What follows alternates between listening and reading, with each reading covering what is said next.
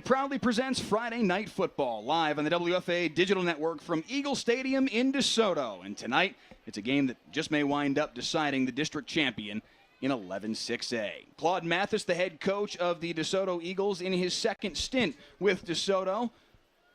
21-6 in this third year back. He also had a ton of success, of course, in his first stint, taking that team to several deep runs through the playoffs. Meanwhile, for the Duncanville Panthers, with 299 career wins, sitting on the precipice of 300, is Reginald Samples, 32 years as a head coach in the state of Texas at Dallas Lincoln, Dallas Skyline, and now here at Duncanville, and with a chance to become the first African-American head coach in the history of Texas high school football to win 300 games, the 13th man all-time overall.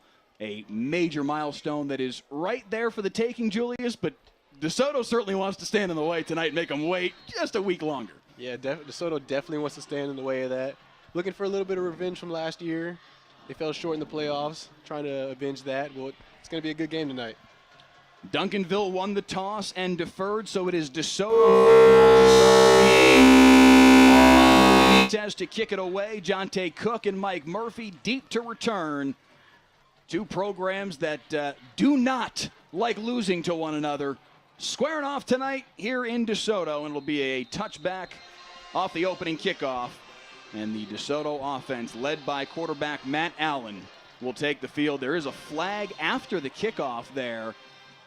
It looks like there may have been already some extracurriculars in this football game. I saw Duncanville's Vernon Grant III clapping in the direction of a DeSoto player after he saw the flag fly. So this opening possession for DeSoto might get knocked back just a hair and start a little deeper in their own territory. The tone for this game is trying to be set early, see what the penalty is going to be.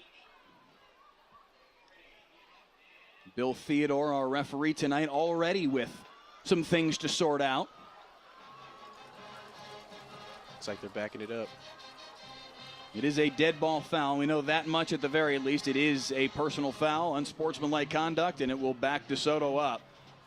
Not the thing Claude Mathis wanted to see right out of the gate when there hasn't even been a second ticked off the clock. Yeah, that's 2 weeks in a row. DeSoto started off kind of slow.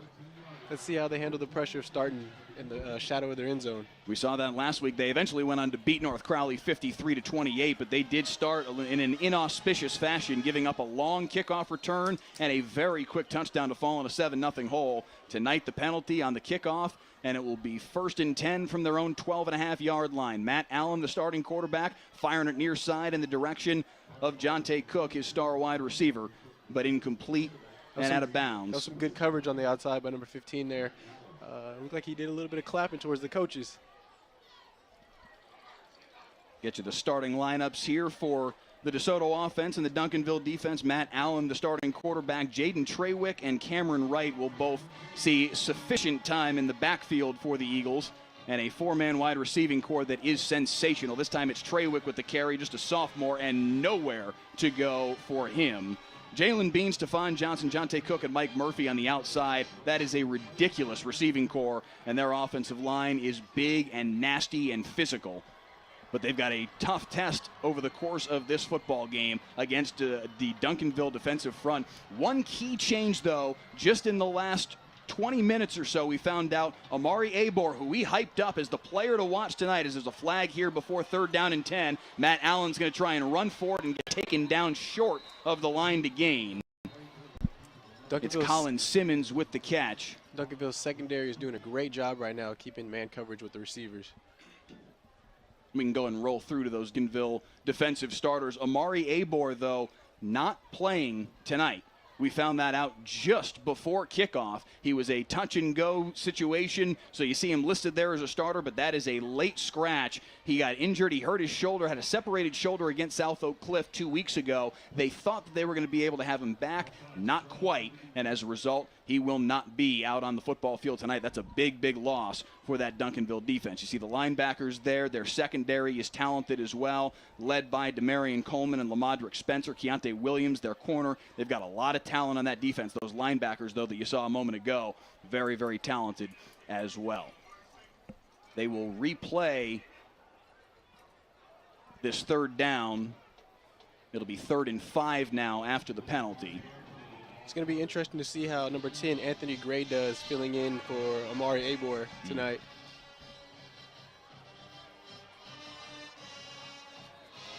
3rd and 5 now for this DeSoto offense. Allen scanning, has a man over the middle. Mike Murphy complete at the 29-yard line, and a first down for the Eagles. That was a big first down. They did not want to lose the battlefield position early in this game. That penalty knocked him back, put you in a really difficult situation, Julius, and good for DeSoto to be able to climb out of it. Now a handoff here to Treywick, trying to cut back, nowhere to go. Quincy Wright gobbling him up right at the line of scrimmage.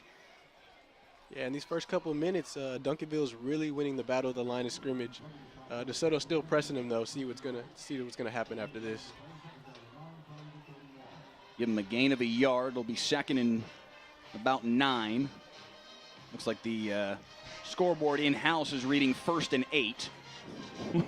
We'll look to get that fixed on their end.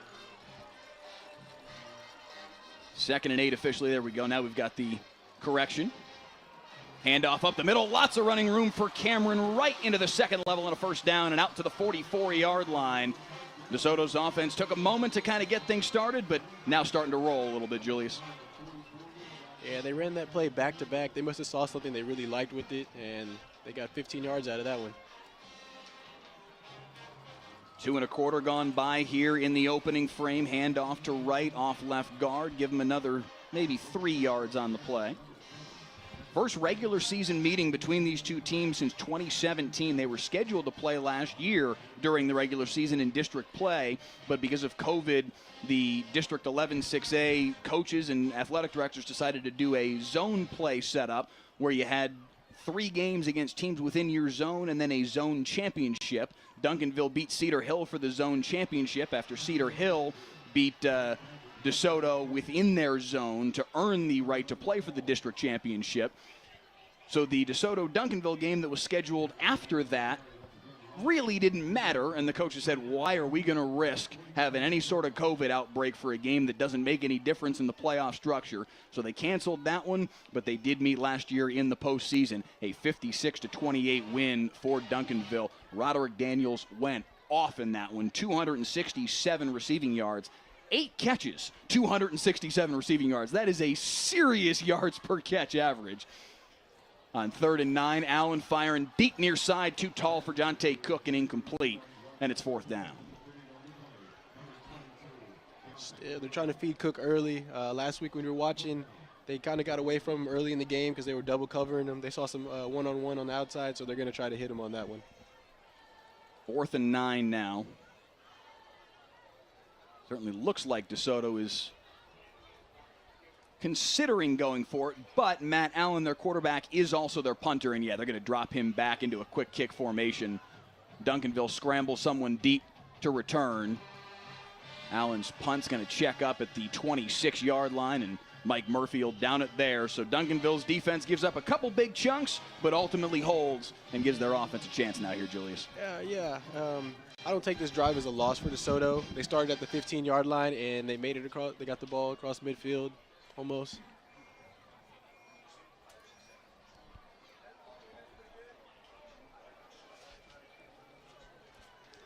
Now we're going to see what Solomon James does this first drive right here. So Duncanville's offense comes out. Solomon James, the starting quarterback. A senior transfer from Corsicana. And he'll have 3 wides here on the first play of the game. Handoff to Malachi Medlock, who's had a big start to this season. Had a hole, able to pick up 4 on the first play of the football game. Medlock, their starting running back, 237 yards against South Oak Cliff 2 weeks ago. A pair of touchdowns as well. Also had a receiving score. He is a serious talent. Chris Hicks is a big one. DeCorian Moore, you see his name just a moment ago there. That's a freshman wide receiver starting at Duncanville. Think about how good you got to be a freshman starting at Duncanville, but how about this from Malachi Medlock across midfield and down to the 40-yard line. Duncanville with a big chunk. Yeah, it looks like he's trying to start where he left off last week. Looks like both teams were trying to establish the run early, and Duncanville is having a lot more success with it right now. Once again, they'll go to Medlock, and Medlock again with the hole. Down to the 32-yard line. Hey, he's a tough runner. Took 3 DeSoto defenders to take him down just now. The DeSoto defense you see rolling through on your screen right now, led by Caleb Mitchell, the defensive end. Just a sophomore, but a 4-star product already with a number of Power 5 offers. Really, really a talented kid. Was a freshman All-American a year ago. And that secondary is very talented as well. Devin Bobby, a Baylor commit. Very, very gifted. Nice throw on the outside. That'll be enough for a first down, slung down by Eli Shaw. But a first down for the Panthers. Yeah, it's going to be a real physical game today. You can tell by that tackle right there. I'm interested to see how the corners hand up against number 9, Jarrell Powers. He's the biggest guy in the field right now, really. And the corners are 5'10", 5'11". He is 6'4", 238. Let's see how he matches up tonight. First and 10 down at the DeSoto 28-yard line now. Motion man across the formation is Vinson. Hand off to the backup running back, Caden Durham. Nowhere for him to go. Nice defensive play from DeSoto. As coming through to make the tackle was Brandon Booker. It's a good stop for DeSoto on first down right there. The previous plays, they were gashing him for 5'10". It's a good stop right there to get it second and long. About 800 of you joining us right now on the WFAA YouTube channel. Please take this link, share it around with your friends and family in the DeSoto community, the Duncanville community, the Texas high school football community at large. Let people know they can tune in for free and watch this game right here on the WFAA YouTube channel between 2 top 20 teams in the state of Texas. Nice play right there, knifing through to make the tackle is Cameron Singleton, the corner, to take down Malachi Medlock for no gain. Yeah, that's a good play right there. Duncanville's been going to that outside zone. It's like their second or third time right now, and then that's a good stop right there for DeSoto. Get him in 3rd and long. Just past the midway point here of the first quarter, still scoreless. But Duncanville trying to threaten here. 3rd down and 11, though. Their field goal kicker, Armando Benitez, a senior. His first year kicking for DeSoto. They say he's got range out to about 40-ish, so they would need certainly another 7 or 8 yards to give him a realistic shot. Yeah, I was watching. watching See a timeout called here by Duncanville. I was watching him in pregame when he was kicking the other way. He was making them from around this range right now. We're going to see if he can make it from this range if they don't make this first down.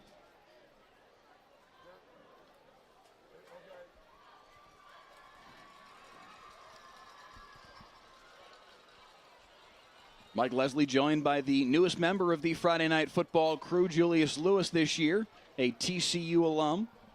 Also a Mansfield High School alum. Played a little bit of running back, a little bit of cornerback. Played against these two schools. I know when I called you a couple months ago to talk about being a part of the team, and I mentioned to you Duncanville-Desoto was our first game out of the gates, and I loved that your reaction was like, oh, man, all right, Duncanville-Desoto, let's go. Like that's a big-time matchup. Yeah, it's big time. Texas, across the country, everybody's tuning into this game right now. Everybody wants to see this game. There's a lot of Division I players in this game. Hopefully, a lot of these guys will be playing on Sundays as well. These two programs have put a combined 28 players in the NFL in their history. Incredible football factories. Duncanville's had the better of things in the immediate recency. DeSoto, long-term, though, has had the better of things. They are 10-3 over the course of the last 13 matchups. 3rd and 11. James looking deep over the middle, has a man behind the defense. It's the freshman for a touchdown. Decory Moore on the receiving end, and the Panthers take the early lead. That was a nice ball right there. Had 4 people in the area, and Duncanville came down with it, excuse me. So we got a penalty after the play. Right on the money to the freshman Decory Moore. There is a penalty, though, and everybody is walking backward. Take the points off the scoreboard. Our officiating crew talking things over right now and trying to sort out exactly what happened here. Bill Theodore, our referee. Mike Martin, our umpire tonight.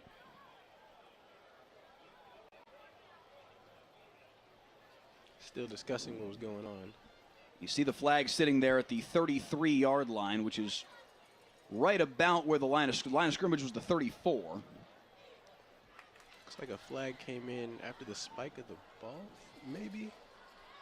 So it's a hold during the play against Duncanville. So that's going to take the touchdown off the board.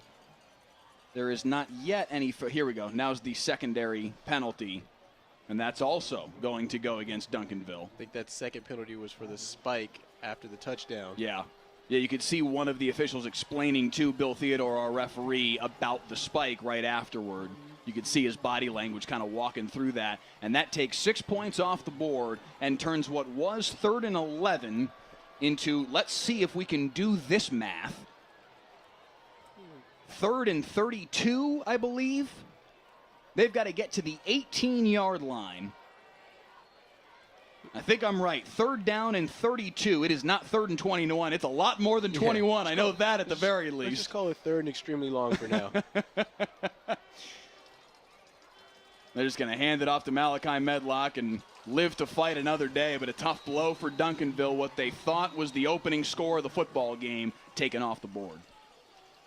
Yeah, for Duncanville, you really don't want to see that. That was a great drive for them. It just got killed on 2 penalties.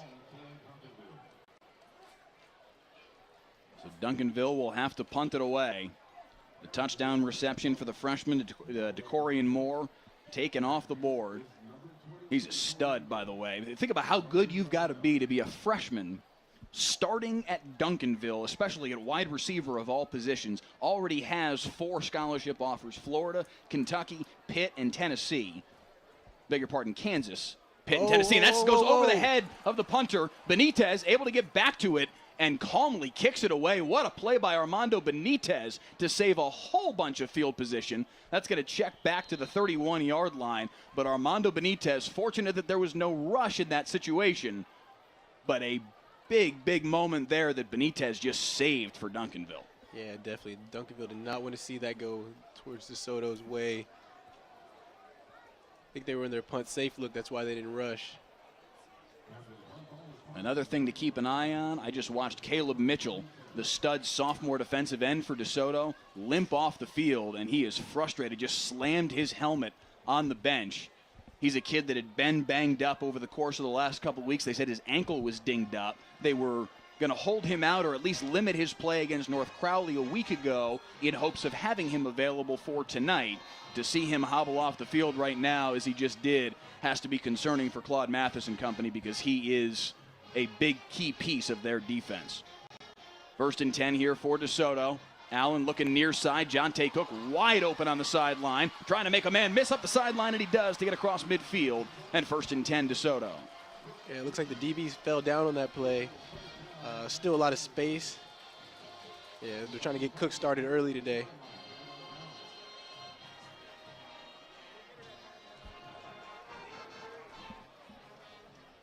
Looks like DeSoto's trying to pick up the pace here.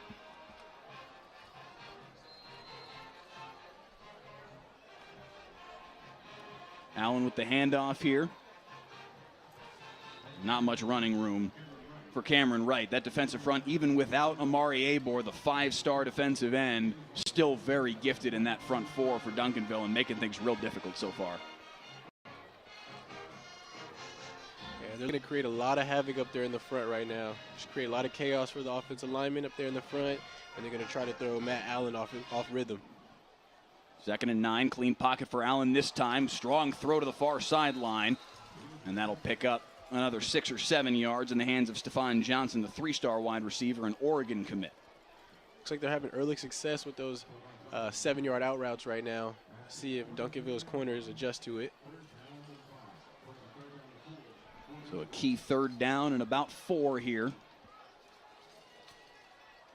Have to get to the 39-yard line for a 1st down. Handoff right into the chest of a waiting defender for Duncanville. Anthony Gray there to make the tackle and stand him up at the 42-yard line, and it's going to be 4th down.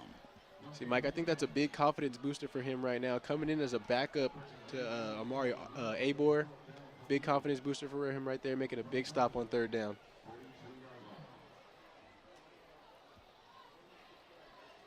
See what DeSoto does here.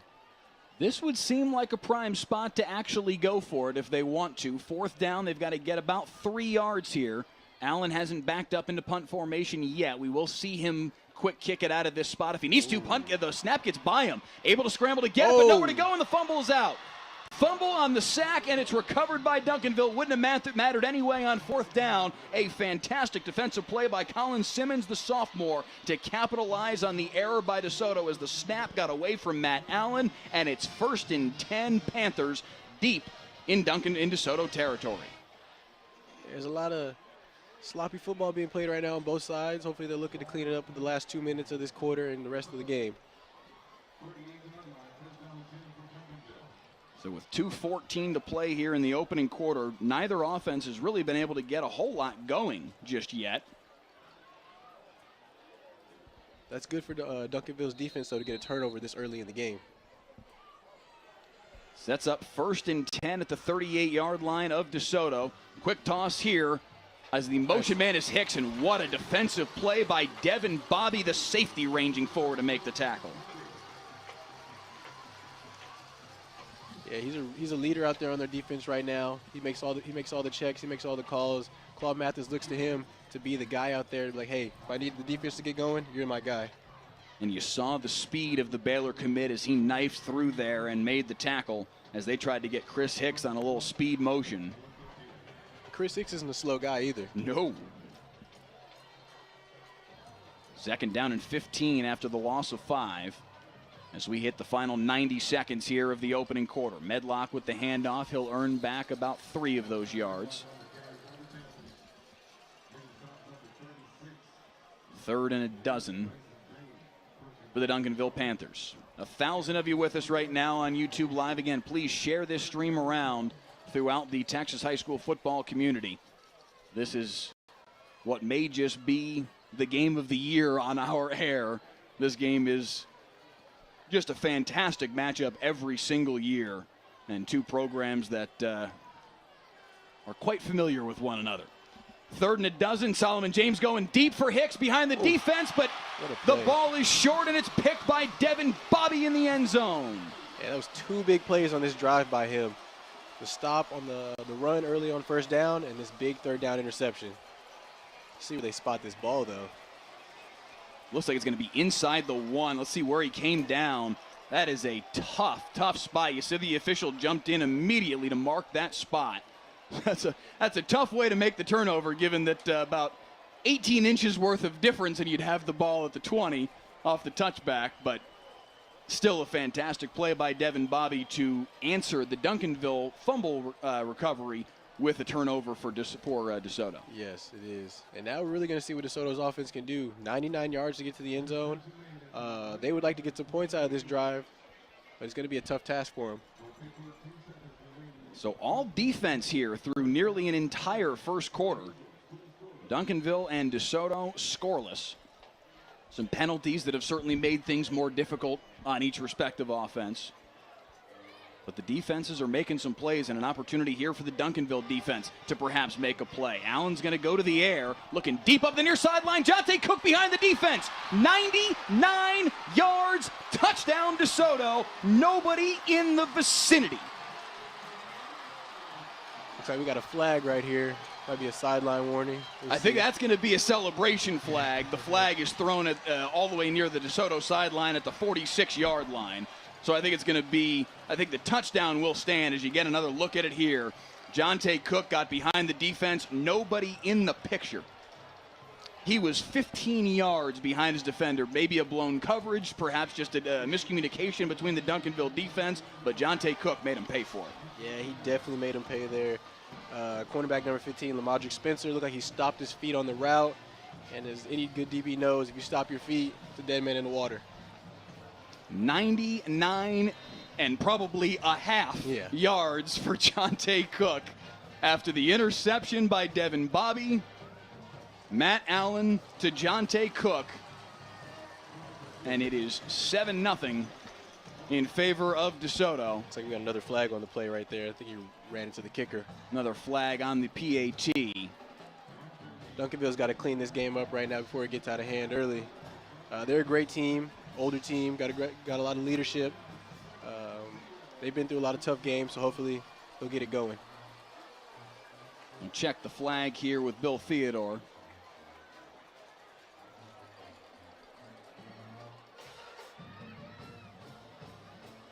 He's going to be roughing the kicker against Duncanville. It's going to be assessed on the kickoff. And I don't know about you, I have always been a fan in this scenario where you get that free 15 yards on the kickoff. So now you're kicking off from your opponent's 45-yard line. Why not kick an onside kick? Go ahead. Why not? But Jonte Cook, you see him right there, the star of the moment. 99 yards will never be exceeded. The longest play in the history of Friday Night Football. It is. That's big for him, though. Last week he had 4 receptions, 44 yards, 1 touchdown. Already doubled that, actually, in the first quarter. That's big for him right there.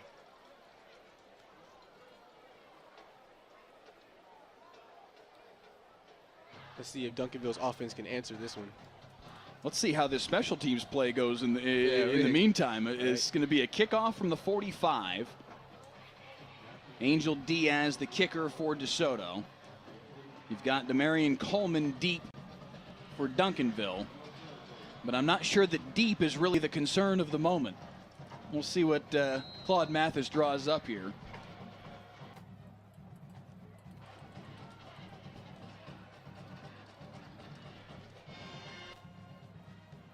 They're just going to go ahead and kick it deep. Not even take the chance. I don't know. I'm always, because worst case scenario, Duncanville pounces on the ball at the 34-yard line. You're not giving up bad field position. It's maybe a little bit. It's certainly 14 yards better than, I beg your pardon, 9 yards better, because they'll bring it out to the 25 now. 9 yards better. What's the difference? Why not take the chance at another possession? Why not? I would take the chance. Your defense played good those first 2 drives. Why not take the risk? But we'll see how this pans out for Duncanville's offense. Doesn't hurt DeSoto, but we'll see how it goes. 40 seconds to play here in the opening quarter. Solomon James and company back on the field now in a 7-0 hole. Already this game looking much different than last year's 56-28 win that Duncanville had over DeSoto in the Region 2 final, but a nice carry here from Malachi Medlock for a first down. Duncanville jumped all over him, led that game 35-7. DeSoto made a nice comeback there in the fourth quarter, got within 14 at one point, but they were never able to get any closer than that. And Duncanville pulled away for a 4-score win. Tonight, though, 7-0 in favor of DeSoto here late in the first quarter on the brand new turf here at Eagle Stadium. Yeah, this turf looks great. I remember playing back here in high school, 2014. I'm not gonna say it was rough out there. Left with some turf burns. Hey, they know. That's why they fixed it, right? Yeah.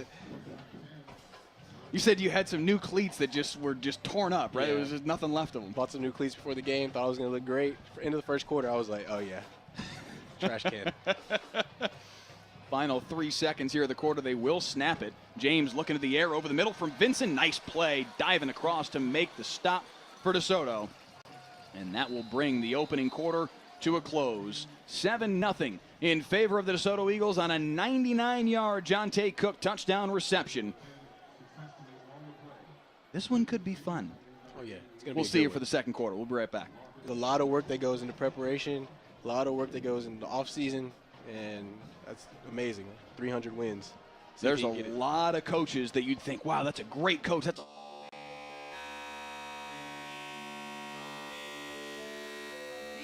Bobby's there again, nearly picked it off again.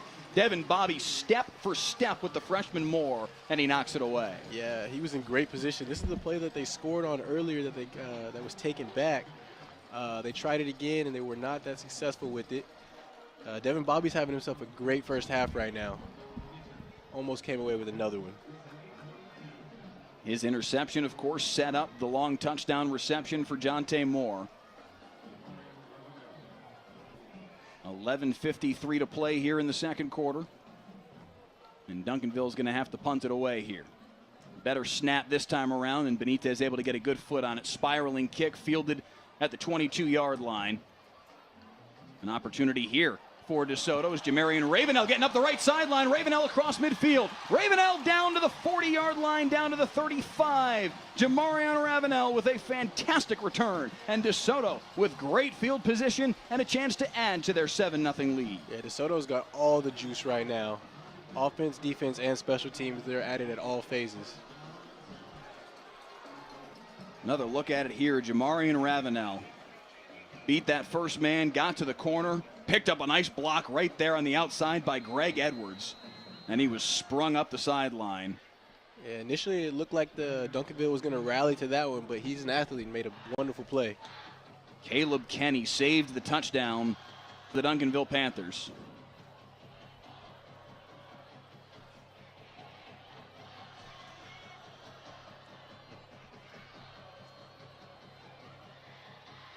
Allen in trouble, gets it off, and breaking the first tackle and getting up the far sideline. Nice play there by Keyshawn Jackson. And DeSoto makes something out of nothing there. Allen was in trouble here, Julius. Yeah, it looked like he was going to get nothing out of that one. Found his outlet, his running back, and he makes a play. I think as long as DeSoto gets the ball in their playmakers' hands tonight, they will be fine against this defense. They've been doing that so far tonight. And now they face 1st and 10 at the 22-yard line. Already up 7-0 here, not yet a minute into the second quarter, and looking to add to it. This time they'll hand it to Jackson. Fights his way for another handful of yards. Yeah, Duncanville really seems to be on their heels right now. They need to bear down and hopefully hold DeSoto to a field goal at best, but looks like DeSoto is not letting off the gas. Allen looks to the sideline. Offensive coordinator Andy Padron. He's been the OC underneath Claude Mathis for the last several years, ever since he returned back to DeSoto. 2nd down and 5, play action, fires near side. Jalen Bean on the receiving end, fighting his way through another tackle. He'll have enough for the first down. It's going to be 1st and goal, DeSoto at the 7. Yeah, Duncanville's corners are playing really far off right now. They're giving them a lot of cushion. Down here in the red zone, though, you want to play a little bit tighter because there's not a lot of room to run by. So we'll see what goes on right here on this next first down.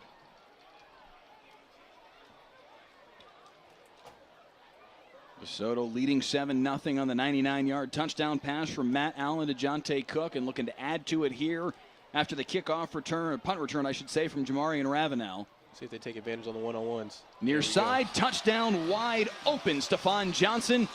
And DeSoto takes a 2-score lead. The Oregon commit on the receiving end, and DeSoto's got another. I don't think you can play that far off down here. Like I was just saying, a little bit too much room right there. Easy on the out route. Another look at it here. Yeah, you can't back yourself into the end zone that deep. Demarion Coleman in coverage, the safety, and looked to his fellow defensive back, Keontae Williams, both of them palms to the sky. There may have been some sort of miscommunication there, but DeSoto with an excellent play design. Stephon Johnson, a great route, and got himself wide open. And DeSoto with a 14-0 lead. Yeah. 2 minutes in here to the second quarter. Yeah, Duncanville's really going to have to work on the sideline, talk about what's going on right now because things are looking to get out of hand early in this game.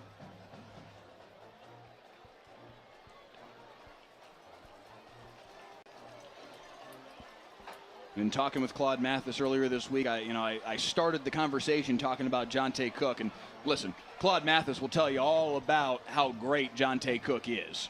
He's the one who told me a year ago. At that point, nobody was really. He was a sophomore. Recruiting the recruiting scene for a sophomore, it can be a little soft. He said he doesn't have any stars right now. He said, I'm telling you, by the time he graduates DeSoto, he will be a 5-star prospect. He's a 4-star now. That 5th star is probably, close in coming. But I said, Jonte Cook's your best player, right? He said, yeah, Stephon Johnson's in the conversation, though. Stephon Johnson's really, really talented. And now those are the 2 young men who have touchdowns tonight for DeSoto. I mean, it just shows you that DeSoto produces. I mean, both these schools produce, but they don't call it DeSoto U for a reason. DeSoto U has been kind of the rallying cry around here. They create Division I prospects ad nauseum, and many of them go beyond that as well. 20 different NFL players over the course of the history of this program. There are entire districts around Texas that don't have 20 NFL prospects that have come out of their 7 or 8 combined football programs. DeSoto creates talent. Yeah, it's definitely something in the water out here. It's got to be. The I-20 corridor, man. DeSoto, Duncanville, Cedar Hill, Mansfield. A lot of the Mansfield schools regularly have really good programs. Timberview was fantastic a year ago. Summit was fantastic a year ago. This whole area, man, they create talent like crazy. I think it's the competition out here. There's a lot of competition. Yeah. A lot of these guys know each other, and it just makes everyone better. They don't like losing to each other either. Short kick here, fielded at the 21-yard line. Chance here for Davion Blewett. Gets through the first wave, but taken down at the 38-yard line. So good field position here for Duncanville. What's the focus right now for the Panthers as a team in a 14-0 hole? This is a team that is used to making perfect runs through the regular season. Now, their loss that they have is to modern day. That's a different animal. So take that with a grain of salt. But they're not used to losing. Already with a loss this season, now staring at a 14-0 deficit. How do you kind of rally in this situation? First of all, I think they should need to clean up the small things right now. Too many penalties, just shooting themselves in the foot. They seem to establish the line of scrimmage and then get the ball out to their playmakers. 1st and 10, handoff to Malachi Medlock. He certainly is on that list of playmakers for them. His stat line a couple weeks ago against South Oak Cliff in their most recent game was fantastic. 35 carries, 237 yards, and 2 touchdowns. They're going to need him to make these final 3 quarters look an awful lot like that tonight to be able to chunk away here and come back on the DeSoto Eagles. Yeah, I would like to see if Duncanville is going to open up their passing game a lot or in the second quarter. They got some weapons on the outside. Let's see if they use them. Handoff again here for Medlock and nowhere to go. Knifing through to make the tackle. Nice play by Brandon Booker. We've called his name now a couple times tonight. Just a sophomore. Yeah, there's a lot of guys going to have to step up in this game. Even though this is a big game, they got to keep level heads, do their assignments, and make sure just play clean football. As long as you do your job, the plays will come to you. James rolling out, firing over the middle, incomplete. Was looking for the big wide receiver / tight end Jarrell Powers, a Florida State commit, but not able to hook up with him. And 4th down once again, a 3 and out after great field position for Duncanville. Nothing doing, and a quick punt here for the Panthers. Duncanville's going to come back to that one. They had Chris Hicks wide open on the sideline. Wide open, running down the 40. Certainly something that offensive coordinator Steven Jackson will talk through with their quarterback Solomon James on the sideline here over the course of this upcoming DeSoto possession, because Duncanville needs to find those opportunities right now. What's going on here? A little bit of miscommunication. Yeah, I don't think anybody knew the play was started except for the punter. Here we go. Nice move by Ravenel. Another nice punt return. This time Noah Ponce coming through the center, making the tackle. It's always good to see a big man make a tackle. He was fired up about it, too. Ponce, the transfer from Nolan Catholic. Junior center, starter for this Panthers offense. Also their long snapper and getting down there and making a play. Hopefully he can bring some energy to that Duncanville sideline right there. This is a big drive for their defense. It's hard coming down from 3 scores. That's the potential scenario they're staring in the face right now as DeSoto takes the ball back up 14-0, 1st and 10 at their own 35. Quick pass to the near side for Jalen Bean. Met quickly, a nice job by the near side corner Keontae Williams to get off the block and make the tackle. Yeah, that was a good play right there. It was a 2-on-1. Had potential to get at least 5-6 yards on that, and he held it to a 2-yard game. So that's a positive for this first down drive. Gain of 2 on the play. 1,300 of you with us now on the WFA YouTube channel. Again, please share this feed around with your friends and family in the DeSoto community, the Duncanville community, the high school community across the state, as this is a game that anybody might want to tune in and watch that's a high school football fan. Again, they come near side for Bean. Close to first down yardage, but it'll be 3rd and 1. Yeah, they ran the same exact play right there. A little different result. It's a big 3rd down right here. It's a really big 3rd down. At Eagle Stadium in DeSoto, Texas. 11,000 the capacity here. Built in 1986. Short. Stuffed there. Yeah, based on that mark from the far side line judge, he's going to be short as they handed it off to Keshawn Jackson. Nowhere to go. And it's 4th down and a bit of a decision here for Claude Mathis. You'd think up 14-0, you probably play it safe and punt it away, but I feel like they should have ran that play again on the outside. Tight formation here. And they are going to go for it. Jackson with the carry. Very close, but he's going to have it. That's enough for the first down. Duncanville almost had him off the field right there. So we got a player down right now. Okay, he hops right up. Vernon Grant III came through to make the tackle, tried to stuff him in the hole, just a half a step late, and unable to stop him from gaining the first down there on 4th and short. Vernon Grant III, the son of the late Vernon Grant Jr., who played for Duncanville in the early 2000s, played at Oklahoma State, had a nice career there. Died in a car accident, though, in 2005. Vernon Grant III kind of carrying on his father's tradition here at Duncanville, wearing the number 20 that his father wore, and showing he's got a nice future here within the Duncanville program. Just a junior already starting at middle linebacker for Duncanville and trying to kind of carry on that Vernon Grant name. Yeah, I mean, for a lot of guys like Vernon, this is bigger than football. They're playing for something deeper than football. And that's why a lot of these guys do it. So we got a penalty right there. We backed him up 5 yards. Sets up 1st and 15. High snap there for Allen, but he corrals it, fires near side. Jalen Bean incomplete, in and out of his hands. Ball was a bit high for him. Yeah, it looked like the snap might have threw off the timing just a little bit. Almost 2 bad snaps right there for the center, number 50, David Williams.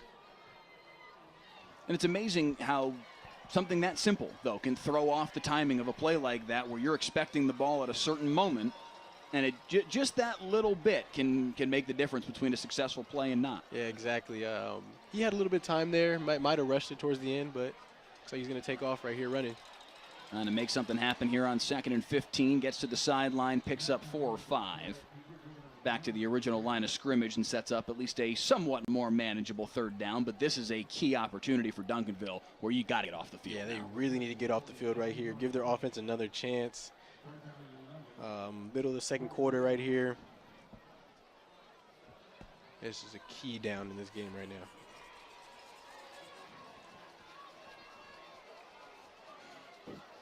Call it 3rd and 11. From right at the 45-yard line in DeSoto's territory. A little bit of a high snap once again. Allen stepping up in the pocket, firing deep right sideline, and that one again too tall in the direction of Jonte Cook. Yeah, they saw and Duncanville gets the stop they needed. Yeah, they saw the one-on-one outside with Cook like they did earlier in the game. So when they get a one-on-one with one of their best playmakers, they're going to want to take it. So now, as we mentioned before, Matt Allen, the quarterback for DeSoto, is also their punter. They won't really go into a true punt formation most of the time. They'll just line up in an offensive look and have their wide receivers go down and cover the punt and punt out of a quick kick formation. And that certainly looks like what they're about to do here. Duncanville yet to put anybody deep to return now. Just at the last moment, it'll be Davion Blewett trying to get deep. Ball checks up short of him, but that's got an opportunity here for DeSoto to down it inside the 5. They can't quite do it. Jonte Cook and Mike Murphy both trying to get to it. Cook trying to argue that he touched the ball before it got to the line, but that's not the rule. The ball went into the end zone. He's trying to argue with the official. He's like, yeah, that's not how it works, man. Yeah. That's a touchback, and it'll come out to the 25. Yeah, you're not going to persuade those guys. You're just not going to win that argument. It's just not going to happen. That was a missed opportunity right there for DeSoto. They could have had them at the 1-yard line. Put a lot of pressure on Duncanville's offense. They got bailed out with that one. So instead, it's 1st and 10, beg your pardon, from the 20-yard line. Touchback after a punt comes back to the 20. And it is 1st and 10 for the Duncanville Panthers.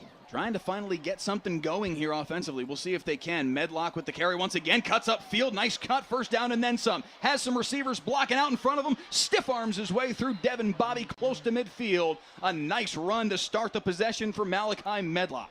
Yeah, it looks like they're going back to that outside zone they were running in the first couple of drives. They found success with it early, so they were like, let's go back to it. Let's get our guy the ball, get him in space. So they're going with it again on the other side. Same play, other direction, another gain of 10 and another first down for the Duncanville Panthers. And now they've got Malachi Medlock rolling a little bit. Yeah, that offensive line is starting to come alive right now. Looks like we got somebody hurt, though. And just as I say that, man. It's Malachi Medlock who is down after the play. Oh, man. This is a Duncanville Panthers team that is already playing without the young man that you probably have to consider their best football player.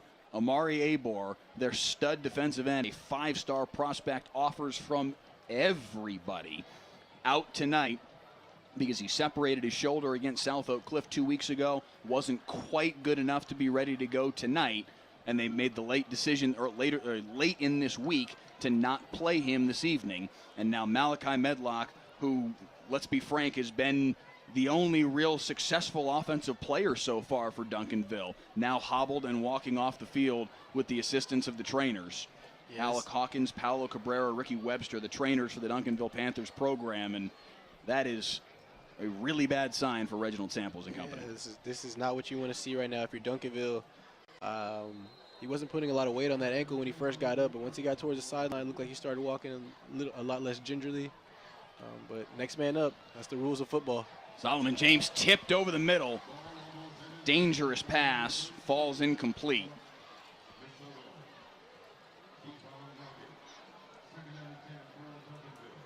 Kevon Lockett got a hand on it. It'll be second down and 10. You got to hope that Malachi Medlock can walk it off and get back on the football field. You hate to see guys go down, especially in a game like this where there's so much energy, there's so much emotion wrapped up in this game. These kids want to play in this football game. Yeah, these guys are winners. They want to win, they want to play, they want to play well. Nice cut here upfield and a big gain for Caden Durham down inside the 20-yard line. First and 10 in the red zone for Duncanville. Who needs Malachi Medlock? Caden Durham's got it under control. I mean, when your number's called, you got to step up. They went right back to that outside zone play. And that's the thing. Let's give credit to the offensive line for Duncanville creating. I mean, that's a complex. You know, this is a guy who played running back in your days at Mansfield. That's a complex blocking scheme when you're getting into a zone look like that and you're trying to get to the outside of guys and reach guys. That's a difficult scheme to block up as an offensive lineman, and Duncanville's front five are doing a really nice job of it. Yeah, they're really doing a great job. Offensive linemen are some of the most athletic people on football teams. They might be the biggest guys, but they are really athletic. Those are the best guys to hang around, too. Why is that? The funniest guys on the team. It also tends to be that they're the smartest guys on the team. The things that you have to understand as an offensive lineman, the depth and breadth of information that you have to take in and be able to quickly process as you're in a three-point stance, by the way, and understanding what's coming at you from all different directions from the defensive front. That is an incredibly difficult thing to do that isn't, I think, properly appreciated by the average football fan. They are incredibly intelligent to be able to do some of the things that they do. And these guys are 250 pounds plus doing it. Yeah, some of them 300 pounds plus. First and 10, they're going to go to the ground once again with Caden Durham. He gets to the outside, lowers his shoulder. Give him 4 on the play. And DeSoto's going to have to find out a way to adjust to that play right there. That's 4 or 5 times they ran it on this drive.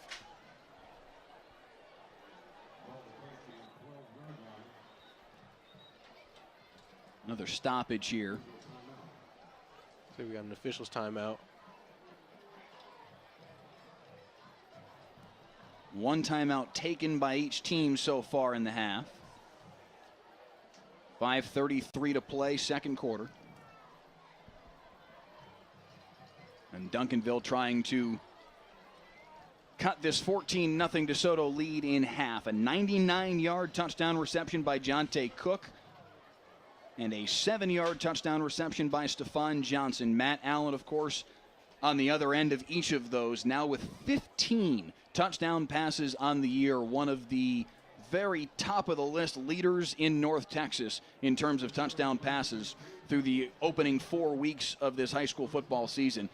This is his first full year starting. He saw some time last year, but Matt Allen off to a really nice start for DeSoto. Duncanville, though, Julius trying to answer here on 2nd and 8 and try and cut the lead in half. Yeah, Up the middle, and that's Malachi Medlock back on the football field. Very good sign for Duncanville,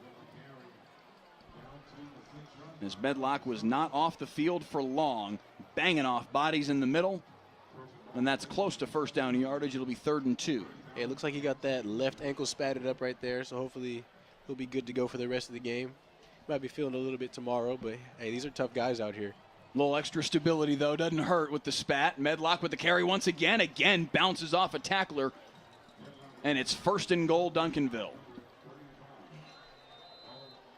Yeah, he came off the sideline with a lot of juice right there.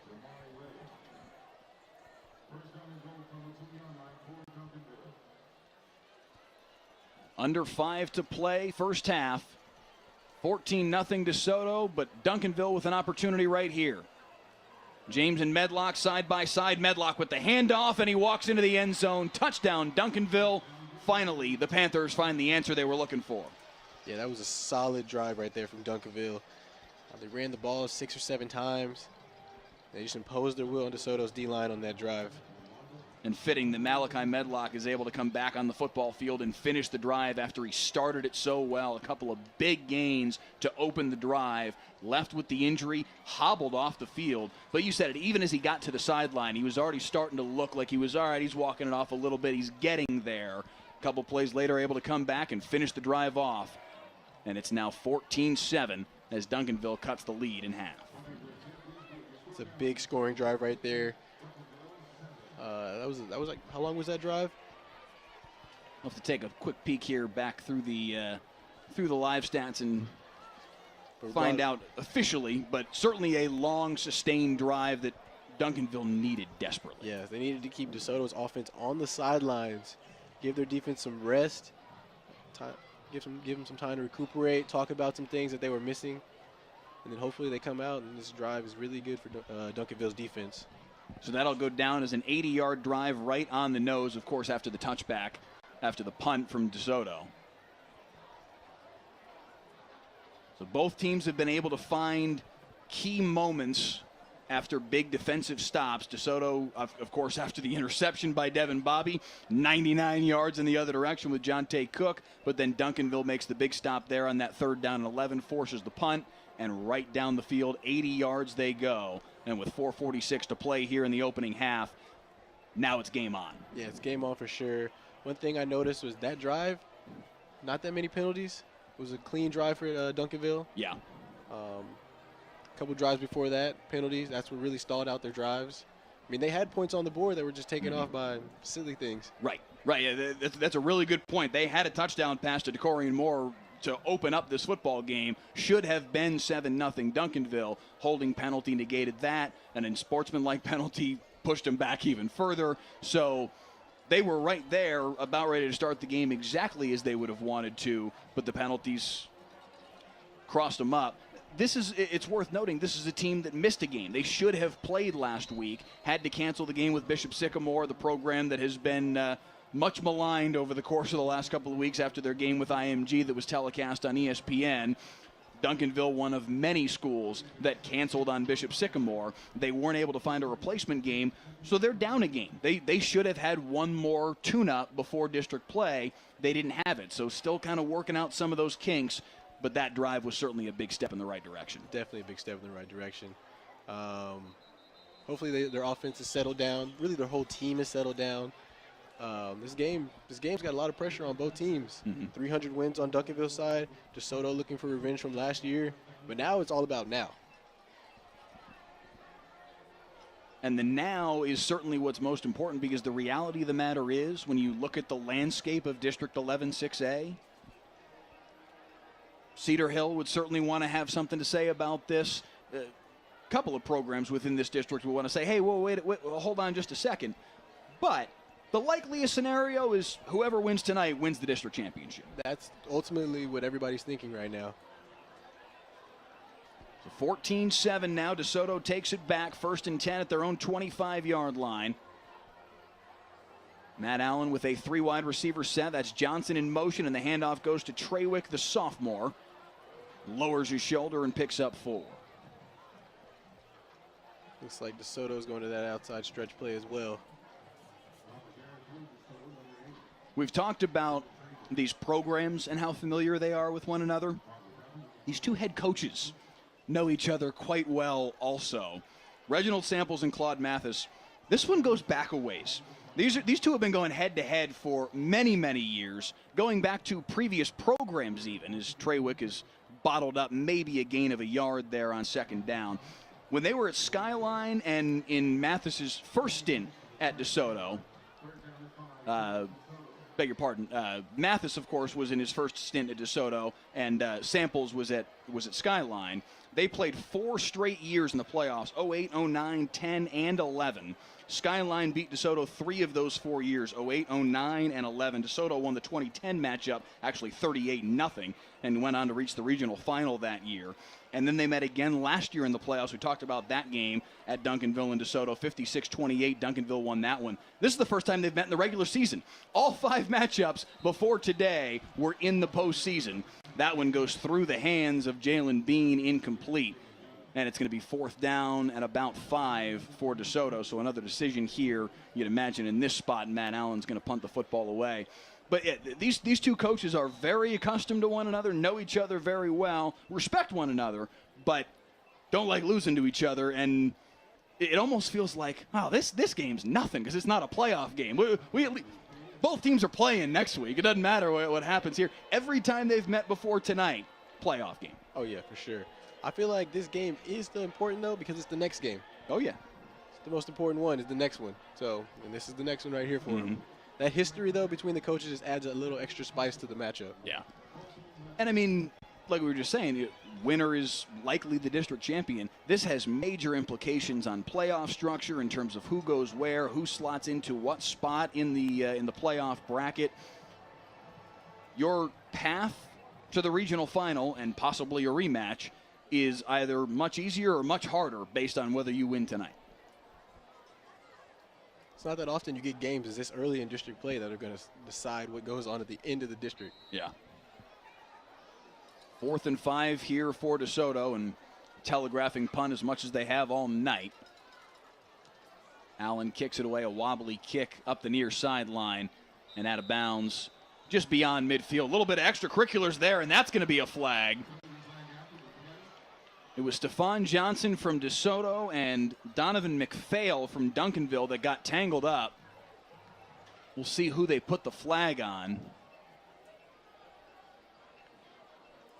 I know a lot of times in these situations, officials don't like to do offsetting penalties. They'd like to catch the initial actor and penalize that person to try and really curtail it, because if you do offsetting penalties, nobody's really penalized. But we'll see what shakes out here. This has got big implications with 3:15 left in the half. This is either all of a sudden Duncanville's way closer to field goal range or much farther away. It's a 30-yard swing on this penalty. And it will not be offsetting penalties. It will go against Duncanville, unsportsmanlike conduct, a 15-yard penalty. And instead of 1st and 10 at the 45 and already kind of knocking on the door of being in field goal range in like a hiccup, now ball's all the way back at the 30. Yeah, Duncanville's offense does not need to be set back any farther than what they have been so far in this game. Even though they put a good drive together last time, it's going to have to be another one right now.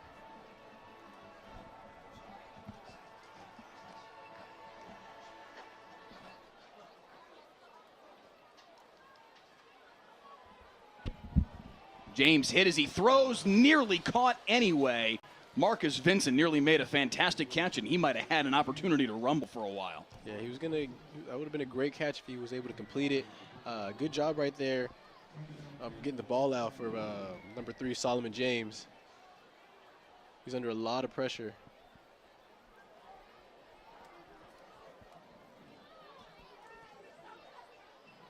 See what Duncanville does right here on 2nd and 10. Duncanville with 2 timeouts remaining. DeSoto with just the 1. 3 minutes and 11 seconds, though, an eternity. Pass goes far hash mark, complete at the 35-yard line. Chris Hicks on the receiving end. Yeah, he did a good job finding the open man right there.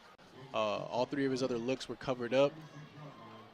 Easy pitch and catch for him. Big 3rd down coming up for Duncanville. 2 wides to the left for Solomon James. Rolling. Run it. Pass is caught at the 45-yard line as he flips it over the top for a first down. Malachi Medlock waiting as the escape hatch, and James found him. A great protection right there by the offensive line. Just a clever play, too, from Solomon James to just bait the defender to him and just dunk it over the top. And it's 1st and 10, and they've now gained all of those penalty yards back and then some. 1st and 10 at the 48-yard line. Yeah, that was a really veteran-savvy play right there by him. Motion man across the formation is the freshman DeCorian Moore. Near sideline for Medlock, but underthrown. Yeah, Duncanville really likes this play right here. This is the first time they ran it to this side of the field, though.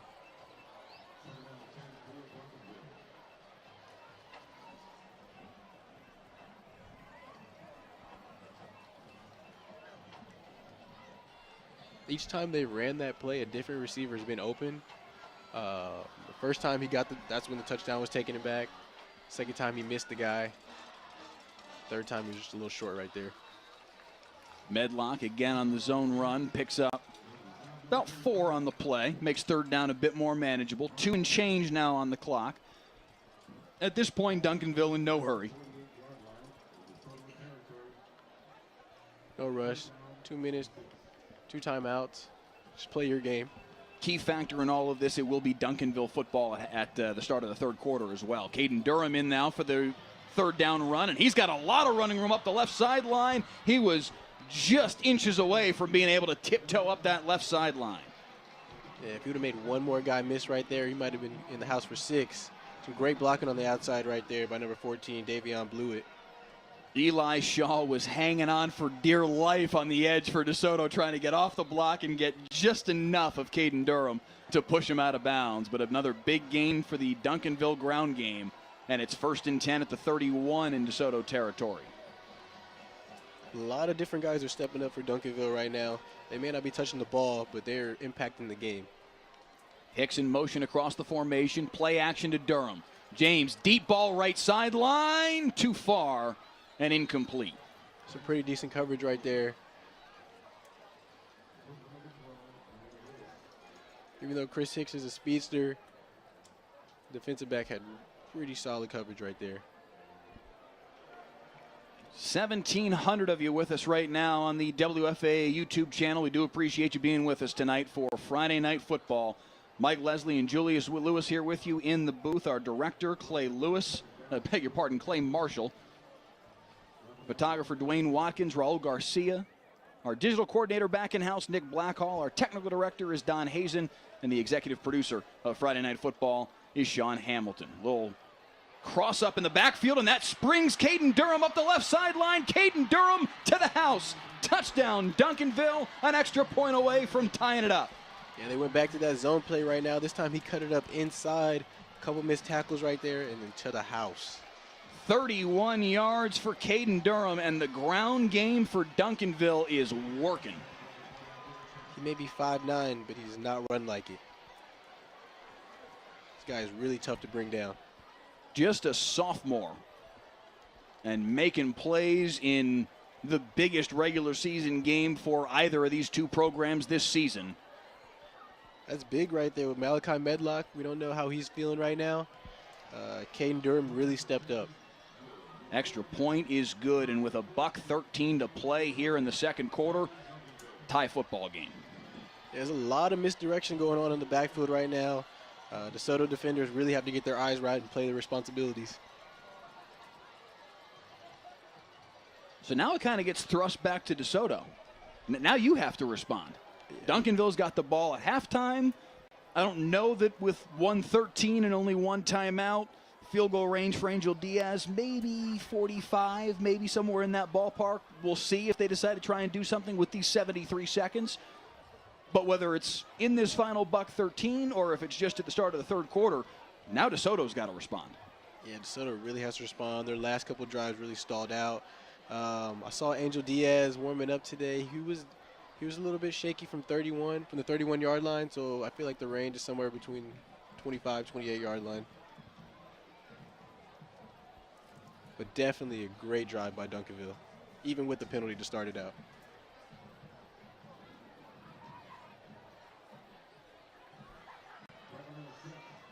But we did see DeSoto score in one play, so you know they have capability of doing it. Goes down as an 8-play, 70-yard drive for the Duncanville Panthers. It's 2 long drives for them, really establishing the offense.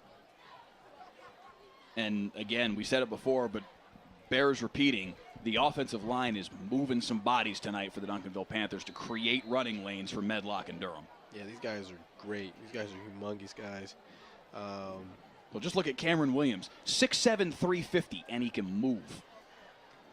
6'7", 350. Yeah, I see why Oregon wanted him, or wants him. What was your playing weight? And I was light. That's what I'm saying. I was probably like a buck 45 soaking wet. Really? Yeah. So you're probably listed at 160? No, I was probably listed like 150 maybe. But I can move though, so. You didn't want to see 6'7", 350 coming out on the edge to block you though, I'll bet. Oh no, he could not get me. I'm running around him. I'm running around him. Cut blocker running around. Minute 13 to play here, second quarter, after the touchback on the kickoff. 1st and 10 from the 25 for Matt Allen and company. They've got the 1 timeout. We'll see what they try to do here. Long throw far sideline. Mike Murphy up the right hash. 1st down and then some, out to the 46-yard line. A nice start to the drive, if nothing else, for Matt Allen and company. Yeah, see if DeSoto picks up the pace right here. Try to catch Duncanville on their heels. 1 minute even on the clock as they set. Allen's got the snap. Pressure from behind. Has to throw it away. He had a man on his back, jersey in hand, and fortunate to escape. Yeah, Matt Allen's a pretty big guy. He's 5'10", 200 pounds. You're going to need more than one hand to bring him down. Really good job getting out of that tackle and throwing it away, saving some time for DeSoto.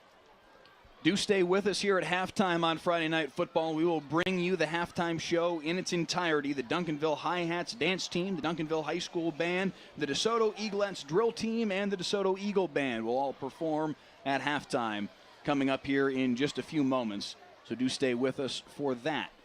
And then, of course, the second half of what has turned into a heck of a football game. Nearly picked. That would have been 6 for Duncanville, in and out of the hands of Lamadrick Spencer, and he can't believe he didn't hang on. There was some miscommunication on the outside. Lamadrick's really got to come down with that one. He's thinking about his celebration before he got in the end zone. He's seeing all that brand new green turf here at Eagle Stadium in front of him. Nobody would have had a prayer to stop him. Soto really got lucky on that one. Very, very fortunate was Matt Allen in this DeSoto Eagle offense. Let's see if they can capitalize. Now a flag here at the snap, and they're going to give 5 yards back. DeSoto's going to have to clean it up. Their last 3 drives have been the exact opposite of how they started the game. Looks like they're losing a little bit of energy on that side of the ball. Got to pick it up. Hopefully they can turn, was this 3rd and 15? Hopefully they can do something with it, get something back in the battlefield position.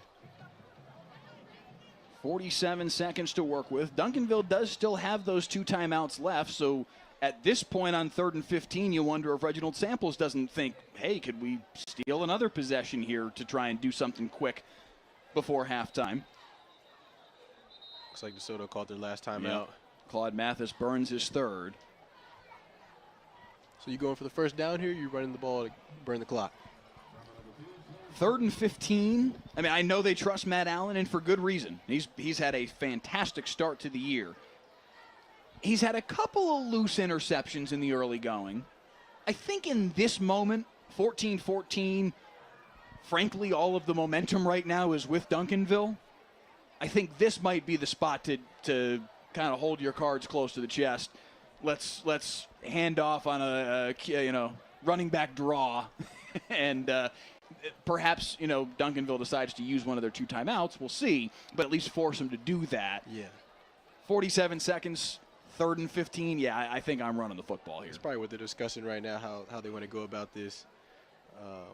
Even though there's 47 seconds left, this is a big down. Mm-hmm. Duncanville's have two timeouts. You can do a lot with 2 timeouts and 47 seconds left. Claude Mathis and Andy Padron talking to the offense. It looked like Jonte Cook was trying to maybe campaign for something else. Maybe he was trying to, no, forget running the football. Give me a deep shot. Let's see if we can make something happen here. I don't know if he won that conversation, but I guess we'll see here on 3rd down and 15. 47 seconds to play in quarter number 2. In what has turned into a heck of a football game. Yeah, it started off pretty slow for Duncanville, but they're an experienced team. They fought through adversity before, and then they evened this one up. Looks like they added 2 seconds to the clock. So instead of 47 seconds, it's 49 seconds. And they do reset the clock. Bill Theodore sending a message to the scoreboard booth just a couple doors down from us. And now another stoppage before the play, and Duncanville is going to use their 2nd timeout of the half. Yeah, I think that was a pretty good timeout. It looked like the middle of the field was open. Might have been some miscommunication on the backside right there. Don't want to give DeSoto anything easy right here. Now my decision is made. Now you run the football. Force Duncanville to either use that timeout to save the time, but then have none to work with, or let's go into halftime. Yeah, the half is over. I mean, you got the timeouts. You got to use them. You don't want to go into halftime holding timeouts. Yeah, you can't take them with you. So Matt Allen and Jonte Cook started the scoring tonight. A 99-yard touchdown pass that came right after a Devin Bobby interception, a leaping, sprawling interception, but he came at about the 1-foot line in DeSoto's own territory. Unfortunate, you think, positioning for DeSoto. Never mind. Very first play of the series, Matt Allen to Jonte Cook for 99.5 yards, and it was 7-0 DeSoto. Allen hit Stephon Johnson to make it 14-0, but now Duncanville has come back. Back-to-back touchdown runs from Malachi Medlock and Caden Durham, and it's 14-all. And now nearly a disaster for Matt Allen as he was pressured in the backfield and threw it right into the chest of a Duncanville defender, but fortunate that it fell to the turf. Just take the sack. You just got to take the sack right in there. that spot, man, especially just from a timing perspective. Just eat it and let the clock run. We don't want to force anything right here. We saw what happened a couple plays before. It was almost a pick 6. They got lucky right there again. So this first half, the luck seems to be on DeSoto's side. Certainly on this series, if nothing else, they've been very, very fortunate to be in a situation where they can punt the football away here. 45 seconds to work with. Duncanville with 1 timeout. Again, they do get the ball to start the half, so Reginald Samples may decide, let's just go into halftime, but depends on what happens here on the punt return. Breaking a tackle, and Davion Blewett's got something going here. Davion Blewett to the Cree. He's got an opportunity if he can beat Matt Allen. Davion Blewett's going to score. Duncanville with a lightning strike on special teams, and it's 3 straight scores for the Panthers. It's a great play right there by Duncanville special team. They really needed that. I guess that's one of the minuses right there of not having an official punt unit come out on the field. There aren't as many guys out there who can run down the field and get to the ball. And you can hear the D-ville chants from the far sideline. He broke that first tackle from Mike Murphy. And then once he broke across midfield, all he had to beat was Matt Allen. Gets a nice block right there, as coming across was Keontae Williams. That's the danger, frankly, of punting with your offense. You don't have a unit on the field that is used to play. Now, I guess these guys are somewhat used to playing punt coverage because that's what they do every time. But they're not tried and true defensive players that practice tackling on a day-in, day-out basis. It's a tough ask, and you put a guy out there like Davion Blewett that can make a couple guys miss. To the house he goes. That's big. That's really big going into half. A penalty on the PAT will force a retry here from 5 yards further back. It's 21 answer right there for Duncanville. Davion Blewett with the punt return. And it is 21-14 Duncanville. They trailed 14-0 in this game. It'll go in the books as a 78-yard punt return for a touchdown for Davion Blewett. Yeah, I think they should have ran the ball on that third down. But I guess yeah, I'm thinking so. I'm thinking they wish they had that one back. 2 scores in less than a minute for Duncanville. Caden Durham, the 31-yard touchdown run, came with a $1:13 to play here in this second quarter. And now here we are 46 seconds later. Davion Blewett, 78 yards to the house, and it's 21-14. That's just how good these guys are. The game can change in a flash. In an absolute blink. And it bears repeating, Duncanville ball to start the second half. That's big. Momentum is definitely shifted towards Duncanville, excuse me. This game has turned on its ear. These are two programs. I talked with both of these coaches over the course of the last week or so. They both feel like they're still trying to work out the kinks. This is game 3 for Duncanville, game 4 for DeSoto. Claude Mathis said, yeah, we're still trying to find ourselves. Reginald Sample says we're a work in progress. It's going to be a while before things really smoothen out, especially when these are two programs where, and we talked about this off the top of the broadcast, they're trying to, in a lot of key spots on the football field, bring new guys into the fold. Matt Allen starting for the first time as a full-time starter anyway, this year as a senior. Solomon James, a transfer into this Duncanville program, the starting quarterback for Duncanville. They lost a ton of talent off of last year's team. Roderick Daniels, we talked about how important he was in this matchup last year in the playoffs. So both of these teams are trying to figure out, all right, where do we go from here? How do we become the 2021 version of our respective programs? They haven't, those edges are still being, smoothened out right now. But Duncanville's taken a big step forward over the course of the last 7-8 minutes of the second quarter. Yeah, they really have. But this is the game when you want to figure out who your guys are and who's going to step up for you. This is the game you want to figure out which players it's going to be. 27 seconds left here, second quarter.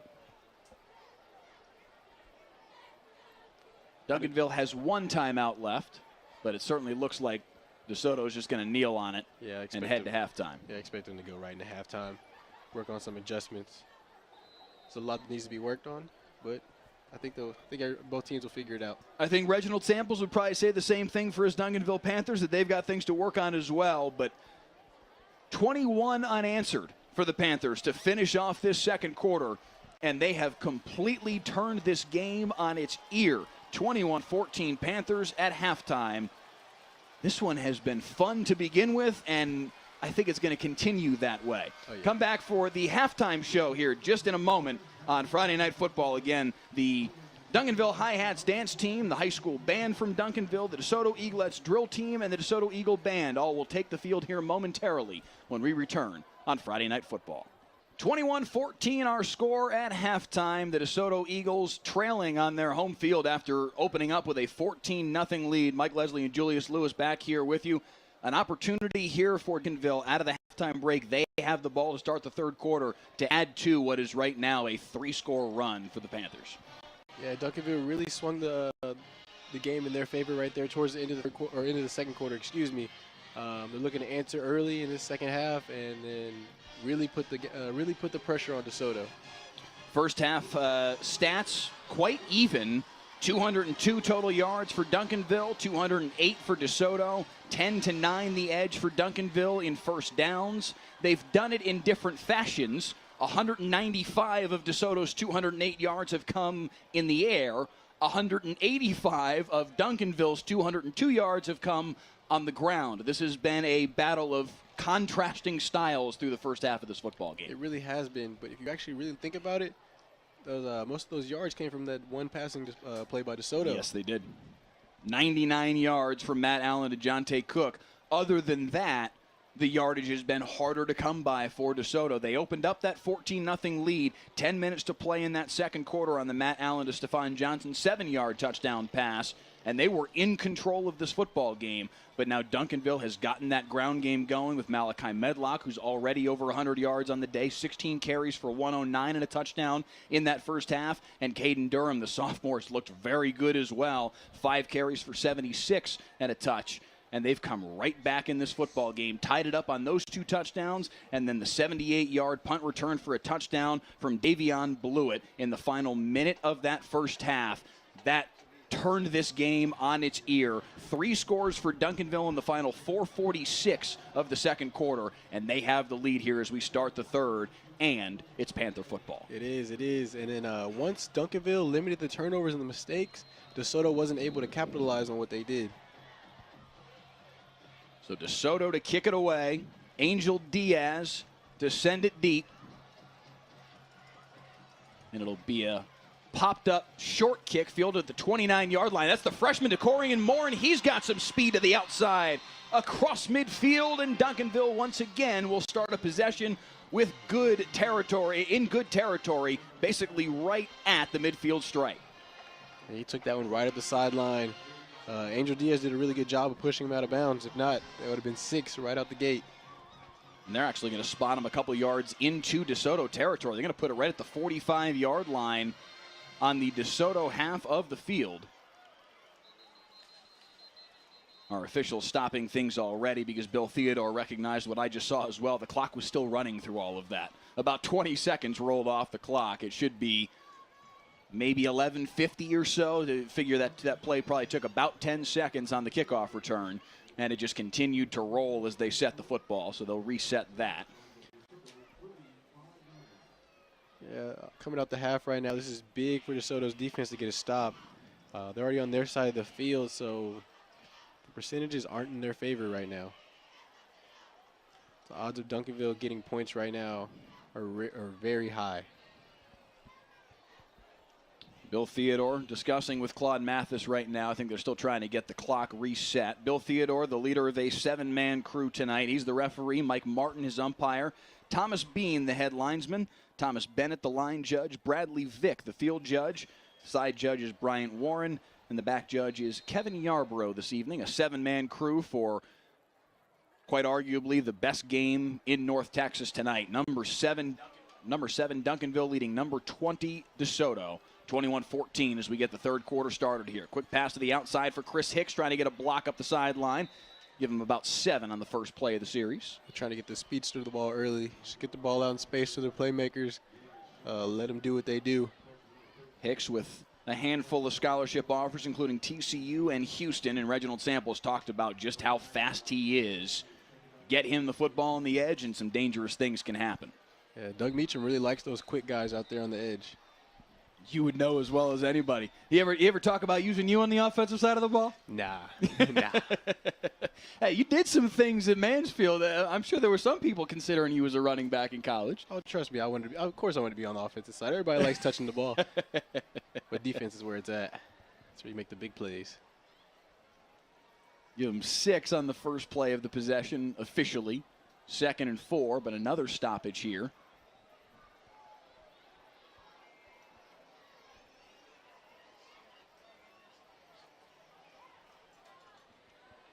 While we're waiting, I'm just going to give a quick shout out to the ladies that held it down with the food up here tonight. Yeah. It's great food. Nice spread up here in the press box at DeSoto. Looks like another problem with the clock. Now they've reset it to 11:52. I don't imagine that's where they want. I mean, that would be. That was hardly the opening kickoff here in the second half. So now 11:42. We'll get it sorted out. They only had a 28-minute halftime to kind of just think about where to go from here. 11:42 is where it finally shakes out for 2nd and 6. And handoff here for Malachi Medlock, and that's a really nice play to get in the backfield for the DeSoto Eagles defense. Camden Johnson making the play. Yeah, it's a big stop right there for them on, what was that, 2nd down. He's trying to set the tone early for that DeSoto D-line. 1,800 plus with us right now on the WFA YouTube channel. Again, please share this feed around with your friends and family in the DeSoto and Duncanville communities. Let them know that, hey, we got a pretty good football game going on right now, a minute in to this third quarter between two of the top 20 teams in the state of Texas. Caden Durham on the carry here, and another nice play, and that one's Devin Bobby. We have called that young man's name a number of times tonight, and another big play that sets up 4th down for Duncanville. Yeah, he's flying to the ball tonight, making great plays out there on the edge. This is exactly what Claude Mathis and the defense wanted him to do tonight. So now a little bit of decision time for Reginald Samples. With a 7-point lead, ball in kind of 4-down territory at the 40-yard line, but 4th down and 5 here, 90 seconds in to this third quarter. And Solomon James is going to stay on the football field in shotgun. 2 wides to the right, 1 to the left. A major inflection point perhaps in this football game, and timeout Duncanville before anything can happen. That was a good timeout right there. The play clock was at around 3 to 4 seconds. Didn't want to take a penalty there and back him up any farther. That would have made the decision right then and there whether you're going for it or not. Exactly. So big picture, I mean, these are two programs that, as we talked about in the first half, are still kind of trying to find themselves, figure out what they're going to be here in 2021. What have you liked? What haven't you liked through the first 24 minutes of action? I definitely like how I didn't like how DeSoto came out initially, or excuse me, Duncanville came out initially. Too many mistakes, too many penalties, turnovers. But second quarter, they found their stride, found their rhythm. DeSoto just needs to figure out how to answer. They came out early, put Duncanville on their heels, and that second quarter got a little bit stagnant for them. There's three drives in a row where they didn't really produce anything in the yardage, and their defense was in tough situations. But I like to see how they come out in the second half. This is certainly a moment where DeSoto could have an opportunity to make a big play and respond to that 21-0 run that Duncanville is on right now. 4th and 5 and a chance to get off the football field as once again, here comes Solomon James and the Duncanville offense. They need to get right to the 35-yard line to pick up a 1st down. James has got 3 wide receivers spread to the right and Caden Durham in the sidecar to his right. James thinking about running for it. Can he get to the edge? He tries to throw for it. It's incomplete. Knocked away. Some good defense right there. Way to stay with their men. Quarterback started to scramble. Usually you see guys pull off their assignments, but they stayed with them right there. Put him in a tough position. Kevon Lockett knocking it away in coverage on Jarrell Powers, and a 4th down stop for the Duncanville defense with 10:17 to play in the third quarter, and a little bit of momentum stolen back by the Eagles. I'm Claude Mathis right there. That is exactly how I want to see my defense come out. They were put in a tough position early, but they showed that they can handle it. Especially given the way that the first half ended, and then the second half starts with the big kickoff return from the freshman DeCorian Moore. DeSoto's on their heels in that moment, and they get a 4 and out and give the ball right back to their offense. And now an opportunity here for Jaden Traywick on the first play of the series, gains just a yard. But just to get that stop in that moment for DeSoto's defense is huge. It is. It stops a lot of momentum that Duncanville had going into halftime that they brought out. It looks like we got somebody down on the field right now, but it stops a lot of momentum that they had. Quincy Wright now down on the field, the starting defensive tackle for the Duncanville Panthers defense, an Oregon State commit. Consider this just for a moment. The talent as Wright is already back up on his feet and jogging off. Looks like maybe kind of grabbing at his left hamstring perhaps, but the fact that he's jogging off under his own power, certainly a good sign that we'll probably see him return here momentarily. But just look at the Duncanville Panthers defense. Now, they're without Amari Abor tonight, the 5-star monster defensive end. He's out with a shoulder separation. But he's alongside Quincy Wright, a 3-star Oregon State commit. Colin Simmons, a 4-star sophomore on the other end of the line at the other defensive end spot. You've got Jordan Crook, an Arkansas commit. You've got Pierre Goree, an SMU commit. And you've got a secondary that's very talented as well. 5 of their front 7, though, those are Division I high-end players on a high school front seven. 5 of the 7 are D1 guys, and some of them way high-end D1 guys. What do you do with that as an offensive front? As an offensive front, you just got to accept the challenge. I mean, these guys are beating the odds. It's a 1% chance of making it past the high school level. And this is what you live for. This is why you play the game. You want to play against the best players, and these are the best players. 3rd and 6. Allen flushed, fires low. Had Jalen Bean open, but just couldn't get enough elevation on the football. And it's 4th down. Yeah, pocket kind of collapsed on him right there at the end. Couldn't quite make the throw, but he got the right read. Jonte Cook, again, trying to petition that they're going to go for it here. He's saying, give me the same play again. He liked something about that 3rd down look.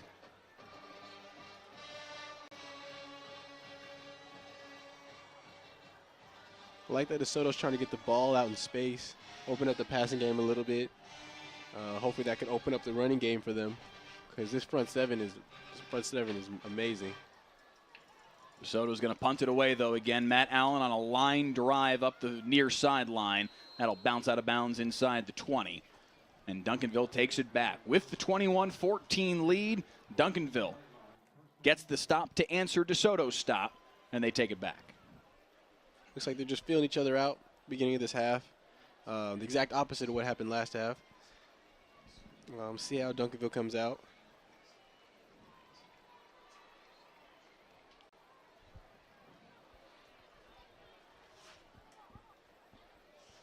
I would like to see if Duncanville will go back to that outside zone play they've been running.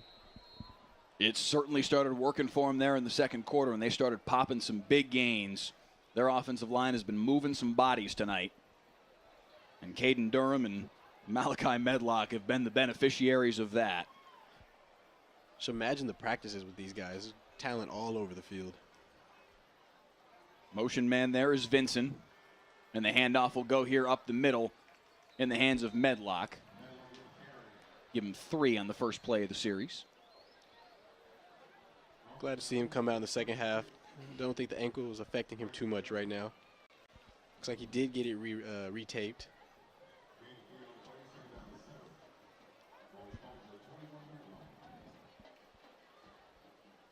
It's an 11,000 seat capacity here at Eagle Stadium in DeSoto. I don't think we're quite at capacity, but there's certainly an awful lot of people in the stands tonight. This is a very different, brand new season as Solomon James takes it up the middle and picks up the first down. This is a very different season than what we saw a year ago amid COVID and the attendance restrictions. Those are gone now. We're not out of this. But this does feel an awful lot more normal, an awful lot more like what it's supposed to feel like, and hopefully we can kind of continue taking steps in that direction as Medlock carries again, but a flag on 1st and 10. Let's see what this is going to be. It looks like it's going to be on number 88, Marcus Vinson. He's holding his hands up. It's a universal sign for I didn't do anything.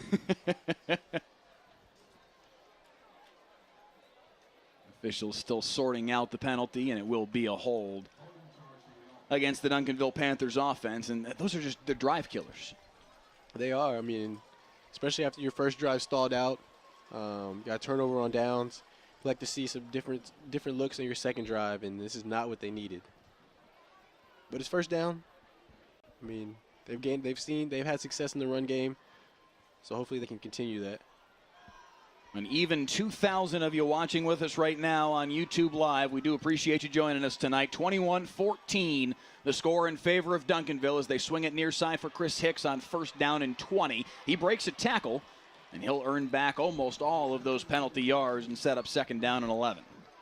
It's a smart play call right there. They had numbers on the outside, three wide receivers, 2 defenders. You just take where you have numbers and get what you can get. Another nice play by Brandon Booker, just a sophomore in the starting lineup this week after David Hernandez had started some early on in the season at that will linebacker spot, the senior. Booker, just a sophomore, but starting to kind of chip his way into that starting lineup, and he showed some really nice things tonight. I feel like we've called his name quite a bit, making plays for this DeSoto defense, and he made another one right there, ranging back to make the tackle. This time it's Medlock for another couple yards. Yeah, he's definitely finding his feel in the game. The more reps you get, the more comfortable you get. You build your confidence. It's football. As long as you see the plays, as long as you're out there, and the game comes easier to you. Just saw Kevon Lockett, the defensive end for DeSoto, hobble off the field, so we'll keep an eye on that. He's made some plays tonight as well, even in coverage from his defensive end spot. James rolling out on third down, has to throw it away. Now the defenses are really starting to seize control of this football game. Back to back to back now, 3 consecutive stops in short order for each of these respective defenses. Yeah, he's gonna shoot. He's gonna be upset about that one. He had a guy open around the first down marker and he missed him. They ran that play earlier in the game, and they'll definitely come back to that one. So 4th and 5 now, and out comes Armando Benitez to punt it away. And it's Jamarion Ravenel, who we saw have a very nice punt return earlier in the game, deep to return, but this one's nowhere near him, way out of bounds. Where are they going to spot this one? Still running forward is the line judge, and right at the 30-yard line is the answer. Beg your pardon, the field judge. So 1st and 10 DeSoto, down 21-14. They've kind of stemmed the tide from a momentum perspective, and now it's just, all right, now you got to go make something happen. Definitely. Right now, we're just trying to see who is going to make the next play. This third quarter has been a lot different from the first half, but that's expected. These teams have felt each other out. They know what they're going to get. And now it's just who's going to execute better. So here comes Matt Allen and the Eagle offense. Cameron Wright off of Allen's right hip, and Allen's going to throw far sideline for Jalen Bean and a pickup of 7 on the first play of the set. Yeah, that's too much cushion on the outside right there. Duncanville's corners really have to come up some, or DeSoto's going to get that all night. This DeSoto receiving core is just off the charts. As the handoff goes to Cameron Wright and a pickup of maybe a yard on the play, it'll be 3rd and 2. Jonte Cook, 4-star, has narrowed it down to his top 12, and just imagine his top 12 is every program that any player would ever want to go to. He's got those opportunities on the table. Stephon Johnson, an Oregon commit. Jalen Bean, a senior, really getting his first opportunity for extended time here as a senior, but 6'4", 180, a big target, and then Mike Murphy is really good on the outside. Just as I say that, Stephon Johnson with a sensational grab, ranging up to make the catch and pick up the first down for DeSoto. This is a foursome that is very tough to cover. Yeah, they are very tough to cover. You really have to respect them, but at a certain point, you can't give them too much respect. You got to test them out a little bit, see where their game's at, see where their head's at. But right now, they're getting whatever they need on this drive. They've got 2 touchdowns in the passing game tonight, but both of them came in the opening 14 minutes of this football game. Since then, the DeSoto offense has been grounded. This one's tipped and picked off. This time, it's Lamadrick Spencer hanging on, and he's to the house. Touchdown, Duncanville. On a tipped ball, Spencer waiting for it, takes it for 6. That's a tough. Looks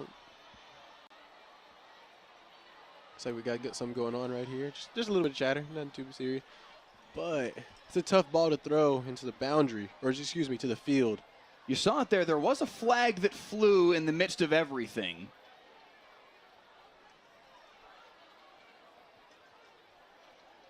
It certainly looked to be after the interception.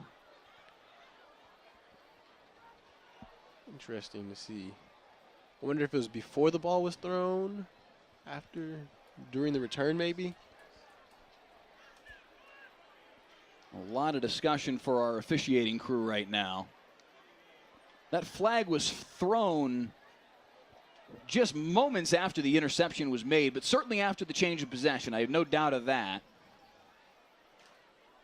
Looks like DeSoto's offense is still in the field, so it's going to be a big call right here.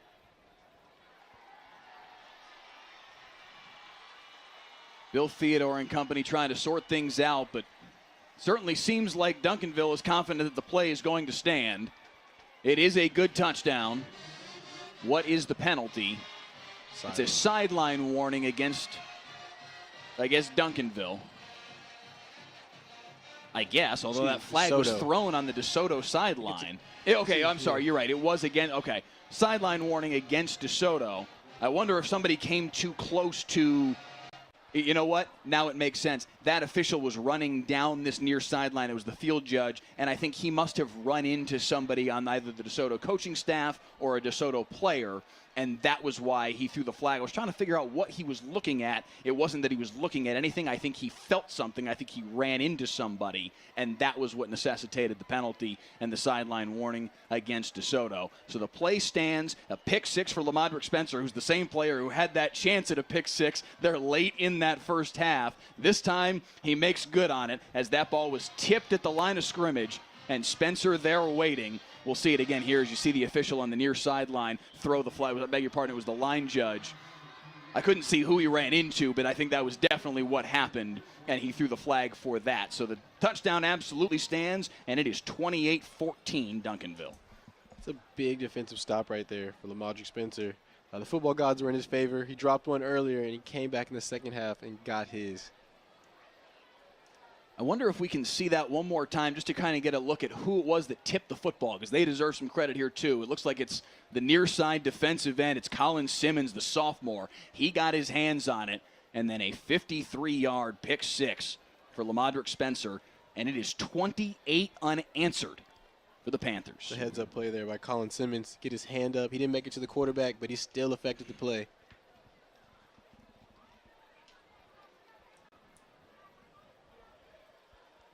Now, if you're DeSoto, you really need to answer.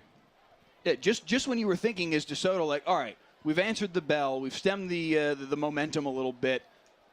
A lightning strike like that in the game all of a sudden now feels like, whoa, it's getting away from us a little bit. Still 5:47 in the third quarter, plenty of time in this football game. But now you're talking about a DeSoto offense that has not scored since the 10-minute mark of the second quarter. It's starting to feel like an awful long time where they haven't been able to really make any sustained momentum down the football field. Their offense has got to get something going on this series. Yeah, they really do. They just have to find something that works for them and then keep going until Duncanville stops it. Meanwhile, we're inching closer and closer to a historic moment tonight as Duncanville's head coach Reginald Samples sitting on 299 wins. He could be 17 minutes and 47 seconds away from becoming the 13th member of the 300-win club in Texas high school football history. From the 1-yard line on the kickoff return out to the 19 in the hands of Ravenel. And Matt Allen and company, fresh off of the pick six, the tipped interception by Lamadrick Spencer, now have to answer the bell, and it's Ravenel that's down after the play here. Looks like he tried to get up and didn't have the strength in his legs to get up. Hopefully it's nothing too serious. Certainly looks like what you'd think is working out a cramp. Get one more look at his return here to see if there was anything that indicated what happened to him. He did kind of go down before he even really was all that contacted. And yeah, stood up kind of awkwardly and went right back down. So those are always scary moments when when it looks at least somewhat non-contact. But it certainly looked like they were just working out just a strain, or that didn't look good the way that he went down. You certainly hope it's nothing more than a cramp, but. Of course, we heard Tony Romo say that when Dak Prescott was down on the field, and that was very clearly not a cramp. So we'll see what the situation here is for Ravenel, but you hope that he'll be okay. He is, for the most part, under his own power as he walks off to the near sideline for the Eagles, and that in and of itself is a good sign. It'll be 1st and 10 for DeSoto from the 19-yard line. 5:42 here in the third quarter, and now the Eagles have got to find an answer. Allen, play action, turns around into a face full of defenders, but he gets it off. A pickup of about 4 on the play as he finds Dalen Jones. Yeah, he did a great job right there. There's a man in his face, number 34, Donovan McPhail. Was right in his face, and he still got the ball off. So I feel like he settled down a lot this half. Yeah, he was very poised in that moment where, a younger player might have gotten sped up by that unnecessarily. Right into the teeth of the defense on that one as Anthony Gray, the senior, makes the play. It's been a really physical game down there today.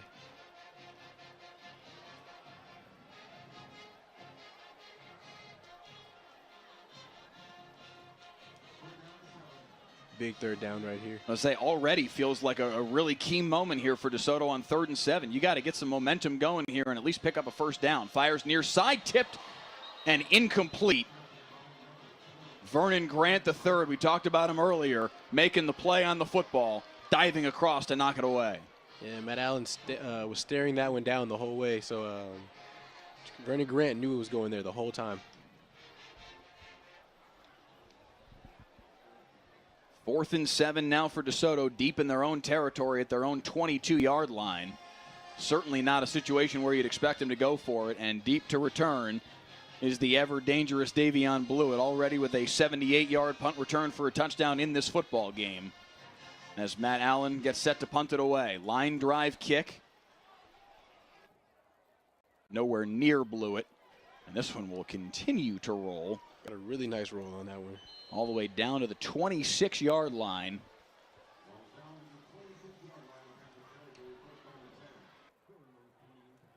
That's a 62-yard punt for Matt Allen.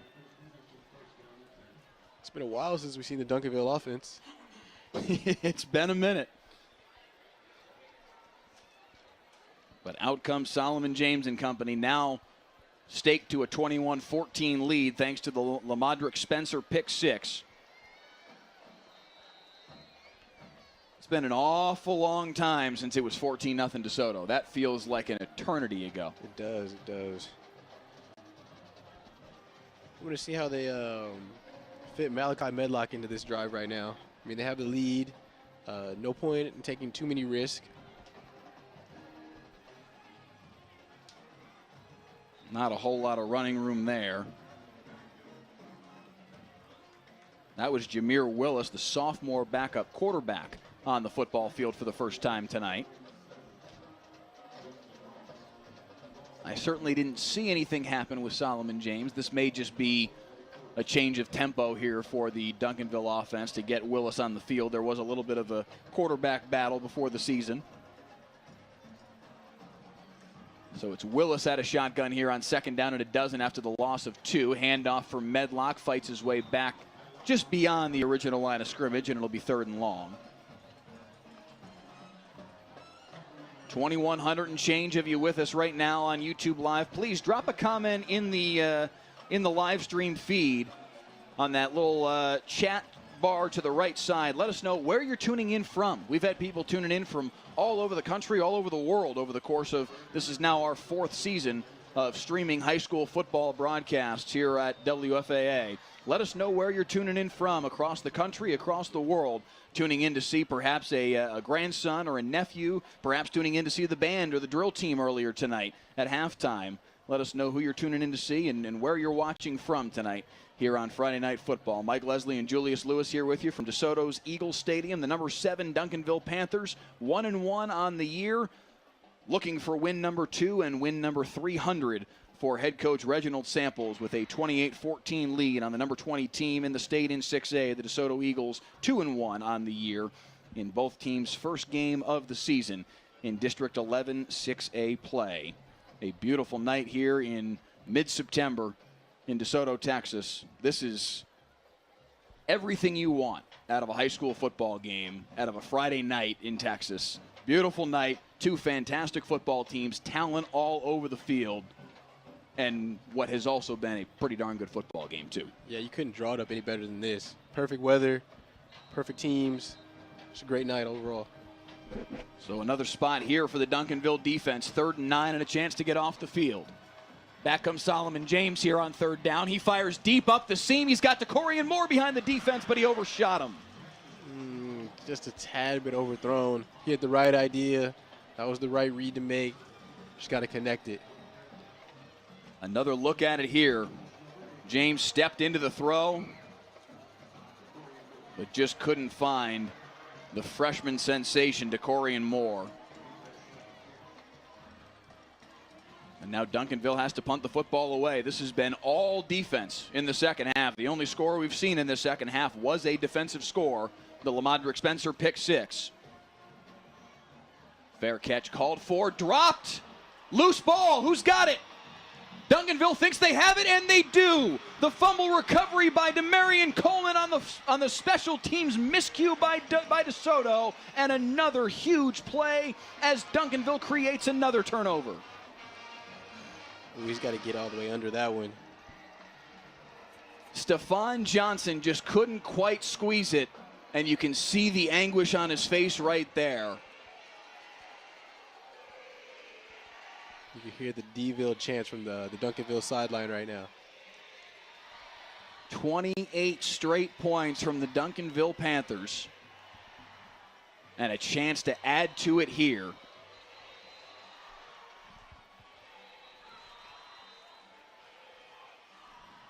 Timeout DeSoto. Looks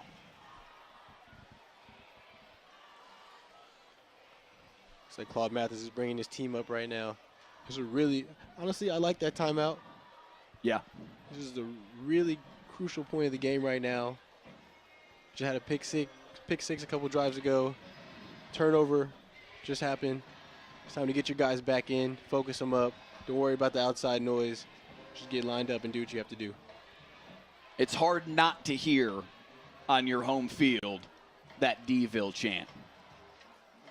This is a DeSoto football program that's got a little added pressure on them this year. You could see it there in the shot, the boom poles and the cameras surrounding them. That's HBO. That's HBO following DeSoto's program around all season long. That's a little extra pressure to have to deal with. You got guys with steady cams following you everywhere you go. Guys, I'm sure, mic'd up on the sideline. That adds a little something to the pressure equation. It's a tough spot, and when you're on your home field against a rival team like Duncanville and you're down 28-14 and they're chanting D-ville on the far sideline, that's a tough moment where you got to kind of bow up and respond now. Yeah, you got to block out everything else that's going on. Just focus on the game. I mean, you're in a tough spot right now, but you still have time on the clock. 15 minutes even left in this football game as we tick down in the third quarter. It was Caden Durham on the carry there to start the series, picked up 4. Solomon James back in there at quarterback. Again, the handoff to Durham. Nice cutback, a big hole, and he's into the secondary. Caden Durham to the house. Touchdown, Duncanville, 34-14 Panthers. What a nice run right there by Caden Durham. He stepped up big ever since Malachi Medlock when he's been going in and out with that ankle injury. Just a sophomore. This might be his coming out game. Yeah, I'd say so.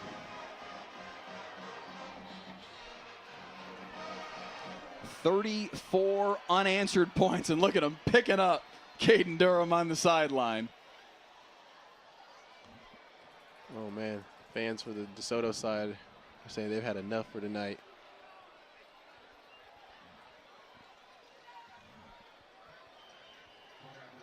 "35 straight points from the Duncanville Panthers to answer an early 14-0 stretch from DeSoto. Caden Durham with his second touchdown run of the football game. And it is all Panthers. It is. At the end of the day, I mean, DeSoto's down a couple scores right now, but Claude Mathis is really going to see what his team's built like. You're going to see if they're going to bow down right now or they're going to fight. And that's big going on for the rest of the season. See what type of team he has. And that man right there, Reginald Samples. Reginald Samples, 299 wins. About to become the 13th member of the 300-win club, barring a rather dramatic comeback from DeSoto over the course of the final 14:37 of this football game. Took Lincoln to a state championship in 2004. Took Duncanville to a state championship game in 2018 and 2019. 3 different state title appearances. Hasn't quite finished came obviously as close as you could possibly come against North Shore back in 2018. That was the Hail Mary to win the state championship for North Shore the first time those two teams played. Then they played again the following year. North Shore got him again. He's been knocking on that door right on the precipice of a championship, but hasn't quite won that final game of the season. But still about to become the 13th member of the 300-win club, and the first ever black man to win 300 games as a head coach in Texas high school football. And beyond all of that, a guy that has just molded young minds for a very long time here in North Texas and made young men better throughout his time as a head football coach. Yeah, he's definitely a leader of men. He's changed so many lives in the sport, even outside the sport as well. Yeah. He's just helping guys get the opportunity to showcase their talents and get them to the next level. So what do you have here if you're DeSoto? Mike Murphy says a decent kickoff return out to the 30-yard line. I think he wanted a lot more than that. He came flying up the near sideline, and now he's a little bit hobbled and goes down. This has been a very physical game. Physical and just injury-riddled. There's been a lot of guys. I mean, he wasn't really all that contacted here. I think it was as he was trying to hang up that he may have tweaked something, or we'll see. Hopefully minor for Mike Murphy, one of the key weapons here for this DeSoto offense.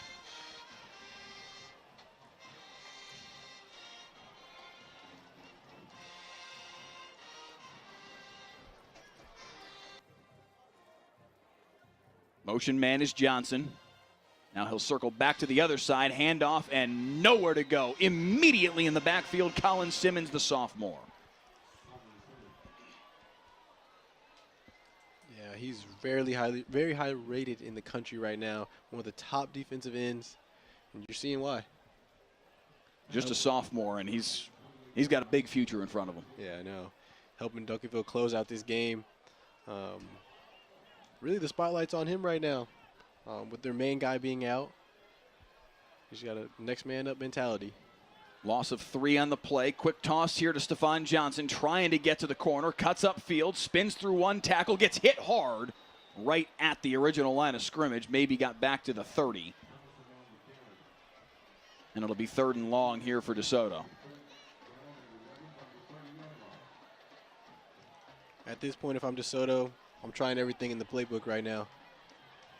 You have to get something. 3rd and 11. Matt Allen at a shotgun. 3 wides to the near side. The one guy soloed up on the far side left is Jalen Bean, the senior. Allen, pressure, flushed forward. He's going to try and run forward. He's got a ton of room. Across the 45, across midfield, cuts upfield. He may have the distance. Inside the 25, finally angled out of bounds inside the 20. A big run from Matt Allen in a huge spot. There is a flag down at the 31-yard line. That might be a hold a little further down the field, but still a big gainer for Matt Allen and a big momentum boost at the very least for DeSoto to get down into Duncanville territory and at least start moving their way down the field. Yeah, that's big for him. Hopefully the penalty won't be too bad. Looks like we're backing up just a little bit. It is going to back him up a decent bit. It looked like they were moving the flag. It was initially dropped at the 31. They moved that flag back a few yards. Spot foul at the 38-yard line, 10 yards back from that, mark it at the 48. And it will be 1st and 10 for Duncanville. So they lose a good 25 yards off of that run, but still, 1st and 10 in Duncanville territory. That's about the best thing we've been able to say about the DeSoto offense in about a quarter and a half. Yeah, it is. Hopefully it's not too late for them, but that's positive. That's a positive. 3 scores is a lot to overcome, but it's not untenable. Throw near side for Jonte Cook, especially when you got talent like Jonte Cook on the field. You can make some plays quick. We saw him go 99 on the opening score of the game. But DeSoto needs to make hay quickly.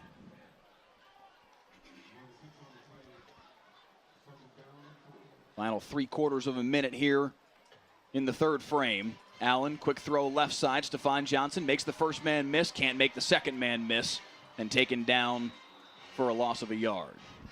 Even though Duncanville is up a couple scores, their defense is still flying to the ball. Really good defense, really fly to the ball. They play all the way through the whistle. Jordan Crook, a stud senior linebacker, makes big plays for this team on the regular. Had 27 different offers before settling on Arkansas. Pierre Goree, a junior SMU commit, had 18 offers before committing to stay local and hang out on the hilltop. He's on the opposite side playing linebacker. 3 quarters in the books, 35-14 Duncanville. Can DeSoto find a comeback here in the final frame? We'll be back on Friday Night Football. As we welcome you back here to DeSoto, Texas. 35-14 the score in favor of Duncanville. And there you saw it just a moment ago. Next week's broadcast here on Friday Night Football, the Mound Showdown. Flower Mound Jaguars and the Flower Mound Marcus Marauders. That one should be fun next week. 2 teams with really good quarterbacks. Really, really good quarterbacks. And they like to sling it all over the yard. That game might not end until about 11:30. That one's going to be an awful lot of fun. Start of the 4th quarter, DeSoto football, and Matt Allen flushed immediately. Got the throw away and slings it out of bounds. And it'll be 4th down and 6 here for DeSoto. I think in this spot, you've got no choice but to go for it and try and continue at least efforting to make something happen. Yeah, I mean, it's not looking too well for DeSoto right now. I'm not trying to call it game as of right now, but that's where it's looking towards.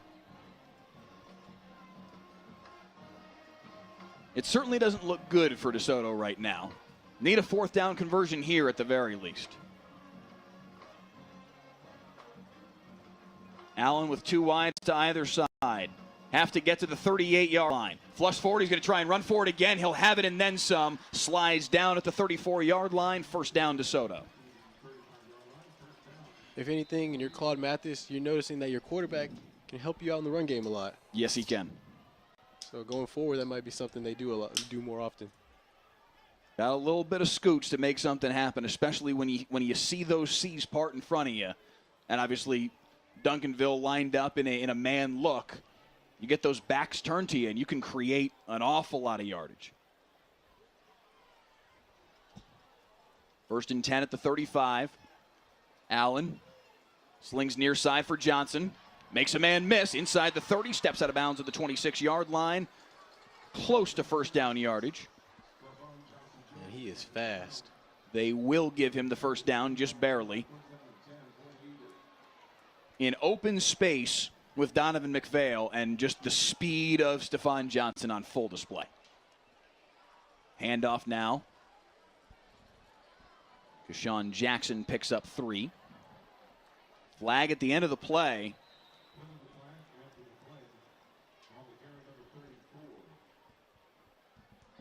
I didn't see what necessitated the flag. It certainly seemed like it was post-play.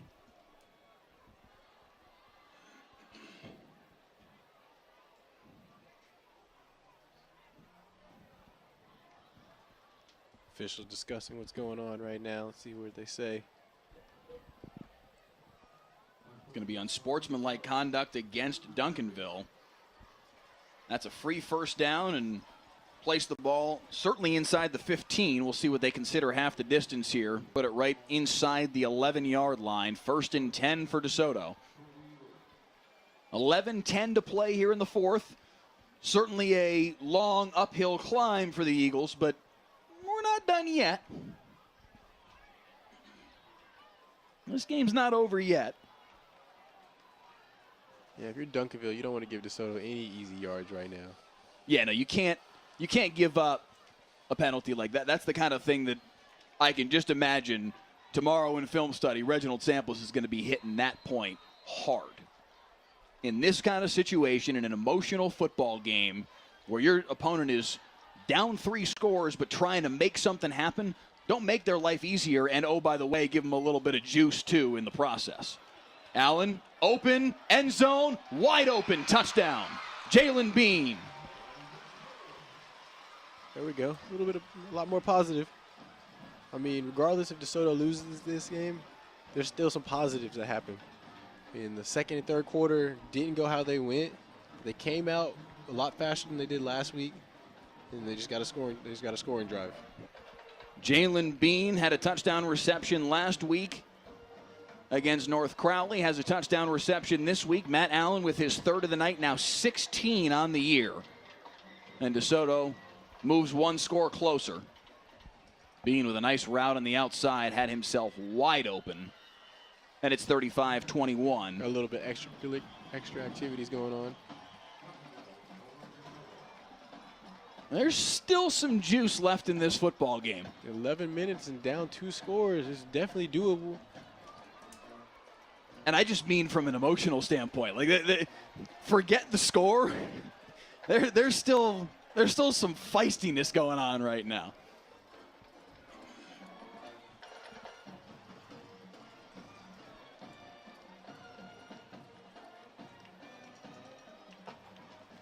We will be joining the WFAA news audience in just a few minutes as part of the sportscast. Joe Trahan live out at the North Crowley, the North Forney game. Jonah Javad live at Rockwall Highland Park, and they'll check in with us here in about 5 or 6 minutes to get an update here on Duncanville-Desoto as well. So we'll check in with them in just a little bit.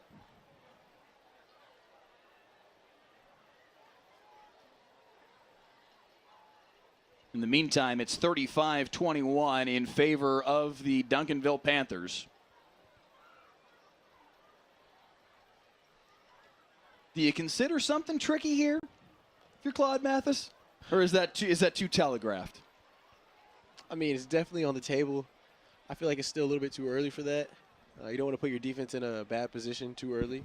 Yeah, especially right after you finally started to build a little bit of momentum here in the second half. They've been put in tough spots at a number of different occasions in this second half. I think you kick it deep, give your defense a chance to stop them. I mean, they've had success. Duncanville's offense has only gotten the end zone one time the second half, so I feel like you give your defense a chance here. It'll be Angel Diaz to kick it away.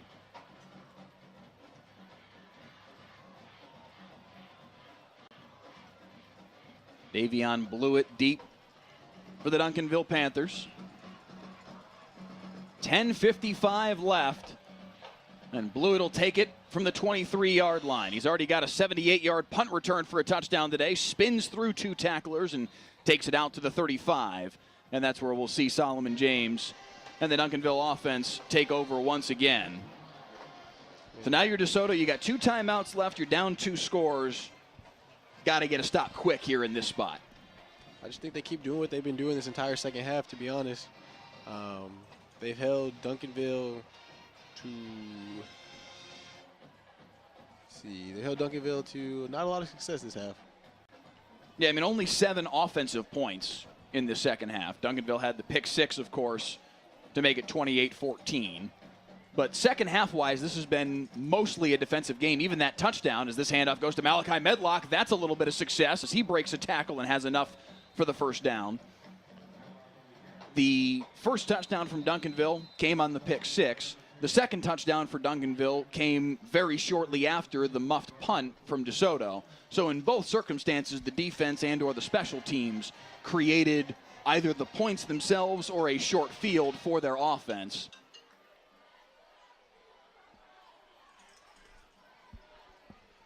Yeah, turnovers. Turnovers will do it for you. You got to capitalize on them. So 1st and 10 from the 46. Handoff Medlock. Flag at the snap. False start. Penalties will do it for you, too. That's killed every Duncanville drive. So hopefully they can break that trend.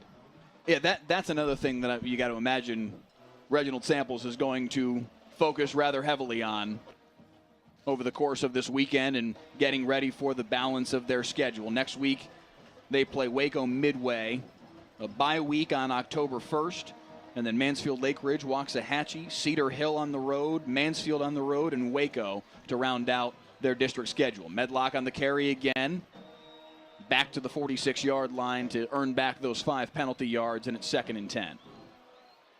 Yeah, glad to see him going again. I didn't think he was going to be able to come back earlier in the game, but yeah, he showed a lot of toughness. There he goes, subbing out right now.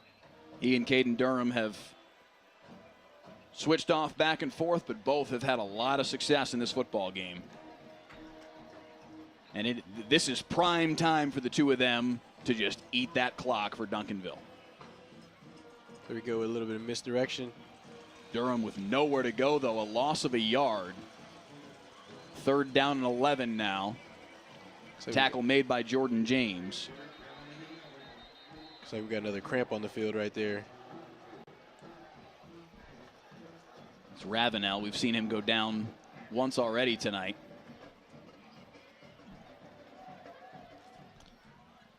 So 9 minutes and 12 seconds to play here in the quarter.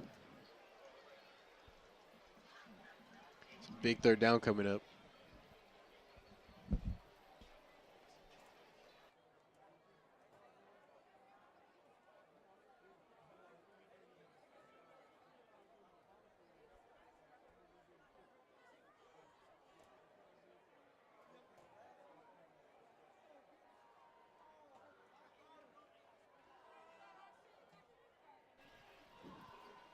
Ravenel still being tended to by the DeSoto trainers. Again, we'll be joining the WFA news audience here in just a moment in a 35-21 football game here between DeSoto and Duncanville, as Ravenel makes his way off the field.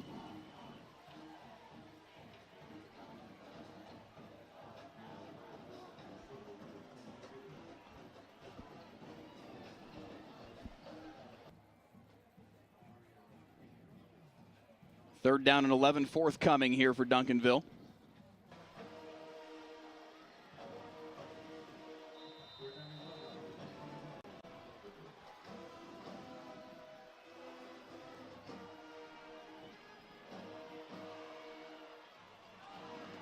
As we welcome in our WFA news audience. Thanks, Joe. The pass comes to the near side for Chris Hicks. A 35-21 lead for the Duncanville Panthers here, under 9 minutes to play on Friday Night Football. And give you a quick look back at the highlights from this football game. DeSoto jumped all over them. Matt Allen to Stephon Johnson, a 7-yard touchdown pass. It was 14-0 DeSoto, but Duncanville has controlled this football game ever since. Davion Blewett with a 78-yard punt return for a touchdown here to make it 21-14. They led 35-14. They lead 35-21 now here with 8:30 left in the fourth, and the Panthers have the football, trying to eat some clock as the handoff goes here to Caden Durham. Nice tackle made by Jordan James. DeSoto trying to get the football back here and give their offense an opportunity. If you want to watch this game, join us on the WFAA YouTube channel, Duncanville and DeSoto, here on Friday Night Football. Joe, back to you. 2nd down and a dozen. 8 minutes even now here in the fourth quarter. And Julius, I mean, this is, you can't let them keep eating clock here if you're DeSoto. Got to bow up and make a stop here shortly. Yeah, time is really precious right now. It looks like they're going to make a play right here. Nice move by Caden Durham to at least make that not be a complete disaster of a play for Duncanville. He made a couple of guys miss there and wiggled his way back close to the line of scrimmage. He looked like he was dead right about there, but that little inside move to evade Jamari Lay at least helped make that play a little bit closer to a net zero. Yeah, he did a great job of staying in bounds right there, keeping that clock running. That's the other big thing. It's another big 3rd down. DeSoto let Duncanville off the hook last one. Let's see what they can do this time. 3rd down and 11. Duncanville converted on the last 3rd and 11. This time Solomon James trying to get there, and he will. 1st down Duncanville. Solomon James with a huge carry, and another chunk of time will burn off the clock. Looks like we got someone down right there. Looks like number 56, Cameron Williams. Williams, the starting right tackle, an Oregon commit. He went down there at the end of the play. Didn't really see anything from the angle I was looking at. That's a big body, too. 6'7", 350. See if we can get another look at it here. You see him pulling around. Athlete. Wonder if did he get rolled up on here? Well, he took a misstep with that right foot. Kind of, yeah, that right foot just didn't quite plant, I think, the way he wanted it to. Glad to see him walking out the field right now, though.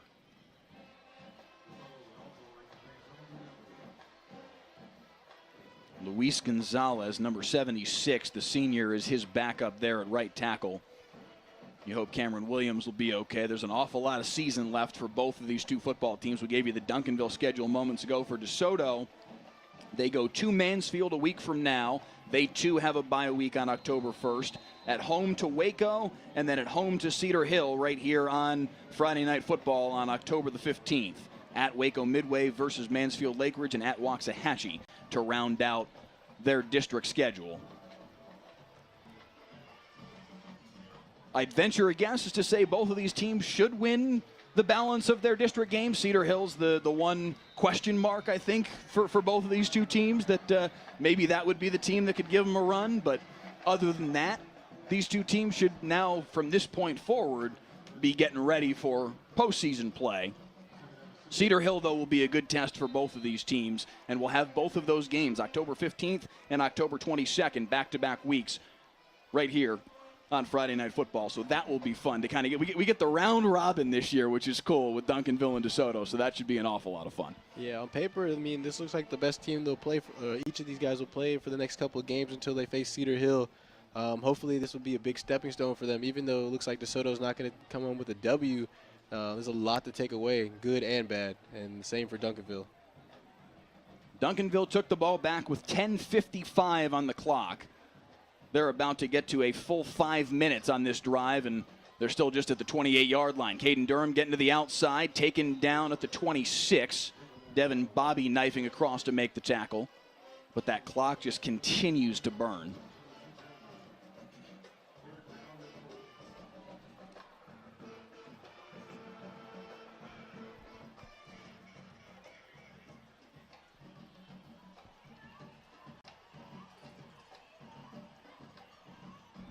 Making some subs right now. Looks like Malachi Medlock came back into the game. 3rd down and 4, and Reginald Samples and company knowing they need another first down here to keep burning this clock, and they bring back the senior, Malachi Medlock, the captain, and he'll carry here in a key spot right up the gut to the end zone. Malachi Medlock with his 2nd touchdown of the game, and that one should put it to bed. It's a great run right there by him, right up the middle. Good blocking all around. Right to the end zone for 6. Malachi Medlock, he and Caden Durham, the run game for Duncanville, it's just been sensational tonight. That is what has won the game for the Duncanville Panthers. Yeah, they got a nice 1-2 punch with those guys, even with their main guy out right now.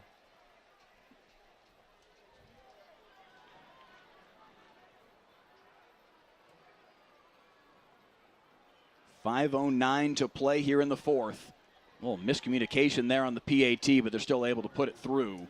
And it's 42-21 in favor of the Duncanville Panthers. They have outscored DeSoto since the midpoint of the 2nd quarter, 42-7.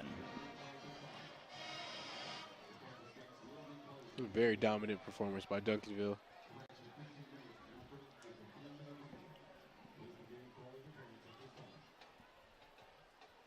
A little bit of a slow start, and then once they got rolling,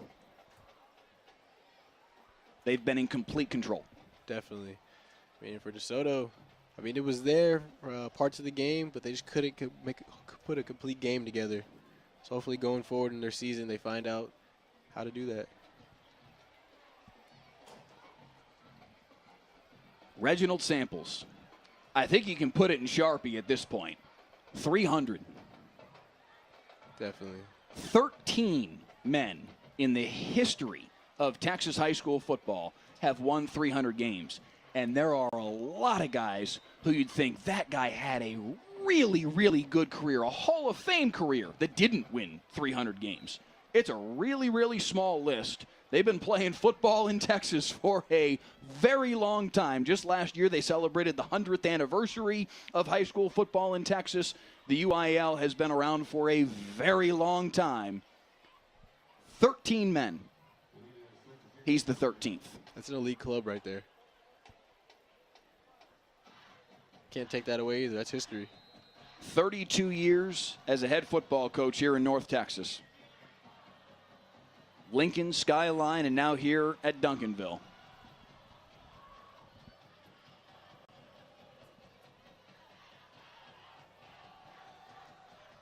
Winning on average just about 10 games a year. That's hard to do.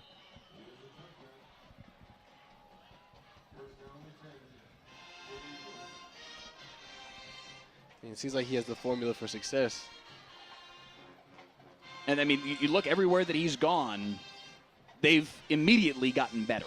Like his first year here in Duncanville, they won 2 or 3 games because he was still kind of getting things rolling.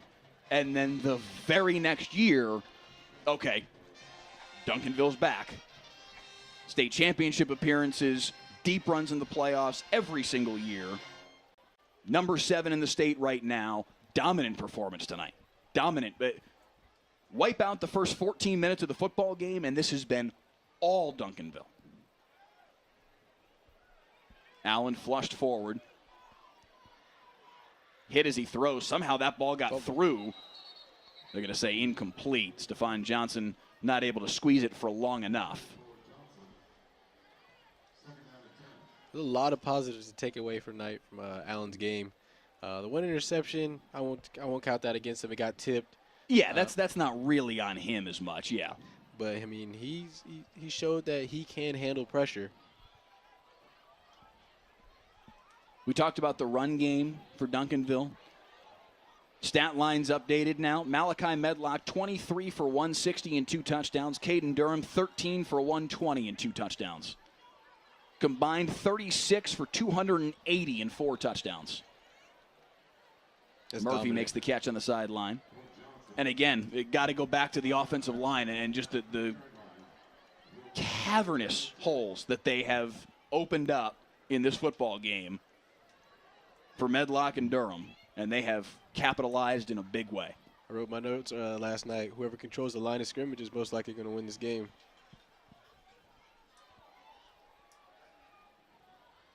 That has been Duncanville, no question.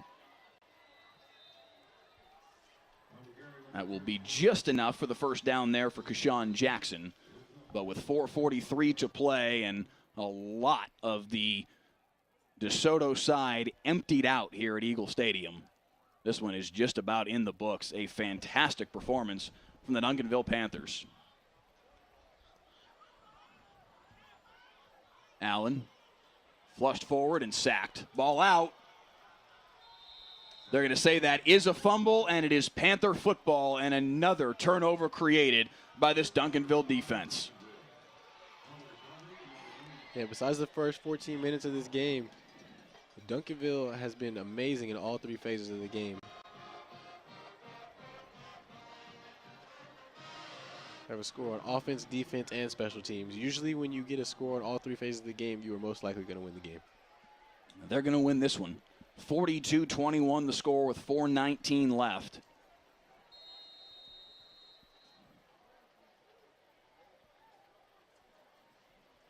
Again, you look forward for Duncanville. They host Waco Midway next week in the second week of district play. At Mansfield Lake Ridge, home to Waxahachie. At Cedar Hill, at Mansfield, home to Waco, the balance of the season. Again, that October 22nd game at Cedar Hill will be right here on Friday Night Football. Flag before the snap, and it'll be a delay game as they've got the backup quarterback, Jameer Willis, on the football field once again.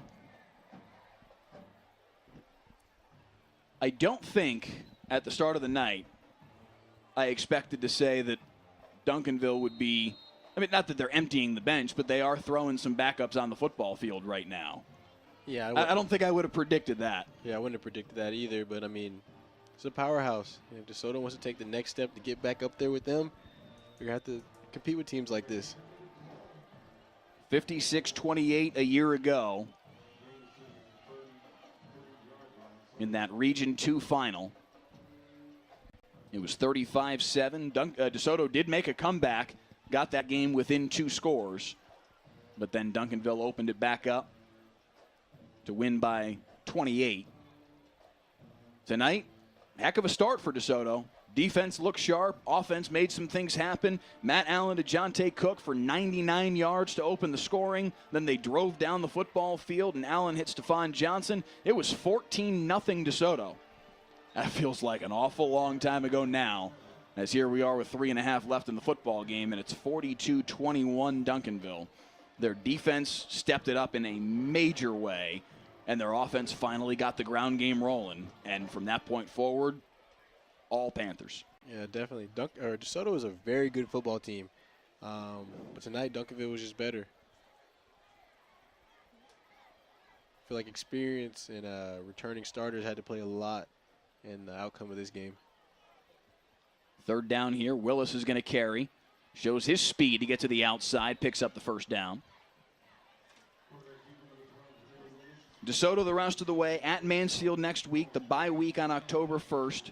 Home to Waco, home to Cedar Hill, at Waco Midway, home to Mansfield Lake Ridge, and at Waxahachie to round out their district schedule. Again, that game on October the 15th, right here at DeSoto's Eagle Stadium once again against Cedar Hill, we will have here on Friday Night Football, the 4th consecutive season that the folks here at DeSoto and Cedar Hill have been kind enough to have us out to broadcast their football game. It is fun every year. I'm sure it will be again this season. First year we did the broadcast, it was back in, let me see if I can do my math correctly here, 2018, a 32-17 win for Cedar Hill right here on this field. The next year, the 2019 game was ridiculous, a 28-27 win for Cedar Hill. DeSoto was down 28-21 in the final minute of the football game, connected a deep ball up the far sideline to L.J. Arnold to get into scoring territory. Then a crazy sequence where there may have been a penalty, maybe there was, it was a wild sequence where the officials were trying to sort things out. Anyway, long story short, they decide, all right, there's 2 seconds left on the clock, and DeSoto's going to have one more opportunity as Willis carries close to first down yardage once again, and he'll have it. It'll be 1st and goal for Duncanville.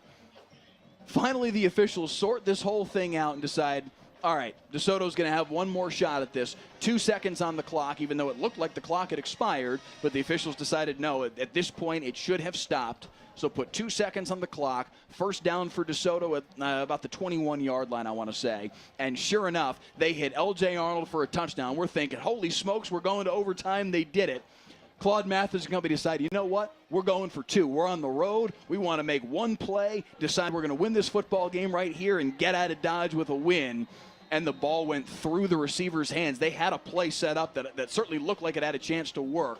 It went through the receiver's hands, incomplete. And Cedar Hill won it on that 2-point conversion failure, 28-27. That game was just absolutely bonkers.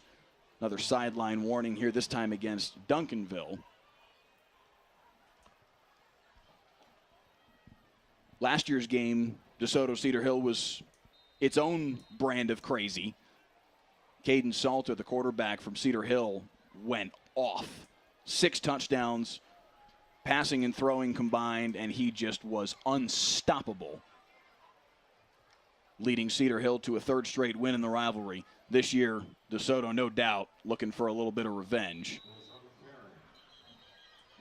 As we've hit the final minute here in regulation between Duncanville and DeSoto. One more look at next week's matchup here on Friday Night Football. Flower Mound Marcus hosts Flower Mound in the battle, in the Mound Showdown, I should say. That one should be an awful lot of passing of the football. Both quarterbacks from those two teams are really, really talented. We're going to see them slinging it all over the yard next week. Excited to see that. Kind of the exact opposite of what we got tonight. There's a lot of rushing yards put on the field tonight. Willis is trying to put an exclamation mark on this one as he carries it out of bounds. 24 seconds left to play. He's trying to get in the end zone. Everybody else got their points. I'm trying to get mine too. It looks like they dumped the Gatorade on Coach Samples tonight for his 300th win. As they should, man. 300 wins for Reginald Samples. Just 20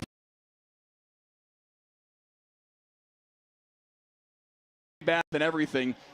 It looks like they're trying to interview him. The game's not even over. They're trying to get an interview with him. Patience, y'all. Let's let the game finish. Reginald Samples deserves an extra 24 seconds worth of celebration, right? 300 wins. The first black man to do it. The 13th coach in the history of Texas high school football to win 300 games. 32 years worth of just excellence at Lincoln, Skyline, and now at Duncanville. And a moment he's well earned over the course of these 32 years tonight. Glad we get to witness history tonight. Yes, we did. One kneel down to finish it. 300. Reginald Samples with a 42-21 win, and Samples with a well-earned walk across the field and showered by his team. Claude Mathis and Reginald Samples trying to say, hey, let's keep the two teams separate. But look at that, 300 banners up in the air from his players. A hug from Claude Mathis. They've battled many, many times, these two. Yeah, there's a lot of trash talk going on. They're trying to keep the trash talking from happening. But that's the story right there. 300 in the air. Reginald Samples making a big piece of history tonight here in DeSoto. Yeah, you got to be happy for stories like that.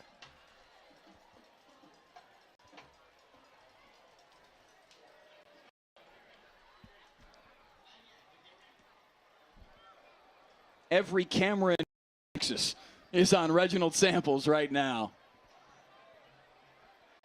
For a good reason. 300 wins. And a dominant one tonight against the DeSoto Eagles, one of their prime rivals. And they did it most round tonight, Julius. 340 of their 384 yards coming on the ground. A dominant ground performance from the Duncanville Panthers. 160 from Malachi Medlock, 120 from Caden Durham to lead the way. Solomon James, Jameer Willis, and Caleb Kenny with a couple more yards to add to the total. And it was just ground and pound all night long. Yeah, seems like they saw something like early, especially with that outside zone play. DeSoto couldn't stop it, so they were like, might as well keep running it. Your big picture thoughts, as we've seen history tonight with Reginald Samples. We've seen a pretty dramatic comeback and then just domination over the final three quarters of this football game from Duncanville. Your big picture thoughts from your first opportunity to be with us here on Friday night and see two of the best in the state going head-to-head. I feel like one team has found their identity and another team is still looking for those missing pieces in their identity. And I feel like we all know which teams those are. Duncanville found a good bit of their identity tonight, and a lot of it's on the ground with Malachi Medlock and Caden Durham. 280 yards between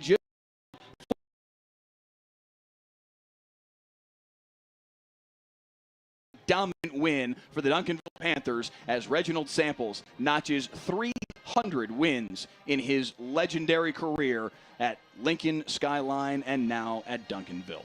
For our entire Friday Night Football crew, Director Clay Marshall, photographers Raul Garcia and Dwayne Watkins, Digital Coordinator Nick Blackhall, Julius Lewis alongside Leslie. So long from DeSoto, where the final score one last time is 42-21 in favor of the Duncanville Panthers. All our Friday Night Football broadcasts stream live and in perpetuity on the WFAA YouTube channel.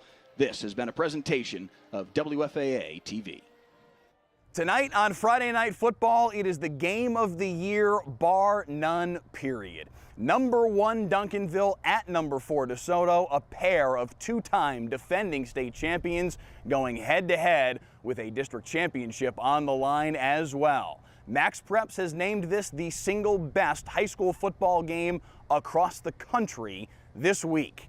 It is plausible that both of these two teams go win a third straight state championship this December. So the winner of tonight's game may well have the single best claim for the title, best team in Texas, when the 2024 season rounds to a close. The talent on the field tonight is second to none. I went and counted it up. Of the 44 starters listed by these two teams on their depth charts, 11 on offense and defense for both schools. Of those 44 kids, no fewer than 27 of them are headed to play Division I college football, and several others beyond this group very well may too. We all talk about how great Texas high school football is. There is no better example of it than tonight's game here at Eagle Stadium in DeSoto. You can watch live for free tonight at 7 o'clock on WFAA+. Pregame show starts at 6:50, kickoff at 7. You can download WFAA+ to your TV using Apple TV, Roku, or Amazon Fire TV.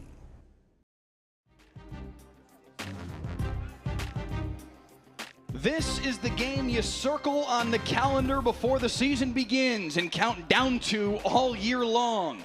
It's finally here, DeSoto and Duncanville on Friday Night Football. It will be DeSoto football to start. Jonte Cook making his way back to help return the kickoff here, so Duncanville will kick it away to open the football game. And Heckma Harrison, it is just about time finally. Oh, man. You know what? We had our doubts, had our fingers crossed. We prayed to all the gods. We asked all the favors. We made all the sacrifices, Mike Leslie. And here we are finally. This ball's getting ready to get kicked off. Obviously, weather permitting, we can get through this game. I think that's the most important thing, is not only starting it, but getting through it. As you look over the Metroplex, there are so many games that are in a rain delay right now. I mean, the Metroplex is just getting torched. Yeah. Well, not torched. It's getting buckets of rain on it. So it's a lot, man. It's a lot to deal with. But right now, we got a football game going. My wife, the meteorologist, tells me that it should be past us by now. Fingers crossed she is correct. You know how those meteorologists can be. But we are ready to roll here in Duncanville. The Panthers set to kick it away. Sebastian Benitez, their kicker, deep for the DeSoto Eagles. Trey Wisner, he stands at his own 12-yard line. And finally, after all the buildup, all of the drama, all of the waiting, here we go in Duncanville. A kick up the far sideline, fielded at the 24-yard line. Nice cut up field across the 30, and a nice return here by Jamarian Ravenel out near the 40-yard line. And Heckma, it's going to be great starting field position here for the DeSoto Eagles. No, this is ideal. And Ravenel only had one man to get by right there. Duncanville is really lucky that he didn't escape and walk to the end zone, because Ravenel definitely, like I said, he only had one man to beat, and that was number 13. So out comes DeSoto. It will indeed be 1st and 10 right at the 40-yard line, and DJ Bailey will be in shotgun to start the football game. Handoff coming near side. Nice cut upfield by DeAndre Ryden. Flag flies in behind the play, and we've already got swinging fists and everything. There's going to be ejections on the first play of the football game for that one. Dalen Jones mixed up with a player from Duncanville. It looks like it was Vernon Grant III.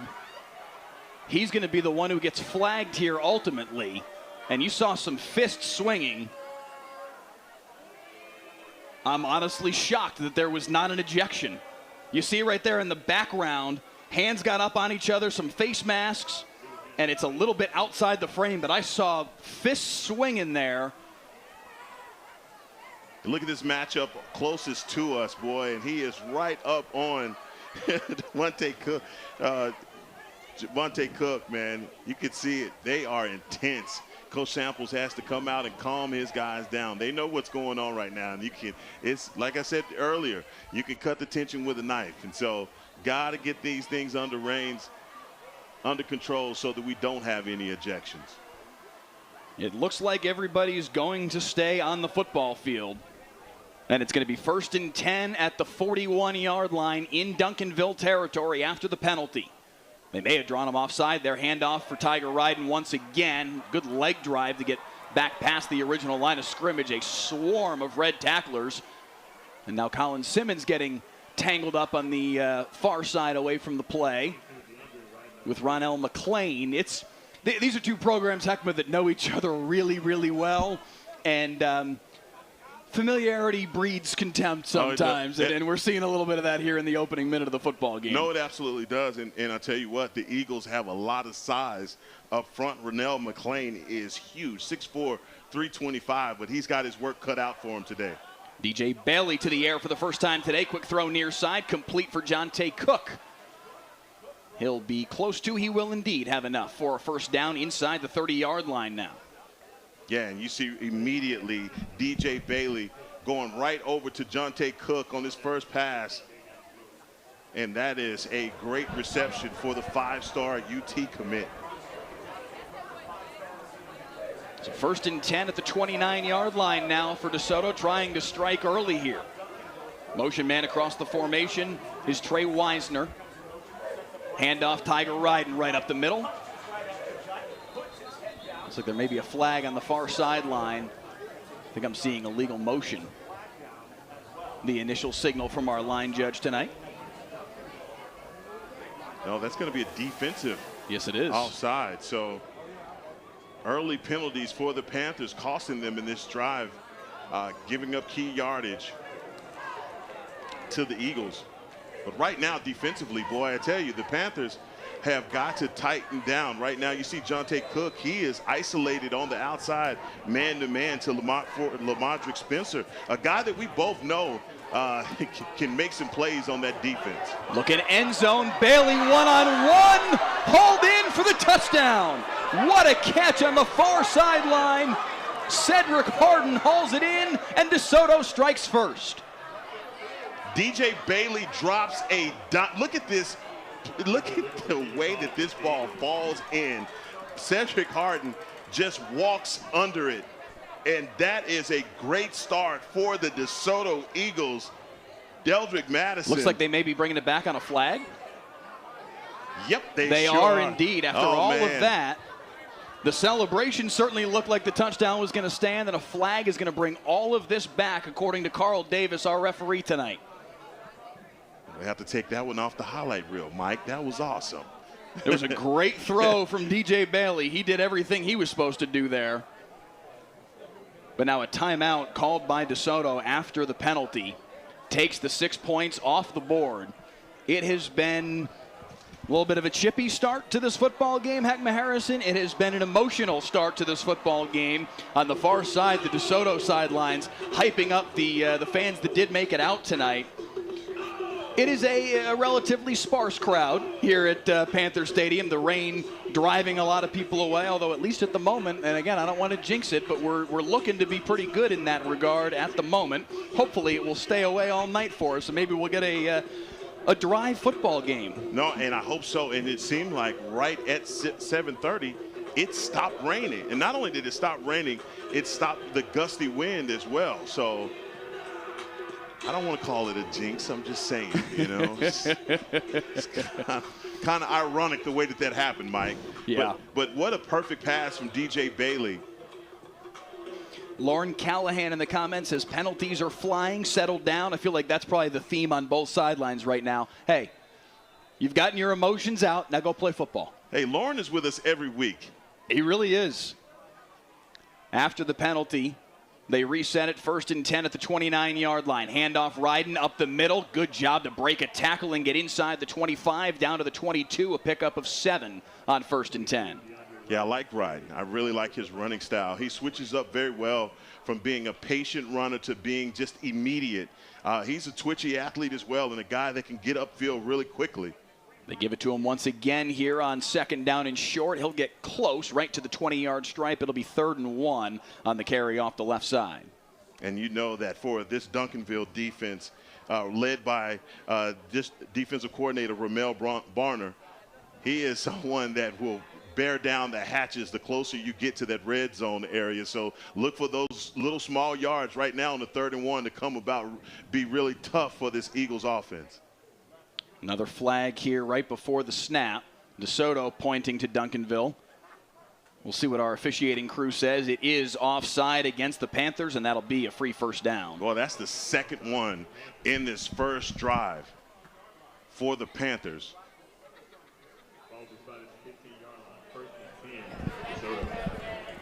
So 1st and 10 at the 15 now off the penalty. Penalties on both sides, kind of yo-yoing back and forth, but the way it all shakes out is 1st and 10 for the DeSoto Eagles at the 15-yard line. DJ Bailey in shotgun. Crimson Mathis moving right to left. Handoff Ryden once again. This kid runs hard right into 3 red jerseys, but picks up 4 or 5. Well, and they were waiting on Ryden right there. He's going on that read option, and not a lot of promise there to pick up additional yards. And you're right, man. He is running into a brick wall and not stopping. Officially a gain of 4 on the play. 2nd down and 6. End zone shot once again for Bailey. Knocked away. Wow. A lot of hand fighting over that on that far side, and you can see the DeSoto Eagles coaching staff begging for a flag on that side, but none coming as they're trying.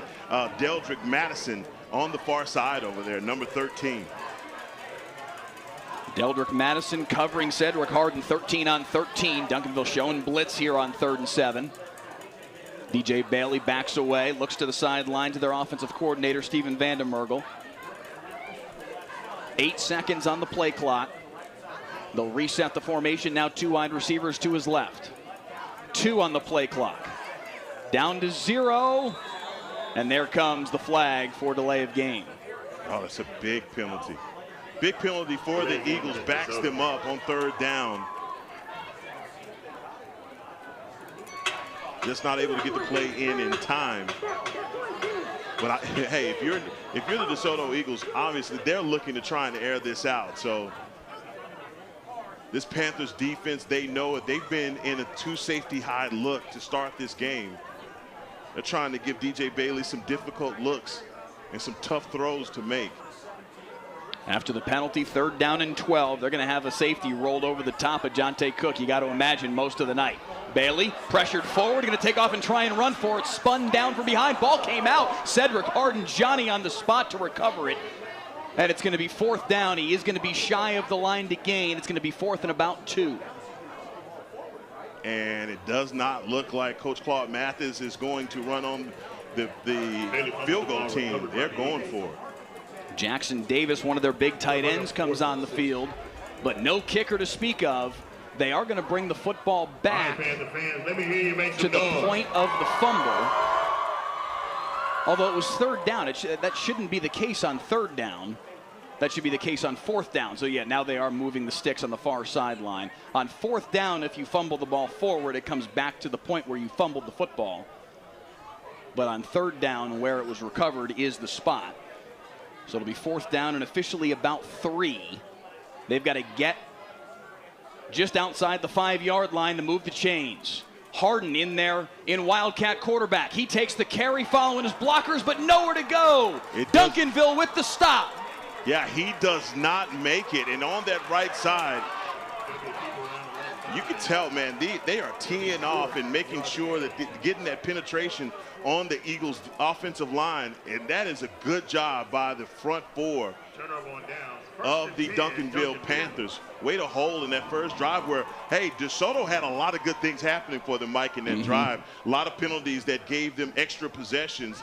Man, way to bail them. They bailed themselves out right there, did the Panthers. You saw Elijah Wilson, their senior linebacker, on his way to Tulsa, coming off the field, very excited that they were able to get that stop. And now out comes the Duncanville offense, 1st and 10 at their own 8-yard line.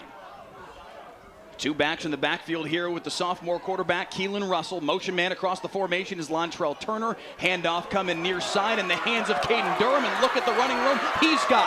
Caden Durham in a foot race across midfield. They will not chase down Caden Durham. 92 yards to the house for the Duncanville Panthers on the first offensive snap of the game. Mike Leslie, 2 words. He gone. He is out of there. Look at this run. I told you about him inside running, and his ability to get to the outside and the speed. If he has a step on you, there's no way you're going to catch Caden Durham. That is the way that you open a ball game. If you are the Duncanville Panthers, it does not get any better than that. 92 yards on the touchdown run from the junior running back, Caden Durham. Extra point is up and through, and it is a 7-0 start for the Duncanville Panthers. They get the stop defensively on 4th down, and then on the very first play of the offensive series, Caden Durham to the house. Panthers lead at 7-0 mid-first quarter. Back in Duncanville, 7-0. The Panthers with the lead on the DeSoto Eagles in a top 10 battle here in the state of Texas. The District 11 6A championship game. Duncanville on the board first on a Caden Durham 92-yard touchdown run on the very first play from scrimmage for the Panthers offense after they got the 4th down stop inside their own 10-yard line of the DeSoto offense as Cedric Harden tried to run it off the left side. And they lead at 7-0, Heckma Harrison. Wow. And I want to give credit where credit is due, and that's to the blocking up front for Caden Durham. I mean, these guys, Josiah Drake and Jerry Scales, doing a wonderful job over there on the left side, blocking up front to allow Caden Durham to have that two-way go. I mean, he had 2 huge holes to run through, deciding to go on the outside. Another short kickoff fielded by Trey Wisner, banged down at the 37-yard line. Big hit there from Duncanville's Cyrus Moore, and out comes the DeSoto offense. This is the premier matchup in this football game. The DeSoto offense against the Duncanville defense. Duncanville's defense, you see there on the right side of your screen, giving up less than 11 points per game.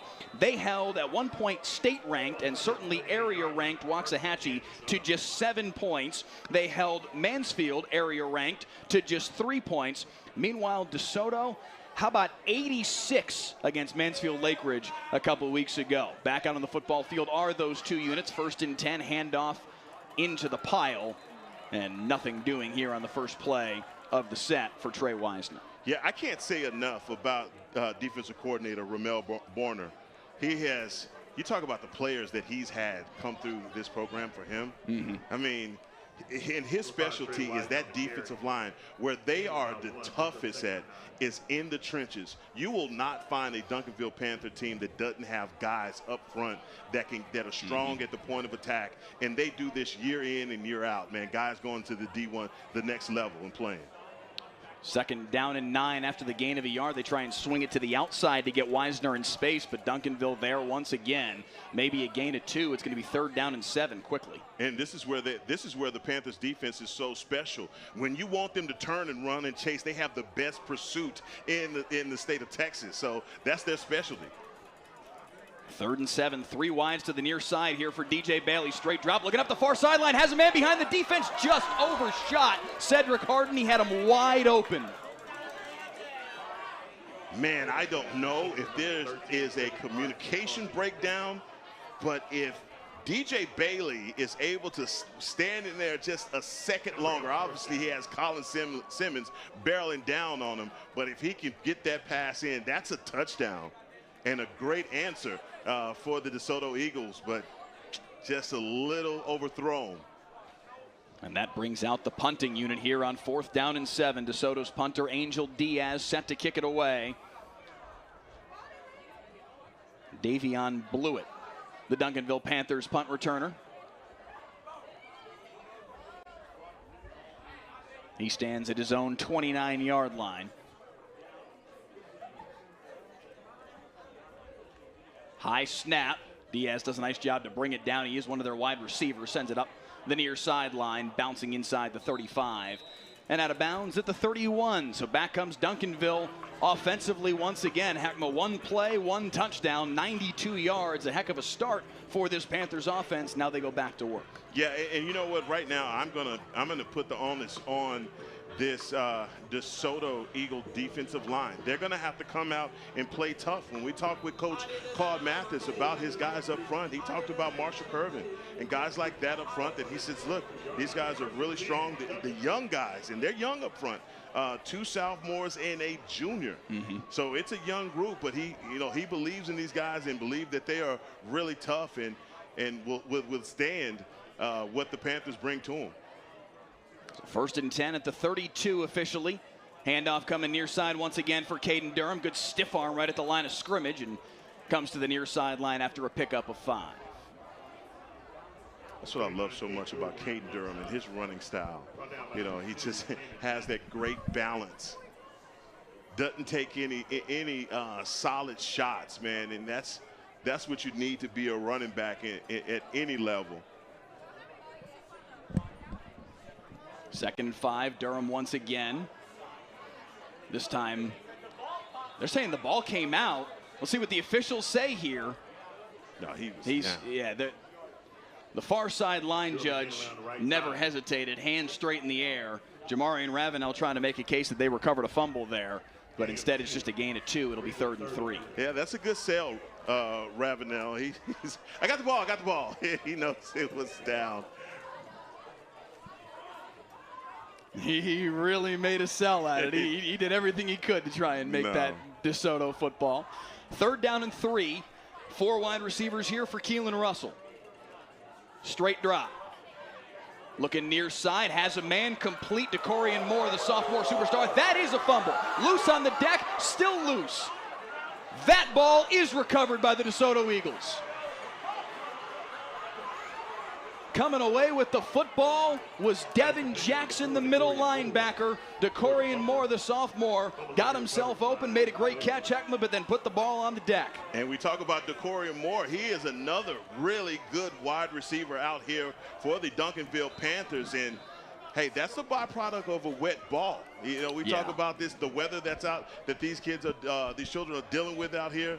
I don't know, kids, children, young men are dealing with out here. And that's, again, we're going to see a lot of that, the fumbling of the football. So ball security already, you see, could be a problem. Jamari and Jaden Milliner-Jones, the one who laid the hit that forced the fumble. So now back comes this DeSoto offense. Not much doing on the first play of the series as they handed it off to Jaden Trawick. They've got a 3-headed monster there in the backfield with Trawick, DeAndre Wyden, and Trey Wiseman. Yeah, they're going to have to try and figure out a way to get this running game going because right now this secondary for the Panthers is so strong.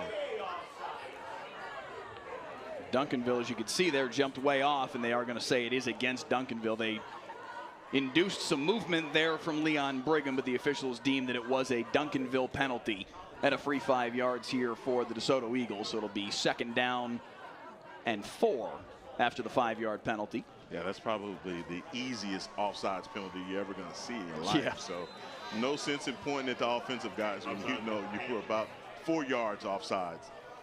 I believe a DeSoto fan says, stop running the football. They go to the air here. Quick throw far side. That is Crimson Mathis, the coach's son, picking up the 1st down on the quick screen to the left side. Yeah, Crimson Mathis, boy, he has some scoop to him, too. Getting to the sticks, and that's a good possession reception. But to answer that question online, they're going to have to run the ball in order to get the Panthers to relax this coverage that they have on the back half. You know, they got to set this up nicely if you're Coach Claude Mathis. That time it was Trawick on the carry. This is a DeSoto offense that averages 47 points per game, and again scored 86 a couple weeks ago against Mansfield Lake Ridge. 2nd down and 9. 8 minutes gone by here in the opening quarter. If you're late in joining us, Duncanville with a 92-yard Caden Durham touchdown run on their first offensive play. 2nd and 9, pressure off the edge. It's Colin Simmons. Got to hold him for a moment, and then here come the reinforcements for the sack, taken down by Jabrion Peters. Colin Simmons looks like he is shot out of a cannon. And look at that scoop. He gets underneath Leon Brigham. I don't believe that Brigham even was able to get a hand on him.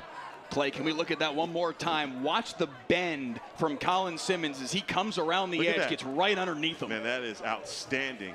And luckily, DJ Moore, if he goes for that ball to punch it out, that is a sack strip fumble for the Panthers. But, man, look at that speed. Just a junior. Now you know why everybody in America wants this man. 3rd and 17. They swing it near side for Dalen Jones, trying to get up the sideline on the wide receiver screen, but they're going to say he was out of bounds right at the midfield stripe. Just a gain of 2, and DeSoto's going to have to punt again. Well, they're lucky right there because he looked like Jones did not look like he stepped out, but there was an official standing right there and obviously got his foot right on the 50. Otherwise, he picks up a first down. Julio Andrade in the comments here on YouTube says Colin Simmons looking like Micah Parsons. That's high praise. It is high praise, That's but high praise. A high school version of him anyway. Angel Diaz with the punt here. Line drive punt up the middle of the field. Dangerously fielded. Somehow, Duncanville manages to hang on to that football. That was a dicey decision there from Davion Blewett. Davion Blewett gets that ball because he believes that it goes off of the leg of number 4, Decorian Moore. That is the only reason why he goes for that. Otherwise, I do not believe. He just allows that thing to roll, but Blewett thought that it hit off of Madison. So it better be sure than sorry. No doubt. No doubt about that. They take over at their own 19-yard line, 1st and 10. We saw DeSoto move the football down the field on their opening series. These last 2 possessions, though, they haven't been able to move the football hardly at all. 5 wide receiver set here for the sophomore quarterback, Keelan Russell.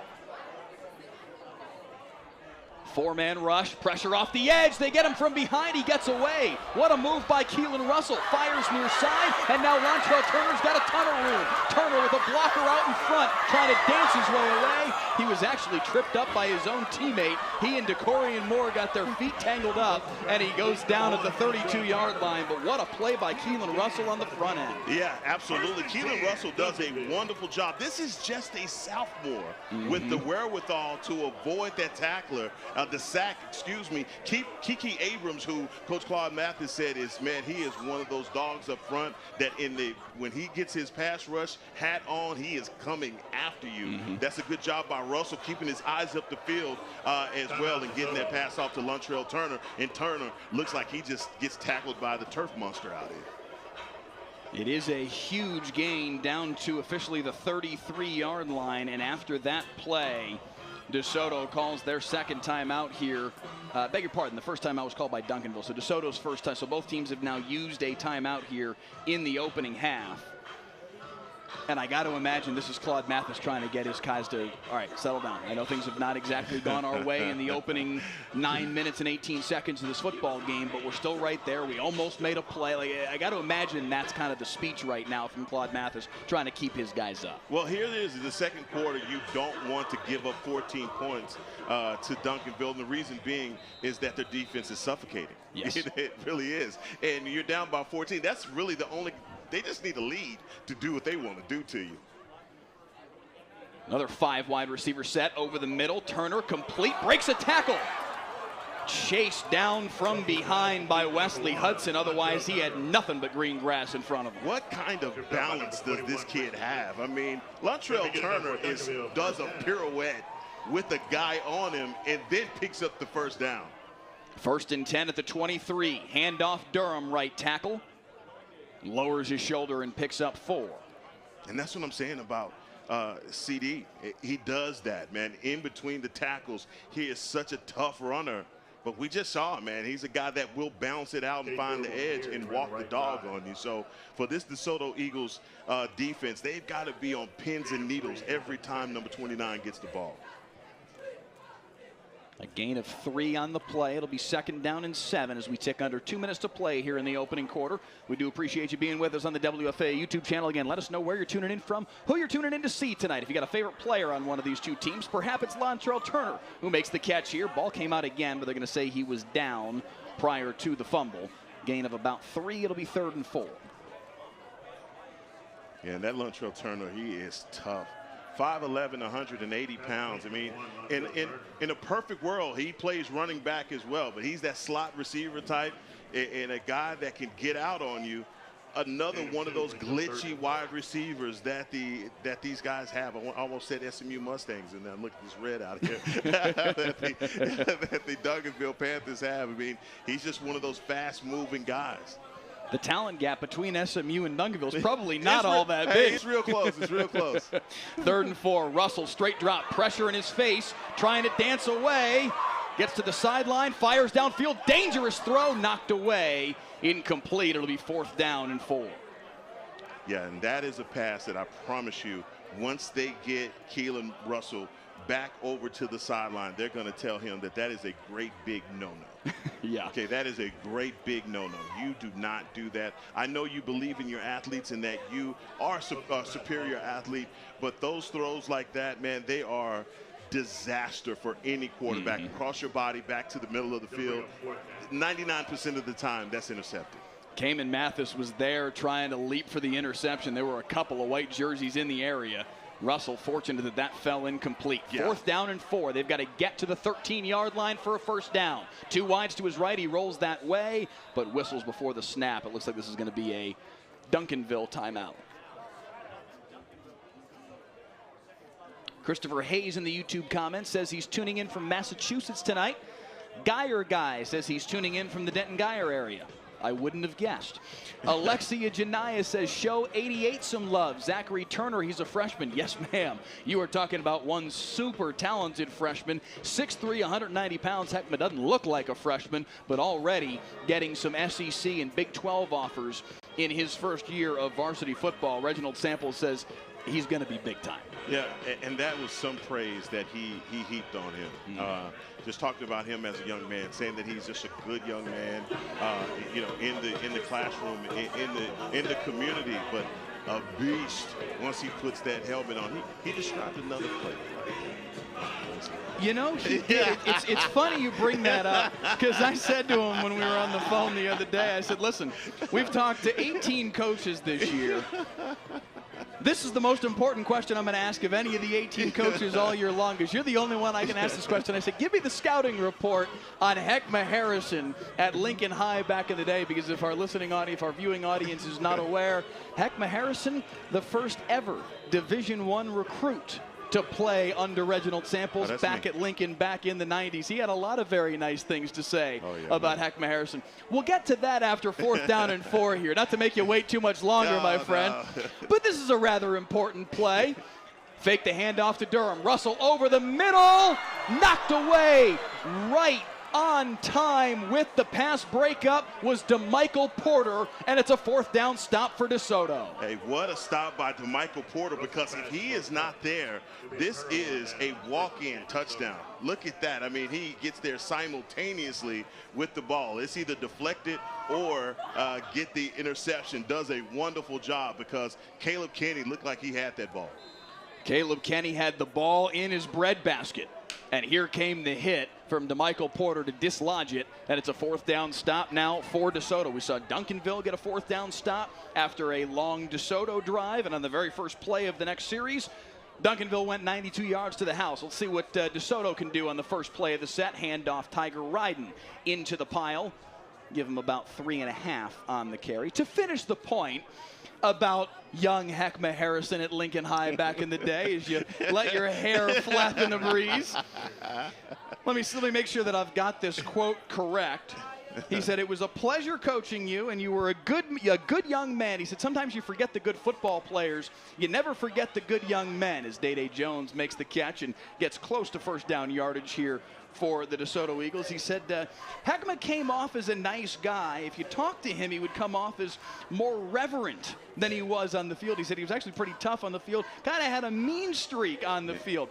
It's hard to imagine you, Heckma Harrison, with a mean streak. I'm a nice guy. I'm a nice guy.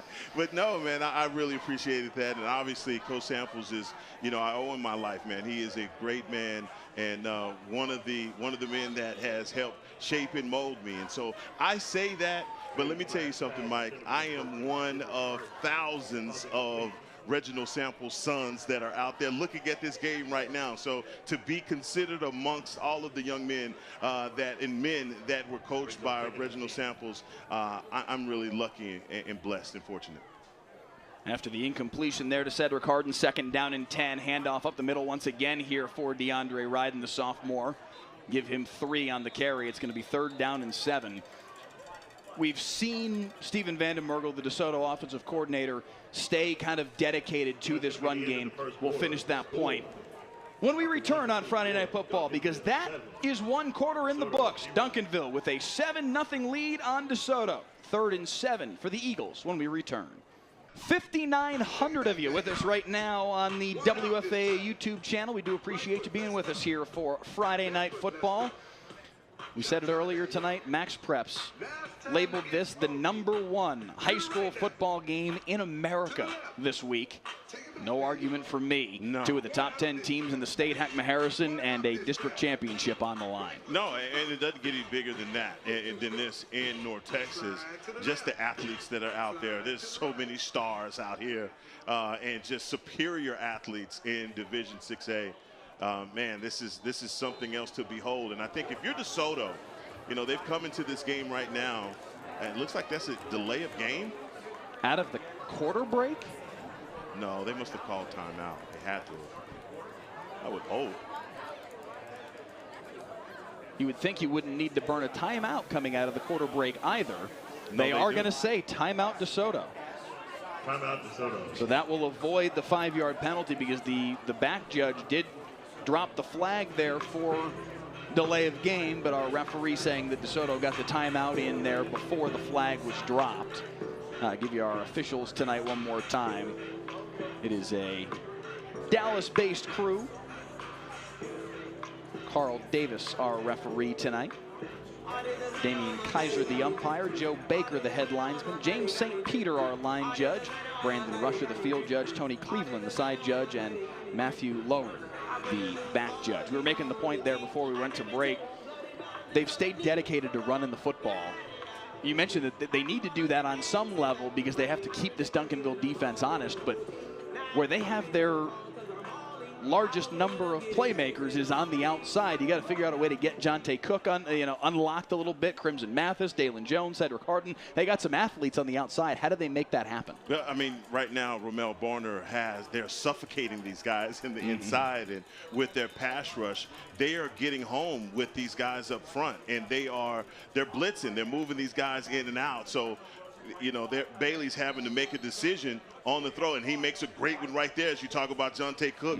Those quick throws are going to be important, because here's the thing that Duncanville and I guess I don't want to call it arrogance, but confidence in their DBs.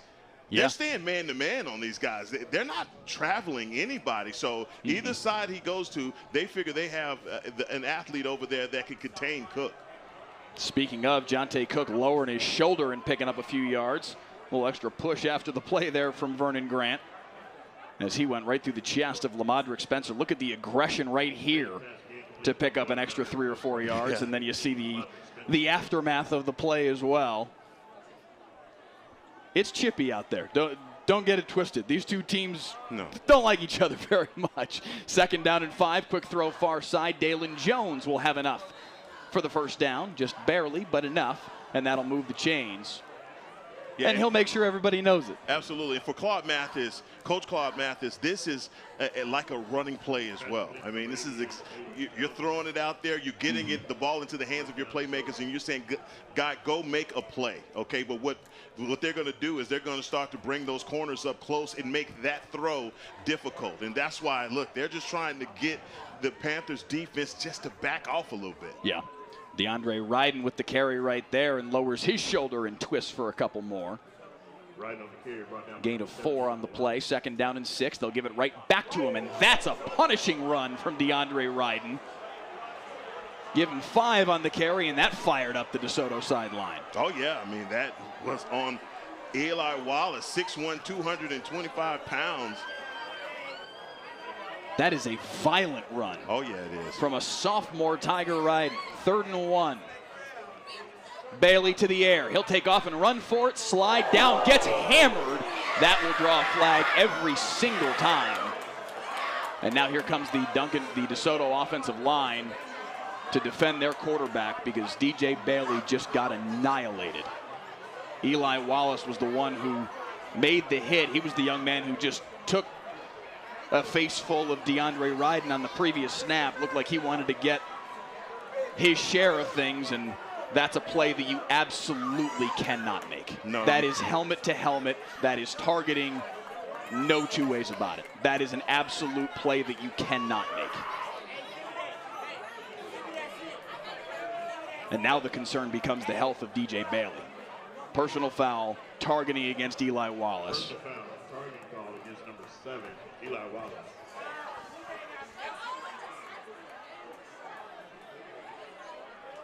That is as targeting gets. Yeah, that by definition. The next question is he ejected? That is the discussion. Now, one of the key kind of quirks of the way that the rules transfer from the UIL rule book is the Division I college football rule book. The one aspect here that is, and now we're going to get perhaps some clarity on exactly that, because they have not yet signaled that he's ejected. Holding against the defense, and then the dead ball, personal foul, targeting. They have still yet to make a motion that he is ejected. I do not see Eli Wallace on the field presently. So in the college game, every targeting is immediately reviewed to decide whether or not the ejection portion of the penalty should stand. They don't have the luxury of review, and there you see DJ Bailey walking off and being held onto by a DeSoto assistant coach. You just hope that he's okay. Because he took a heck of a shot, man. Yes, he did, and his helmet popped off in the process.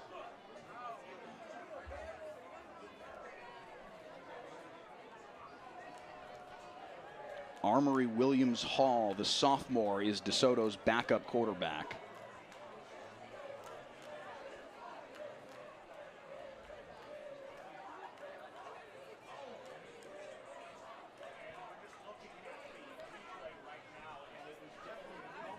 I have not yet been able to spot Eli Wallace on the field since the play wound down. I don't believe he's on the field presently as the 11 players on the field for Duncanville.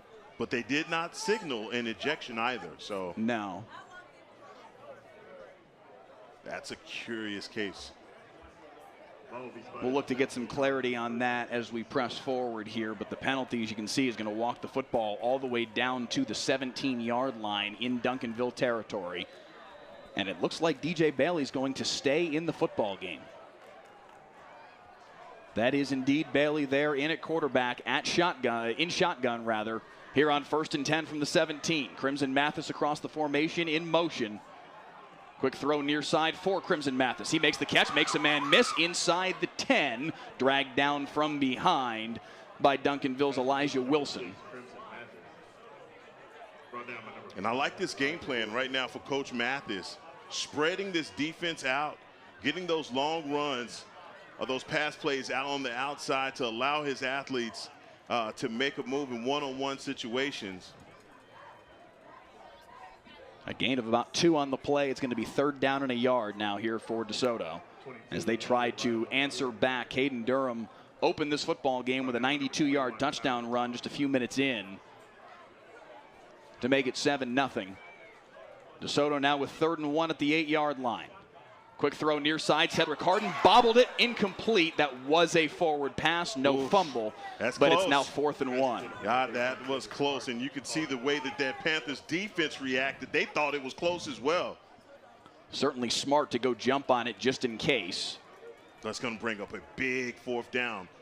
Think about both of these teams have a 4th down in the same part of the field. But yet, the DeSoto Eagles with an opportunity on a 4th and 1 to pick up a 1st down. It's going to be Bailey in shotgun. Riding to his left. They've got to get to the 7-yard line to move the chains. Harden in motion. They're going to go to the air. Bailey looking over the middle. Incomplete. He tried to find Dalen Jones in the end zone, but it's knocked away by Tyron Polley. And for the 2nd time in the first half, Duncanville's defense comes up with a big 4th down stop. Man, I am so impressed at the job that these guys are doing up front, but in the secondary, way to cover and not allow any easy throws for DJ Bailey. They just walled these guys off over the top and just didn't allow. All he needed was 1 yard, and DJ Bailey, for all the time that he had, could have ran for the first down. But after the shot that he took, man, he's probably not ready to take any more punishment. So for the second time tonight, Duncanville's defense with a 4th down stop right at the 8-yard line. That's where they take over once again. They had a 92-yard Caden Durham touchdown run the first time. This time, a bit more reasonable 8-yard run from Caden Durham out to the 16. And look at number 53, Noah Ponce, just doing a good job from his center position, pulling out and getting a block on the outside that sprung Caden Durham. Durham with the carry there for about 2.5 on 2nd and 2, so that'll move the chains out to the 19-yard line. Here goes Duncanville. Durham on the right side, 1st down. 2 4th down stops inside the 10-yard line by the Duncanville defense in this first half to keep DeSoto off the board and make that Caden Durham 92-yard touchdown run stand up so far. 5 wides here for Russell. Has space on the far side. He's holding up, and now they're stopping the play. Yeah, I was like, that was an awful long way into the play to then all of a sudden stop it. Hey, a lot of action. I've never seen a play get that far along and then get stopped. And it's going to be a false start against Duncanville. Okay. That's the latest false start stoppage I have ever seen.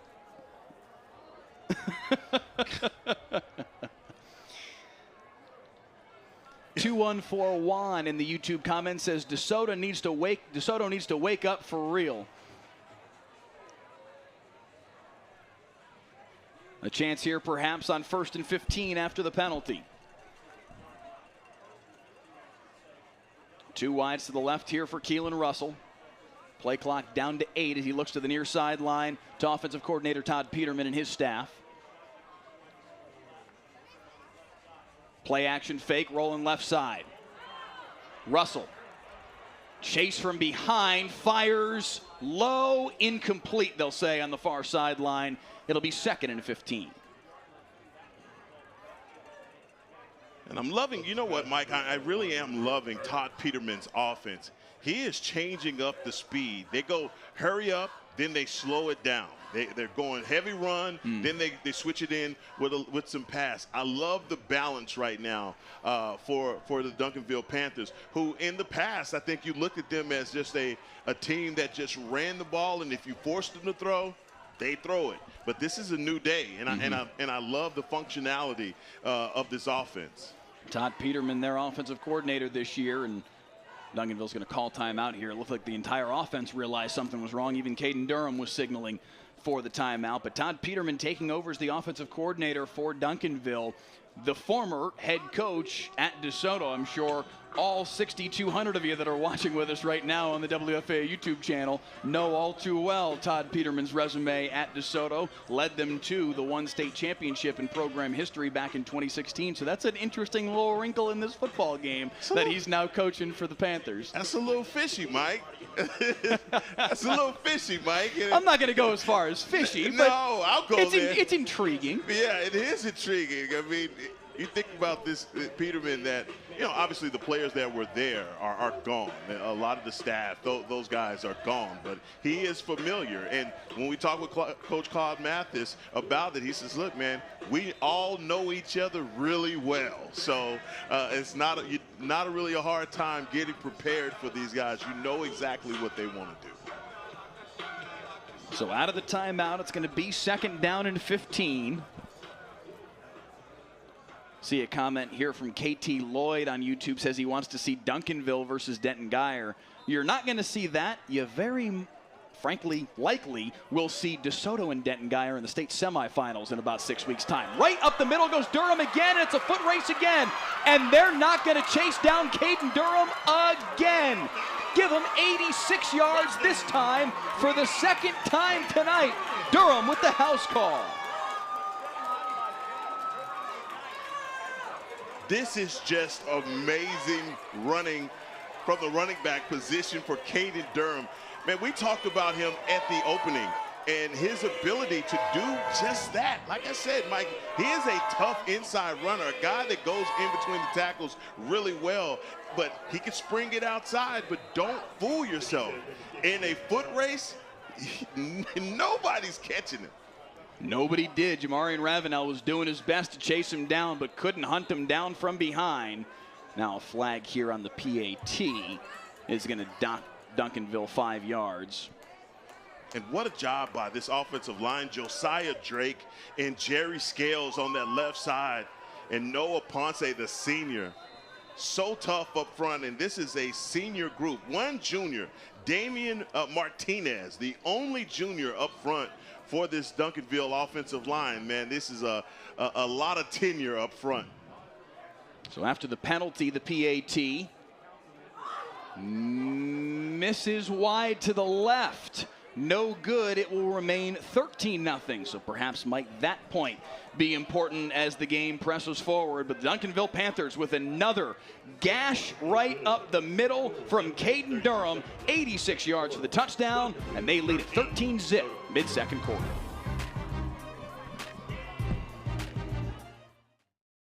Hey, I'm Jason. And I'm the other Jason. We're the co-hosts of Y'all-itics, the unofficial political podcast of Texas. So each week we invite on change makers for cold beer and candid conversations into the issues really affecting Texans. Yeah, and we're bringing in diverse viewpoints so you get to listen and really understand. This is solid information and a deep dive you're not going to get anywhere else. Not to brag, but just to brag a little bit. Okay, a little. We've been trending and making headlines. Plus, we have more than 1 million downloads. And still counting.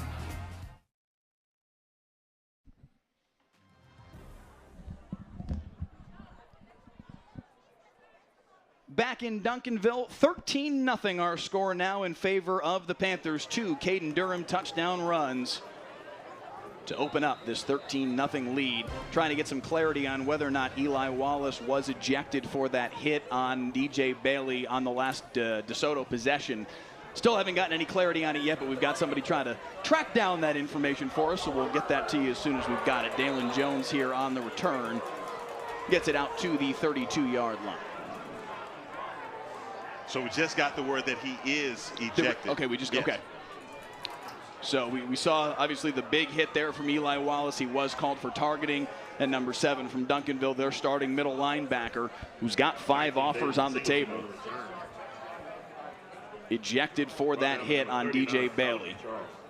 And you know what, for Wallace, it all started when DeAndre Britton, on that run, when you saw he took that shot, I don't think he liked that very much, and then comes right back the next play. It was a dirty play. You know, you just don't have to play it like that. But unfortunate for number 7, Eli Wallace, that he has been ejected from this contest. The incompletion on the quick throw to the far side sets up 2nd down and 10 here for the DeSoto Eagles.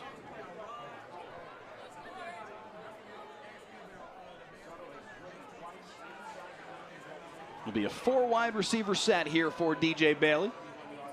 Handoff up the middle here for Trey Wisner, picking his way for about 4.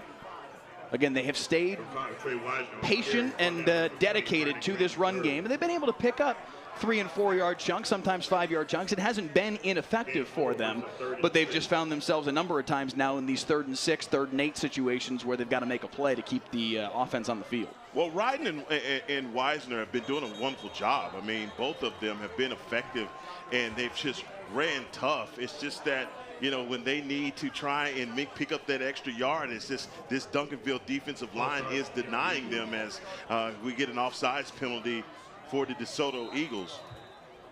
Talk about shooting yourself in the foot. You have the delay of game, but even though they got the timeout that saved them, but they've had these penalties like this that have killed their drives, and this is a big 3rd down. 3rd down and 6 becomes 3rd down and 11. As we tick closer to the midway point here of quarter number 2. Wisner in motion, Bailey flushed forward, flag on the play in the area of a hold. What a catch that was. And Dalen Jones, at least for the moment, will have a 1st down, but that flag certainly in the vicinity of a hold, and that is the preliminary signal. Going to be holding against DeSoto. That's unfortunate. That is unfortunate.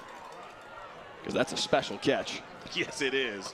And Jabrion Peters, number 55, He is coming. No, that was actually on Colin Simmons. And yeah, you better hold number 8. Okay, let's just say that. He's going to cancel Christmas if you don't get a hold on him. But right now, Dylan Jones, man, and his impact on this game has been, been real. I know they've tried to get the ball to Javonte Cook, but number 88 is viable as a threat in this offense for the Eagles.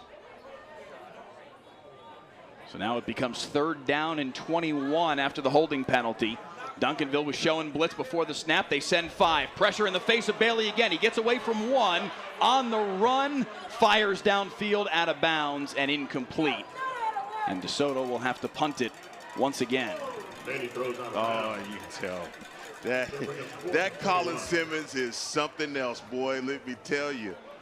He don't miss many times. Point blank like that, he does not miss, and he is down on himself because he knows that is an automatic sack. But nonetheless, he has DJ Bailey's head on a swivel. He is looking for that pressure. They better find out where number 8 is and put another guy out there on it. So DeSoto to punt it away. We've seen 2 sustained drives from the Eagles. Both of them, though, have ended in 4th down stops for the Duncanville Panthers defense. Wobbly kick up the near sideline, takes a good DeSoto bounce inside the 45, and will be downed there on the near sideline by Jashawn McCoy. But back comes Duncanville with good field position here. Oh, you're just being nice. You called it a wobbler. That was a shank. He shanked that thing, and it rolled to position. I think you're going to get that at about the 44-yard line. But, man, that could have been really bad for the Eagles. RL from Chatsville in the YouTube feed says Colin Simmons needs to go to Texas. I think there's a lot of Longhorn fans out there that would agree with that sentiment. A lot of fans from teams all around the country that want him to come play for them. Hey, tell him get in line. Get in line. 4 wide receiver set here for Keelan Russell on the first play of the series. Going for the jugular shot, overshoots his intended target, Lontrell Turner. And I'm sure Lontrell Turner, again, he's one of those guys, man. He can stretch the field, take the top off, but right there on that play in particular, he is in between 2 guys. So Keelan Russell, I credit him by just throwing that ball away, basically, and not trying to fit it in between 2 defenders. John Lasker in the YouTube comments says Duncanville can seal this away with another touchdown here. Little early for that, but they certainly would put themselves in a really good spot if they can do that. That is a fantastic play by Jaden Milliner-Jones to cut down Caden Durham for no gain. Well, that's how you got to tackle him, okay? You can't arm tackle this kid. He will run through an arm tackle. This is like, tying up a steer. You got to get him on the ground, rope his feet up. I mean, that's just completely Texas talk right there, but you got to get him on the ground, man. 3rd down and 10. Pressure coming. They set up the screen on the far side and wide open up the far sideline. Across the 35, inside the 30. A foot race once again. Knocked out of bounds inside the 15-yard line is Caleb Kenny. And that's Coach Todd Peterman right now, just in his bag. That is a perfect play. Misdirection, comes back across to a wide open Caleb Kenny. And they are lucky that he hit his head on the goalpost. 1st down and goal right from the 10-yard line. Handoff for Durham. Give him a yard. We've seen DeSoto come up with their own 4th down stand deep in their own territory. They really need one right now. Yeah, and I agree with that comment, man. It's not too early. You look at this Duncanville defense, and they're mixing up their coverage. If they don't have to mix up their coverage and just come after you, that is where things get really sticky. And so they're in that stage right now where they can't obviously pin their ears back and throw caution to the wind. But trust me, if they're able to get a 20-point lead going into the second half, that is what it's going to be all night long. Russell working near side. Has to throw it away. There was a fight on the far, like a hand fight. I don't mean an actual fight on the far sideline. DeCorian Moore and Cayman Mathis. And Mathis won the hand fight and ripped Moore to the ground right there at the line of scrimmage. Did not let him release. No, call it what it was. He picked him up and threw him on his butt pad. Okay. He said, "Come here, sophomore." Yeah, that was a takedown. No flag on that play, but man. They'll allow some hand fight right there at the line of scrimmage, but that was quite a bit of that. Handoff up the middle and another crease, and to the end zone for the third time tonight goes Caden Durham. He only had to go 10 yards on this one, and Duncanville in control here late second quarter. Caden Durham just counting the money. He's like 1, 2, 3. I love this kid. I absolutely love him, man. And seeing him in person, you know, all of the tape that we're watching on him, and it looks like he's fast. When you're watching him on Max Prep, you're watching him on Huddle, he is moving at a different speed. But, man, when you just see it with your fresh eyeballs, man, this is something to see. Extra point is up and through, 20-0 Duncanville. Caden Durham with his third touchdown run of the first half, and the Panthers in control mid-second quarter.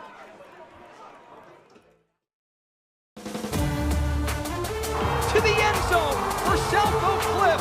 Our brand new color commentator, Heckma Harrison. Heckma, welcome to the team. Man, I'm excited. Touchdown, Randy Reed. Next week, a special Thursday night broadcast as Lovejoy and Melissa play for a district championship. Thursday at 7:30 on the WFAA YouTube channel and WFAA Plus.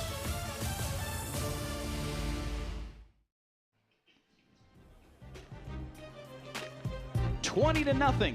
The Duncanville Panthers on their home field with the lead over the DeSoto Eagles. 4:16 to play here in the second quarter. We do appreciate you being with us here on the WFAA YouTube channel and WFAA Plus. Just around 6,200 of you with us right now on the WFAA YouTube channel.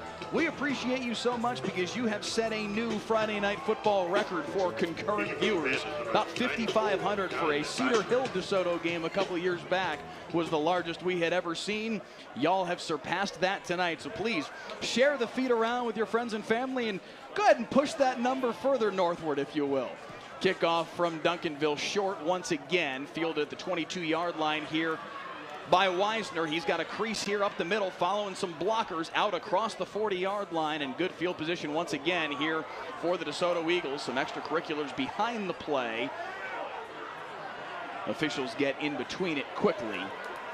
They are letting this go, Heckma, beyond what you would ordinarily see, and I would say good job by the officials to understand the moment, understand the emotion that is wrapped up in this game. And I think in any other football game, a flag is thrown in that circumstance. Instead, the officials get in between it, break it up, and just let it be. Both sides kind of got their licks in, and hey, fellas, cool it down, go to your sidelines. They know that this is a community affair, man. These guys, it's not any hate. These guys have played against each other, elementary school. A lot of them know each other. Parents know each other. Oh, yeah. You know, this is a close-knit community, so this is a prideful game. So good job by the officials by not throwing a flag and ejecting guys just for that little bit of skirmish. DJ Bailey, quick throw far side. Dalen Jones makes a man miss, lowers his shoulder, spins his way close to the first down, certainly across midfield. Give him 9 on the play. It'll be 2nd and 1. I love this. This is such a friendly ball from DJ Bailey out to Dalen Jones. Gets it out to him in space and allows him to use his vision to make extra plays. And I mean, a lot of quarterbacks don't understand that. You got to let your playmakers use their vision and speed to make plays for you. Quick throw far side, and right on the scene immediately is Lamadrick Spencer. It was Crimson Mathis, I believe, that made the reception, and he paid the price for it right here. They're going to say, I believe, incomplete. And Crimson Mathis is down after the play.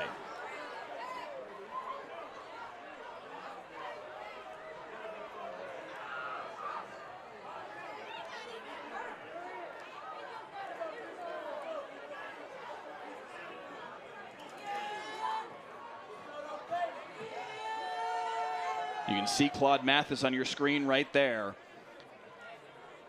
I think he was saying, what's his name? He was trying to figure out what the official's name is and then started hollering out Carl and said that should have been targeting too.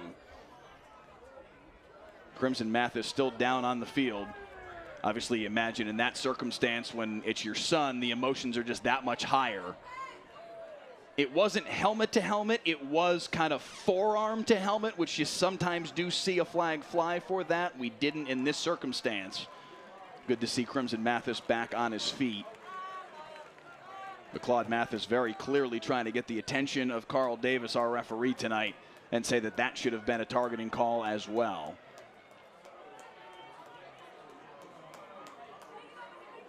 But Crimson Mathis with 3 coaches and the training staff walking him off the field here. And they're going to make sure that he's okay before he comes anywhere near the football field again. Yeah, and as a father of a high school athlete, you don't want to see anything like that happen.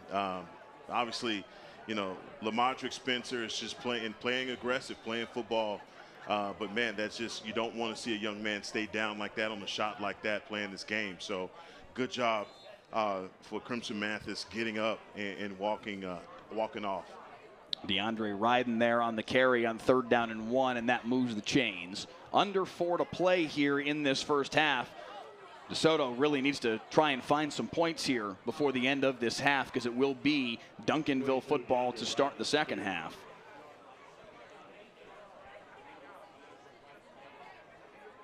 But let's just say that Lamadrick Spencer lowered the boom on that shot, okay? And they've seen that play. That's the same play over and over again that they're throwing on the outside when their running game just goes, you know, they can't run it anymore. So they're just trying to find a way to pick up extra yards. And those small plays, that's the way that they're marching up the field, and they're getting a 3rd and 1.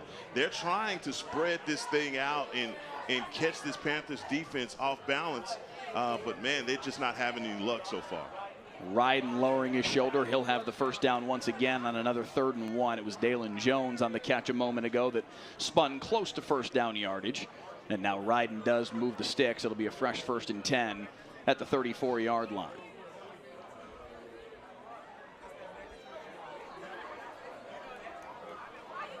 Four wides, 2 to either side. Bailey, pump fake, then through far side. Incomplete. Jonte Cook tried to make a case at it, but he had gotten a foot inbound. And look at Colin Bailey. What is Colin Simmons? He stops. I think he thought maybe that Bailey was going to throw it and stopped because he didn't want to get called for a roughing the passer. The only thought that I've got. Wow. Because I guess it was a convincing pump fake from DJ Bailey.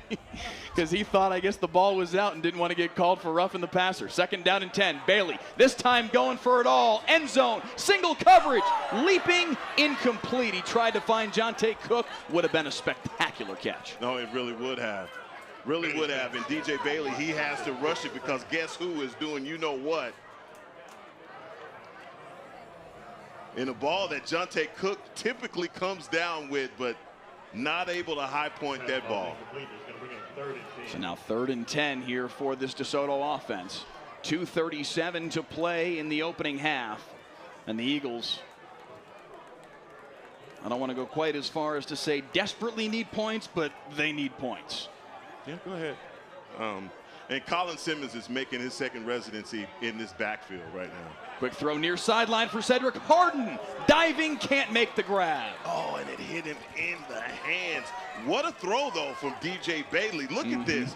He puts it on the money in a place where Harden, hey, it's going to be a tough throw because Keldrick Madison is draped all over him as well. So as he puts the seatbelt on, it's going to bring up a 4th down for the Eagles. They keep their offense on the field. DJ Bailey in shotgun, Ryden to his left. Timeout DeSoto. Yeah, you want to make the right play here. At least, look, 4th and 10, you've got to think that Coach Claude Mathis wants to pick up the first down and not go for the end zone here. We got 2:31 still left in the 4th, so you're leaving Duncanville with some, favorable field position, and they still have a running back that has broken off a couple of runs, so they could break this thing open. Caden Durham and the Duncanville defense have been the story of this first half. Duncanville with 2 big 4th down stops inside their own 10-yard line, and shortly thereafter, on the first one, it was the very next play, The second time a few plays later, 2 very long touchdown runs for Caden Durham. And now a delay of game out of the timeout here for DeSoto. That's twice now we have seen DeSoto out of the quarter break have to burn a timeout to avoid a delay of game, and now out of their own timeout get called for a delay of game. Plainly put, that's hard to do. That is, Mike, that's mismanagement. And here they are now with 5 seconds on the play clock. 4th and 15, pressure from behind, and down he goes. Colin Simmons again.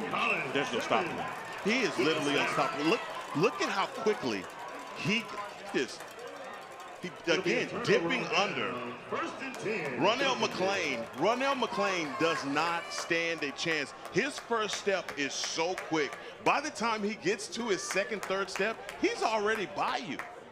And for any left tackle, the first thing you're doing is you're kicking back in an angle, as I'm trying to illustrate it here in the booth. You're kicking back in an angle, and you got a guy that's at least 2 yards away from you that's already burning you on his second step. That is absolutely amazing. He's the number 2 edge rusher in the junior class. And all I can think is, who the heck is better than that kid? my next question was, Mike Leslie, please Google who's number 1, okay? I got to see this guy, because if he is better than number 8, then he is amazing. 1st and 10 for Duncanville at their own 46, 2:23 to work with. No timeouts left, but plenty of time, especially when you give the ball to Caden Durham. Look at him go up the far sideline. Nobody's going to catch Caden Durham. 54 yards for the touchdown, and Duncanville is putting it on DeSoto tonight.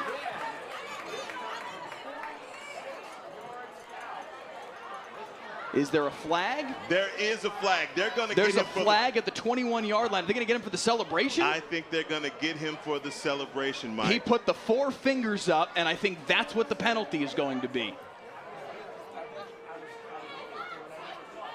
Wow. Carl Davis, our referee, talking it over with his crew. Offsides defense, that penalty's declined. Okay, touchdown.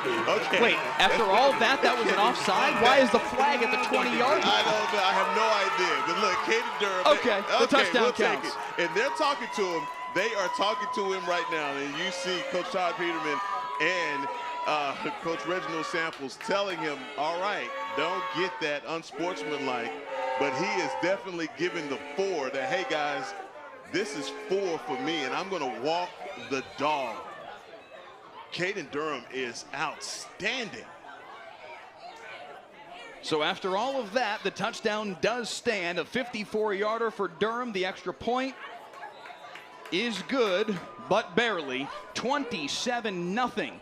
The Duncanville Panthers putting a hurt on DeSoto in this first half, and it is all Caden Durham. Show him, young man. 4 first-half touchdown runs for Durham. Panthers up 27-0.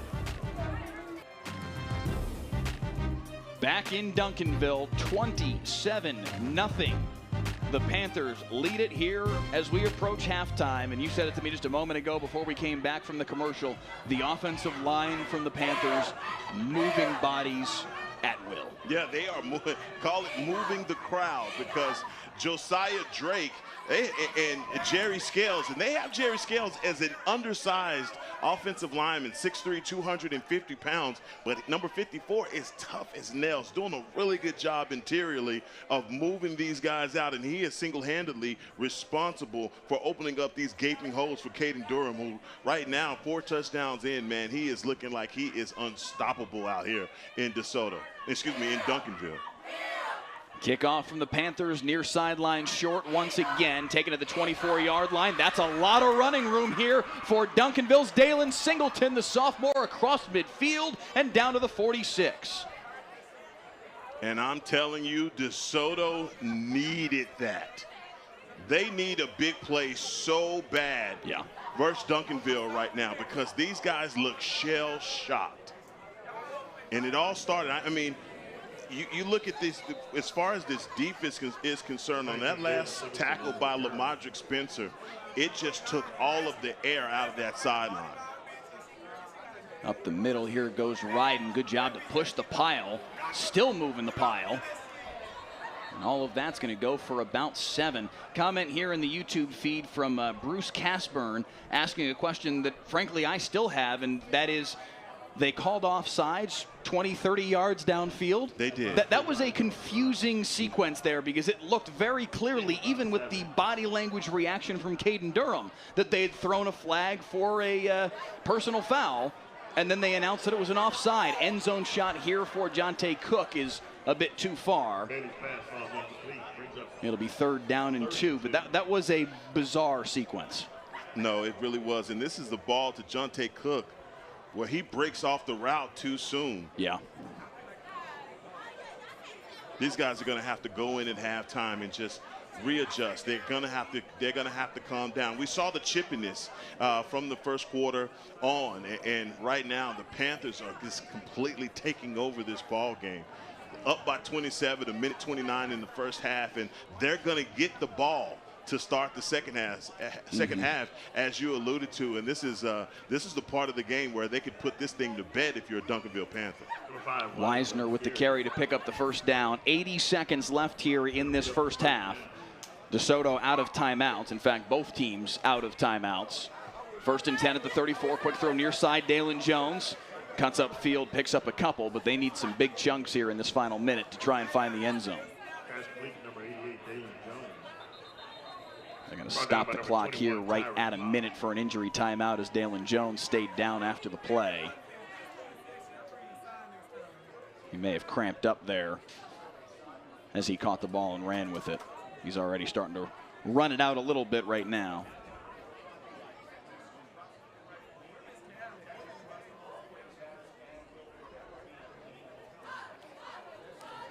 Oh, this really has been a tough game for the DeSoto Eagles, man. They've done everything to try and stay in this ball game, but so far, this Duncanville defense, they are not giving these guys any quarter. Every time they get close, they just clamp down. That 4th and 1 down there, it looked like they were going to pick up at least the first down. And were denied. Clock is back running here out of the injury timeout, down to 45 seconds. Bailey flushed to his right, chased from behind, looking end zone, fires short of it, fires it out of bounds, and throws it away. It's going to be 3rd down and 9, 38 seconds left here in the first half. Comment from Bashawn Jackson in the YouTube feed, and I think this might be the comment of the night so far. He said, would someone look out their window and see if Caden Durham is still running? Caden Durham is at Camp Wisdom right now, let me tell you. He's already made it to Redbird Mall. 38 seconds here. Duncanville rushes 4. Bailey steps up to avoid the pressure. Got a man right in his face, and he's going to have to throw it out of bounds again. As much as we've talked about the receiving core from DeSoto, the secondary from Duncanville has done a really nice job. A lot of it's the pass rush. They've made life difficult on DJ Bailey. But look at him. He's looking downfield, and he's got nowhere to go with the football. No, he doesn't. And it's because of this secondary. Tyron Polley and Kadavian Dotson-Walker, both of these safeties are doing a really good job of taking away those deep throws. They're just playing quarter coverage, and they are eliminating the possibility of Jonte Cook getting behind them. 4th down and 9, 30 seconds left in the half. DeSoto with no choice but to go for it here. Bailey swims away from all of it, fires downfield, but cannot hook up with Dalen Jones on the sideline. Incomplete. Another 4th down stop for this Duncanville defense. It has been a dominant performance in the first half from the Panthers. And they are shutting them out. And again, when you have a lead like this, and honestly, the bigger thing is they are getting pressure with just 4. This is 4-on-5 that they're getting this pressure. And, man, if it's not Colin Simmons, it's Alex January. How about that? This guy's name is Alex January. He's 6'5", 325 pounds. He's a big what boy. a perfect name. Alex January. He's a talented kid, too. God. 16 college offers, Georgia, LSU, TCU, on and on. And by the way, he's just a junior. As is Colin Simmons. That's the part Yeah. that doesn't even make sense. He looks like January, too. Boy, that is a big person.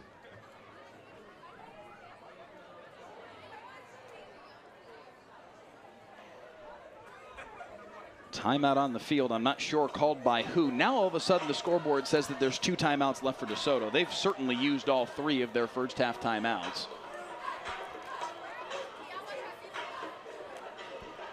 Both teams, in fact, have used all of their first half timeouts. Yeah, no way that they still have. The officials sorting something out right now.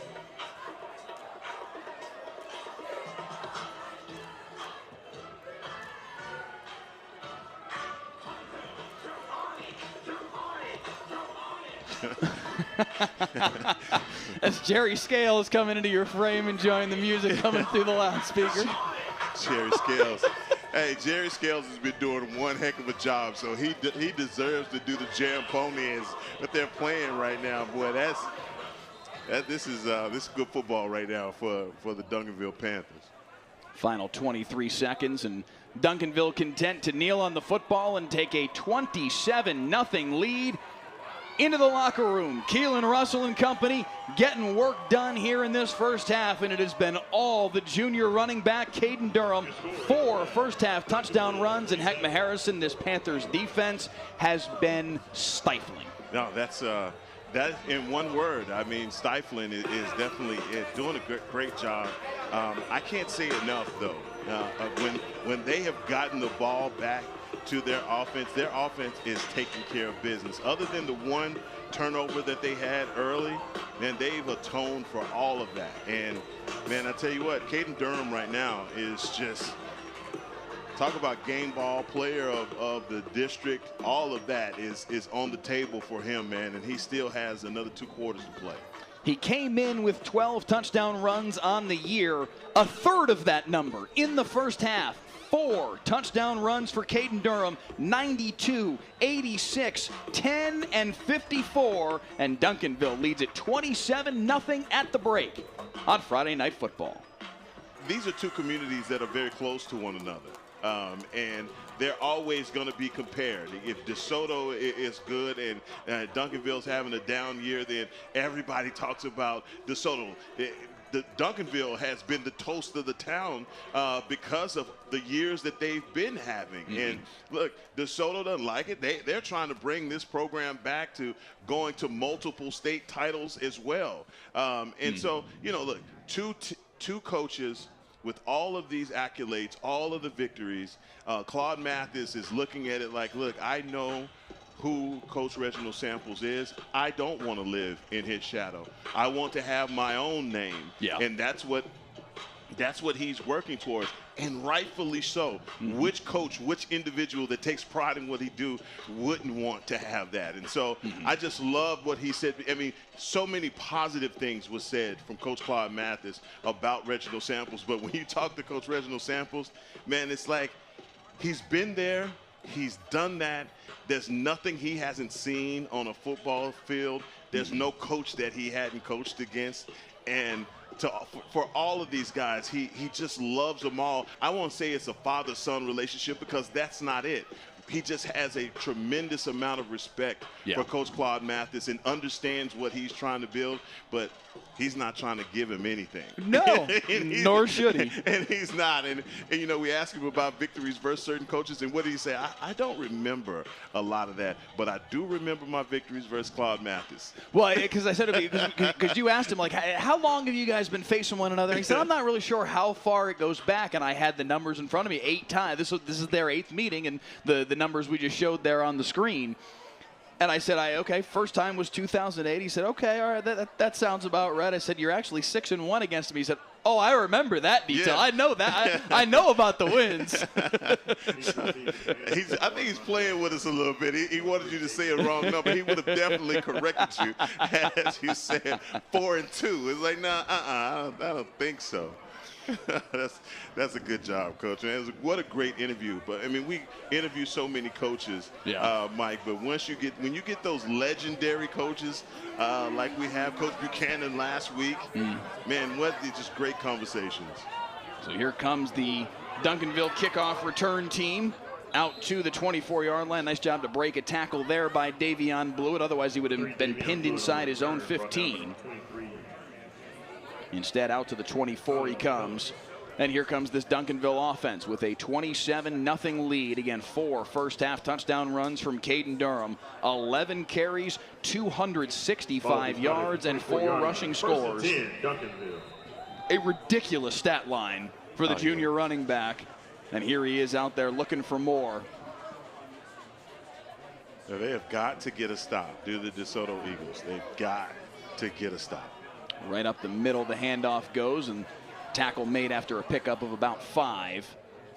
Brandon Booker with the tackle as Caleb Ketty got the carry.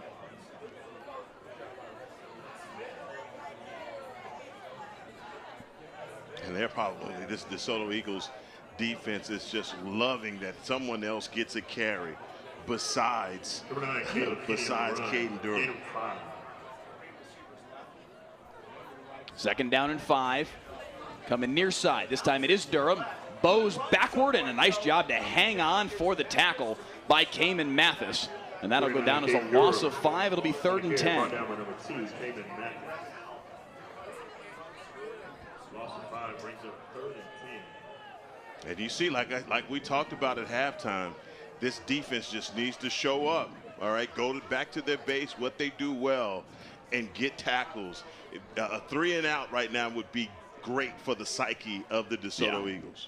They've got a chance at one here. 3rd down and 10. It's going to be a 5 wide receiver set here for Keelan Russell, the sophomore quarterback. 3 wide receivers to his right. Steps up in the pocket. He's going to take off and try and run for it. A lot of running room downfield. He's going to have the first down out across the 40-yard line. Look at the sophomore making a play with his legs.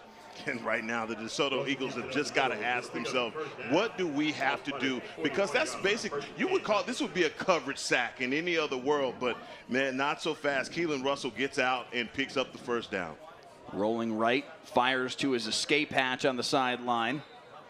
Davion Blewett scoots his way up the sideline for a pickup of 4. And just the sophomore. Just the sophomore is Keelan Russell, and wasn't even the quarterback that they were going to go with for the year. They had an injury in the opening game of the season. Jameer Willis tore his ACL against South Oak Cliff in their opener, and he was thrust in. I mean, samples did tell us he was going to see some time. He had played a little bit already that night before the injury, but wasn't expected to be the guy as a flag flies in here. He has stepped, though, into that role quite nicely. 11 touchdowns, only 4 interceptions, a couple touchdowns on the ground as well. A holding penalty against Duncanville is going to dock him 10 yards here, but what a job this sophomore has done stepping into the role. And Sam did say, listen, we expect this is a kid that they've been waiting on, that they've been expecting to be a guy for them eventually, just not necessarily this year. So they knew he had the talent. He's just being called on a little earlier than expected. Yeah, and I love when we had the conversation with him about his quarterbacks, and he said, "Look, man, I've had an embarrassment of riches at this quarterback position. You know, I've had some real stars, and he's just going to be the next one in line is Keelan Russell."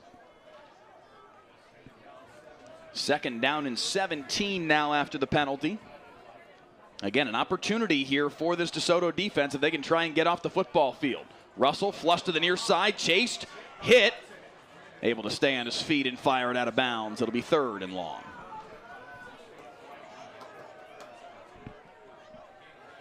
Russell passes out of bounds. Going to bring up 3rd down.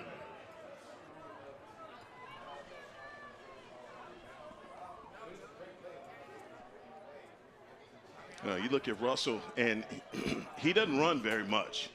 You know, he doesn't run very much. He is looking to pass. He is a pocket guy at 6'3", 170 pounds. And you just think about the days when you had a Jaquindon Jackson out here, which was a completely different style of quarterback. Jaquindon Jackson wanted to run the ball. He wanted to make you pay with his legs and his strength at the quarterback position. Things have changed here in Duncanville.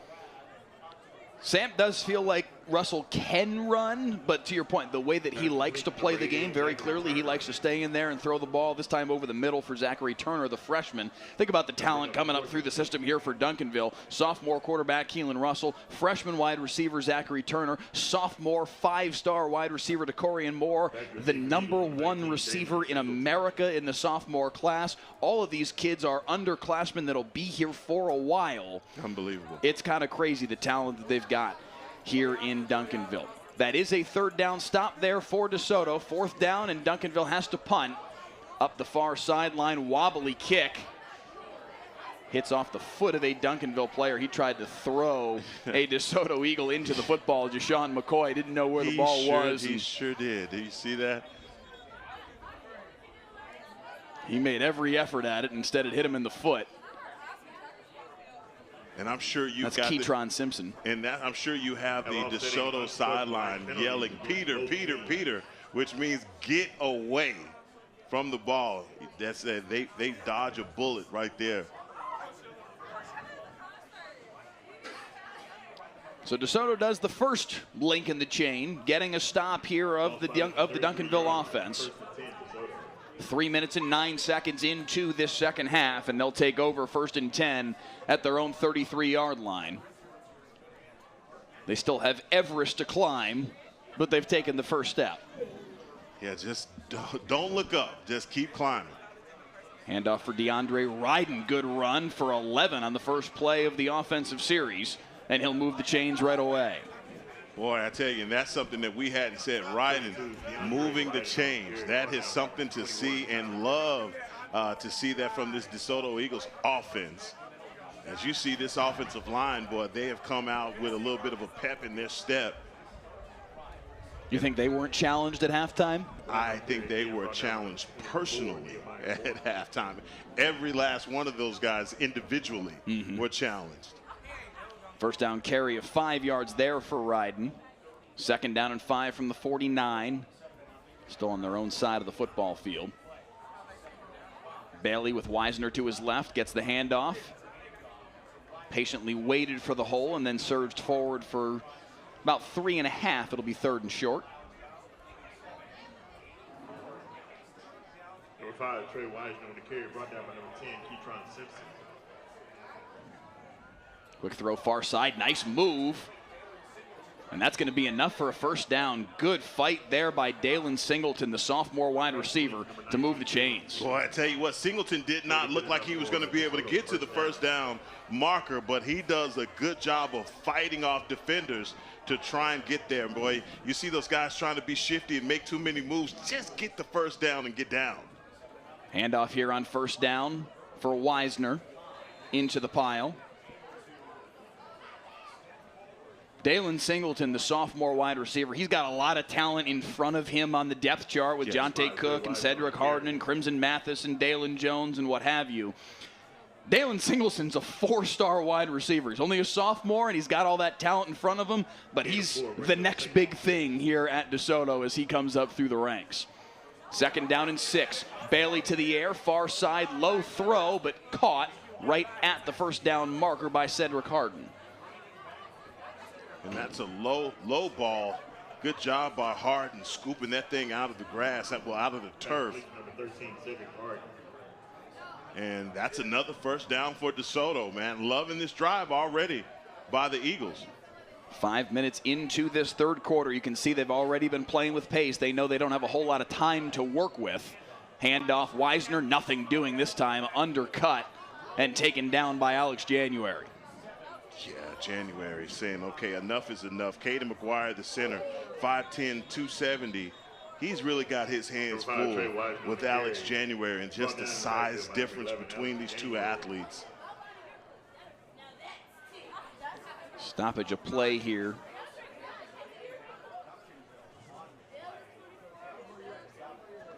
He was trying to signal to the clock booth to reset the play clock to 40 seconds rather than 25. No signal as to who called the timeout. That was the injury. Oh, beg your pardon. Thank you. Injury timeout. Looks to be Lamadrick Spencer, who stayed down after the play there, far away from the play. Back on his feet now, but he'll need to come off for a snap.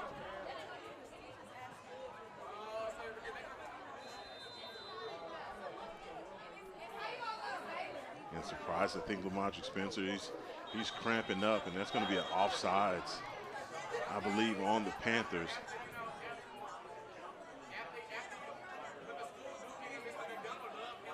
It's been a busy night for our officiating crew. Offside against Duncanville. 2nd and 12 will become 2nd and 7.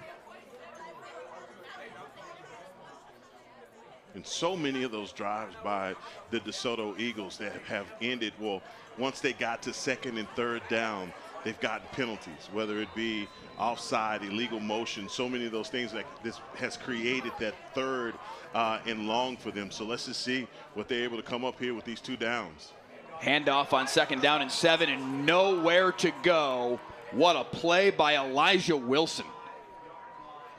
Man, they got Elijah Wilson at that rover position, and just size and skill and speed alone, 6'2", 215. Elijah Wilson with the takedown. Just how quick these linebackers are for the Panthers. We lost Eli Wallace in the first half, and he's another one of those quick, tough linebackers that they have for the Panthers. Midway point of this 3rd quarter, 3rd down and 10 here for DeSoto. 3 wide receivers to the right for Bailey. Looking downfield, over the middle, complete Cedric Harden. 1st down inside the 20. Eagles starting to move the football a little bit. Look at the flick of his wrist. DJ Bailey just flicks that thing, and it goes on a rope. That's a great throw by the junior quarterback. 1st down at the 19. They swing it near side for Dalen Jones. With all due respect, I'm not sure why they keep calling that play. Duncanville sees it coming every time, and they're there 8 times out of 10. Yeah, and it's one of those things where you're trying to spread this defense out, trying to have the element of surprise, maybe pump fake out that way and then try something over the top. But so far, like you said, Mike, it just isn't working. Wisner trying to get to the outside, breaks a tackle inside the 15. Wisner inside the 10. What a run by the senior.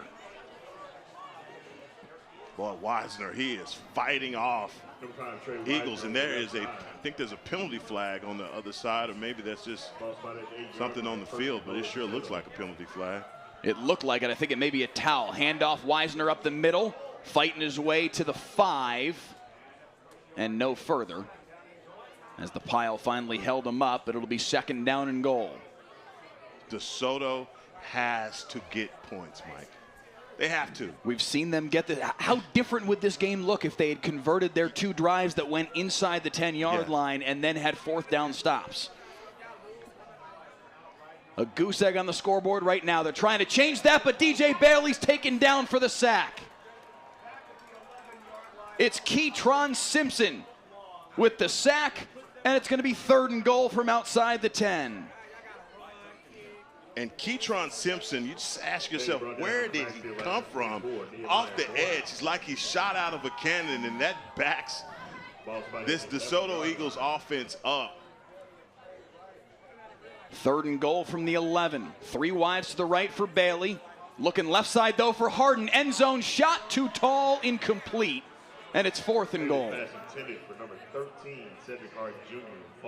He had the single coverage, Heckma. Now he had favorable coverage. This is the matchup that he wanted.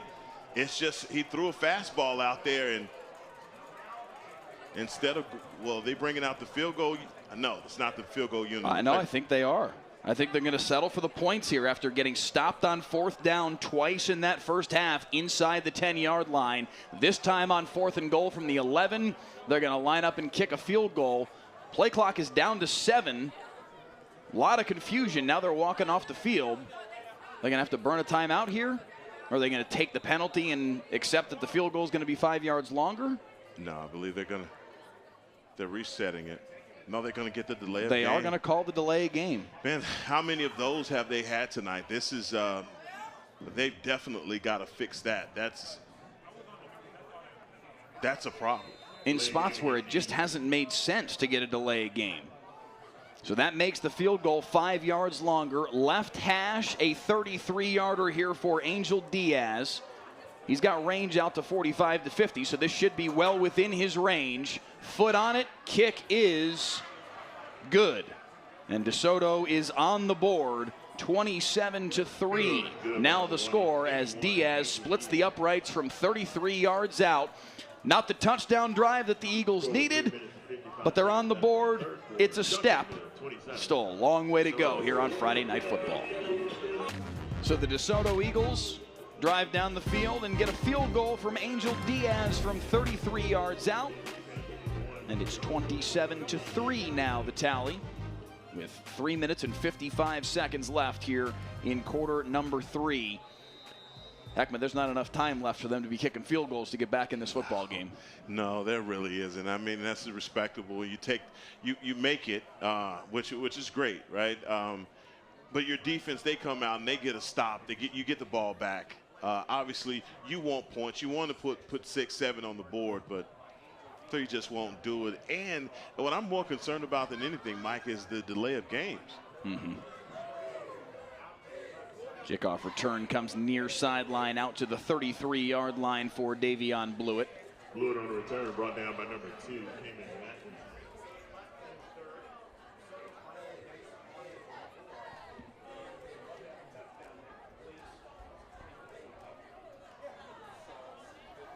So now DeSoto's defense has to come up with a stop again here. They did their part early on here in this third quarter, coming out and getting a stop. Wasn't a 3-and-out, but they didn't allow Duncanville to get too much progress downfield before they got the stop. But they're going to need to do that many more times here in this second half. Handoff coming near side, knifing through to make the tackle is DeMichael Porter. And Caden Durham hasn't had as much of an easy run at things in this second half so far. And that's a good job by DeMichael Porter. He's tracking that inside hip. And that's a flag on the play. It's going to be against the Panthers. They're looking to Claude Mathis on the far side to see whether or not he wants to take the result of the play or the penalty.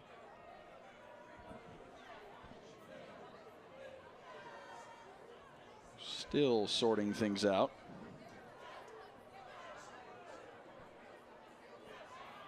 They're walking everybody backwards, so it looks like they're going to take the penalty. Never mind, he's going to decline the penalty. It's been a little herky-jerky with no, it really some elements of this football game. There have been some DeSoto fans that have been unhappy with the officiating in this football game. I know they are. Misdirection. That ball's loose and picked up by DeSoto. How did that football end up in the hands of Kiki Abrams, and it's 1st and goal Eagles? And it was the exchange from Keelan Russell. They're in the RPO, and the ball just comes out. I believe Caden Durham believes that Keelan Russell is pulling that ball out, and he just lets it fall out of the breadbasket. And that is the turnover that the DeSoto Eagles need. Kiki Abrams, Mr. Johnny on the spot, probably really wished that he could have scored that touchdown and not left it up to his offense. I think that Caden Durham thought Keelan Russell was going to keep the football. He did. And just kind of let it go, He thinking did. that it was staying with 12. It didn't. Ball on the deck, bounced right up to Kiki Abrams. And on 1st and goal, the handoff here for Tiger Ryden. Pulled down at the 4 after a gain of 2. No, it totally was on the exchange. And that happens so much in this read pass offense. Tell you what, give credit there to Tiger Ryden because it looked like he was down at the 4. Timeout for an injury on the field as a Duncanville Panther is down. That's Keytron Simpson. Ryden kept his shoulder up, it looked like, and stayed up to get all the way down to the 2-yard line. Look at this one more time. Goodness.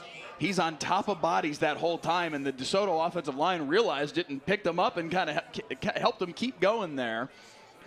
And he's down to the 2. It'll be 2nd down and goal from there. Meanwhile, Keytron Simpson being tended to by the Duncanville training staff.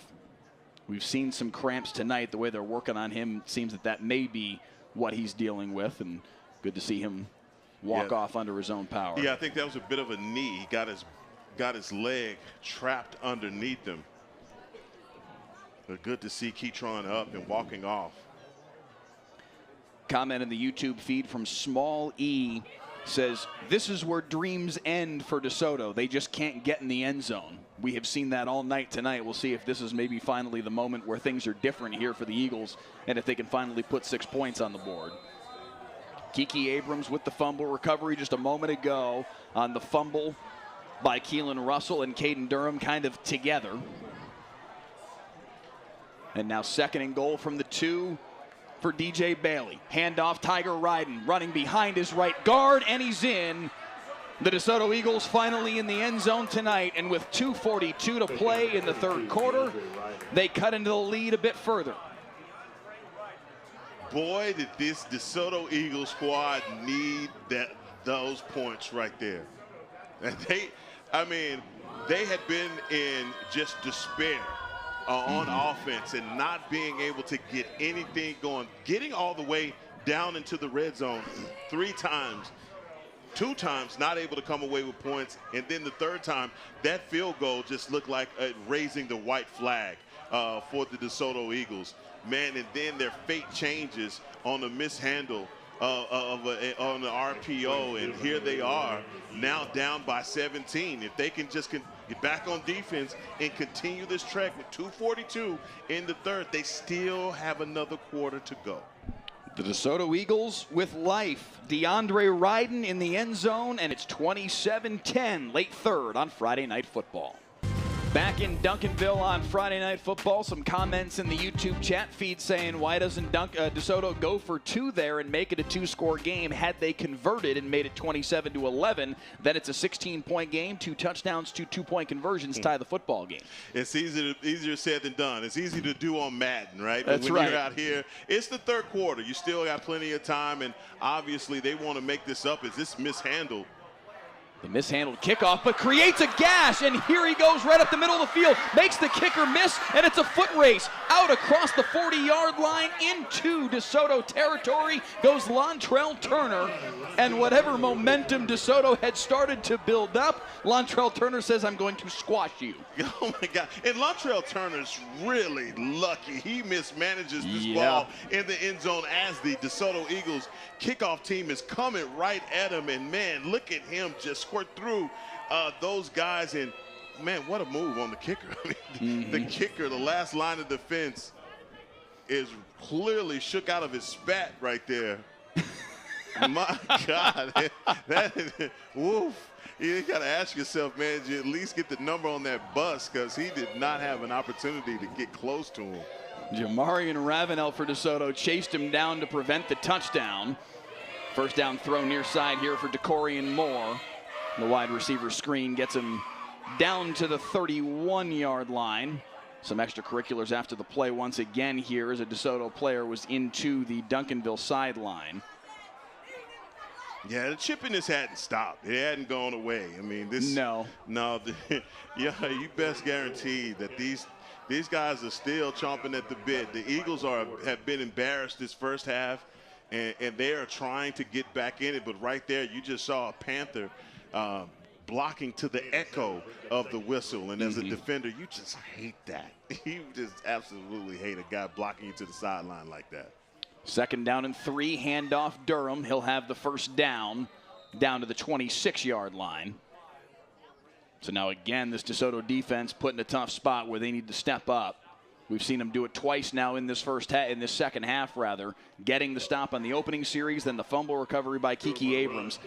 Now they need another big play. Yeah, Caden Durham he is an outstanding running back. Just a junior, but every time he gets the ball, even when he's in traffic, he's almost running like he's running with no one around him. You know, it's just something about his running style that says that he's about to take it yard.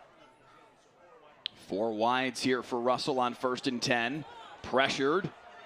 Gets away. Flag flies. That's in the area of a hold once again here on the Duncanville offensive line. You mentioned Caden Durham. Claude Mathis said it to us, the head coach from DeSoto.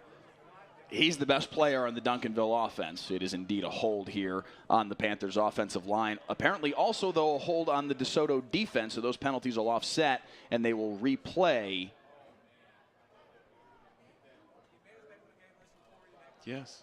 They will replay first down. He made sure that we knew that both of those penalties were offsetting. Yes. And it'll be first down and 10 all over again. But, yeah, Mathis said he's the best player on that Duncanville offense, and he's got a lot of people coming. Oklahoma, Alabama, TCU, SMU, Wisconsin, 13 different scholarship offers. Lots of schools want number 29 there on your screen to come play football for them. He is a different runner. He has a different style.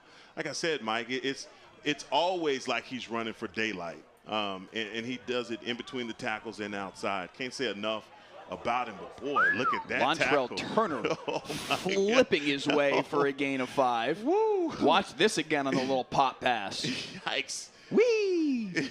Hey, you do that at a trampoline park, not at Panther Stadium. Golly. Tell you what, good to see Lontrell Turner just pop back up and get ready for the next play, because that's the kind of situation where you can get hurt. Man, that's that young body, boy. That's the young, those young bones, you know. He picked up 4 officially on the play. 2nd down and 6. Final 30 seconds here of quarter number 3. Handoff and a big gash on the far sideline, and here goes Caden Durham again inside the 10-yard line. 1st and goal to Duncanville. He's so tough. He is so tough. Look at this. And he's just gearing down. He's being patient, and then he sees daylight and he opens it up. I mean, he has so many different speeds that he runs with, and his vision, I guess you don't say enough about it. You know, he has such great vision, and he's not one of those running backs that's, you know, trying to give you too many juke moves. He really is a guy that's one step and go. And, man, here we go into the 4th quarter, Mike. This is it. It's money time. Everybody's holding up 4s at Panther Stadium. 10 points on the board for DeSoto in the 3rd to make it a bit closer, but Duncanville with 1st and goal when we return for the 4th quarter of Friday Night Football. 27-10, the Duncanville Panthers, the number 3 team in the state, with the lead as we begin the 4th, and the rain has returned here in Duncanville. We played darn close to 3 full quarters, Heckman, without having to deal with it, but it has returned. And if you're Claude Mathis, you're probably thinking right on time. Yo, thank you, weather gods. I beg your pardon, Reginald Samples. Did I say Claude Mathis? Reginald. If you're Reginald Samples, you're very happy about the rain. Claude Mathis probably not so much. 1st and goal out of the quarter break here from the 6. Handoff Durham. Hunting number 5. Taken down at the 3. You know, he has one of those running styles that transfers to every district. I mean, and even at the next level, you know, he is just one of those guys. Doesn't matter where he goes, he's going to be successful as a running back because of his style. You know, he's not taking a lot of direct hits. He's so slippery. Hadn't seen one guy get a good shot on him at all. So that just means he's very conscious of that. I mean, he has a mean stiff arm, but, man, he is a one-cut kind of guy. 2nd down and goal. 1 cut goes right into the chest of a defender. It'll be 3rd and goal from about the 2.5. So many great young running backs in high school football, man. You just look over the national, the nationally ranked guys. There's a guy, Dylan Edwards, in Wichita, Kansas. He's going to Notre Dame, but you talk about a kid that is just like this kid. You know, he is a one-cut go kind of running back, and I give that credit because his dad played with me at Kansas State. But I just want to tell you, he's got a son that's really good, man, and is somebody that you got to watch. Number 1 in the nation. Duncanville is going to burn their first time out here in the 2nd half. So now both teams with 2 remaining here in the 2nd half of this football game. 10:41 to play in the 4th. 27-10. The Panthers with the lead. Again, 4 first half Caden Durham touchdown runs to give Duncanville a 27-zip lead at the break. DeSoto getting an Angel Diaz 33-yard field goal and a DeAndre Ryden 2-yard touchdown run after the fumble recovery by Kiki Abrams to get back into this football game at least a little bit. But Duncanville out of this timeout, we'll have 3rd down and goal from the about 2.5-yard line. And again, Heckma, DeSoto's defense has to step up. Yeah, and did you say that Durham has about 300 yards now? He's inching closer. He is now at 15 carries for 284 yards and 4 touchdowns. Okay, yeah. Good deal. And I just figured that he'd already got to 300, but you're right. Seeing as how he had 265 in the first half. You know, the DeSoto Eagle defense has got to be asking themselves, what did we ever do to deserve this? I mean, they come out, they get a stop, they kick the ball off, they finally get a score. They kick the ball off on what looks like a botched return that gets rattled off to, positive yards, favorable for the Panthers. Out of the timeout, 3rd down and goal. Motion man across the formation is Kenny. Handoff, Durham into the pile, pushing the pile. Still pushing the pile. They're going to mark him short. The far side line judge has him at the 2-yard line, short, well short of the goal line. It's going to be 4th and goal. And they are keeping him out there. Those Samples is not going to kick a field goal. There they go. Is this the field goal unit, or is this just the heavy unit coming on the field? They've got Alex January coming on the football field. If Alex January is coming on the field, they've got Jabrion Peters coming on the football field. I'm going to vote for the heavy package if January walks on the field, period. They've got Vernon Grant on the field. That's Deshaun Bryant running on last minute. They're going to have Caleb Kenny take the direct snap here. Got 3 seconds. 2, 1. They got to call timeout. They just didn't get him out there on time. And I think now they're going to go with the field goal unit. I believe they will, but maybe not. They are going for the juggler. I don't see anybody warming up to kick a field goal. I don't either. I hadn't seen anybody warming up to kick a field goal in a while, all right? So I haven't seen much of the Duncanville special teams period in this football game, if we're being honest. But what do you mean? Come out, kick an occasional PAT, and do they have a punter is the question. Do they have a punter on this team? In fact, it's their sophomore wide receiver, DeCorian Moore. He's their punter. Stop it. Reginald Samples said he is a ridiculous athlete in a lot of different ways, including the fact that he can punt the football. We haven't seen him have to do it but once tonight. But hey, tell me you don't plan on punting without telling me you don't plan on punting. Okay. Who's your punter, coach? Yeah, my wide receiver. He's a great athlete, by the way. Yeah. So back they come with the heavy package. Wow. It's Kenny and Durham together in the backfield. They motion 2 guys to the left. Direct snap to Durham, lowers his shoulder, dives forward, he's in. Touchdown number 5 of the day for Caden Durham. He just cannot be stopped. He too much, man. He is too much. Look at this, and he is just running over. He had to fight for it, too. Yeah, that was close. No, Brandon Booker was on him. Brandon Booker was on him. He was making that tackle, but Caden Durham would not be denied.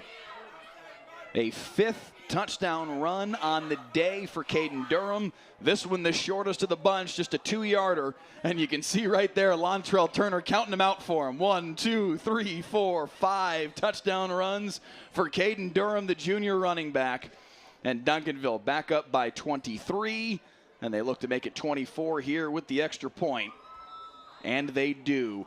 34-10. The Duncanville Panthers reestablishing a bit of control here early on in the 4th on Friday Night Football. 33 points on the board for the 34 points on the board for the Duncanville Panthers. 30 of them courtesy of Caden Durham. 5 touchdown runs on the day. His first of the second half is now officially on the board. And Duncanville back up by 24 with 9:57 to play. Yeah, he is outstanding. We talked about how DeSoto could get back in this game. The one part of that was making sure you stop Caden Durham. So they've done everything else besides stop number 29. So Duncanville to kick it away, a little squib kick up the near side. Fielded at the 24-yard line by Dalen Singleton. He's going to run to the far sideline and try and find an alley. hogtied and wrestled down at the 37-yard line. And back comes this DeSoto offense. They finally found the end zone on their previous possession. The 2-yard touchdown run from DeAndre Ryden, taking advantage of the Kiki Abrams fumble recovery. Now they've got to go 63 yards to find pay dirt once again, and they probably need to do it quite quickly. Yeah, have to do it quite quickly, and probably have to do it throwing the ball. And now this driving rain has started back in Duncanville, and the wind has picked up as well. So if you were going to try and get anything going in the pass game, you probably had to do that 3 quarters ago. They hand it off to begin the possession. But there's a good look at just how nasty it has gotten here in Duncanville once again. Man, I remember playing and stuff like this, and I played the position of quarterback, and I can empathize right now with DJ Bailey. This is not fun to try and throw the ball around in. No, and I never really cared for quarterbacks and what they wanted, and so therefore I love playing in the rain. It was the greatest part of playing football, man. You have that driving rain. You knew that they had to run the ball. I mean, it took a lot of the guesswork out of it, and if they did throw it, it was going to be something short. So defensively, for this Duncanville Panthers team, it's like, oh, yeah, baby. It's like Christmas morning right now. It's Christmas morning, yeah. Because you got a driving rain and you got a 24-point lead, and you know that they're going to have to put the ball in the air. Colin Simmons and Alex January and Jabrion Peters are just, hey, take off and meet at the quarterback. That's it. And you know, one thing, too, is DJ Bailey is throwing a wet ball. And quarterbacks hate that, man. You have to be conditioned to that. So now that's the one thing that changes all of this. You're throwing a wet ball and trying to get away from a defense that now is just, they know that it is chum in the water. Jabrion Peters getting his hands on some chum. There's a holding penalty against DeSoto as well. That'll be declined. And the 3rd down sack brings out the punt unit for the DeSoto Eagles. Down 24. Under 8.5 to play here in the 4th.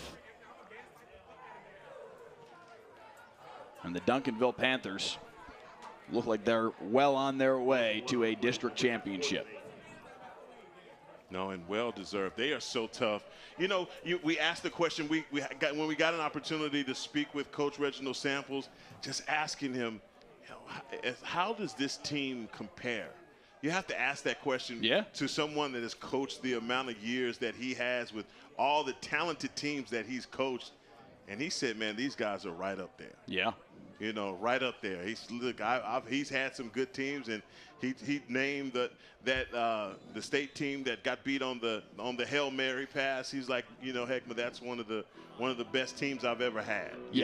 But these guys are right up there. By position, these young guys. And he just pointed out, he's just like, look, I got some young guys that I'm so excited about. But, man, they're right up there as far as the talent. And that's saying a mouthful. Mm-hmm.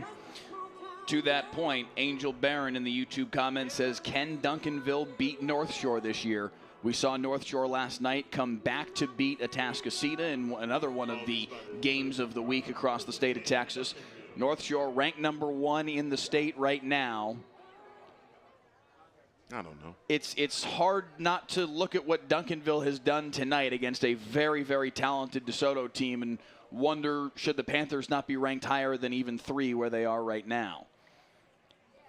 Nothing doing there on the first play of the offensive series as the ball was handed off to Caleb Kenny. The unfortunate part sometimes is that we're seeing these games up here in North Texas, right? Mm-hmm. And those Houston teams, that even I think 6A, I think Shadow Creek is now in 6A. I don't know this to be sure, but there's still Shadow Creek teams that come in and play. You don't see a lot of those guys, and when they show up at AT&T Stadium, you're like, who is this, right? North Shore is number 1 in state. They have to come back versus Atascocita, but a lot of people up here don't see them week in and week out like you see a DeSoto, like you see a Duncanville, like you see a Denton Geyer team, even though they're in a different district. I mean, in a division difference. So, I mean, honestly, I'm sure that North Shore has a really, really tough ball club.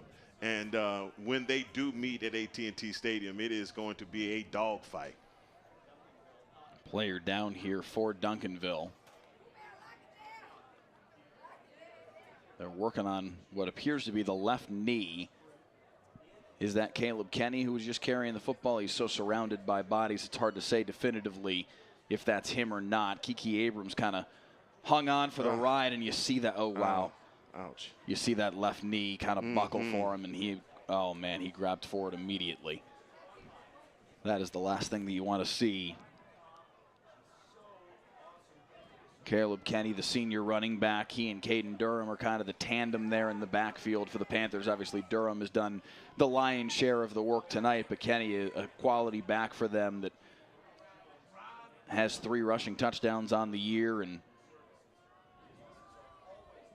having to be carried off the field right now. Yeah, you can't put any weight on it, and that is not a good sign. And honestly, that's really tough for a young man like that, and you're playing behind a junior that is just really everything. You're coming in, you're getting your yardage, and a guy is just laying on you, and you saw his knee taking that awkward turn. So, man, hopefully he's going to be okay.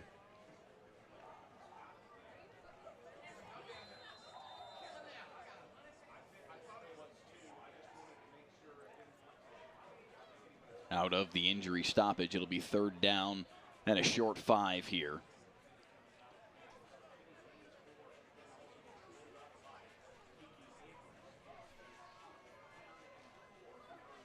It's Russell in shotgun.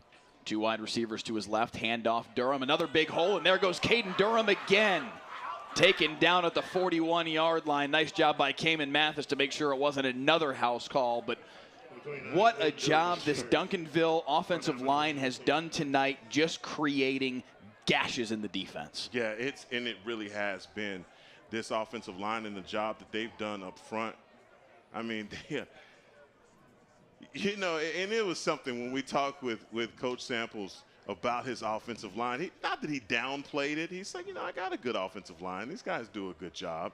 And that is a guy that you don't want to see laying on the ground, that's for sure. That looked more like a cramp, the way he kind of ambled over. That seemed to me. He didn't seem to be in too much distress, just, hey, I got to get this thing worked out. Handoff once again, and right up the middle goes another Duncanville running back. It's Lontrell Turner. Throw the wide receiver at running back. He'll find the gashes too, deep into DeSoto territory, inside the 15. And I said earlier in the first half that Lontrell Turner is more of a running back than he is a wide receiver. At 5'11", 180 pounds, you have him in the slot, but his ability in short area quickness is outstanding. And you can line him up at running back.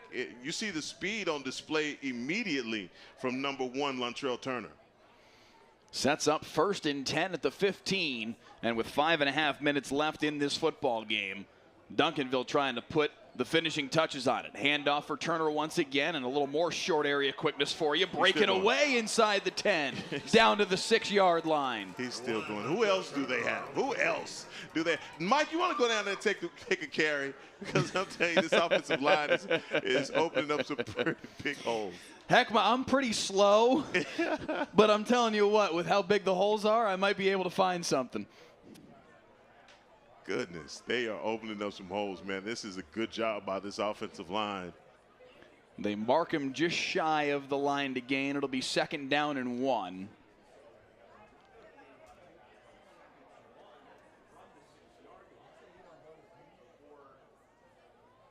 Handoff this time for Nehemiah Borner. And he's in. Touchdown Duncanville. One more on the board. And showing off the dance moves is Nehemiah Borner, the sophomore. Duncanville with a 40-burger tonight. I'm telling you, they're just running out different guys. Nehemiah doing a good job using his vision. Anytime you go behind this left side of the Duncanville Panthers offensive line, you are going to have some success. Josiah Drake, the guy that has 7 offers. He is an Austin P commit, and 6'3", 270 pounds, doing a wonderful job as clearing out things, not only for Barner, but man, been doing a really good job for Durham.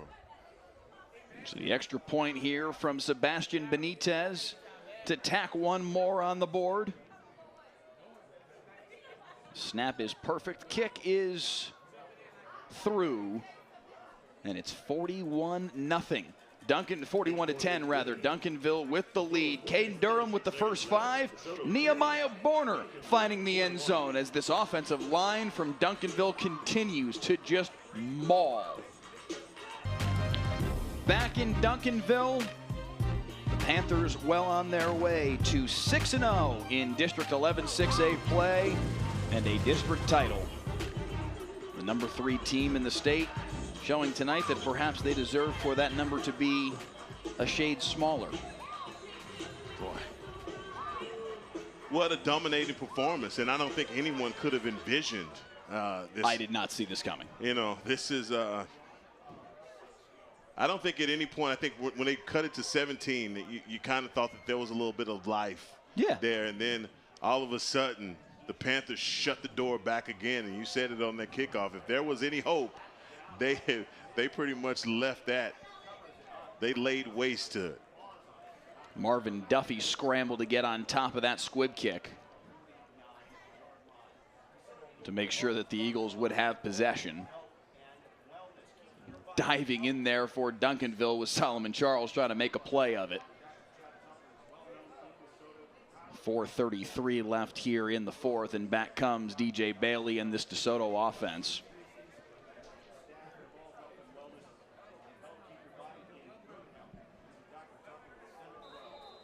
You know, DJ Bailey, someone we talked about at length in the open, about his abilities just to throw the ball.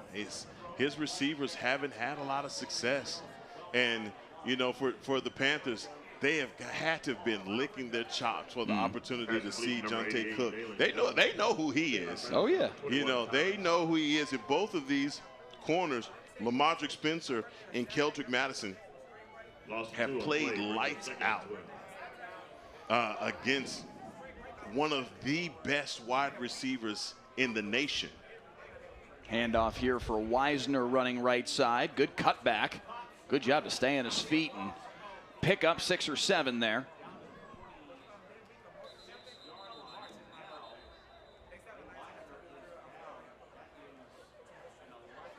Fortunately, it looks like Reisner is down. We've seen some unfortunate injuries here late in this football game. In a 41-10 game, which only makes it that much worse. That not that you ever want to see a guy get hurt, but when it's in the throes of a tightly contested football game, I mean, these things happen. It's football. You're going to have some injuries. Yes. It's not just a contact sport. It is a collision sport. It happens, but when it's in this circumstance, it stings a little more because, I mean, realistically, this game is over. For somebody to get hurt at this stage of the game is really unfortunate. Wisner back on his feet now. The senior transfer from Waco Connolly, a UT commit. Give you an idea of just how deep DeSoto is offensively with their skill positions. A 4-star UT commit is their second-string running back behind DeAndre Ryden, who is a spectacular sophomore. And they've also got Jaden Trawick, who's a fantastic running back as well, that can carry it for him. And I love that combination from both him, Ryden and Wisner. A good 1-2 punch. Handoff up the middle. Will have enough for the first down on forward progress there. Marvin Duffy on the carry, the young man who just recovered the squib kick. They've just come up against a Panthers defense that is just too tough. You know, too tough inside, man. They have so many big bodies to take on the run. They get pressure with those 4 guys up front, and Colin Simmons is the real deal. That's what I come away with tonight saying. You know, number 8 is the real deal. And this time next year, I can't even imagine what kind of player Colin Simmons is going to be going into his senior season. Carry for 2 there. 3 minutes left in this football game. We do appreciate you joining us on the WFA News at 10. DeSoto and Duncanville winding down here. Duncanville has controlled this football game significantly. Marvin Duffy with the handoff right up the middle, and Marvin Duffy in a foot race to the end zone. He will score. Touchdown DeSoto. A nice run from Marvin Duffy from 39 yards out. And that's a good, strong run from number 33, Marvin Duffy, coming in, running that thing in between the guard and the tackle. It may be too little too late for DeSoto, but they're happy to get put those points on the board. Even with an extra point, you're still talking about being down 3 scores. It Right. is all but assuredly too little too late, but makes the final score a bit more respectable. But Right. it has been a dominant performance tonight from the Duncanville Panthers. No, Mike, come on now. It really has. It's just the Panthers have put it on them. We talked a little bit about the shock of the outcome of this game because you know that DeSoto is a better team than this. And so you have to, the question you ask yourself tonight is Duncanville just that good, or did we overestimate DeSoto? And I think both things can't be true at the same time, but sometimes maybe in this case it is. You know, I just think that, man, Duncanville's tough. It's interesting because if you look at the games that they've played against common opponents and good football, like look at the good football teams that both of these teams have played. They've both played South Oak Cliff. They've both played Waxahachie. They've both DeSoto hasn't played Mansfield yet. They have Mansfield next week to wrap up the regular season. So Waxahachie and South Oak Cliff are your 2 main data points. DeSoto beat Waxahachie by 18. Duncanville beat Waxahachie by 17. DeSoto beat South Oak Cliff by 19. Duncanville beat South Oak Cliff by 13. There's a lot of reason to have thought coming into this football game that these 2 teams were on pretty even footing. Duncanville has shown rather clearly tonight that that's not the case. It's a little hard to explain what has happened tonight because Duncanville has perhaps the weather impact on this football game, even though we didn't see as much rain as we thought we were going to see. Right. It was still a wet environment and a wet football, and that certainly makes passing the football harder. I'm not going to say that that's going to make 24 points worth of difference. Believe me, I'm not saying that. I'm not. Let me be 100% clear. I am not saying that. But you do wonder, if it were a dry environment, does that make the game at least a hair different? Honestly, the credit has to go to this Duncanville defense. What they did in that first half, those 2 big 4th down stops inside their own 10-yard line are the difference in this football game. If DeSoto's able to finish those drives with 6 points, this is a different football game. It is. Not a different outcome. Again, not trying to go there.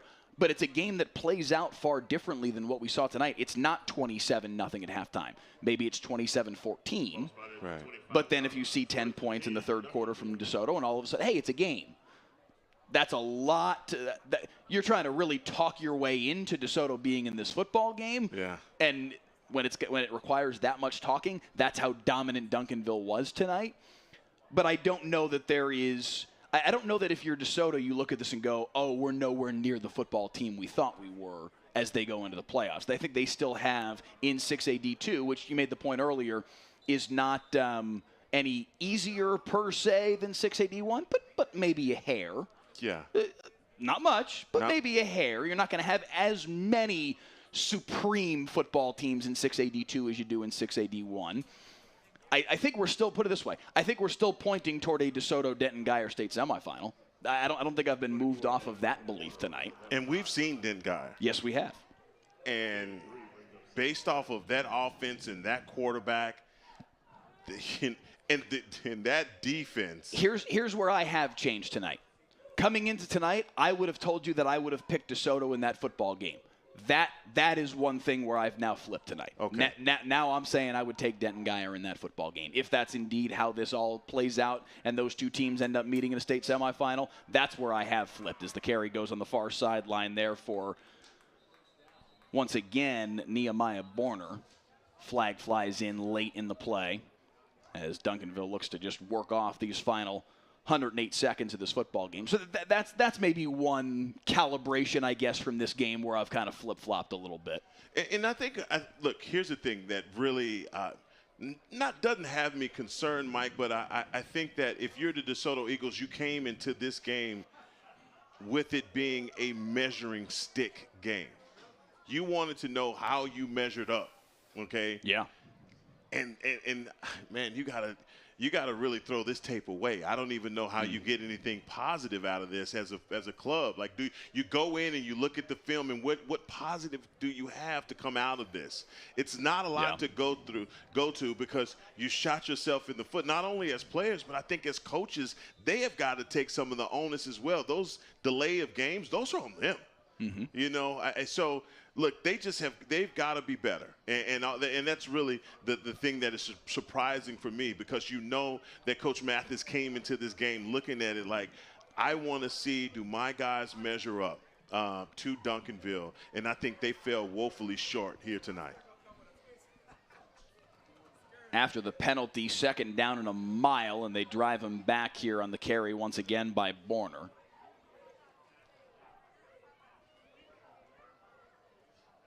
Both teams getting some reserves in there late in this football game, as Duncanville obviously in firm control. We talked about DeSoto's path and the likelihood that they meet up with Guyer in the state semifinals. Again, I still think that that's a very realistic possibility. For Duncanville, their path within 6A D1 Region 2 without DeSoto there, honestly, looks not clear, but looks manageable. Waxahachie is certainly a team that, Waxahachie gave Duncanville a pretty good football game this year. 24-7 was the final in that one. Duncanville took control late in that football game to pull away a little bit, but that was a good football game. That might be your Region 2 final in 6A Division 1. So their path is interesting as well. One thing we know, though, for certain, their path to a district championship is clear. 6-0 after tonight in District 11 6A, as they get the 41-17 win over the DeSoto Eagles to move to 8-0 on the year. Hey, Jimmy, your final score, DeSoto 17, Duncanville. And what a game. What a performance from the Duncanville Panthers. That was a dominant performance from the jump. They did allow DeSoto for a moment to creep back into it there in the third, but only just a little bit, and then slammed the door shut again early on in the 4th quarter. This was a complete performance from Duncanville. No, it was. And, Mike, I want to give credit where credit is due to both of these teams. I'm really impressed by the performance that I saw from Duncanville. You know that the DeSoto Eagles, they have a ton of great athletes on their side, a lot of 4-star, a lot of 5-star guys. They played a wonderful game. Look, it was chippy, but nothing got out of control as both of these teams meet in the middle of the field, and hey, just give a wave at one another. And look, for DeSoto, they just have to go back to the drawing board and be better next time. They didn't get the district title that they wanted. They wanted this game, and they came up short here, but that does not diminish the athletic ability of the guys that they have. I mean, DJ Bailey and his stats are amazing. Jonte Cook is one of the absolute best wide receivers in the state, hands down, bar none. There is no questioning that. I mean, but on the other side, when you talk about the Duncanville Panthers, they're loaded across the front. Keytron Simpson, Alex January, Jabrion Peters, Colin Simmons. That front four, number 8, 55, 11, and 10. Good luck. Okay, good luck with these guys. And look, on the corners, Keldrick Madison and Lamadrick Spencer, these guys are really good. And these linebackers, this whole defense, and that defensive coordinator, Ramel Borner, he called one heck of a game today. All right, for high school defensive coordinator, you better put this guy's name in the hat and start looking at him, because he is doing some wonderful things with this defense, and the way that he shut this DeSoto Eagles offense down was a masterpiece tonight. Yes, it was. Ramel Borner, a former player for Reginald Samples, similar to yourself, Heckma Harrison. And Coach Samples told us that, hey, he's been grooming himself for this job and looking toward this opportunity to be their defensive coordinator. And he's had the opportunity now to take over here recently. And like you said, what a job he did. I saw a comment from somebody in the YouTube feed saying that DeSoto just played a bad game tonight. And I think there's probably something to that. I think if you were to ask Claude Mathis right now, he would tell you, hey, we played poorly tonight. Right. I think he's right about that. I think you also, though, would need to say that part of the reason for that is what Ramel Borner's defense did to them, because they shut everything down. But yeah, you had help. they helped to play bad. So, I mean, all of that sounds good in theory, but, yeah, you got to be real with yourself when you look at the job that this defense did. And they were laying some shots. I mean, I just go back to the Lamondrick Spencer hit on the sideline, Mathis, and you kept asking, like, why are they throwing that over there? That's not going to get them any success at all. But they were trying to stretch this defense out, and pretty soon you see that these guys, doesn't matter what position, how small in stature, how big they are, this is an aggressive, hard-hitting defense, and all 11 of these guys are coming to the ball carrier, and they are trying to deliver a shot. And so, man, I am so impressed with this 2022 Duncanville Panthers team. And, you know, I know that we have some questions about North Shore. Yeah. I can't That's wait. the question to ask right now. That is the question to ask. And after you put a performance like this on the field, it's going to be hard not to point directly to AT&T Stadium and a possible fourth meeting in a state championship game with North Shore. Yeah, that's just, boy, it's so much, that's just heavy. It's just heavy. That matchup, these guys have seen each other so many times, and North Shore owns that matchup. So, you know, let's see what they've done to make this better. And I think the difference maker in that is going to be one, Todd Peterman. I think that offensive coordinator is the difference. He did a job tonight. Let's dig into that just for a moment before we sign off tonight, because what Duncanville did offensively, obviously a lot of it, the credit has to go to their offensive line. Josiah Drake, Jerry Scales, Noah Ponce, Damian Martinez, Ben Whitfield, all five of you deserve to have your name said on our broadcast tonight, because they moved bodies around all night long and are a big part of why Duncanville won this football game. That said, there were also some moments tonight where Duncanville very clearly schemed up a situation and created an advantage for their football team.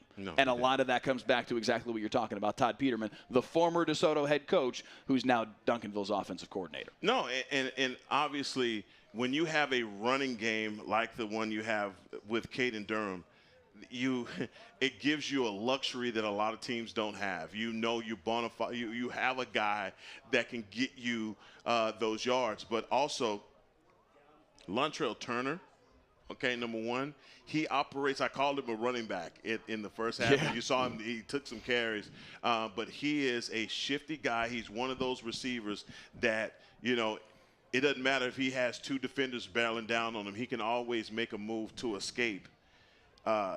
DeCorian Moore, he is as good a wide receiver as there is in the nation. And he has some possession receptions as well that really, like, you ask yourself, like, when they needed to make a throw, Keelan Russell looked really comfortable in the pocket throwing to his guys. And so I think that's the difference. In the past, when you had Duncanville squads, you asked yourself, could they actually make those throws? Now you see them doing that with ease, and that's the thing that makes me so comfortable to say, if they see these guys, some of these tougher opponents like North Shore in the state title, I think this is a different they're stylistically different than what you've seen before, and their offensive coordinator does that for them. Meanwhile, for DeSoto, we talked a little bit about Claude Mathis. And, I mean, he said to us earlier this week that he felt like this was their best chance to get Duncanville. Obviously, tonight didn't go the way that they wanted it to go. But this is a DeSoto team that a few years ago was a little bit of a tough spot. They have now climbed their way back into the state's top 10 rankings. And they've climbed their way back into having 4-star and 5-star athletes all over the football field. They now need to gather themselves after a game like this, but looking forward for this team, is there a way that tonight can help them? Is there a way that they can, is there anything positive that they can take from tonight? Maybe not from the film necessarily, perhaps from a motivational standpoint for Claude Mathis's team to then rally and go to work in the postseason. You play football long enough, you get your butt whooped. Okay? Happen. It's going to happen. It doesn't matter. If you play a contact sport, sooner or later, somebody's going to get you. And trust me, would Coach Reginald Samples rather take a loss here than go to the state title and take a butt whooping? I'm sure he'd rather get it here at home, okay? Because you play this game long enough, you're going to get it, all right? I think you go back and you say to yourself, look, we took a lick, guys. That doesn't define the season, and obviously we have a lot to build on, a lot of momentum that we can take into the playoffs. Look, you just forget about it, man. You put that thing in the rear view. You don't talk about it over and over again and relive it. You lost. Okay, you can't do it again. All right, this football game will never come back to be played this way ever again. But you do get an opportunity to go forward with a new future. And I mean, everything is still in front of them. This isn't one of those games that you had an asterisk next to as a playoff game. That's right. This is a regular season game. You didn't get the district title, but guess what? You still get an opportunity to go to the playoffs.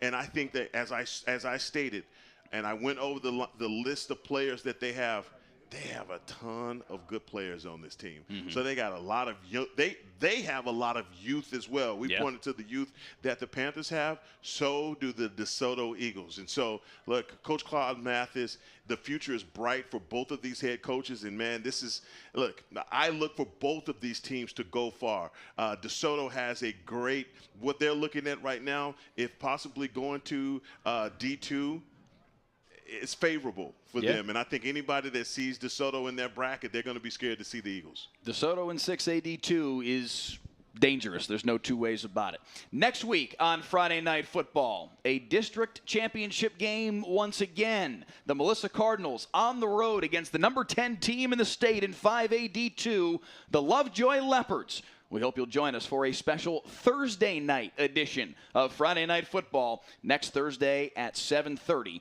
right here on the WFAA YouTube channel and WFAA+. For our entire Friday Night Football crew, Director Clay Marshall, photographers Graham Rayner and Jeremy Taub, digital coordinators Nick Blackhall and Paul Wedding, graphics coordinators Nick Blackhall and Emil Moralva, and the one and only Heckma Harrison alongside with Heckma Jr. in the booth with us tonight. We appreciate you being here tonight as well. I'm Mike Leslie. So long from Duncanville. The final score, one last time, 41-17. The Duncanville Panthers led by 309 yards and 5 touchdown runs on just 19 carries from Caden Durham to take the District 11 6A championship.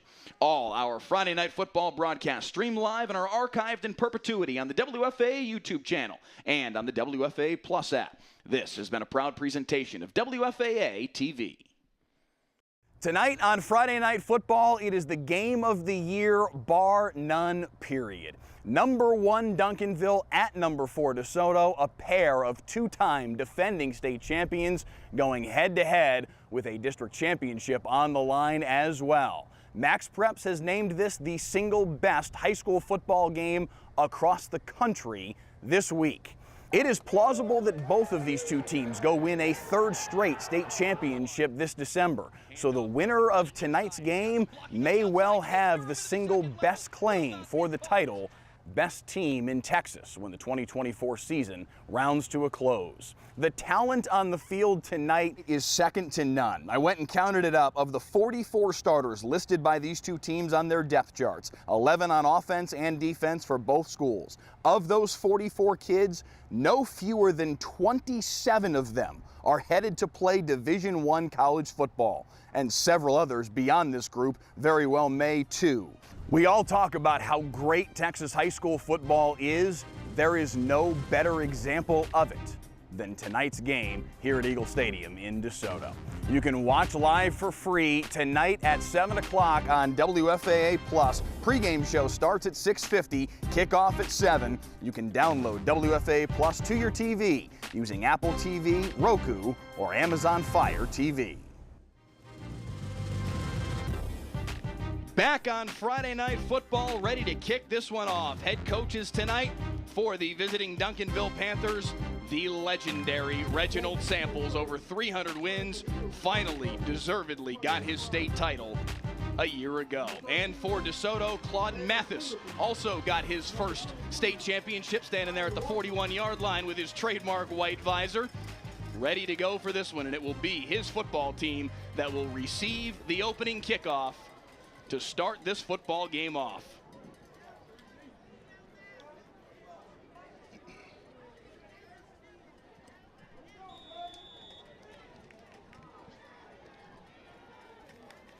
Out to kick it away for Duncanville is Anthony Bernal. Duncanville in the whites, DeSoto in the silvers with the green numbers. And we are underway in DeSoto. A 2:05 kickoff, taking it from his own 5-yard line and bending to the near sideline. Out of bounds at around the 25 is DeSoto's Dalen Singleton. And out comes this DeSoto offense, led by the senior quarterback, DJ Bailey. Offensive coordinators Charles Williams and Kerry Sweeney leading an offense that features, as we mentioned off the top, Boobie Feaster and Dalen Singleton on the outside. Importantly, Marvin Duffy starting at running back for the DeSoto Eagles. Tiger Ryden has been battling injury all season. He was a question mark coming into this football game. Claude Mathis said earlier this week that if they couldn't get him healthy to play in this game, they will hold him out until the playoffs. At least to start the football game, Tiger Ryden not on the football field. It will be Marvin Duffy to start at running back for the Eagles. It'll be DJ Bailey in shotgun, and he'll go to the air right off the rip, up the near sideline, behind the defense, and off to the races goes Dalen Singleton, and Duncanville starts with a lightning strike, 76 yards.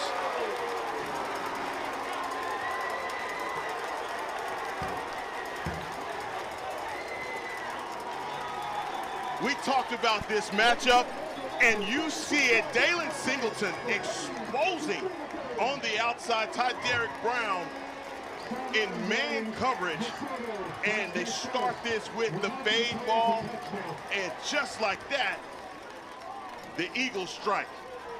15 seconds into the football game, Bailey to Dalen Singleton, and DeSoto strikes first. Wow. And that's, you're talking about DJ Bailey in the opening and just how cool, calm, and collected he is. Man, that play fake to Marvin Duffy, he stood there stoic in the pocket and delivered a dime that came right over the shoulders of Dalen Singleton. That's how you open up a game. If you could have been on this field in the pregame, and you could just feel the tension down there. I think Mike knows better than anybody about how heated it got down on the field. But boy, that's a way to say, I ain't scared of you, and I'm going to show you to open the game for the Eagles. 76 yards from DJ Bailey to Dalen Singleton up the near sideline on a play-action fake and a deep ball for the touchdown. And DeSoto is the first to strike today. Wow, what an open.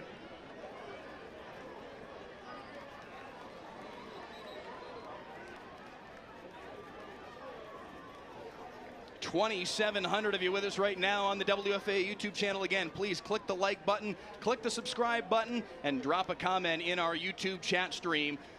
Manny Velasco says, tuning in from Washington State. Joy Boy says DeSoto got this game. Jew Whitaker says, yes, sir. Shout out Coach Sweeney, still making it happen. Winton Blue says, streaming from Las Vegas, Nevada. Caleb Kirby says, one thing where adjustments don't work against is speed. Amen to that.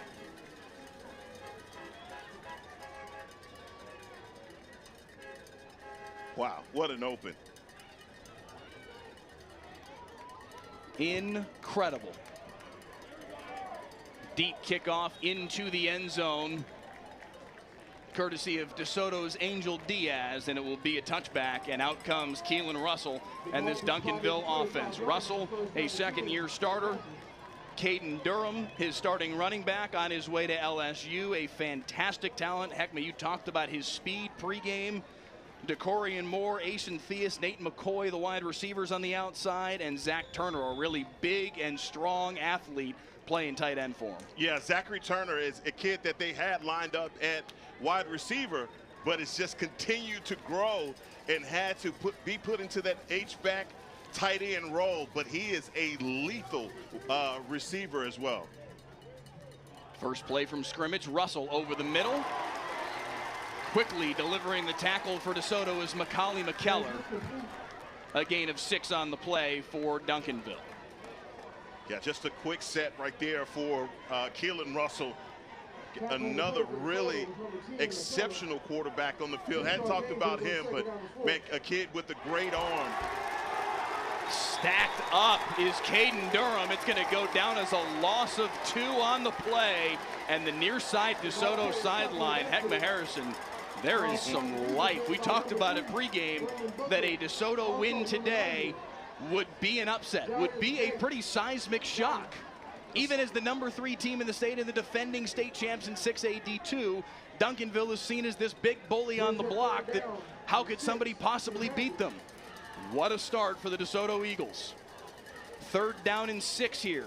Ball at the 29, they've got to get to the 35 for the first down. Russell to the air, hit as he throws, nearly intercepted, a chance at it for Brandon Booker, and he couldn't squeeze it. Oh, Brandon Booker, he had an opportunity to cancel Christmas out in the flats. Read this perfectly, but it's all pressure up the middle by Jamari Lay. And man, they are lucky that they didn't get a sack, or even worse, right there, because Jamari Lay is coming from his middle linebacker position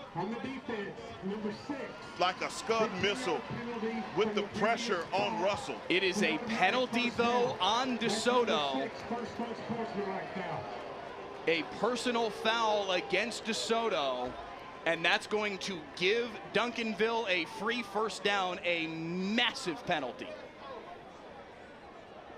This is one of those pressure cooker situations for both of these teams. This is a community game. Both of these communities are filling this stadium. And so a lot of these kids, they know each other, have played against each other since middle school, biddy ball. And so this is big to get on this stage, but you do not want to cost your team like this. It should have been Duncanville punting it away. Instead, they set up the screen near side. It's Turner on the reception, undercut, but into DeSoto territory. Ball came out, but he was down. Turner stays down after he was undercut, but started to get up, now staying down again. That is a major concern for the Duncanville Panthers. Oh, you can see one of their stud talents. Yeah, you can see it right here. He plants his right foot. I saw it immediately as it happens. There's on the tackle. It's his left leg got caught underneath him.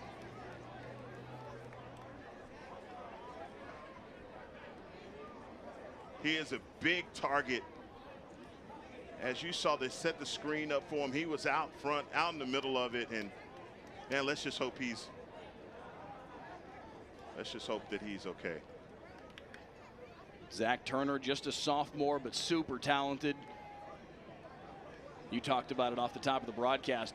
Big kid, especially for just being a sophomore. You hope that this is not major, not putting a lot of weight on that left leg, but with each step maybe a little bit more. You hope it's something that he can just walk off and that he will be okay. Yeah, he would definitely be a miss for this Duncanville Panthers team, but boy, to see him run off. Yeah. See him run off, that's good. That's those young bones, Mike. I'm telling you, young bones, man, they just bounce right back.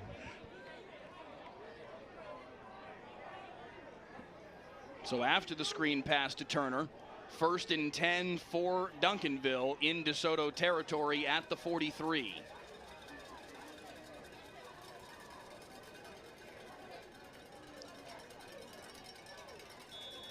If you're late in joining us, it was the very first play from scrimmage for DeSoto. DJ Bailey to Dalen Singleton, 76 yards for the touchdown. False start here on Duncanville, it would appear, is going to dock the Panthers 5 yards. But that is how DeSoto struck first in this game. On the offense, number 50. 5-yard penalty. Remains first down. Deshaun Bryant, the left tackle. They get Deshaun Bryant, but I think everyone, you got the one tag First down 15 for the Panthers. pointing to the referee that the ball was moved prior to the snap. Caden Durham here with the handoff, looking to get to the outside. One cut up field. He's got the penalty yardage and then some back. First down, Duncanville inside the 30. And there it is. That's the Caden Durham problem. Number 29, just ability to get to the outside as Duncanville goes hurry up.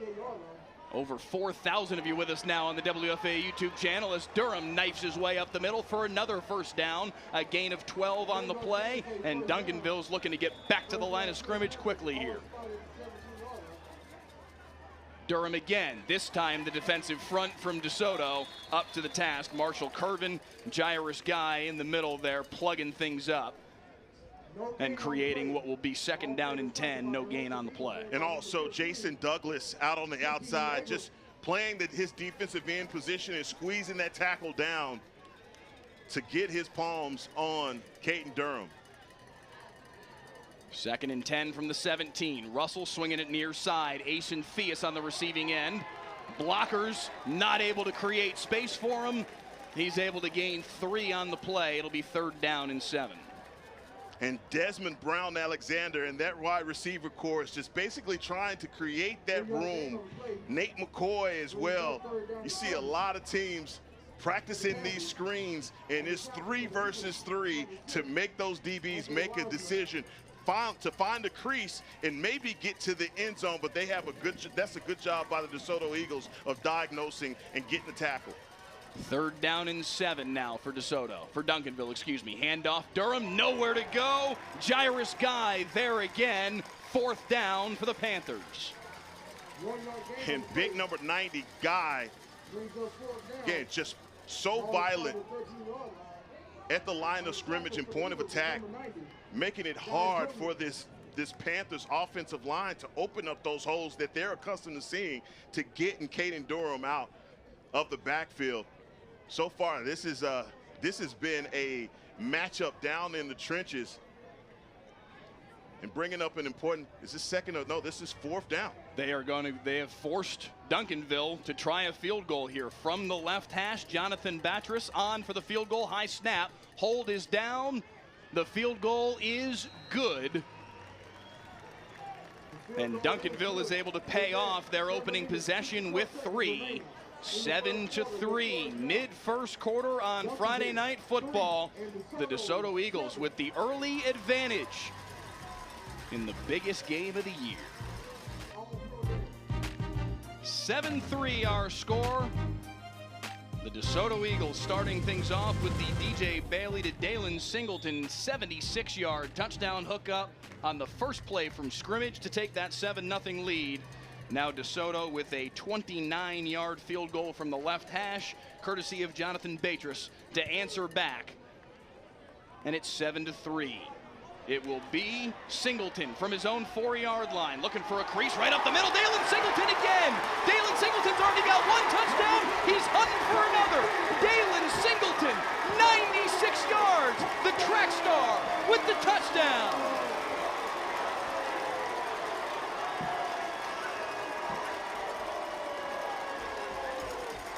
I don't know if you can feel this, but this stadium is rocking right now.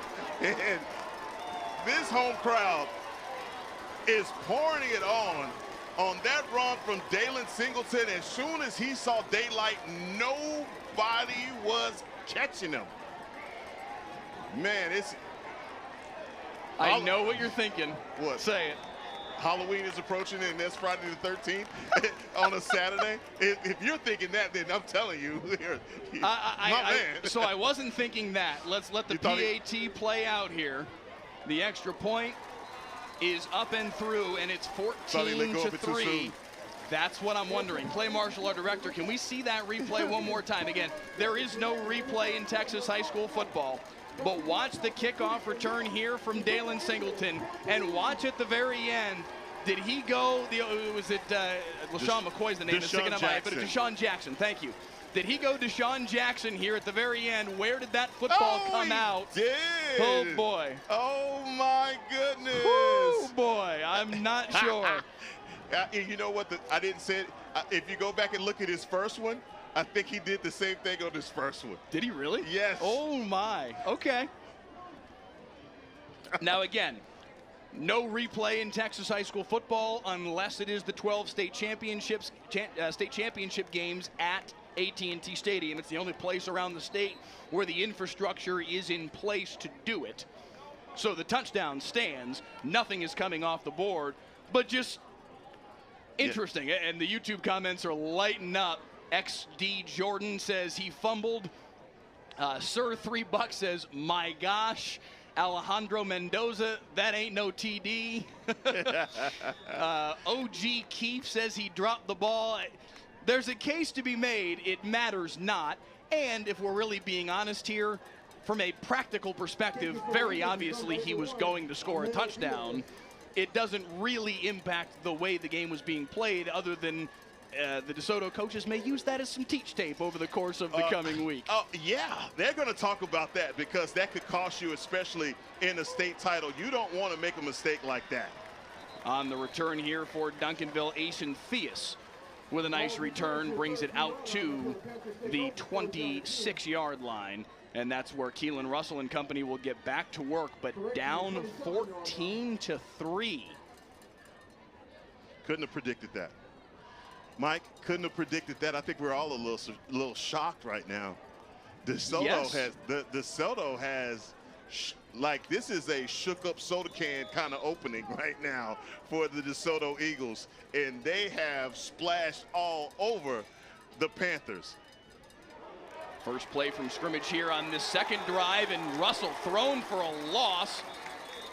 DeSoto piling on and fired up here, and for good reason. The play made by Kiki Abrams. He lost his helmet on the play, so he's going to have to come off for a snap here. But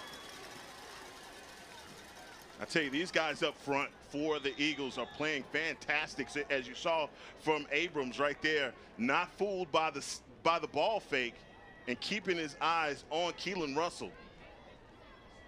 I feel like this comment here that I just saw a moment ago in the YouTube feed is maybe the best way to describe that touchdown from Singleton, where he very likely did fumble before, as Russell takes this one, and Russell's got some space. Russell being chased from behind. He's inside the 35 as Keelan Russell gives Duncanville a big boost here. Shaquille Oatmeal said he didn't score, but Duncanville doesn't deserve the fumble. I feel like that's there wasn't anything done to earn the fumble. That feels like a fair way to put it, that the play practically should go down as a touchdown, and it does. I'm sorry, Mike, but you're not just going to pass by that great handle name. Shaquille Oatmeal? Shaquille Oatmeal, yes, sir. What are we doing? I love it. Crazy. Shaquille Oatmeal. 5,300 of you with us right now on the WFA YouTube feed. Let us know in the poll as well who you got in this one. Duncanville or DeSoto? 63% of you saying Duncanville right now. Out on the outside, Asen Theus picks up, call it 7 on the second down and 8. And you see them trying to spread them out and make this DeSoto Eagles defense run. They have a lot of speed on the outside for the Panthers. They have just got to weather the storm right now in this first quarter. Third down and 4 is where they spot it. Durham on the handoff, snowed under. Flag late in the play here. Really after the play. Want to give credit to number 6, DeAndre Wisner. There's a player down on the field. A Duncanville player taking a seat. So Kiki Abrams gets hit with the unsportsmanlike penalty. And it's going to give Duncanville another free first down. Coming off for the Eagles is Dre Wisner that you were just talking about. We should mention our officiating crew today. Bill Theodore, the crew chief, wearing the white hat, our referee. He and his crew, we've seen them earlier this year. They had the Anna Salina game that you and I did. They had the South Oak Cliff State Championship game a year ago at AT&T Stadium. A fantastic crew that belongs on a game of this kind of import. And I'm sure they will do a quality job this afternoon here in DeSoto. But that is a massive penalty on Kiki Abrams to give Duncanville 1st and 10 at the 12-yard line. No, you can't do this. And I talked about this pregame. You know the emotions are high on both ends, but that's just, man, that's just this rivalry and the way that this game is going to be played. But for Kiki Abrams, man, he knows it. He knows he can't make mistakes like that to breathe new life into this Duncanville Panther offense. And sure enough, right on cue, a timeout called by Claude Mathis. I imagine on some level wanting to get his group together and say, hey, I get the emotion. And listen, both of these coaches understand. They've been a part of this game for years. DeSoto also plays their rivalry game against Cedar Hill. That is a massive rivalry. There is always a ton of emotion behind these games because these kids have known each other for years. They've been playing each other since Pee Wee football. So the emotion makes sense. It's fair that emotion is there, but the coaches want, okay, let's harness it and target it. Let's not let it get out ahead of us and create situations like it just did there with Kiki Abrams, where you give a team a 1st down deep now in your own territory, way into the red zone. Yeah, and let's see what play, bringing up a 1st and 10 in Duncanville decides to take a timeout here. But you're right. They have to stay focused. And you can't let this moment get away from you by making bonehead plays like that. And those personal, unsportsmanlike penalties will cost you in the end. 6,000 of you with us right now on the WFA YouTube channel. Chase 13 says, yes, sir, I play for North Shore, so whoever wins, I don't care. I want to see who it is. Jesse DeLeon says, North Shore not beating these DFW teams. That has been a major point of contention in a lot of the high school football Facebook groups that I'm in across the state. The debate between Duncanville and North Shore and whether DeSoto is in that conversation too, which at least through the first 6 minutes and 10 seconds of this football game, they're saying, hey, we're here too. It's been fun to see the trash talk all through this season.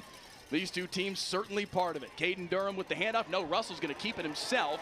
But again, taken down. Little gain on the play. The DeSoto defense, Sael Reyes with the tackle there. Heck, but this defense has been up to the task so far today. No, they really have. And one of the things that I've noticed so far, Mike, is that DeCorian Moore, number 1, hasn't been in this game. I've been looking for him on series, and I haven't seen number 1 on the field. So don't know.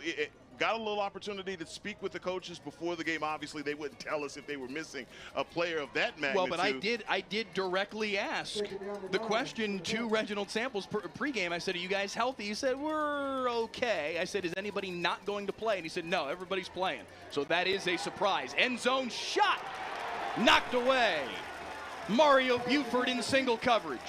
I love that from Mario Buford, just in his back pedal, understanding where the strength of the defense is, and he is driving all the way to that end line. And good to see Zachary Turner back in the game. Zachary Turner, 6'3", he's probably 6'5" by now. Last time I saw him was at David Robinson, the world-renowned wide receiver coach.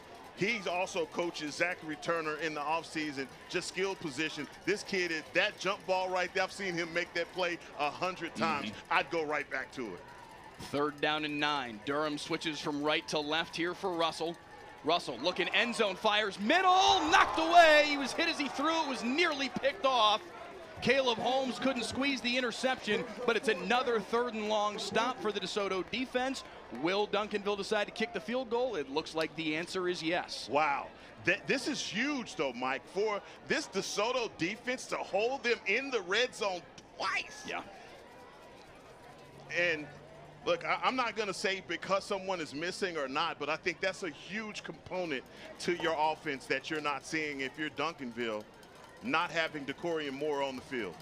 So out comes Jonathan Beatrice once again. He's already hit a 29-yarder. This one from 27 is good as well. And it's 14-6. Beatrice with a pair of field goals to cap off the 2 drives so far for the Duncanville Panthers. But rather shocking to see them not find the end zone, especially with the success they had a year ago against this Duncanville defense. Caden Durham went off. Tonight, or today, I should say, this afternoon, this DeSoto defense has been very good so far. No, they really have, and I think it's shutting down that running game, because you're so used to seeing the Panthers get those on first down, pick up 3 yards, pick up 4 yards to bring up a 2nd and 6, 2nd and 5, and so much of your playbook is then open to you if you're the Panthers. Now, on these third downs, they're having to try and pick up chunk yardage, and that's due to the fact that this DeSoto defense is really pressing them and able to withstand the speed component from the Panthers on the outside. This is a great matchup. What I'm waiting for is for the Duncanville Panthers to emerge to be the team that we've been seeing. This is #1 team in the state right now, and DeSoto has them in a headlock. They decide to kick it away from Dalen Singleton. That seems wise. Fielded on a line at his own 11-yard line, and Antonio Pride able to return it out to the 27-yard line. And back comes this DeSoto offense that has been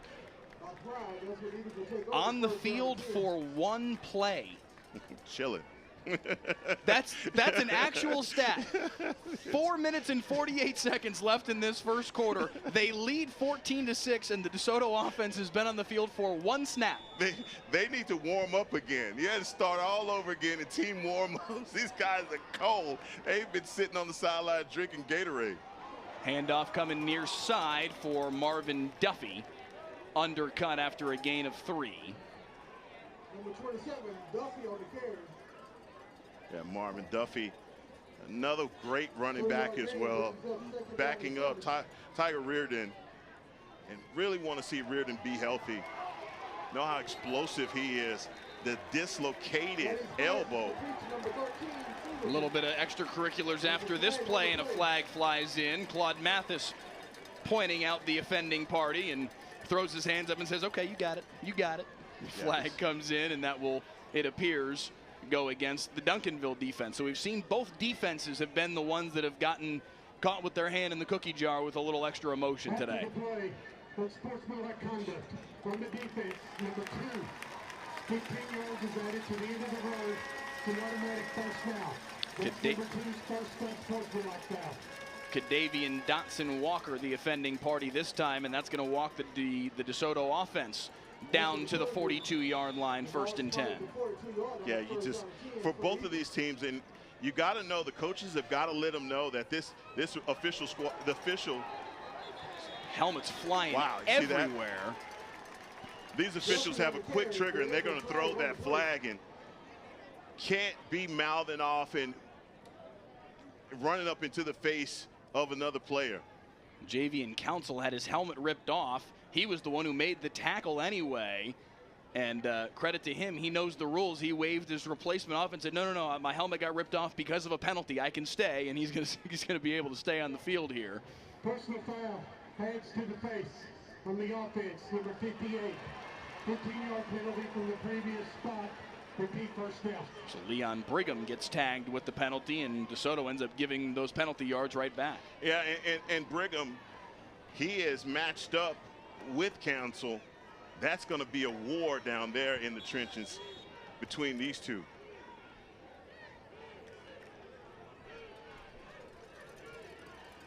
So 1st down and 25 now for DeSoto at their own 43-yard line. Bailey's going to have to go to the air, but he won't be able to get the throw off.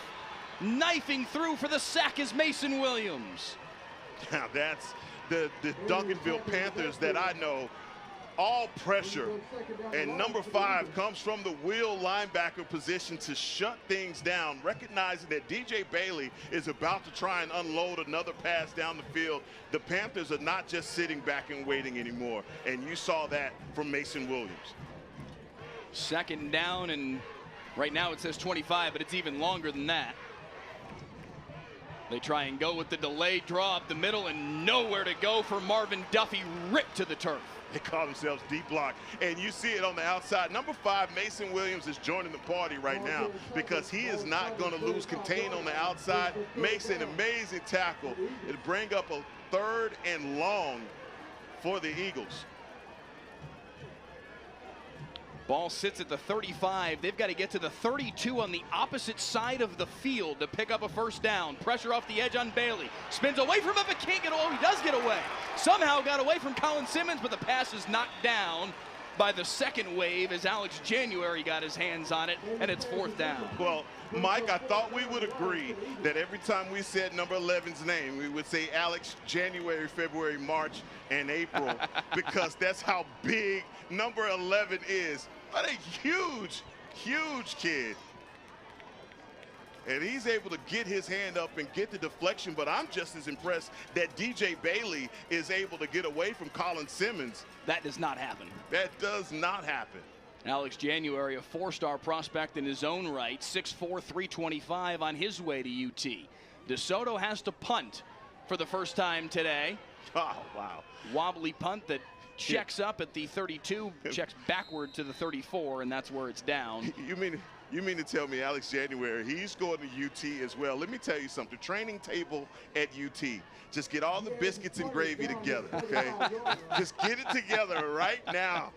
Get all the chicken fried steak you can put together because Alex January is coming. That is a big kid, and it's just surprising to see a kid his size to be able to move as fast as he does, as nimble as he is.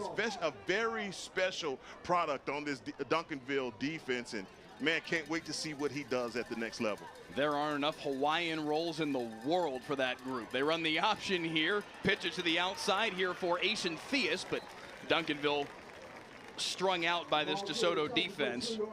Caleb Holmes in on the tackle. Buford there as well, a gain of 2. And one of the things I'm really impressed with, when they try and stretch this DeSoto Eagles defense out, the pursuit has been there. They've met these guys and turned it back inside. So that says to me that they are working like a well-oiled machine, this Eagles defense, just playing together, staying in their lanes, and playing assignment football. Well, congratulations to you, our viewing audience. You've just set a new record on Friday Night Football. Over 7,000 concurrent viewers right now on the WFA YouTube channel, pushing 7,100. Hey, can we get to 10 grand? Just keep sharing this feed around with your friends, especially because, hey, this year, at least so far, great football game in front of us here as Duncanville's trying to answer back here and go on a drive. 3rd down and 5 they face right now. Share this feed around with your friends. Russell to the air off play action over the middle, complete. Zach Turner, good to see him back on the field playing healthy. He's got the first down. And looked like he's running without anything on that ankle as he went out earlier. So that's good to see as well. 1st and 10 at the 45 in DeSoto territory. Quick throw right side. Asen Theus has some blockers, hops his way over a submarining DeSoto tackler, and he's got 9 on the play.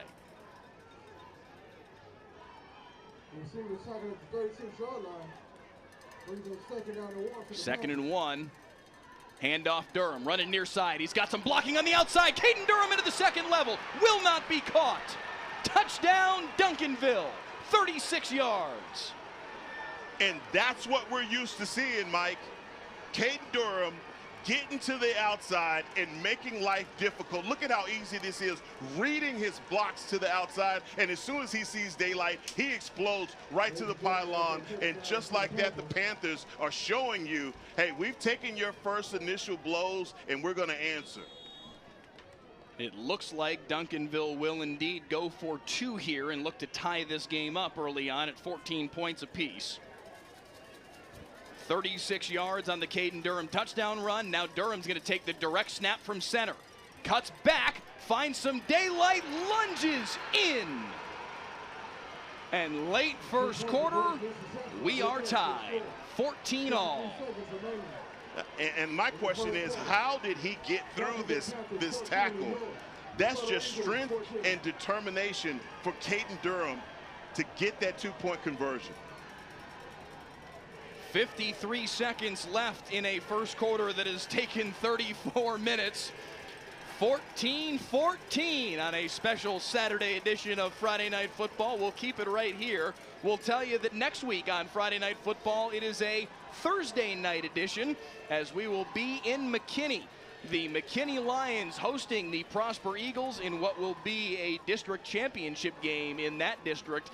That is a special Thursday night game. A lot of teams around the state playing on Thursday in the final week of the regular season to have that one extra day to get ready for the postseason. Prosper and McKinney here on Friday Night Football. That's this coming Thursday night. Conveniently scheduled on a World Series off day, thank goodness for that. Goodness. Thank you for pointing that out. From his own 2-yard line, here comes Antonio Pride, bending to the outside. Big block on the outside. Cuts his way up at the 20 and taken down there. 1st and 10 for DJ Bailey and company. Yeah, This DeSoto offense, Heckma, hasn't had to really move the football yet. Can they? Yeah, this is the time.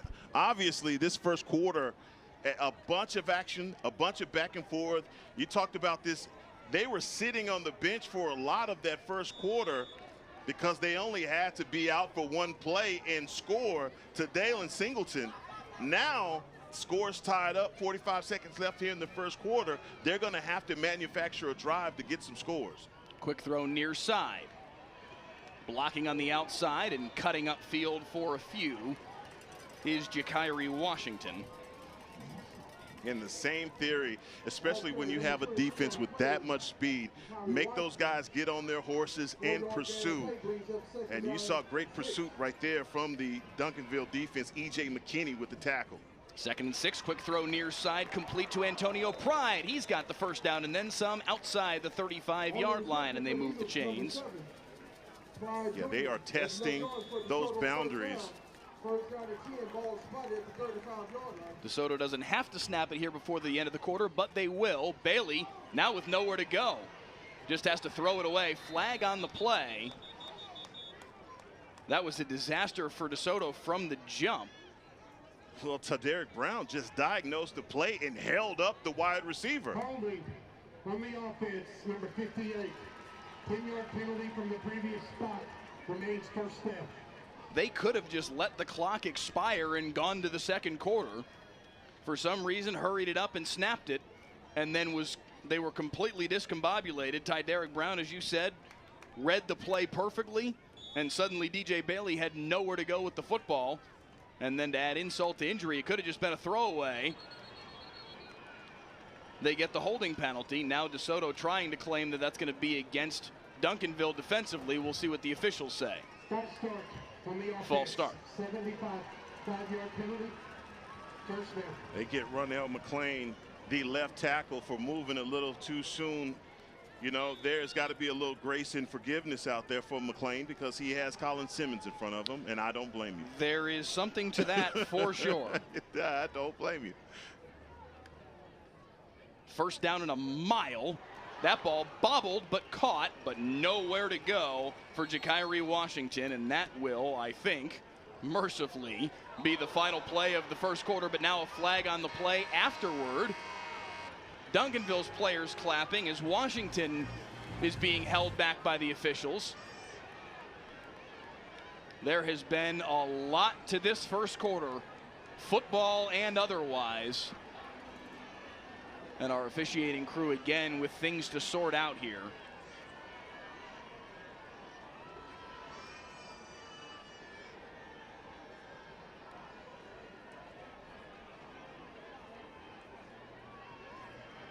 That's tough. And you know what? I have to give the officials a lot of credit because they're trying to wrangle this in. They don't want this game to get out of control. Yeah. Because it really is so much on the line, and both of these schools, man, they are playing for pride and community. As you hear the DeVille, DeSoto cries going back and forth in this stadium. After the play, unsportsmanlike conduct on the offense. Number 23, he threw a punch. He's disqualified from the contest. Ball will be placed at the 12.5-yard line. It's the end of the quarter. A noisy end to the first quarter here on Friday Night Football. Ja'Kyrie Washington disqualified for throwing a punch in the aftermath of the final play of the period. We'll come back quick here on Friday Night Football with the start of quarter number 2. Start of quarter number 2 on a special Saturday edition of Friday Night Football. Duncanville and DeSoto, number 1 and number 3 in the state rankings, and fittingly tied at 14 after 1 quarter of play. But it has been a period that has been rife with extracurriculars, none more so than Ja'Kyrie Washington, the DeSoto wide receiver, whose day is done after that first quarter of play, disqualified by our officiating crew for throwing a punch after that final play of the first quarter. So now DeSoto is going to have to go to the bench at that wide receiver position for these final 3 quarters. They also have to figure out what to do on 2nd down and a mile. They've got to get to the 45-yard line to move the chains. Little doing there on 2nd down and what they called 2nd and 29. Definitely seems like much further than that initially. Bailey, pressured, taken down.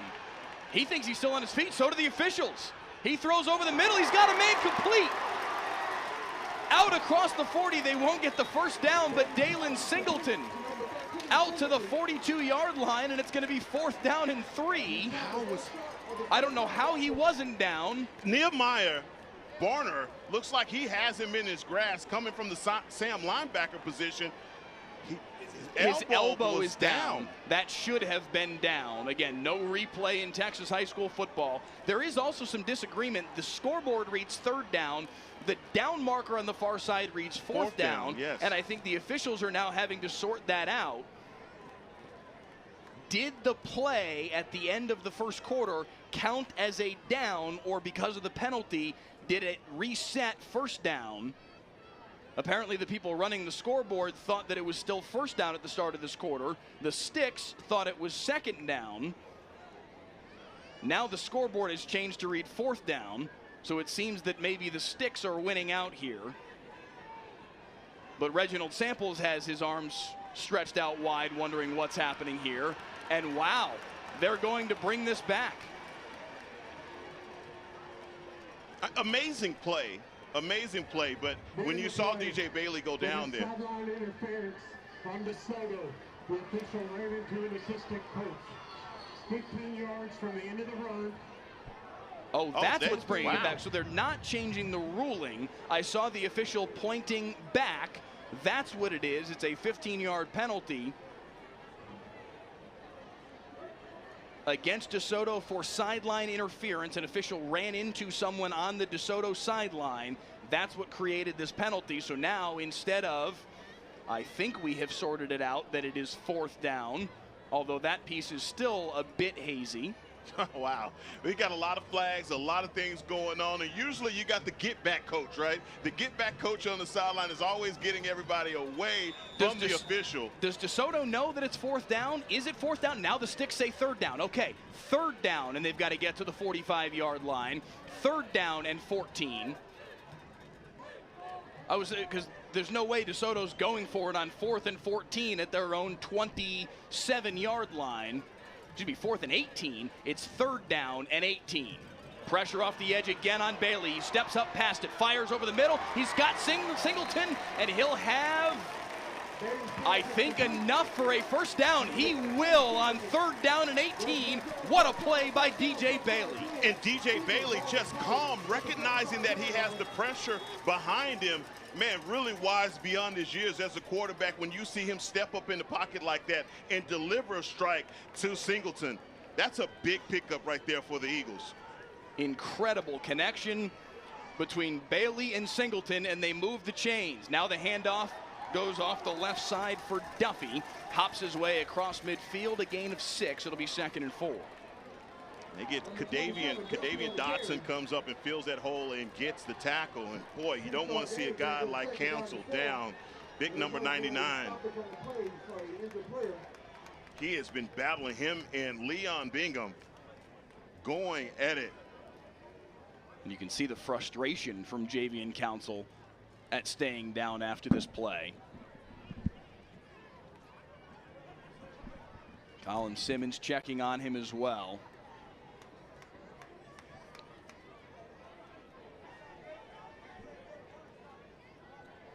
Council, the senior nose tackle for the Duncanville Panthers. A key piece of this very stout Duncanville defense.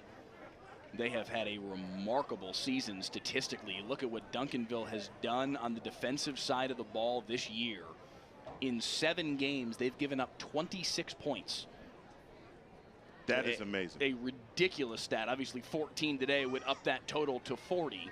They gave up 13 points to South Oak Cliff in the opener, 10 points to Waxahachie, 3 to Skyline, and that is it. And Javian Council has been as much a part of that as anybody. And you see him being helped off the field right now.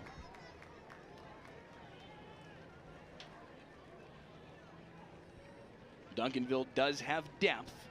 A.J. Brown, Davon Cherry, their 2 defensive tackles that may come on the field in place of Javian Council, but he's their starter for a reason, and that is potentially a significant blow to this Panthers defense. Good to see as he gets closer to the sideline, was walking with more ease. Yeah, he operates as the anchor for this defensive line. His ability to just gobble up those blockers inside and allow guys like Colin Simmons to eat on the outside, other guys like Alex January, February, March, and April to do his thing as well. Duffy up the middle has the first down to the 40 in Duncanville territory. And this was our question the last time. Wow, this was the same possession. This is the same DeSoto possession when we started in with, hey, can DeSoto move the football? That was late first quarter, and there have been many penalties and many things that have happened since that point. But at least so far on this possession, the answer has been yes, even though it's been a bit herky-jerky in moments. And look at DeSoto going with a little bit of hurry up of their own. 2nd down and 6. Handoff Duffy, picking his way forward again as hopping on his back was Alex January, but not before he gets down to the 31, and it will be 3rd down and 1. And you see that Javian Council go out in the middle. They are taking advantage of that with the run from Duffy. Duffy's got the first down to the 27. And that's Alex January again, 2 back-to-back tackles. But yeah, you asked the question, can they move the ball? Well, yes, absolutely they can. They've had to have some magic happen, but they have moved the ball. Bailey pressured, has to throw it, finally gets it away, has a man complete. It's Duffy, and he'll get to the 20-yard line. Incredible patience from DJ Bailey with pressure in his face. How cool and composed is this kid? I'm freaking out for him up here. And with the pressure that he has in his face, and at the last minute, he unleashes the ball. And wow, and he took a hit too to deliver that pass. He did. But Sam Houston has got themselves a really good quarterback. Handoff up the middle for Jalen Jones. First time we've called his name today. He will have enough for a first down at the 16-yard line, and DeSoto's moved their way into the red zone. Now they have a stable of backs. And just imagine that their number 1 guy, Reardon, is nursing that injury and hadn't played much this season, and they're just waiting on him for the playoffs. Wow. I love this DeSoto Eagles front. This offensive line, they're not backing down, and they are trying to get to the 2nd level. They have had some success.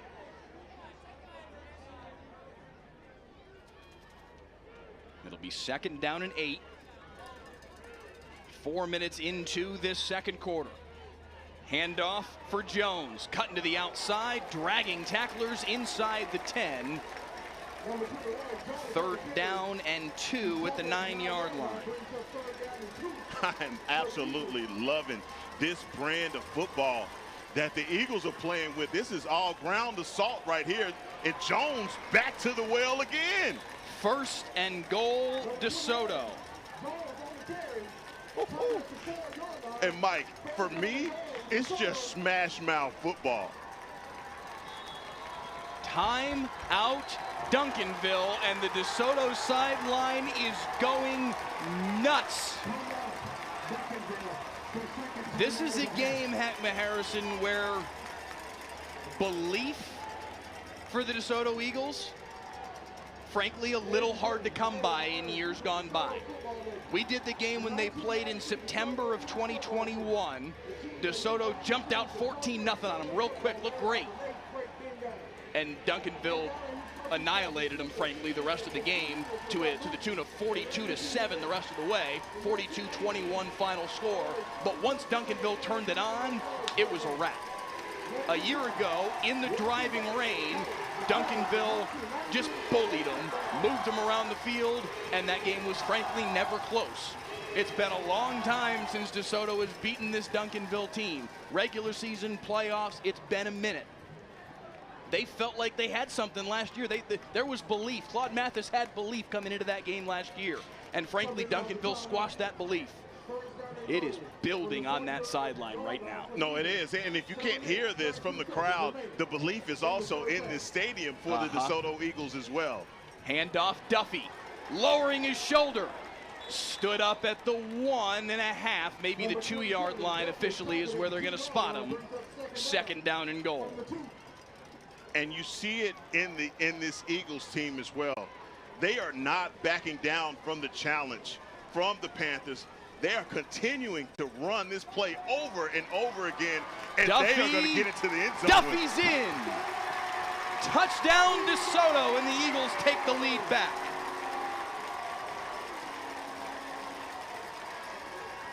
And that may be a deciding drive that we'll put a stick of pin in, come back and talk about that drive. So many things had to happen right. DJ Bailey, literally a magician with the football. You thought he was down. They allow the play to go on. He makes a play across the middle of the field.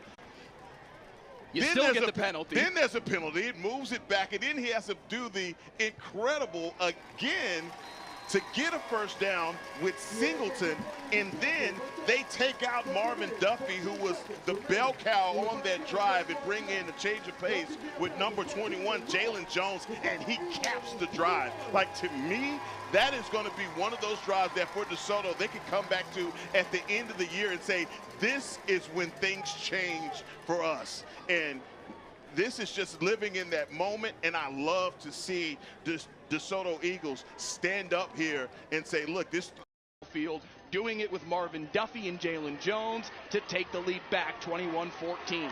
Now on the return near side, Theus run out of bounds at the 24-yard line. 8,400 of you with us right now on the WFA YouTube channel. We do appreciate you so very much for being here today with us for the game of the year in Texas high school football. Heck, I'm hesitant to wonder, is there a postseason game that will outdo this one? I mean, I don't know. Eventually you got to imagine some state semifinal, state championship game. If we're so fortunate to get Duncanville North Shore again in the title game, okay, that wins. But it's going to take a lot to top this one. Yeah, but Mike, we almost didn't call this one due to the World Series, but we almost did not call this one.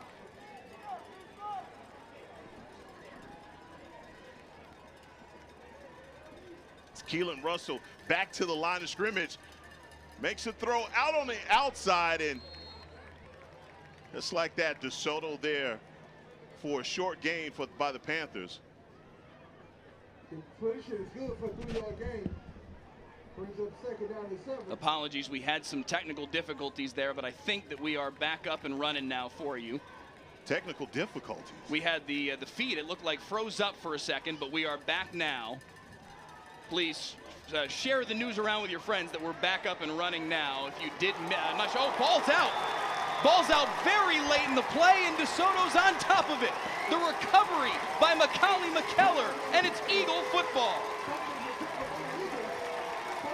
Zachary Turner, the H-back tight end who we've just talked about, and a guy that went out with an injury, came back on the field. And, man, this DeSoto Eagles defense swarming and ripping at the ball.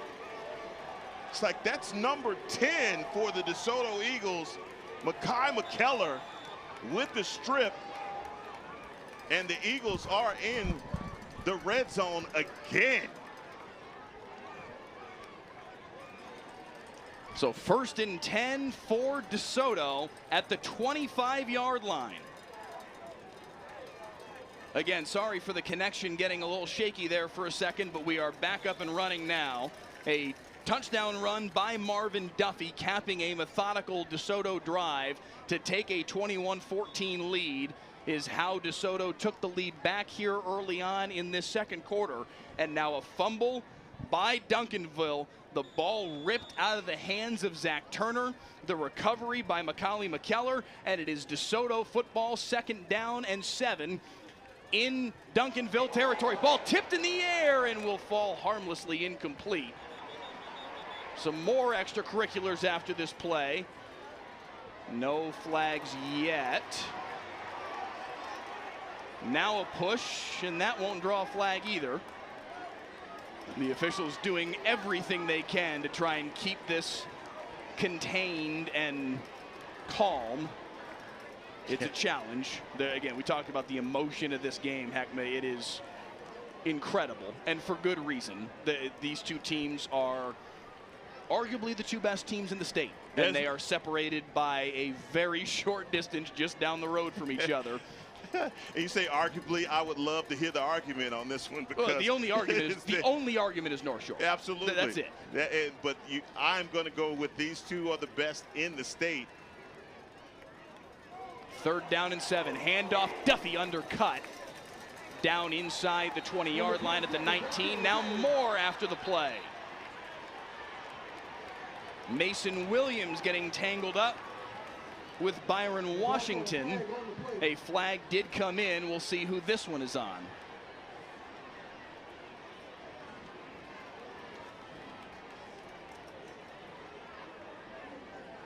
And hopefully this is an offsetting penalty.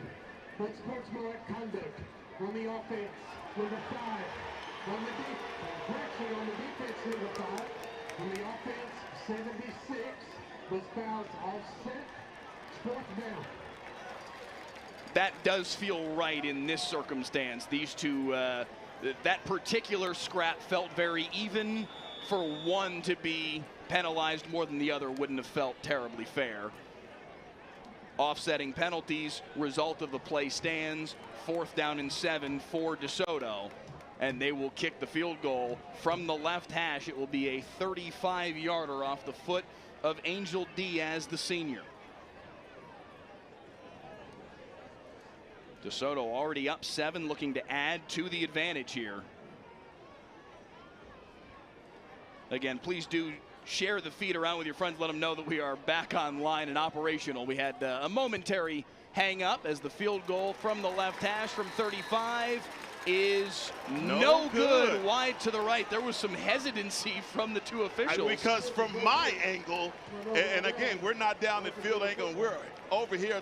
Our vantage point isn't that good, but it looked good from where we were. They had to go into a little bit of a conference. What you think?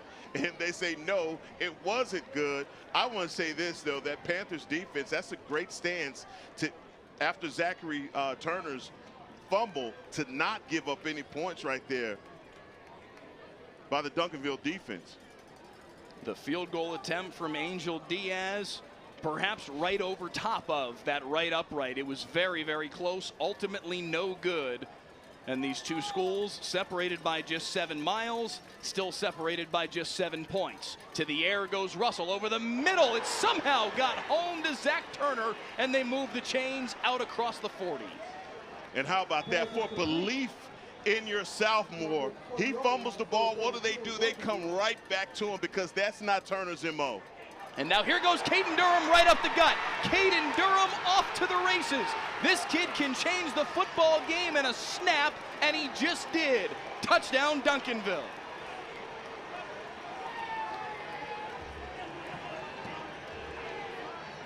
Here's the problem with number 29. If you don't game tackle this guy, when he gets to the second level, it's too late. He's too fast, it's too shifty. And most of the times, no one's going to get a hand on him, Mike. Even if this was flag football, they wouldn't have touched his flag.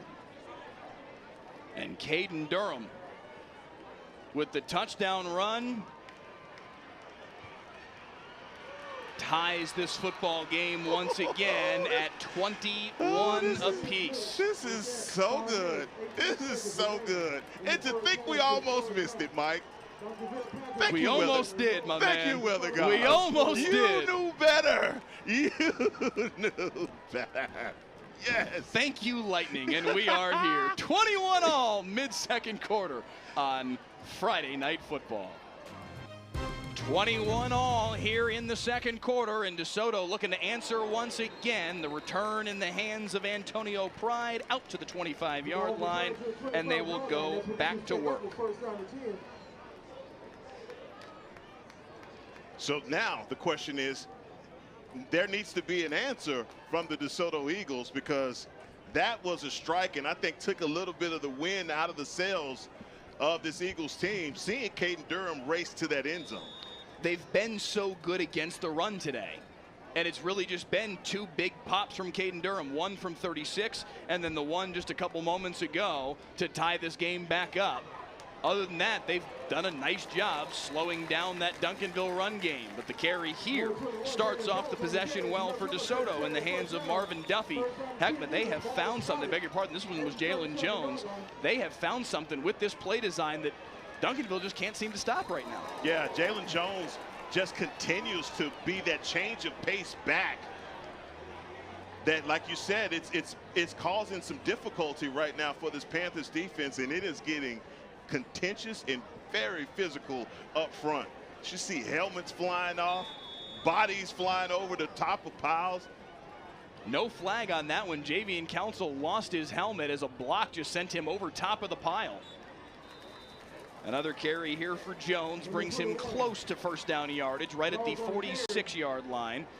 It'll be third down and a yard, maybe less than a yard here for DeSoto. And they're going right back to the line of scrimmage. And same right back play to that play. And enough for a first down, but that's it. Colin Simmons came away with the helmet of somebody from DeSoto, and a flag comes in after the play. How do you not? I think that's probably the thought process of the officiating crew, is how do you end up? From the defense, number 8, pulling the helmet off. 15-yard penalty added to the end of the road. First down. And sure enough, that is the ruling from our referee today, Bill Theodore. He's the one who threw the flag. He's saying, well, you must have committed a penalty because you got an opponent's helmet in your hand. You're holding the evidence. You may want to drop that. Wow. Now here's this part of the game now where Duncanville is having some of those penalties that's given new life to this Eagles team. Whistles before the snap, and Mathis burns his second timeout here of the half. So both teams will have one timeout remaining here in this first half with 4:09 to play in the period. Poor Claude Mathis not happy after having to burn that timeout. He has an offensive lineman trying to run on the field. Pick number 70, Dylan Johnson.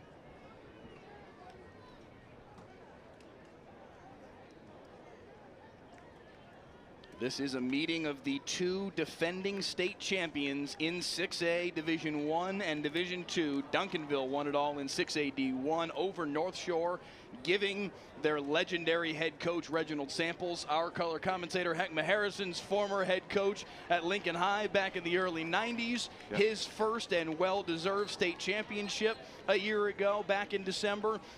And DeSoto, number 3 in the state rankings right now, winning 6A Division II,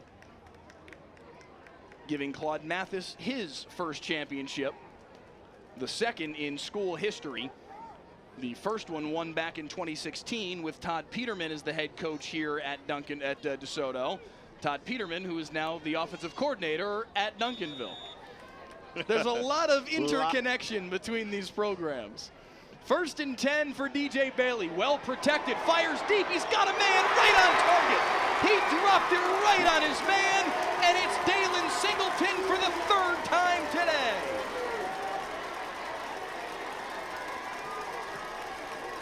Number 13 is a problem. Look at the separation caused there on the outside, and you're not giving any help to Derek Brown on the outside, and this is the second time that Dylan Dylan Singleton has found pay dirt. 1 on the kickoff and 2 on that same ball. He is just too fast. 27-21. DeSoto back in front. Extra point from Angel Diaz is up and through, and DeSoto has reestablished their 1 touchdown lead with a 37-yard touchdown pass up the right sideline from DJ Bailey to Dalen Singleton. 28-21 DeSoto.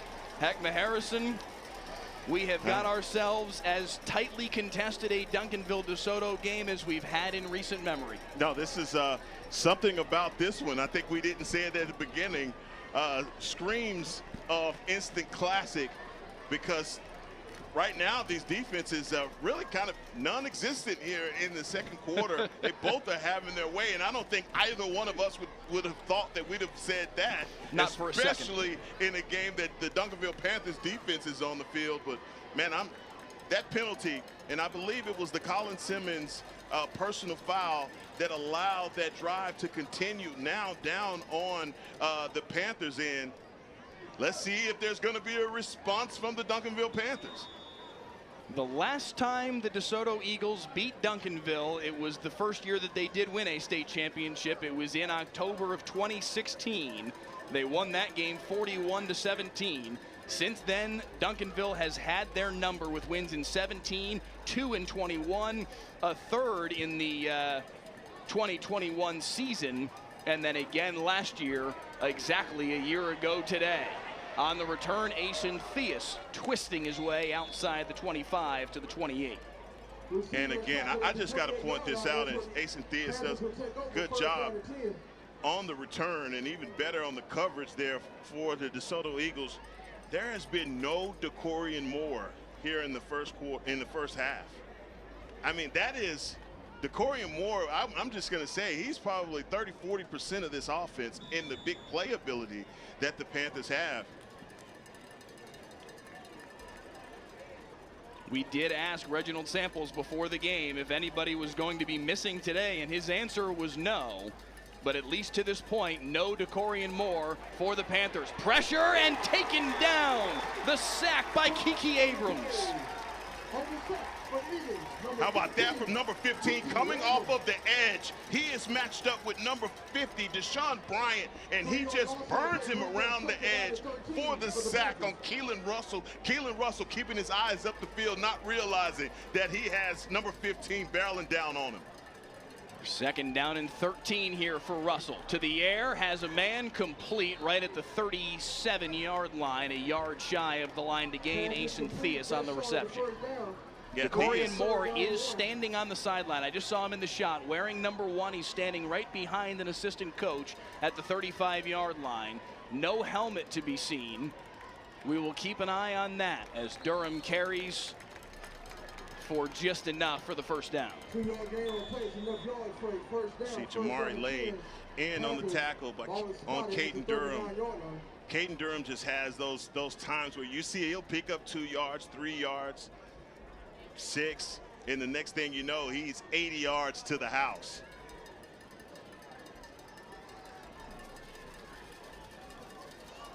First and 10 at the 39. Handoff Durham, nowhere to go. This has been night and day, Heckma Harrison, from the defensive front from the DeSoto Eagles in their ability to handle the run game from Duncanville. Yeah, this is, look, one of the things that I am just noticing, both of these squads, the trenches, the offensive line, defensive line for both teams doing a wonderful job. But it's those times that you, like you just mentioned, if the Eagles just one alignment here to the left or to the right, Caden Durham doesn't need much room to get a touchdown or to burn your defense. Second down, ball tipped at the line of scrimmage and incomplete. Getting his hands on the football was Jamari Lay. Jamari Lay in on that last tackle, but that was a very good tip of the ball, because if that's able to get out to the flat, I think that the Panthers have them outflanked maybe for a big game.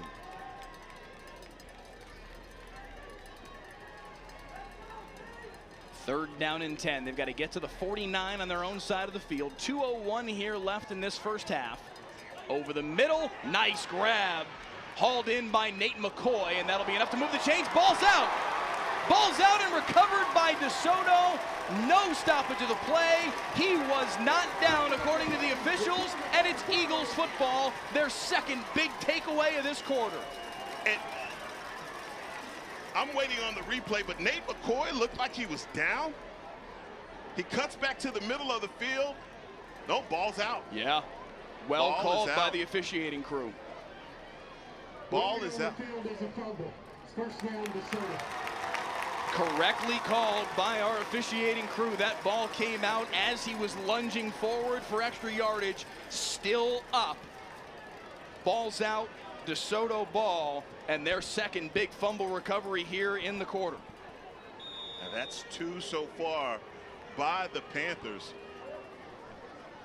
First down and 10 at the 48-yard line here for DeSoto. Handoff up the middle, and there goes Jalen Jones once again, hopping his way for a first down.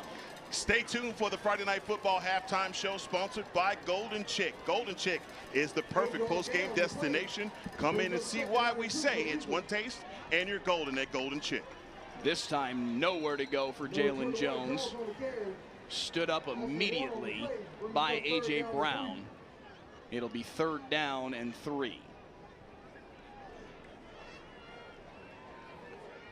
One timeout remaining for DeSoto, $1:15 in the period. Both teams, in fact, have one timeout left. They've got to get to the 38 to move the chains. Bailey throwing far side, complete, first down and then some. Inside the 30-yard line, DeSoto moves the chains, and now they'll hurry up with exactly 1 minute left in the quarter. And Dalen Singleton, man, he has this Duncanville secondary holding their breath every time he comes out for a route, because you don't know if this guy's going to go for a go ball, where he's going with. They changed the cornerback out on their side. They're going with number 3, Davian Holiday.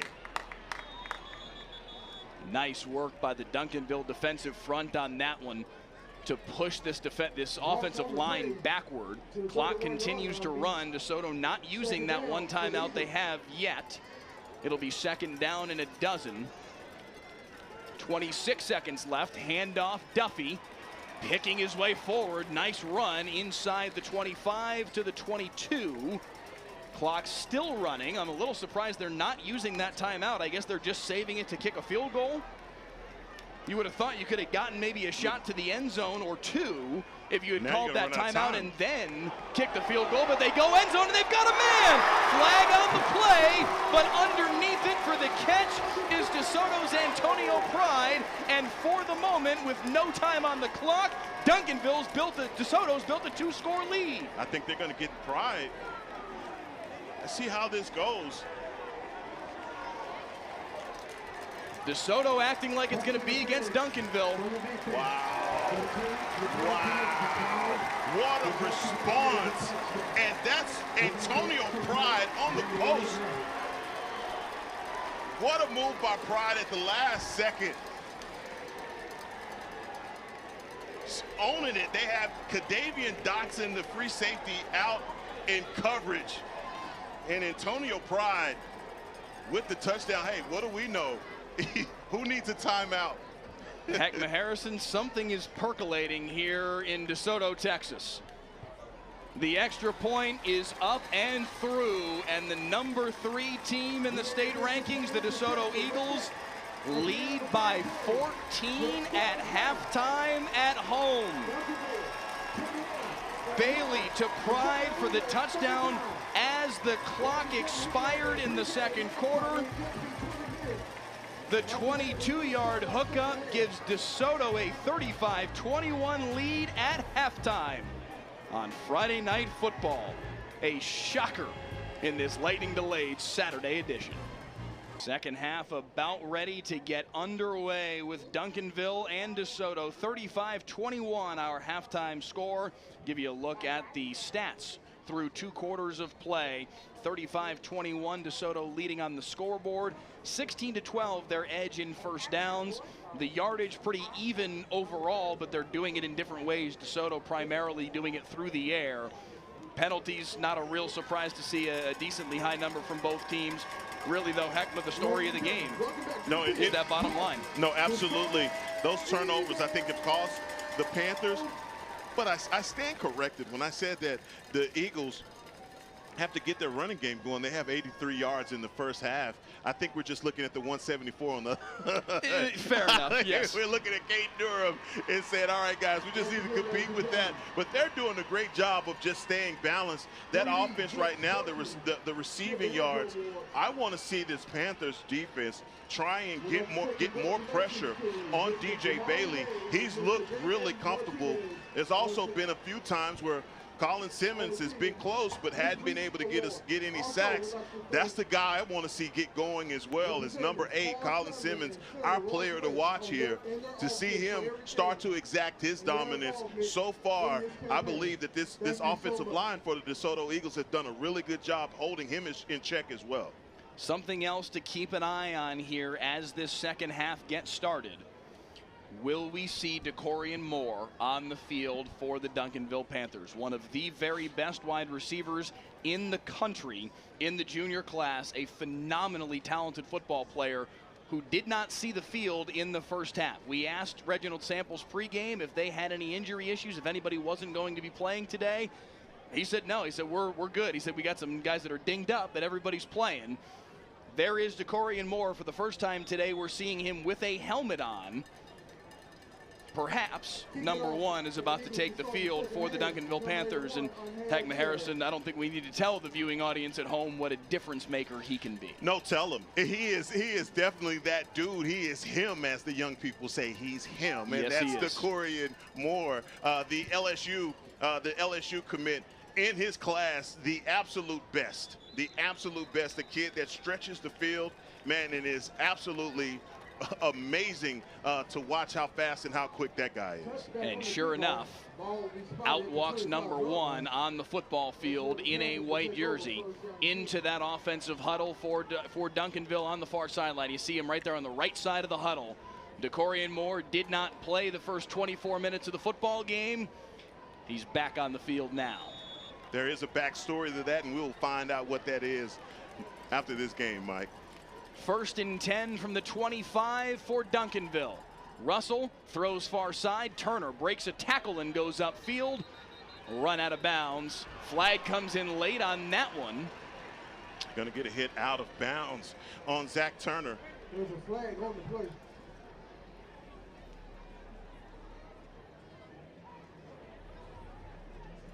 I tell you what, these referees have stayed consistent with their calls. They have. Jamari Lay hit with the penalty there. That one felt a little innocuous to me. It didn't feel like it was that egregious, where we've seen a lot in this game, and I definitely understand, hey, they're trying to keep everything tamped down, keep everything under wraps, keep this a football game and nothing else, and that's totally fair. But that one didn't feel like it was that big of a deal. It does bring Duncanville out to the 49-yard line. Handoff Durham, snowed under after a gain of 1 right to the midfield stripe. Yeah, and I want to agree with you, but I've just seen they've been so consistent at throwing those flags at each stop. Anytime there's been anything close, out of bounds, they're going to throw a flag, as we have a DeSoto Eagle defender on the field. It's like that's number 44. That would be Marshall Curvin. He's getting worked on that left leg, it appears. The way he's acting about it and the way that they were working on him, it seemed to be in the range of a cramp. Eagles fans certainly hoping he'll be back on the field here in short order. Yeah, been a big part of the success that they've had up front has Marshall Curvins. Even though the temperature has dropped here in Dallas, still a bit of humidity in the air as well.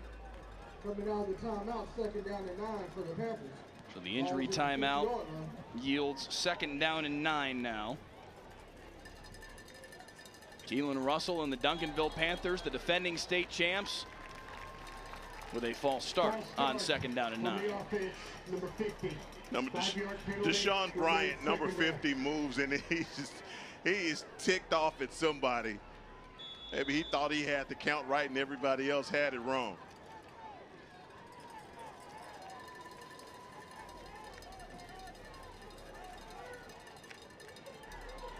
So 2nd down and 14. Pressure. Russell trying to dance away, breaks a tackle.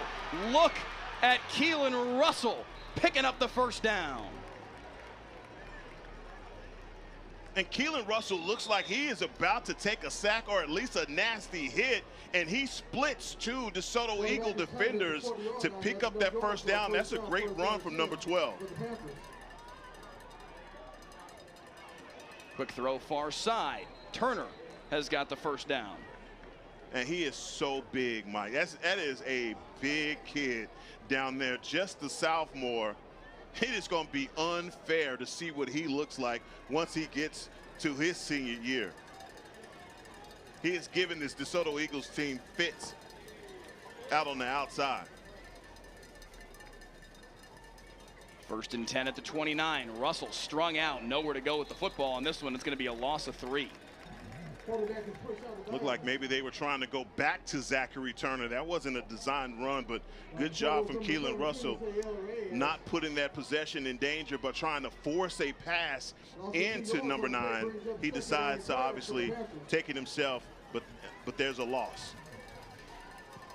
2nd down and a dozen on this opening drive of the 2nd half here for Duncanville. Near side, Theus on the wide receiver screen. He's close to 1st down yardage, just a hair shy right at the 20-yard stripe. It's going to be 3rd down and 1. And just the way that they've used Asen Theus is just getting him out on the outside and making guys make a decision on the angle that they take. He's such a speedster. Handoff Durham, nowhere to go, driven back. It's going to be 4th and 2.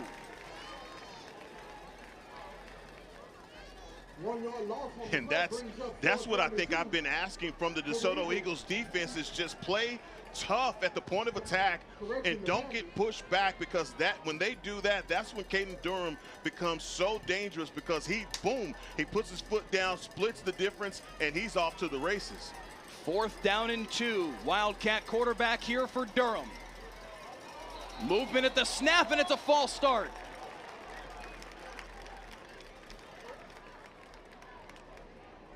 False start on the offense, number 51. 5-yard penalty, remains 4th down. Heckma Harrison, when have we ever seen Duncanville this way? No, we haven't. We haven't, and I think that's where we're both kind of it's shocked to see, one, the undisciplined things like that happening, jumping off sides, but here they are in 4th down, and Keelan Russell comes back out on the field for what seems like 4th and forever. They've got to get to the 19, 4th and 7 officially. Another flag. Another false start. They've gotten Deshaun Bryant twice. Number 50. 5-yard penalty, remains 4th down. The Duncanville coaching staff, 5 of them out onto the field hollering at this offense, trying to get them lined up. Yeah, he has Keelan Abrams out on his side, so Deshaun Bryant just trying to get that kick stance back quick enough to not allow number 15 around the edge. 4th and 12 now. Russell with 2 wide receivers to either side. Did he do it again? He did it again. He did it again. Now, they haven't thrown the flag yet. Well, he jumped. Officials are discussing.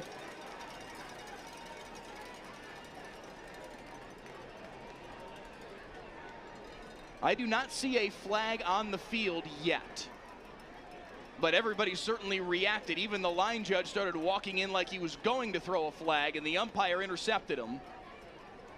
Disconcerting signals on the defense, number 15.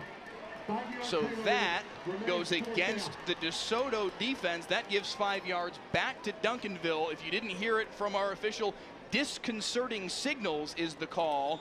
They get DeSoto for mocking the snap count of Keelan Russell. So now 4th and 7 once again. 2 wides to either side for Russell. Straight drop, pressured, near side for Durham. He's got a long way to go, breaks one tackle, breaks another, dives forward. I don't think he got it.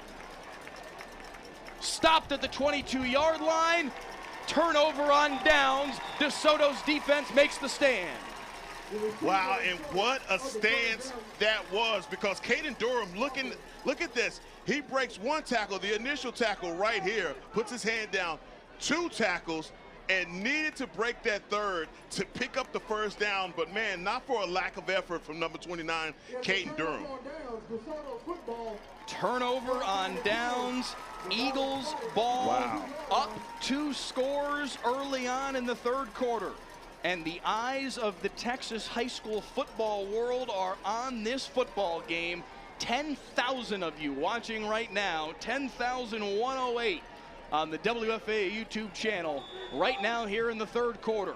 DJ Bailey going back to work for the Eagles. Hands off for Duffy, who picks his way for 5. And that's what's really in this game. Duffy on first down, those 3-4 yards Duffy continues to pick up, and oh my, it's like he's limping here a little bit. Hopefully he's okay, but that's just strong running inside by number 27, Marvin Duffy.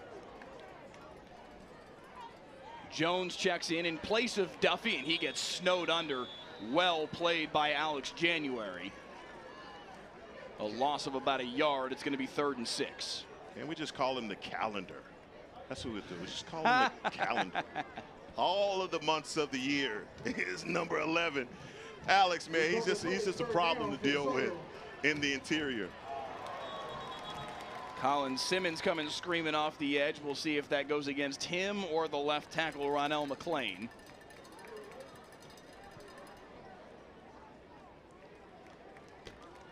DeSoto pointing, and they're correct. Yeah, not only are they pointing, they're moving. So they're going to get number 8. As we talked about it earlier, we wanted to see number 8 emerge. Guy that really is college ready right now. 3rd down and 1 yard because of the penalty. Handoff near side, 1st down in the hands of Jalen Jones. And there's been some changes on the outside for the Duncanville Panthers, as now they've gone with Javian Holiday, a junior, out at the cornerback position. 1st and 10, DeSoto at their own 34. 5 minutes gone by here, third quarter. Nowhere to go for Jones on this carry. Javian Council first on the scene. Kevin Ford Jr. there as well. No gain, 2nd and 10. Been watching Marvin Duffy over here on the sidelines. Is putting his helmet back on. Hopefully he's okay. He has been really good for the Eagles. He's picked up some really tough yards. 2nd down and 10. Over the middle, nice throw, knocked away. Diving in to make the play, Nehemiah Borner. Yeah, Barner, again, Sam linebacker, they use him in a variety of ways. He is a guy that acts as a rover. We've seen him out in coverage as well, and a guy that comes screaming off the edge and blitzes. Love the way that they use number 24. Mike Leslie, Heckma Harrison here with you on Friday Night Football. Mid-third quarter, DeSoto up 35-21, facing 3rd and 10. Pressure, Bailey gets away, fires, nearly intercepted twice. 2 Panthers had a chance at it. E.J. McKinney had the best shot. He couldn't grab it. Neither could Taj DeGreat. 4th down, though. Duncanville forces the punt. And look at Colin Simmons in the interior. He's rushing from pretty much a guard position with the spin move, getting back up the field. And first time you see him get his, well, 2nd time on DJ Bailey, just not able to bring him down. But for the first time, we're seeing DJ Bailey kind of be indecisive with the ball and almost turn it over. He got away with that one. They do have to punt it away. Wobbly kick up the near sideline, out of bounds, well out of bounds. Where are they going to mark this one? It's going to be good field position for the Duncanville Panthers at their own 49-yard line. Back comes Keelan Russell. Panthers down 2 scores. Heckma Harrison, they kind of need to go to work now. No, they do. But also, you got enough time, especially 6:17 here in the third, and just chip away at it. Not so much looking for the big play, but you want to try and get this offense to moving. They had that last drive stall out on the 4th down stance by the DeSoto Eagle defense. Not what we're accustomed to seeing, Mike. First and 10 at their own 49. There's DeCorian Moore making his first catch of the day, but cannot break the ankle tackle on the far side. Holding on for dear life was Dre Wisner. Yeah, Trey Wisner wasn't letting go of that ankle. He was locked on. Look at this. DeCorian Moore trying to get away, but no way, Jose, you're not getting out of this. Wisner with a vice grip, and it's second down and 10.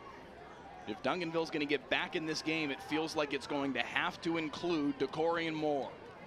Second down and 10, 4 wide receiver set. Russell with pressure in his face, and he goes down. He lost his footing as he tried to get away from Kiki Abrams. A big loss on the play, all the way back to the 37. Kiki Abrams says, get down or lay down. I'm coming in one way or another. I'm going to get you. Jalen Russell trying to make a move, and like you said, loses his footing. Kiki Abrams is like, hey, I want credit for that sack. Yeah, absolutely. Third down for the Panthers. Ball at their own 37. They've got to get to the DeSoto 41 to move the chains. And now, Mike, they move Zachary Turner, the tight end, out to this side. They throw it near side. There's Moore. He gets back to the 45-yard line. A gain of 8 on the play, but nowhere near enough. Fourth down and a mile, and it looks like the Panthers are indeed going to elect to punt. They really didn't have much choice. Boy, and number 6, Dre Wisner, down on the field as we're seeing some crampage from both of these squads. Just exerting a lot of energy out here on the field. And this was a game that both of these teams have to get ready for back-to-back because of the weather delay.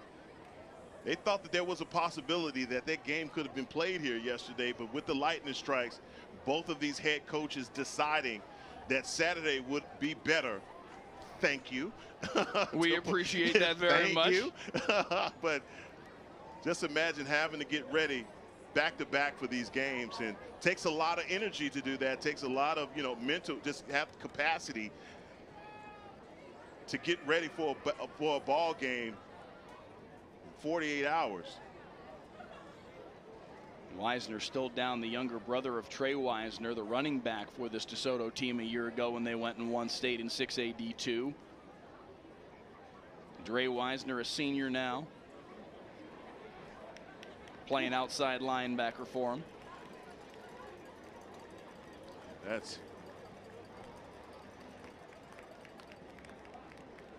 That is tough.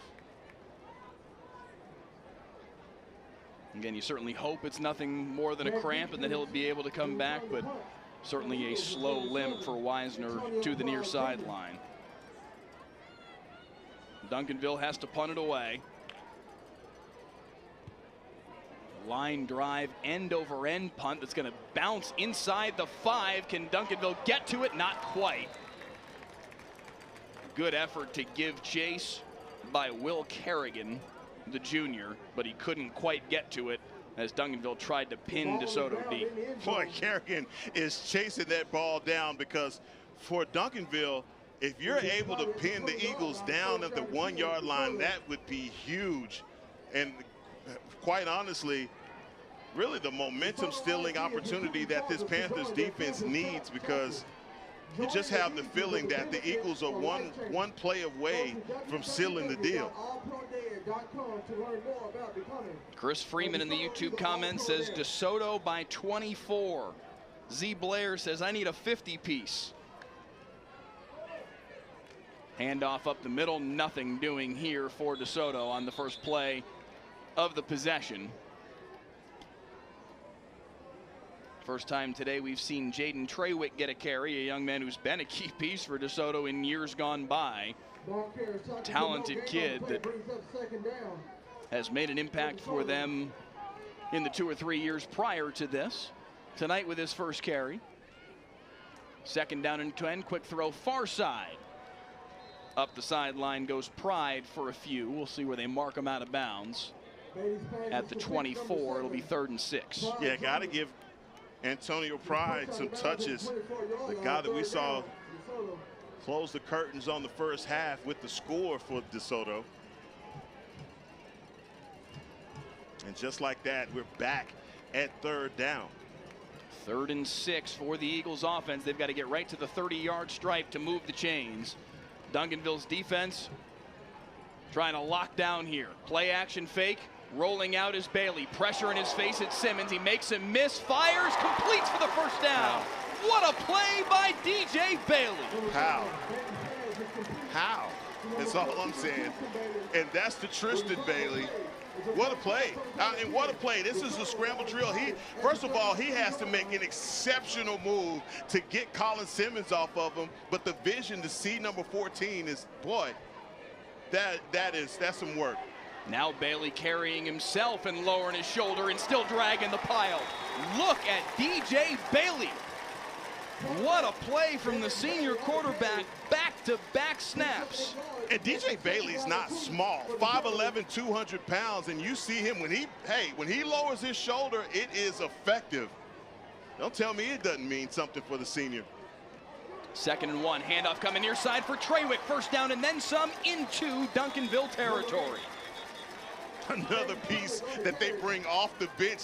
Treywick didn't play in the first half, and now he's in the ball game, moving the sticks.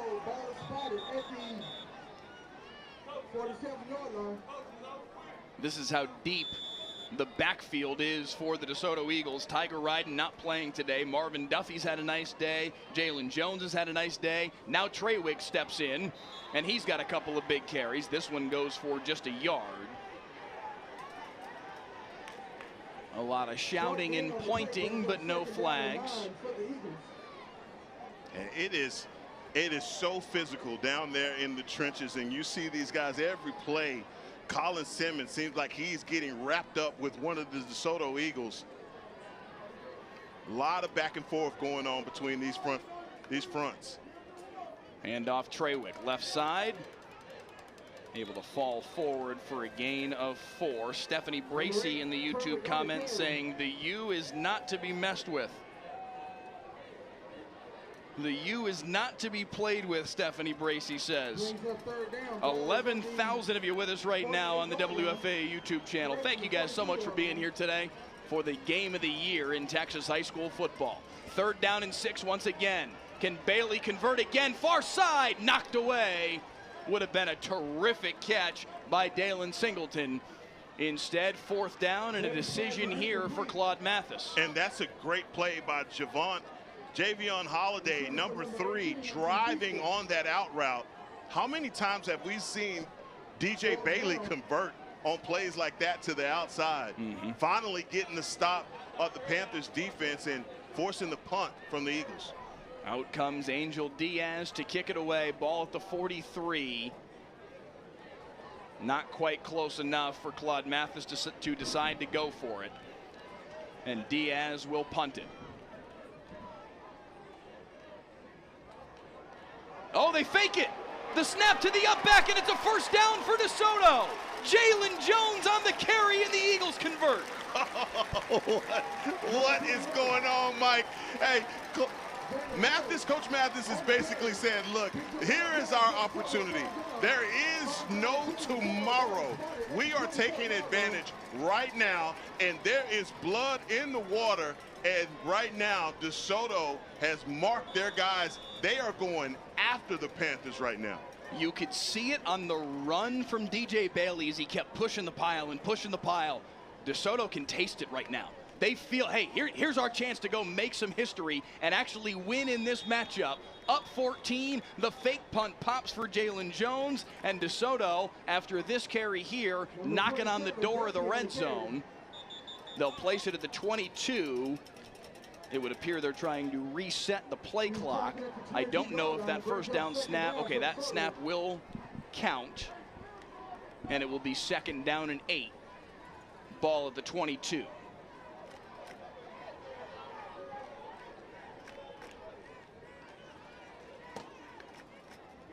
Bailey with the handoff for Duffy up the middle, hopping his way over a tackler down to the 18. Good to see Marvin Duffy back in this ball game, and that's what the difference that he has made. Right back to the line of scrimmage they go. Duffy taking the snap, and he's got the first down. There is a flag at the 5-yard line. I think they called the Panthers with too many men on the field trying to make a substitution as they go to the hurry-up offense. Mathis having a conversation with the near side line judge. It was a 3rd down and 3. We'll see what the ruling is. That's a first down. The result of the play ends up being a first down anyway, so they stick with that. It's going to be 1st and 10 at the 12-yard line. DeSoto in the final minute of the 3rd quarter knocking on the door of a 3-score lead. Duffy carries up the middle. Knifing through to make the stop for Duncanville is Nehemiah Borner. Yeah, Nehemiah Borner has done that so many times from his Sam linebacker position. Look at him coming right down, knifing down the line of scrimmage. That's great pursuit by number 24. Ball spotted right at the 10.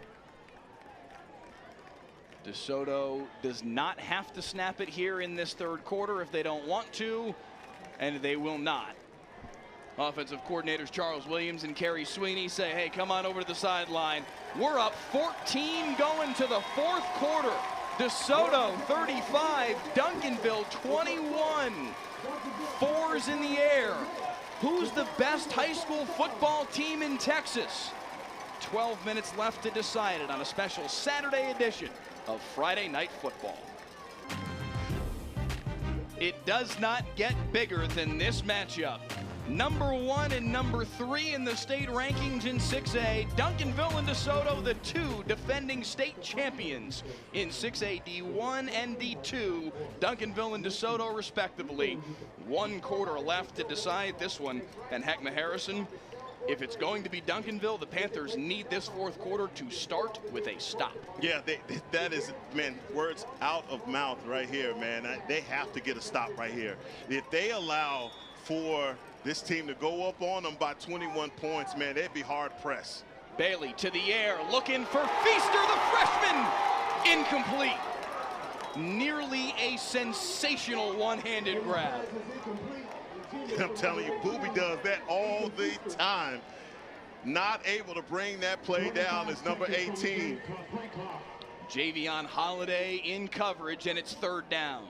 And don't look now. I guess when you need your playmakers all around, I guess you get Decorian Moore and tell him come out here and also play cornerback. He does that too. 3rd down and 7. They've got to get to the 2 to move the chains. Bailey over the middle, end zone. This time they do make the connection. Feaster with the diving grab, and Duncan and DeSoto has built the lead. Is it 19 instead of 18? It's 19. Christoph Fantroy with the reception. Hey, Christoph, boy, hey, what a famous name that is right there. Boy, Christoph just stretches himself out just like that.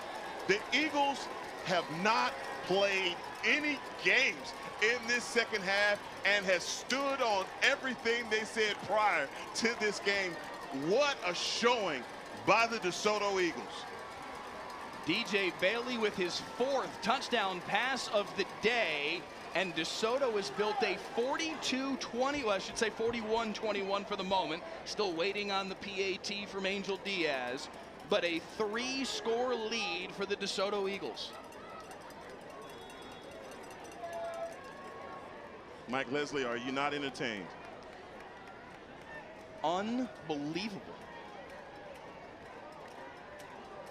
Diaz on for the PAT. Bailey with the hold. The kick is good, and DeSoto is doubling up the Duncanville Panthers. I am shocked right now. I am shocked. And let me just say this. I came into this game with number 5 circled as our player to watch. We've seen how good this kid has been, but I don't know if we've ever seen him play this good. DJ Bailey has been a magician with the football, and I'm saying Sam Houston has a complete stud, but this kid is next world. His arm, his precision, I mean, this has been a complete undoing of this world-renowned Duncanville Panther defense. 42 points on the board for DeSoto today against a Duncanville defense that coming into the day had given up 26 points all season. Wow. Wow. And Christoph Fantroy makes the diving catch in the end zone. The 5th, 6th best wide receiver on this DeSoto football team, making plays to put Duncanville in a major hole 20 seconds into this fourth quarter. Wow. This is, I mean, just the way that they've answered every time. You would seemingly, you think that the Panthers have hit them in the mouth and stopped some of their momentum. They haven't, man. These guys just continue to answer play after play after play. I am impressed, which however this goes, if this is the #1 team in the state of Texas, boy, this is going to be quite a march to AT&T Stadium. Which then brings me to the thought, this DeSoto team that is evidently capable of leading Duncanville 42-21 is going to be 6A D2, is going to be 5A next year. If they don't decide to opt into 6A, they have turned in an enrollment number that would put them in 5A next year. That is what? That is what? Yeah. Can Keelan Russell author a comeback? Throws far side. Nice grab by DeCorian Moore, and he fights his way for a dozen.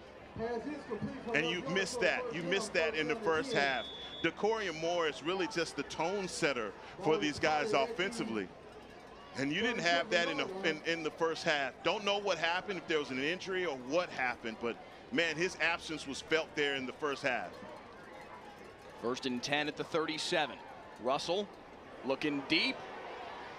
Overthrows his intended target. It was Moore once again. And trying to make sure they get the ball in to DeCorian Moore. Get him some touches. Time is a factor right now. Absolutely. If you're down by 21, that's you got to go for it here. There is still time to be played with, but you got to hustle right now if you're the Duncanville Panthers. Russell pressured, fires, has a man behind the defense, in stride for DeCorian Moore, and Duncanville has an answer. The touchdown hookup from Russell to Moore, and the lead's back down to 2 scores. I said it before and I'll say it again. DeCorian Moore is the tone setter for this Duncanville offense, and you had that standing on the sideline in the first half. If they are going to get back in this game tied up, it's going to be because #1 has touches.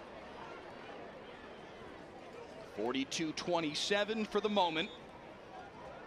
Awaiting the PAT here from Beatrice.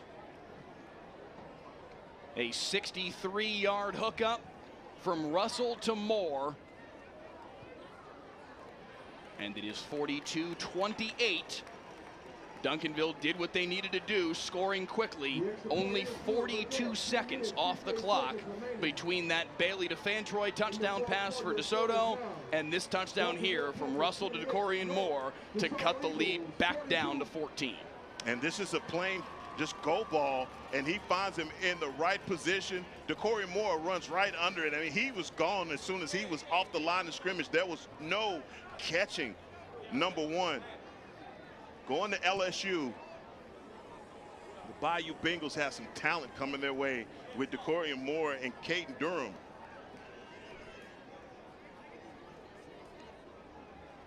What a game. Just like that, Duncanville has reset this situation right back to what it was at halftime, a 14-point DeSoto lead. 42-28 though, and now 10:58 left in this football game. Duncanville's going to need at least 2 more defensive stops. And a lot of things to go their way over this last 10:58. From his own 10-yard line. Dalen Singleton this time hemmed in at the 27. I just wouldn't kick it to him. Yeah, me neither. Yeah, I just wouldn't kick it to him. Anybody else but 13. But this Duncanville defense, you say they need some holes. They had some holes to some stops here. They're a talented enough group to get the turnovers that they need. Force a turnover here to get the ball back into the hands of your offense. It'll be 1st and 10 for DeSoto at their own 27-yard line. Up 2 scores. Handoff Duffy, nowhere to go. Big number 44, A.J. Brown leading the charge. Javian Council there as well. A loss of a yard, 2nd and 11. And just the way that these two guys converge on tackles, 44 and number 11, two very big guys with a lot of presence there in the middle, playing really tough here in the fourth quarter. 3 wide receivers in a triangle to the top of the formation here for DJ Bailey, who has Duffy to his left in the sidecar. Shotgun snap, handoff Duffy, again nowhere to go. This time Duffy able to do a good job to fall forward for a gain of 2, but it's going to be 3rd and 9. And this is where we've seen the best of the DeSoto Eagles, is when there is a 3rd and 9. Being able to pick up what is seemingly impossible versus Duncanville defense. What does Coach Mathis draw up here on 3rd? 2 wide receivers to either side. Bailey to go to the air. Looking, scanning, finds Feaster, but he'll be short of the line to gain right at the 33-yard line. It's going to be 4th down and about 4. And Feaster climbing that ladder back to the ball. It comes a little short on that 1st down, not looking at the marker. And that's where they needed him to be. So DeSoto. DeCoria Moore was going back to receive the punt. Now he is back there to receive the punt once again, jogging his way back out there to catch the punt here from Angel Diaz. No fake this time from DeSoto. High wobbly kick up the near sideline, takes a big DeSoto bounce. 15 yards worth there of field position gained by that bounce, and it will be 1st and 10 for Duncanville. Down 2 scores, ball at their own 32-yard line. Initially, that punt looked ugly and looked like it was going to bounce back the other way. Fortunately for the Eagles, it lands and rolls forward. Let's see if the DeSoto Eagles defense can get a stop with 8:48 left here in the fourth quarter.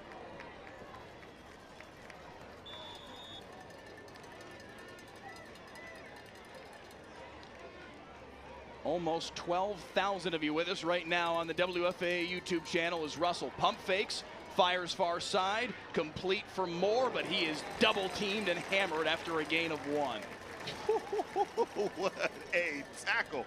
Look at number 9, Jamari Lay. Woo. That is how you get there, and with some boom behind it.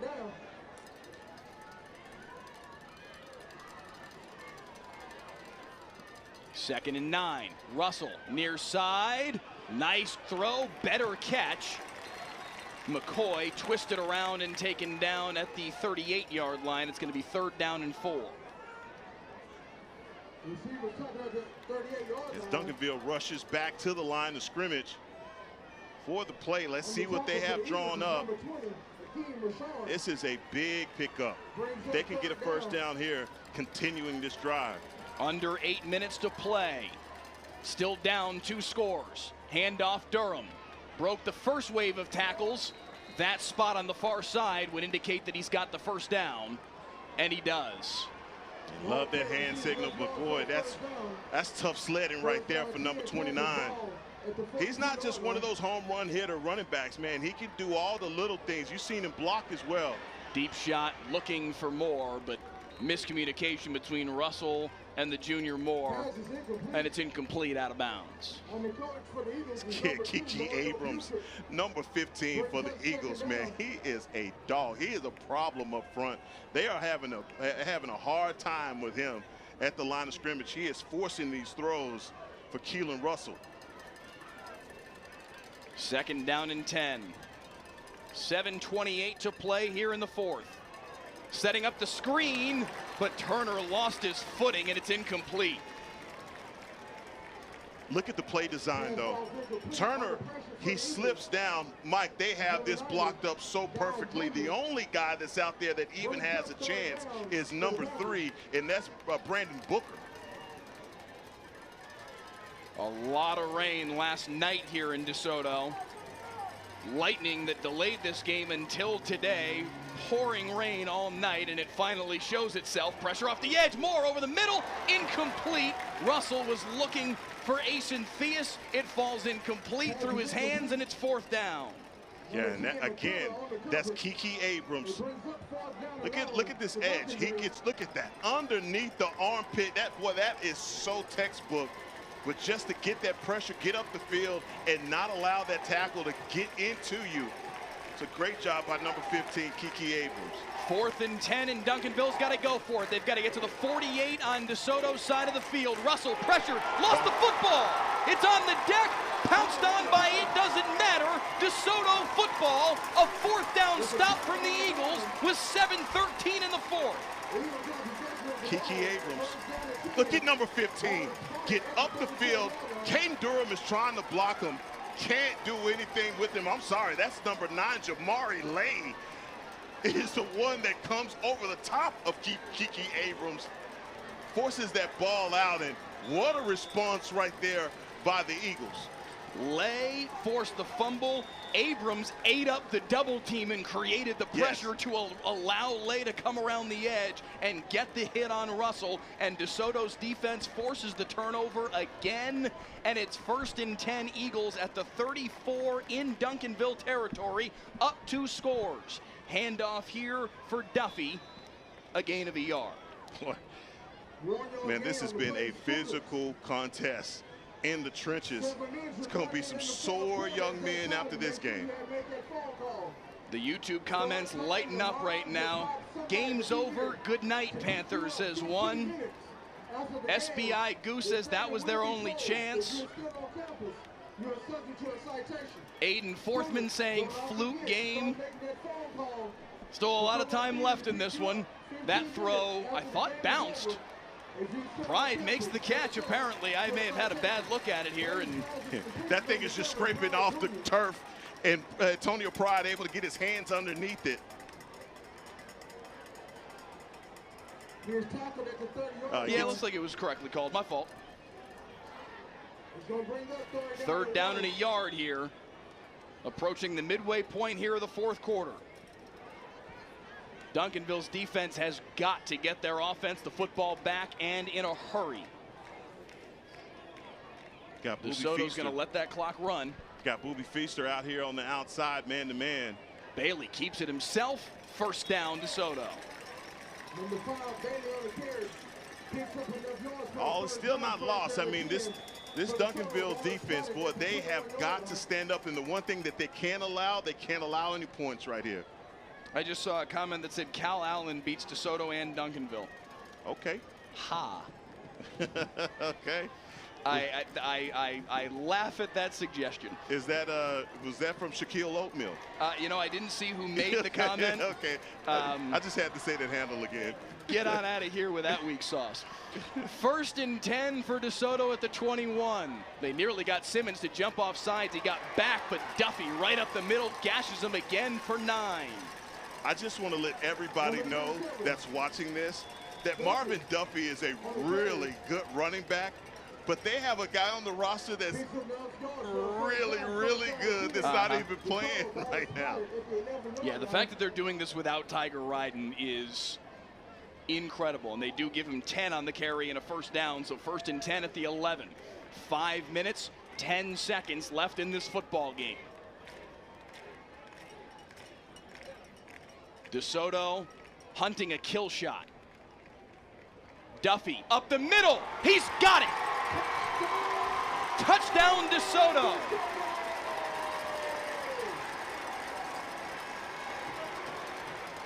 Mike, did I not say that Marvin Duffy was pretty good? I think I did. And he has been a difference maker in this game. And finally, This DeSoto Eagle offensive line, you see the way that they have leaned on this front for the Duncanville Panthers. That is a way to cap this game off. And this tape, it's just going to live for a lot of teams to watch to see how you get over the hump from the Duncanville Panthers. The DeSoto sideline waving goodbye right now to the Duncanville players. Extra point is good. 49-28 DeSoto. Wow.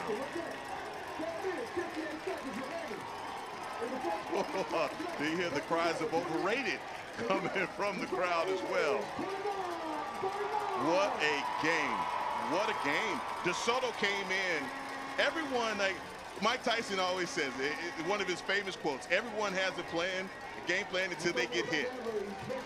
Well, I'll tell you what, DeSoto didn't come into this game with a game plan of even having to withstand being hit. They were the ones that were going to be delivering the blow, and they did exactly that. And they have not lit up off the gas since their first play from scrimmage. I'm impressed with this victory.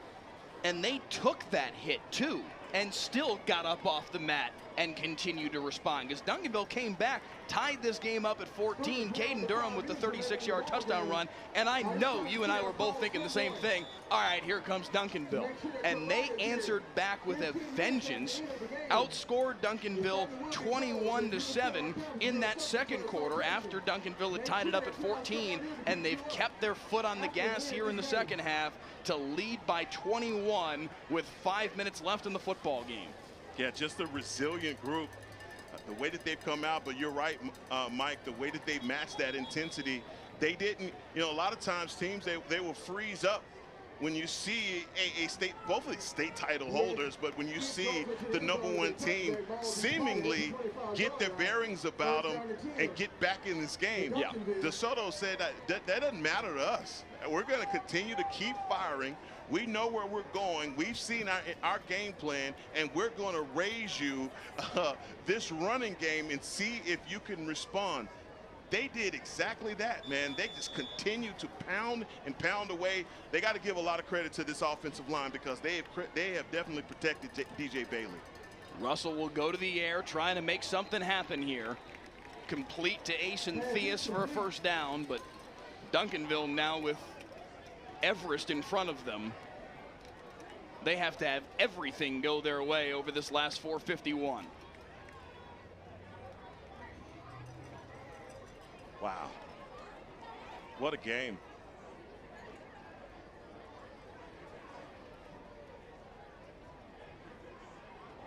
First and 10 at the 36. Pressure off the edge again. They're able to deal with it this time. Russell firing downfield. Has a man. It's Turner, complete out of bounds at the 45.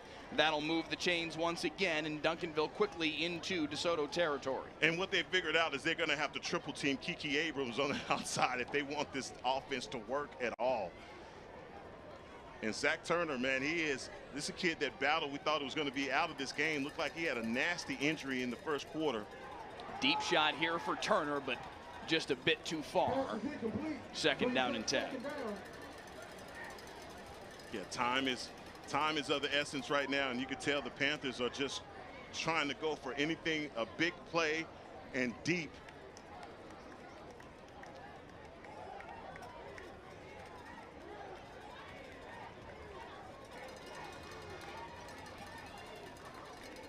Heckma Harrison, where else across the country could you have over 12,000 people watching a high school football game all at the same time? The numbers for this game are going to be ridiculous. Texas high school football is one of a kind. That catch is one of a kind by Zach Turner over the middle for a first down here for Duncanville. Yeah, this kid is amazing. I mean, and just the sophomore, possession receiver, and you could tell right there from Zach Turner his ability to go up in traffic and bring the ball down, man, big and physical on the outside.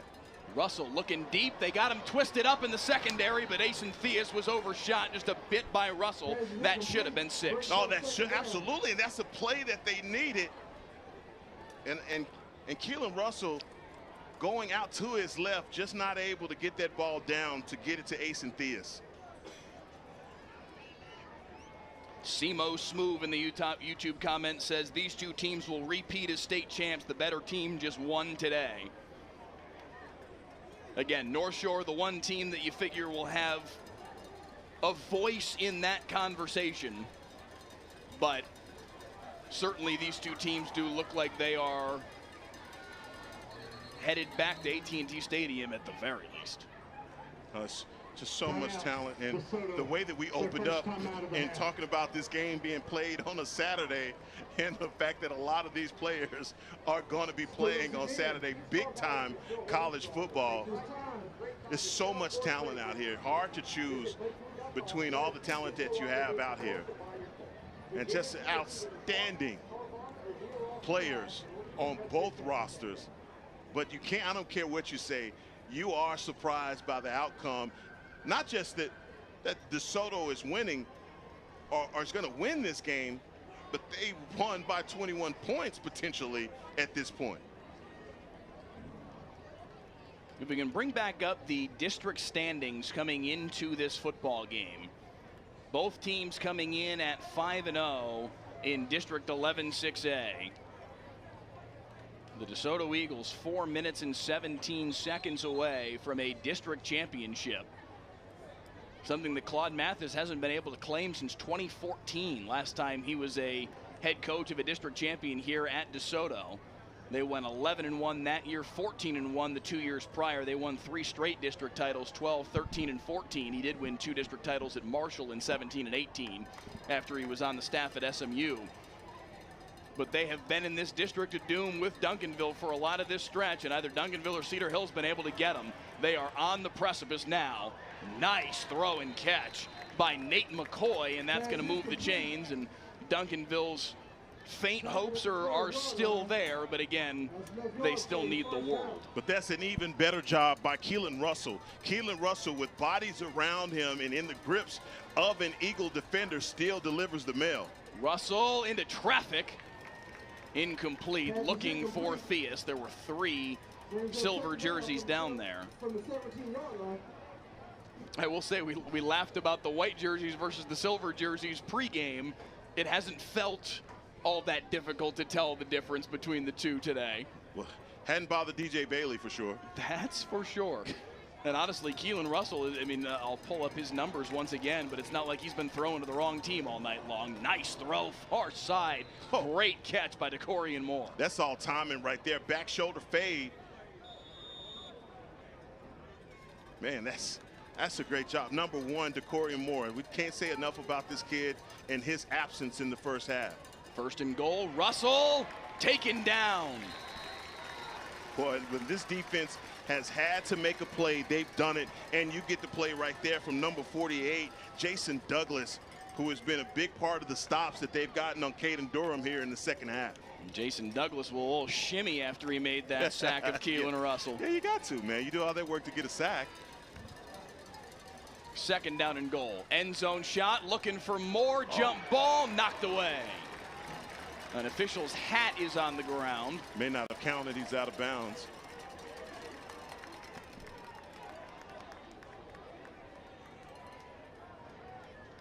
Incomplete either way. It'll be third down and goal. Back to your point about the quarterbacks and not having any issues with the similar colored jerseys. Keelan Russell 25 of 36 for 277 and a touchdown. Darius Bailey 17 of 23, 4 touchdown passes on the day. Russell looking for another, complete for Nate McCoy, short of the line to gain. They say he was down this time. And McCoy is in some pain at the 7-yard line. 3:02 left in this fourth quarter. And he got twisted around awkwardly late in that play. Yeah, that's a tough position for the receiver to be in. Jamari Lay comes out there and he's twisting him down to the ground, and his legs get caught underneath him. That's Nate McCoy. Man, I hope he's okay. It looked like an ankle. So an injury timeout here. Duncanville still with all 3 timeouts left in this football game. I'm a little surprised, talking about that we haven't seen them use maybe at least one of them as they've marched down the field to try and preserve some time on the clock. Ladies and gentlemen, So November I agree with you on that.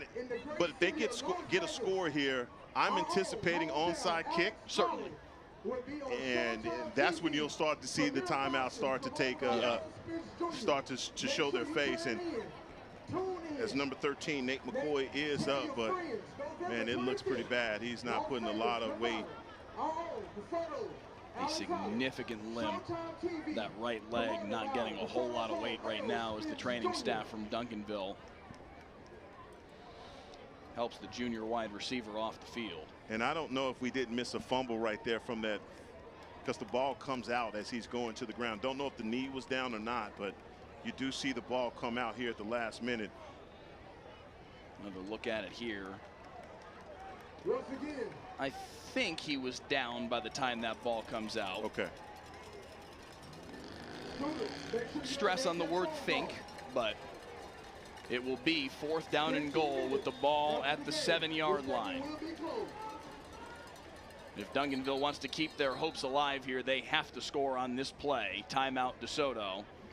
They use their second timeout of this second half.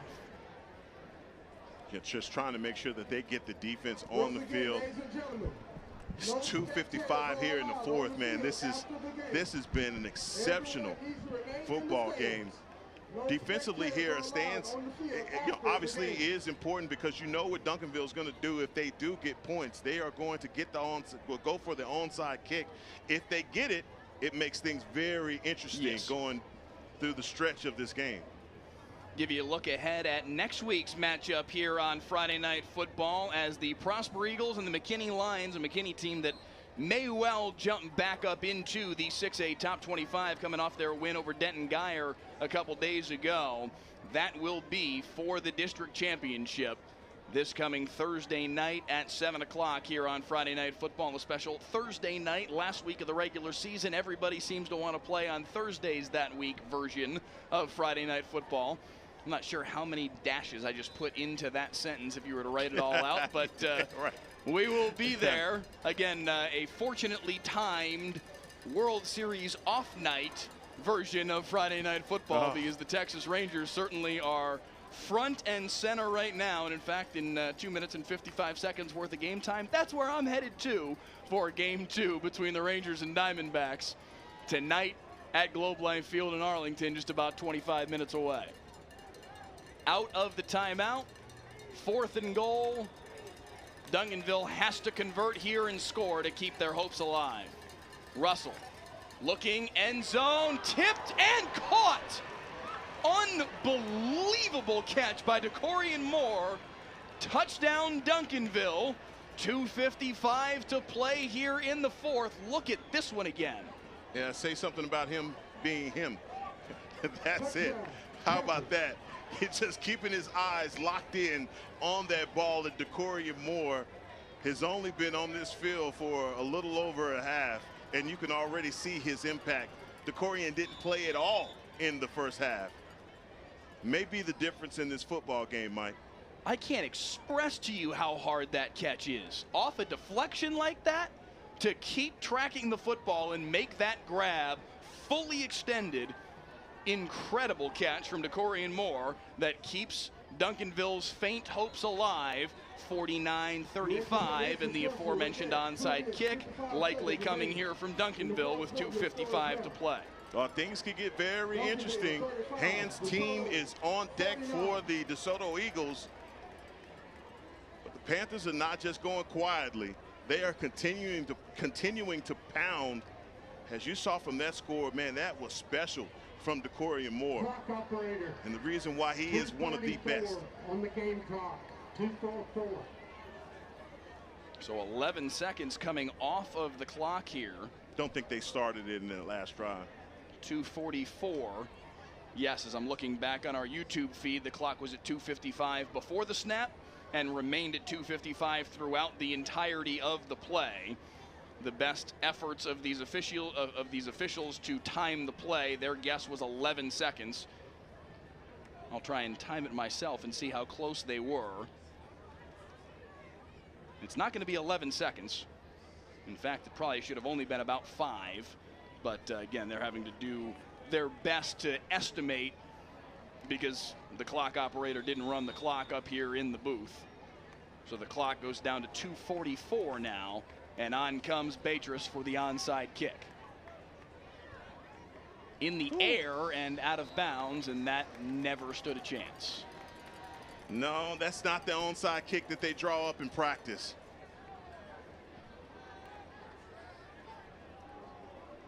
Let's say it like this, Mike. They probably don't have a lot of onside kick thoughts going on in the Duncanville's not usually trailing in the fourth quarter. No, that is fair. One of the things that they have to scheme for. So DeSoto football, 2:44 on the clock. The only good thing about that play for Duncanville is no time came off the clock. Well, it's about all they got.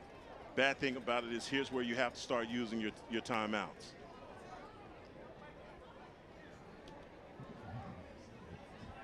You got to imagine that DeSoto will run the football 3 successive plays here. Handoff Duffy. He's got a lot of room left side. He'll have the first down on the first carry of the DeSoto possession. Loses his helmet late in the play, but moves the chains, and that just made Duncanville's already difficult process just about moot. Yeah, as you see this offensive line, man, just continuing to block down the field. They haven't given up on any blocks since the first quarter. They have been driving, tandem blocking, getting to the second level.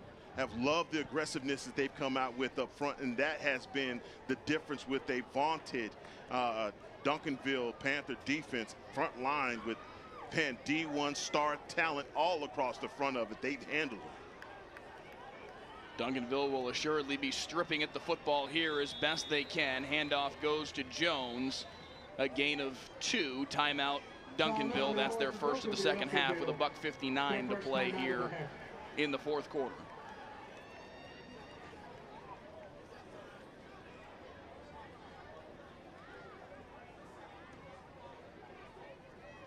And just to think the game that almost didn't happen, it ends up being this huge. There was discussion last night, according to the folks that were here in DeSoto last night. You and I were unfortunately elsewhere, otherwise entwined. There was discussion last night about not playing the game because of the fact that it does not have an impact on playoff positioning. Duncanville is going to be the #1 seed in 6A Division I out of this district. DeSoto will be the #1 seed in 6A Division II out of this district. This game is basically only to decide who's the district champion, which is only meaningful on paper because they're going into separate divisions, and bragging rights. And heavens knows bragging rights in this matchup matters an awful lot, and I have to imagine on some level was a factor in deciding, hey, no, let's play this football game. We are very appreciative that they did, because we were excited to be here for this one, and it turned out to be a fantastic football game. The DeSoto, excuse me, is now 1:59 away from finishing off. The handoff near side, down to the 38-yard line in the hands of Jalen Jones. Duncanville uses timeout number 2 with 1:51 to play. They will have to get a stop here on 3rd down and 2. Mike, there may have been a revolt if they didn't play this game from the two communities. You pretty much you outline it perfectly, because had it been any other team anywhere else, they wouldn't have played the game. They would have just decided it right there. The significance of it wouldn't have decided anything. But when you're talking about DeSoto and Duncanville from a community, they had to play this game because your seniors live for this game. And it would have been criminal to not have this opportunity to play one another. And I think for DeSoto, this is such a, I don't want to say ego boost for them, but they've what, 2014 was it that you said the last time that DeSoto beat Duncanville? 2016. 2016? The year that DeSoto won their first state championship. They beat them 41-17 in October of 16. And the people from the DeSoto Eagles community cringe at that type of statistic, knowing that they haven't won. Bailey is stopped there on 3rd down and 2. Timeout Duncanville. It'll be 4th down and a little less than a yard here for DeSoto. So Duncanville perhaps with a shot to get the football back here one more time with 104 seconds left. And Mathis is definitely keeping his offense out on the field. They're going to go for it here for 4th and short, because if you get the first down here, and it's 3 kneel downs and and Duncanville completely, they're out of timeouts here. Nothing they can do to stop the clock. But yeah, this really gives a boost to this DeSoto Eagle program by coming in and beating Duncanville at home last year. Man, that game was completely a washout with all the rain. We showed Coach Samples before in the highlight package. He was soaking wet. I mean, we're up in the booth and the walls are sweating. We got rain coming into our booth. And Kate, that was a game that neither offense could really get going, other than Duncanville had Caden Durham and him having a fantastic game. 4th down and less than a yard. DeSoto's offensive line has been great all day. They've got a chance to finish it here. Handoff. Oh, I don't think he got it. Stood up. The spot by the far side line judge is short. They handed it off to Marshall Curvin, the defensive tackle, and he did not get there. A 4th down stop right at the 35-yard line, and Duncanville, again, grasping at life as best they can, still needs a miracle, but they will get the football back here with a $1:42 to play. Not a lot of time to waste. Let's see if they could get something going quick. It's got to be quick strike. I anticipate passes galore here for the Panthers.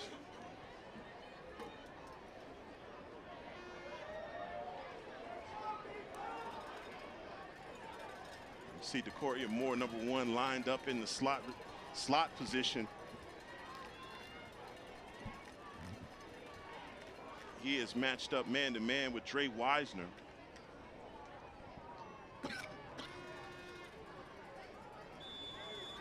$1:42 to play, ball at their own 35-yard line. Russell pressured off the edge and taken down, hammered from behind. Jason Douglas with the sack. That's it. That's number 15. Oh, it is Abrams. Yes, Yeah, it is. They can't stop him. They literally cannot stop Kiki Abrams. Clock continues to burn, down to 1:17. Russell pressured again and taken down again. Curvin was there. Seems like the entire defensive front from DeSoto was there on this one. Jairus Gray as well. That's how you just Jason Douglas and Kiki Abrams, man, they have put on a show defensively. 3rd down and 20. Tunnel screen, nowhere to go. Duncanville has gone nothing but backward. And the DeSoto sideline can taste it. 35 seconds left. 4th down and a mile for Duncanville. They've got to get to the 45. Russell to the air, throws far side, intercepted. Knocked away, incomplete, but DeSoto with the stop. Turnover on downs, and it is over in DeSoto. The Eagles will win it. And Mario Buford out on the other side. He has one assignment, and that's not allowed DeCoria Moore to get to the sticks. He jumps that ball, it's underthrown, and boy, this is quite a win for DeSoto. Nobody was going to cancel this game, Mike. No way. No way. It means too much. It belonged on a Saturday like this so that the whole state could see it. An absolute battle between two of the biggest rivals in the state of Texas. Arguably the 2 best teams in the state of Texas, Duncanville and DeSoto. Look at this sideline. This sideline for DeSoto, man, talk about the joy. There was one question coming into today. Who's the best team in Texas? The DeSoto Eagles make their claim. 49-35 final. DeSoto beats Duncanville.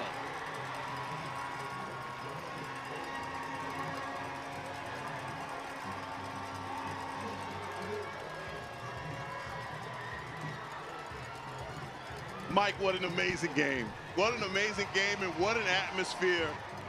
And DeSoto never let off the gas. These are two close-knit communities and players that have played against one another forever. Going back to Little League, middle school, and high school. These coaches are very familiar with one another. This was a hard-fought game.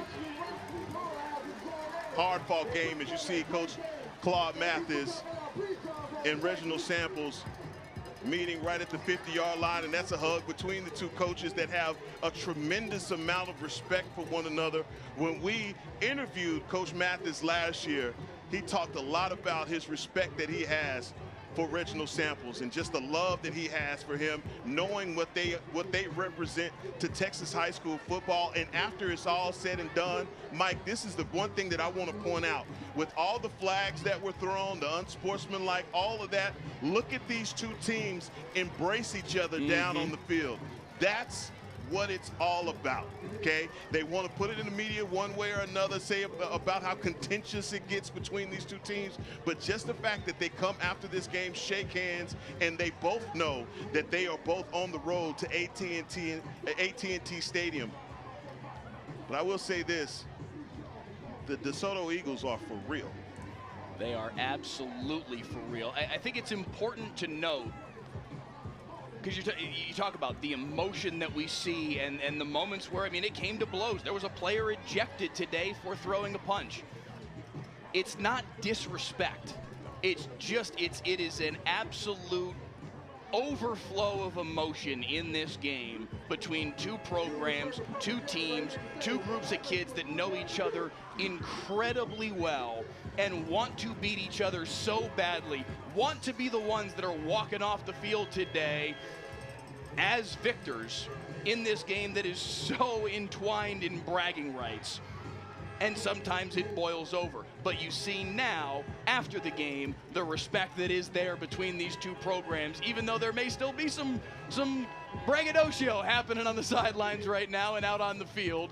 It's bigger than just that. There is a lot of respect here, too. Claude Mathis gets doused with the Gatorade bath. I love it. And they take his visor from him first. They took his visor off. Like, Coach, we're not going to get your visor wet. Look at Claude Mathis. That man, he deserves to celebrate like this. Deserves it. He deserves it. That's only the second time that Claude Mathis has defeated Reginald Samples. It's only happened one other time. DeSoto beat Skyline in the playoffs back in 2010, 38-0 in the second round of the playoffs. That's the only time that Mathis has gotten Samples until today. Wow. That's hey man, that's an opening a pressure valve right there when you can get that second win. And this game means a whole lot to Claude Mathis. There's no way they were going to cancel this game, Mike. There's no way. No way. This game was going to be played one way or another. If they had to do it on Monday, it was going to get played. Maybe not on Monday. It was going to get played. They had one chance today, and thankfully, it was played in its entirety this afternoon here in DeSoto. Now look forward for these two teams. Again, we have every expectation that these two teams are playing for a state championship in Arlington in, let me do the math here real quick, 7 weeks' time. DeSoto just stamped themselves very clearly as the favorite by a mile in 6A Division II. It does leave at least a window of question now about who's the favorite in 6A D1. Is it Duncanville? Is it North Shore? North Shore won yesterday against Atascocita in pretty convincing and impressive fashion. It would be a surprise. It's a surprise every year when it's not those two teams that make it to AT&T Stadium. You got to imagine that's the matchup, but there is at least a window of, okay, so who is that top team in 6A D1 then? And I don't want to open up this window to make it seem as though I'm giving an excuse here, okay? But I'm going to say this. Duncanville played that first half without Decorian Moore. Oh, that matters. There's a backstory to that, and we will figure out what happened, okay? But Decorian Moore in that second half with those 2 touchdowns, if you have a player like that in the first half, what difference does his presence make in this game? That's the only thing that I bring up in this instance. Either way, yes, this is an impressive victory by DeSoto, and nothing can be taken away from them in this. I just believe the weather delay coming to today, defensively, this is not the Duncanville Panther defense that we've been accustomed to seeing. Them getting the stops. You pointed to the amount of points that has been scored against this Duncanville defense. I believe it was 26. 26 all year coming into today. 26 points to this point. No one could have ever predicted that DJ Bailey would have had the day that he had today. Like, he completely went off.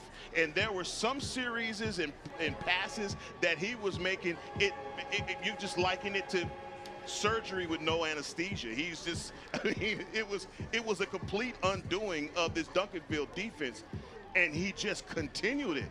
And it wasn't like the moment was too big for him. He just continued to pile it on and make play after play after play. Guys like number 13, Dalen Singleton, man, he had a lights-out game, but not only that, they doubled down on it by continuing to run the ball, and I think that was the one thing for Duncanville's defense that was their undoing, because they couldn't stop the run. Everything else was accessible. So, look, they have to go back, circle the wagons if you're a Duncanville Panther, and understand that you still have everything to play for. I mean, you're the number 1 seed. You have everything that you're going to get. I think in this first round, 1 plays a 4, so they're going to get the weakest opponent coming out of another district, and they can just completely run with that through this playoffs. And so you're going to run into some really tough opposition, but to decide who's going to be the number 1 team at the end of the year, I'm sure Galena North Shore will be there at AT&T to answer this question that you just asked. So, question from our friends at Prep Gridiron Logistics on Twitter just now, and it's a good question because I don't know the answer. He said, anyone know the last time Duncanville gave up 49 points in a game? The closest example I can come up with, and it's not 49, they gave up 45 to Mater Dei in the very first game of the 2021 season. But to me, that is instructive of just what DeSoto accomplished today in scoring 49 against a Duncanville defense. Mater Dei plays in a different stratosphere with the way that they're able to recruit, with the way that they're able to do things in California high school football. Yes. That's a completely different animal, and it took them to score 45 on Duncanville. What DeSoto just did today is otherworldly. Yeah, that was a Mater Dei team that had 5-star after 5-star after 5-star at every position. When you look at those guys from quarterback to wide receiver to linebackers to everybody that they have, and they just shut down I was there for that game in Duncanville, and they shut that Duncanville offense down, and defensively they had their way. You're right. This was different. This was an opponent that you're used to. That was the familiarity component to this game. And look, DeSoto never turned back. They just continued to pour it on. Yeah. And like I said, this is a great team.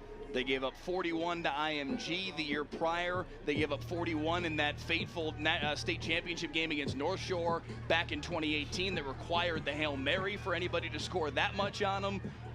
Going back through the 2017 season, it has been a while. I have to imagine you've got to go back prior to Reginald Sample's time at Duncanville to find the last time they gave up that number of points in a game. It has been a while. A remarkable performance from this DeSoto offense, led by, as you said, Darius Bailey, 17 to 23, nearly 74% completion, 268 yards and 4 touchdowns to lead that man in the middle of your screen, Claude Mathis's team, to a win today in a game that really was the decider for, hey, who's the best team right now in the state of Texas? And he showed everyone. He showed everyone, and Coach Mathis, man, has every reason, and he's not going to be one of these guys that pounds his chest about this victory. but it means a lot to him. You talked about him only beating Reginald Samples twice, and it took some really good teams to be able to get to this point. That Skyline team, man, they had a bunch of dogs on that side also, and to double down and come back here tonight, not only to pull out the victory, but to pull out the victory putting 49 points up against Duncanville, and it not be the likes of a IMG or a Mater Day, or like you said, the Galena North Shores of the world. This is big time. This is big time, and one of those victories that I think is going to stay with this program, that they could go back and say, look at what we did here when no one thought we had the ability to do it. An incredible, incredible performance from the DeSoto Eagles today. A 49-35 win to stay perfect on the year and very likely move to #1 in the state rankings when they come out on Monday afternoon. For our entire Friday Night Football crew, who was, I promise you, thrilled to be here today for this game, no one more so than yours truly. We appreciate you tuning in tonight for Friday Night Football. For our director, Clay Marshall, our photographers, Lance Martin and Cody Pryor, our digital team back in-house, Paul Wedding, Paul Livengood, our producer, Andrew Seeley, and for the one and only Heckma Harrison alongside Heckma Jr. in the booth with us tonight as well. Thank you so much for joining us for this one. The biggest game of the season in Texas high school football goes to the DeSoto Eagles, 49-35 victors. All our Friday Night Football broadcasts are archived in perpetuity on the WFAA YouTube channel and on the WFAA Plus app. This has been a proud presentation of WFAA TV.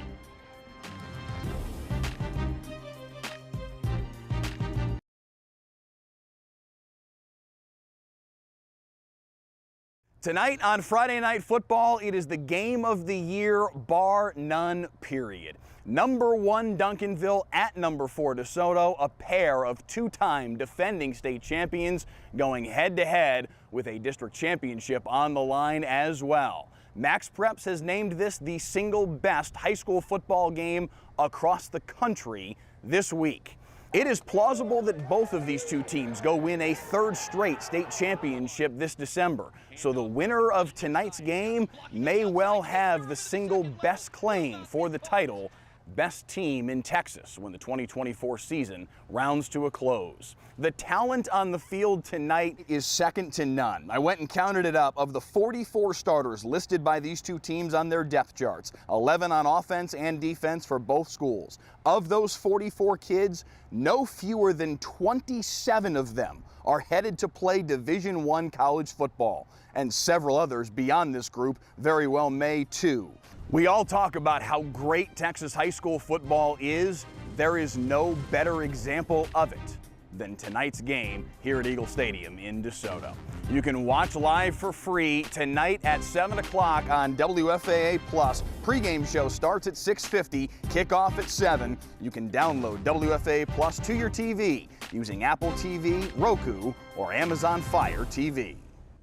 Tonight on Friday Night Football, it is the game of the year, bar none, period. #1 Duncanville at #4 DeSoto, a pair of two-time defending state champions going head-to-head with a district championship on the line as well. Max Preps has named this the single best high school football game across the country this week.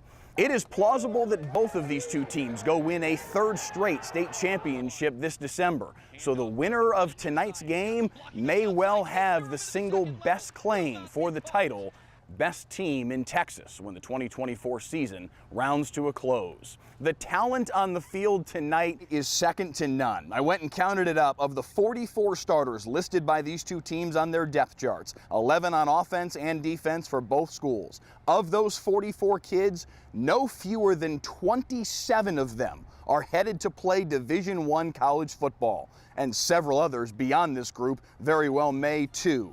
We all talk about how great Texas high school football is. There is no better example of it than tonight's game here at Eagle Stadium in DeSoto. You can watch live for free tonight at 7 o'clock on WFAA Plus. Pregame show starts at 6:50, kickoff at 7. You can download WFAA Plus to your TV using Apple TV, Roku, or Amazon Fire TV. Tonight on Friday Night Football, it is the game of the year, bar none, period. Number 1 Duncanville at number 4 DeSoto, a pair of two-time defending state champions going head-to-head with a district championship on the line as well. Max Preps has named this the single best high school football game across the country this week. It is plausible that both of these two teams go win a third straight state championship this December. So the winner of tonight's game may well have the single best claim for the title, best team in Texas, when the 2024 season rounds to a close. The talent on the field tonight is second to none. I went and counted it up. Of the 44 starters listed by these two teams on their depth charts, 11 on offense and defense for both schools. Of those 44 kids, no fewer than 27 of them are headed to play Division I college football, and several others beyond this group very well may too. We all talk about how great Texas high school football is. There is no better example of it than tonight's game here at Eagle Stadium in DeSoto. You can watch live for free tonight at 7 o'clock on WFAA Plus. Pregame show starts at 6:50, kickoff at 7. You can download WFAA Plus to your TV using Apple TV, Roku, or Amazon Fire.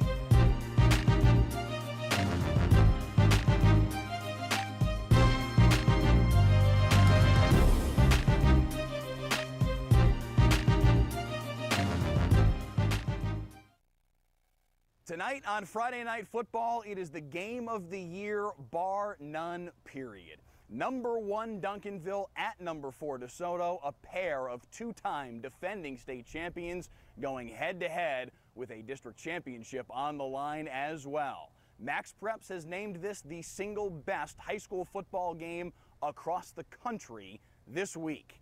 It is plausible that both of these two teams go win a third straight state championship this December.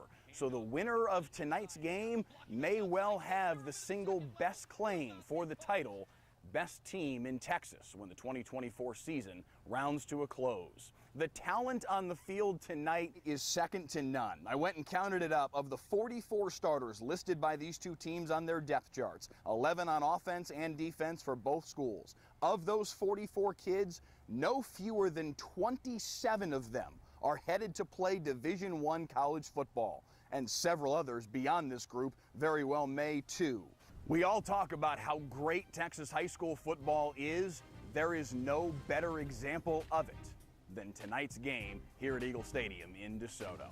You can watch live for free tonight at 7 o'clock on WFAA Plus. Pregame show starts at 6:50, kickoff at 7. You can download WFAA Plus to your TV using Apple TV, Roku, or Amazon Fire TV. As we do approach kickoff, let's take you back through the last few years, because we have had the privilege here at WFAA to broadcast this matchup for what will now be 4 years in a row after tonight. And during that time, we have watched these two teams ascend to the very top of the sport, now two-time defending champions in 6A D1 and D2, Duncanville and DeSoto, respectively. Let's go back to 2021, the first time we ever broadcast this matchup, as DeSoto played host to Duncanville here at Eagle Stadium. And an opportunity here for the Duncanville defense to perhaps make a play. Allen's going to go to the air, looking deep up the near sideline. Jonte Cook behind the defense. 99 yards, touchdown DeSoto. Nobody in the vicinity. Jamarian Ravenel. See if they take advantage on the one-on-ones. Near side, touchdown, wide open. Stephon Johnson. And DeSoto takes a 2-score lead. The Oregon commit on the receiving end, and DeSoto's got another. James and Medlock side by side. Medlock with the handoff, and he walks into the end zone. Touchdown, Duncanville. Finally, the Panthers find the answer they were looking for. And the executive producer of Friday Night Football is Sean Hamilton. Little cross up in the backfield, and that springs Caden Durham up the left sideline. Caden Durham to the house. Touchdown, Duncanville. An extra point away from tying it up. Yeah, they went back to that zone play right now. This time he cut it up inside. A couple missed tackles right there, and then to the house. 31 yards for Caden Durham, and the ground game for Duncanville is working. He may be 5'9", but he's not run like it. Duncanville with one timeout. Again, they do get the ball to start the half, so Reginald Samples may decide, let's just go into halftime, but depends on what happens here on the punt return. Breaking a tackle, and Davion Blewett's got something going here. Davion Blewett to the free. He's got an opportunity if he can beat Matt Allen. Davion Blewett's going to score. Duncanville with a lightning strike on special teams, and it's 3 straight scores for the Panthers. They've got 2 touchdowns in the passing game tonight, but both of them came in the opening 14 minutes of this football game. Since then, the DeSoto offense has been grounded. This one's tipped and picked off. This time, it's Lamadrick Spencer hanging on, and he's to the house. Touchdown, Duncanville. Again, the handoff to Durham. Nice cutback, a big hole, and he's into the secondary. Caden Durham to the house. Touchdown, Duncanville, 34-14 Panthers. Don't make their life easier, and oh, by the way, give them a little bit of juice, too, in the process. Allen, open, end zone, wide open, touchdown. Jalen Bean. Reginald Samples and company knowing they need another first down here to keep burning this clock, and they bring back the senior, Malachi Medlock, the captain, and he'll carry here in a key spot, right up the gut to the end zone. Malachi Medlock with his 2nd touchdown of the game, and that one should put it to bed. That 2021 game started well for DeSoto, jumping out to that 14-0 lead, but Duncanville did come back and eventually asserted their dominance in the second half of that game. The next year, we were at Duncanville's Panther Stadium, about 8 miles from here, for a game that featured more than its fair share of weather delays. 2 backs in the backfield here with the sophomore quarterback, Keelan Russell. Motion man across the formation is Lontrell Turner. Handoff coming near side in the hands of Caden Durham. And look at the running room he's got. Caden Durham in a foot race across midfield. They will not chase down Caden Durham. 92 yards to the house for the Duncanville Panthers on the first offensive snap of the game. We'll see DeSoto and Denton Guyer in the state semifinals in about 6 weeks' time. Right up the middle goes Durham again, and it's a foot race again. And they're not going to chase down Caden Durham again. Give him 86 yards this time for the 2nd time tonight. Durham with the house call. The line of scrimmage, but that was quite a bit of that. Handoff up the middle and another crease, and to the end zone for the 3rd time tonight goes Caden Durham. He only had to go 10 yards on this one, and Duncanville in control here late 2nd quarter. Caden Durham just counting the money. He's like 1, 2, 3. I love this kid. I absolutely love him, man. 2:23 to work with. No timeouts left, but plenty of time, especially when you give the ball to Caden Durham. Look at him go up the far sideline. Nobody's going to catch Caden Durham.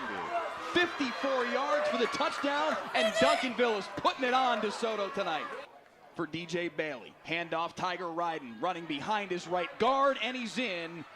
The DeSoto Eagles finally in the end zone tonight, and with 2:42 to play in the 3rd quarter, they cut into the lead a bit further. It's Kenny and Durham together in the backfield. They motion 2 guys to the left. Direct snap to Durham, lowers his shoulder, dives forward, he's in. Touchdown number 5 of the day for Caden Durham. He just cannot be stopped. He too much, man. He is too much.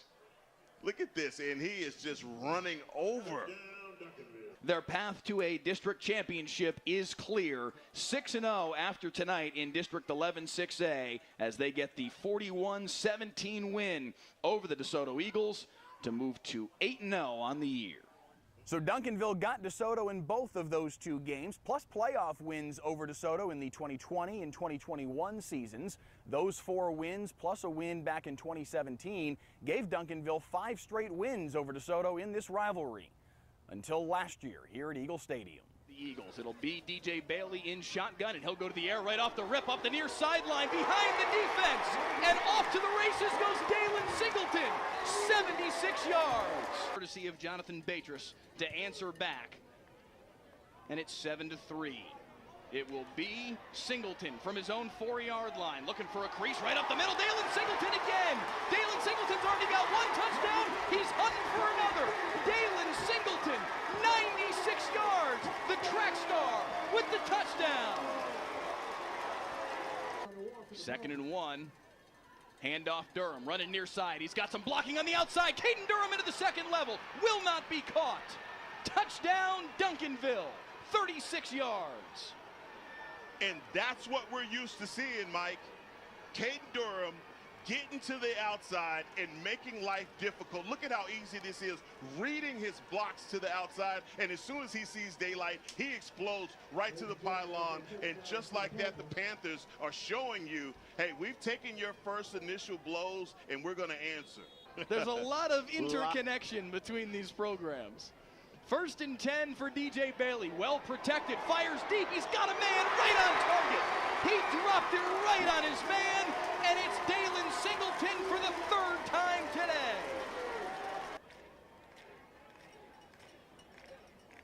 DeSoto hunting a kill shot.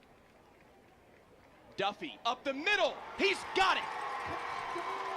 Touchdown DeSoto. Look at Claude Mathis. That man, he deserves to celebrate like this. Deserves it. He deserves it. That's only the 2nd time that Claude Mathis has defeated Reginald Samples. It's only happened one other time. DeSoto beat Skyline in the playoffs back in 2010, 38-0 in the 2nd round of the playoffs. That's the only time that Mathis has gotten Samples until today. That was a huge win for DeSoto, spurring them on to a 6A Division II state championship, their 2nd in a row. And head coach Reginald Samples from Duncanville says that that loss may well have spurred Duncanville on to their 2nd straight state championship as well. Kickoff is at 7 o'clock here in DeSoto. Our pregame show officially gets underway at 6:50 here on Friday Night Football. The 12-yard touchdown. Catch a live broadcast of every play of the biggest high school football games. Next week, Forney at Rockwall. Stream the broadcast free. Next Friday night at 7 on WFAA+. All right, it's time for Friday Night Football on WFAA+. Tonight, the biggest game that we've had so far. This is going to be the #1 Duncanville Panthers versus the #4 DeSoto Eagles at Eagle Stadium in DeSoto. Big game live tonight. Again, kickoff at 7 p.m. The weather looks perfect. It really can't get a lot better than that. 84 degrees at 7. Yeah, it's a little warm. Sure. 8 o'clock, we're going to be at 80 degrees. Then by 9, we're going to be at 77. So clear skies, relatively comfortable temperatures, light winds, again, for the #1 Duncanville Panthers versus the #4 DeSoto Eagles. You can watch on WFAA Plus live tonight. Pre-game coverage starts at 6:50. What is WFAA Plus? Where do I get it? You download it on your smart TV, your Apple TV, your Roku, Fire TV. You can download this app and watch the game live, and there's a lot more content you can consume there, and we hope you do it. We hope you watch it, and enjoy your Friday night.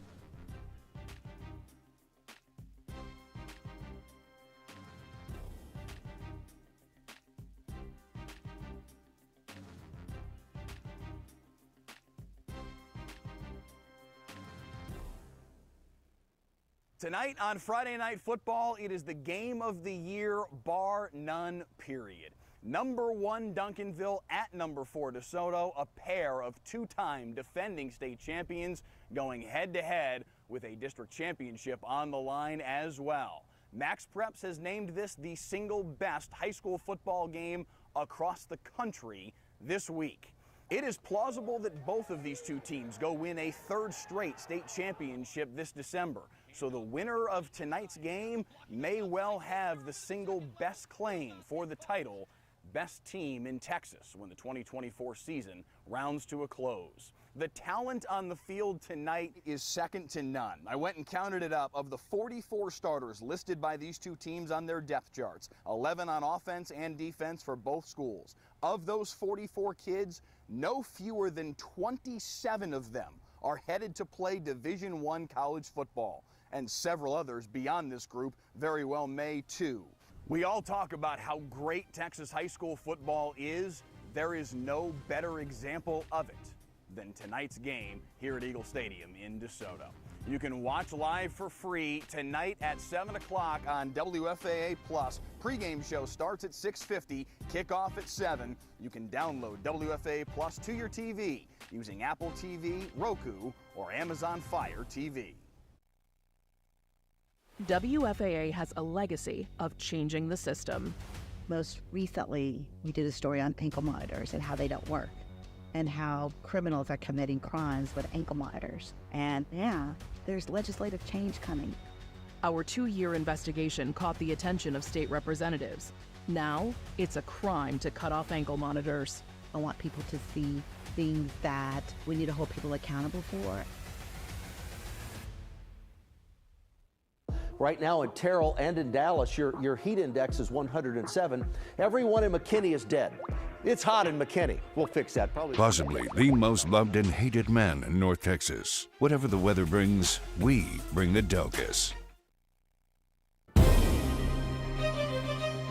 This is the pinnacle of Texas high school football. Duncanville-Desoto, a pair of two-time defending champs in the state's highest classification, battling for the ultimate bragging rights on Friday Night Football, sponsored by Texas de Brazil. And with that, we welcome you inside the broadcast booth here at Eagle Stadium in DeSoto. Mike Leslie alongside the former Lincoln High and Kansas State linebacker Heckma Harrison. Heckma, we've called this the game of the year all week long. There's one fundamental reality to tonight. The winner of this game each of the last 2 years has had the best claim of anyone across Texas for the title, the best team in the state. And there's a real good chance the winner tonight will again be that team. It is the biggest game in the state, and they call it the District of Doom for a reason, because these two great teams that are nationally ranked are in the same district. Look, the winner of this game, obviously, it doesn't decide the state title tonight, but it gives you a clear picture of how good the teams in 6A really are. And Duncanville and DeSoto are always going to fight amongst each other at the top, but getting these guys into Division I and Division II is something that probably people in the UIL would say, look, put them in Division I, okay? Because these are powerhouse schools, and when you talk about the athletes that are going to be on this field, it is just uncanny. If it were up to the UIL and if it were up to the numbers, they'd be in Division I. 5A Division I is where DeSoto would be from an enrollment standpoint. They decided to play up to 6A for this redistricting because they know they've got the talent to play on this level, and they are the favorites to win 6A D2 again this year.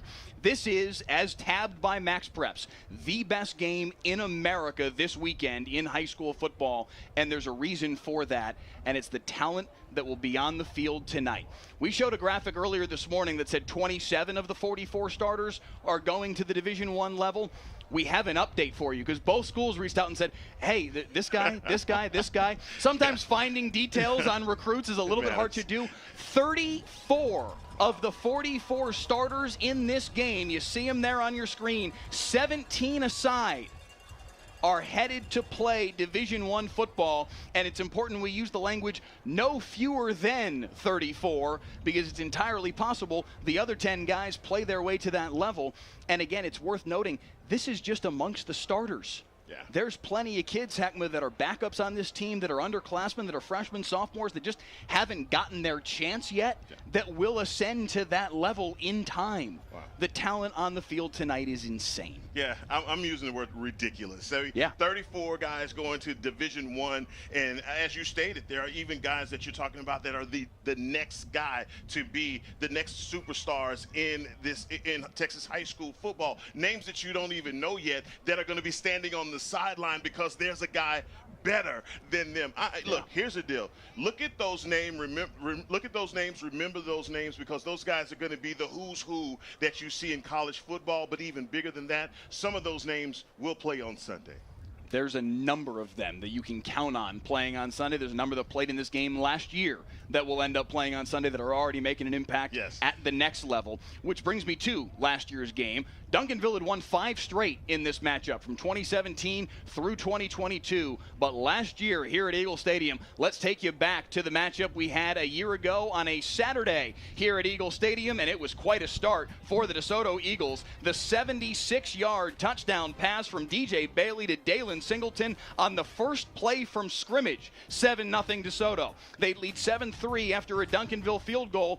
And then it's Dalen Singleton again, this time taking it from his own 4-yard line, weaving through the defense, beating the kicker, and going for another touchdown, his second of 3 in the first half alone, 14-3 DeSoto. Duncanville would answer. Caden Durham with the touchdown run here late first quarter.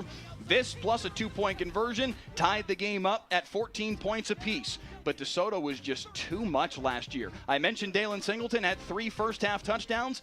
Here's the third. DJ Bailey looking up top for him again. This made it 28-21. DeSoto would score again before halftime, just before halftime, to make it 35-21. And then this from Marvin Duffy put the finishing touches on it. 49-35, the final score. DeSoto with the win. Claude Mathis and company celebrating in a big way. And Heckma, then they went on to win a state championship. Tonight, Mathis and his team on their home field again, try to do it again.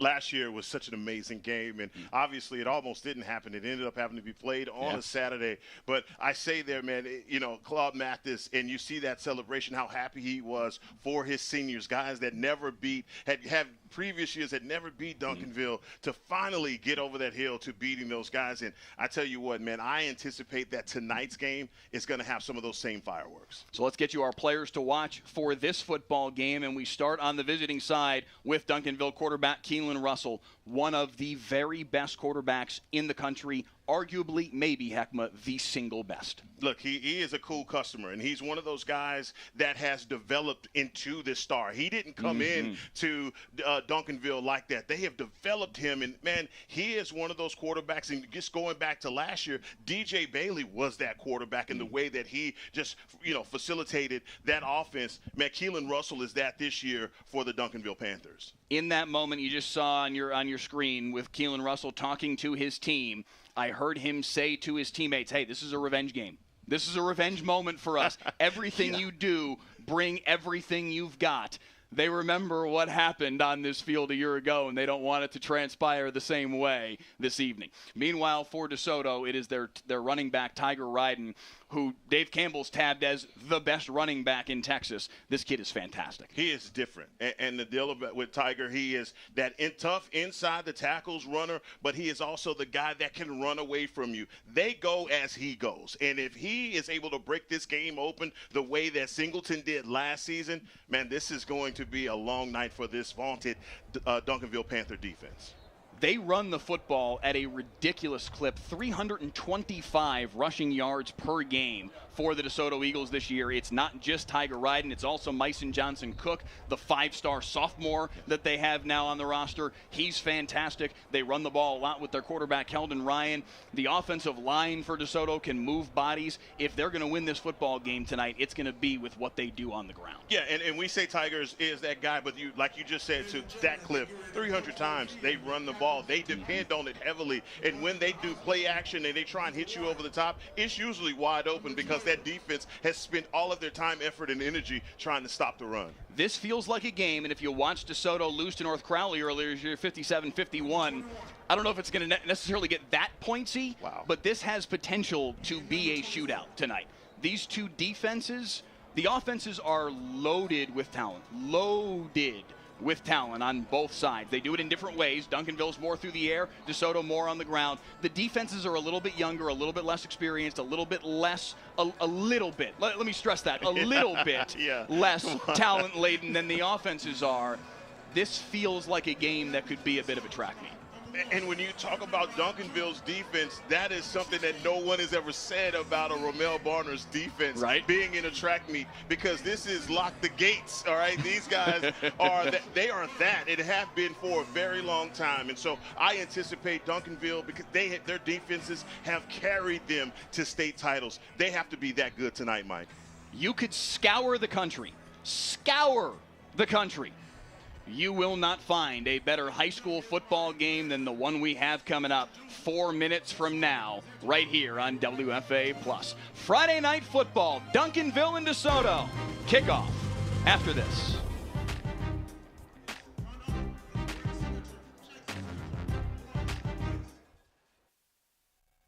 The 12-yard touchdown. Catch a live broadcast of every play of the biggest high school football games. Next week, Forney at Rockwall. Stream the broadcast free next Friday night at 7 on WFAA+.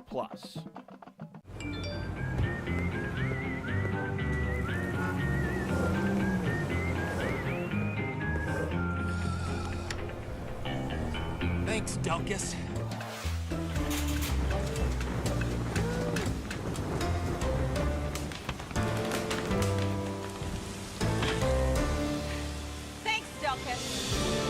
Possibly the most loved and hated man in North Texas. Whatever the weather brings, we bring the Delkus.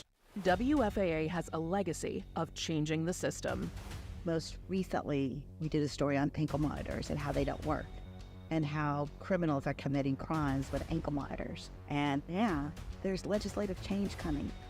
Our 2-year investigation caught the attention of state representatives. Now, it's a crime to cut off ankle monitors. I want people to see things that we need to hold people accountable for.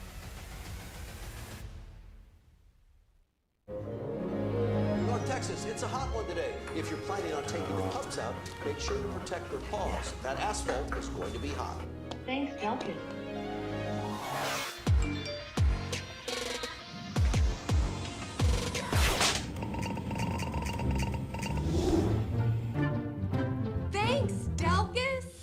Possibly the most loved and hated man in North Texas. Whatever the weather brings, we bring the Delkus. WFAA Sports. To us, it's about so much more than a highlight, wins or losses. It's the heart that makes up the game. The triumph of human spirit, its agony and victory, diehards and day ones. It can divide or unify communities. We give you the stats, but inspire you with the stories, the unpredictable, unforgettable, and incomparable. We bring it to you all because sports lives in all of us. Right now in Terrell and in Dallas, your heat index is 107. Everyone in McKinney is dead. It's hot in McKinney. We'll fix that probably. Possibly the most loved and hated man in North Texas. Whatever the weather brings, we bring the Delkus. Discover WFAA Plus, a live 24-hour stream of WFAA news and exclusive digital content, all completely free. Now available on Apple TV, Roku, and Fire TV. Download WFAA Plus today. The 12-yard touchdown. Catch a live broadcast of every play of the biggest high school football games. Next week, Forney at Rockwall. Stream the broadcast free next Friday night at 7 on WFAA+.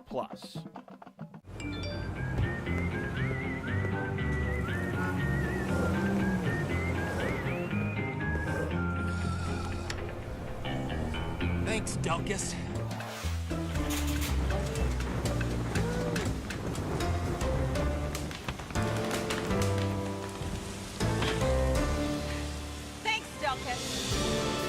Possibly the most loved and hated man in North Texas. Whatever the weather brings, we bring the Delkus. WFAA has a legacy of changing the system. Most recently, we did a story on ankle monitors and how they don't work, and how criminals are committing crimes with ankle monitors. And yeah, there's legislative change coming. Our 2-year investigation caught the attention of state representatives. Now, it's a crime to cut off ankle monitors. I want people to see things that we need to hold people accountable for.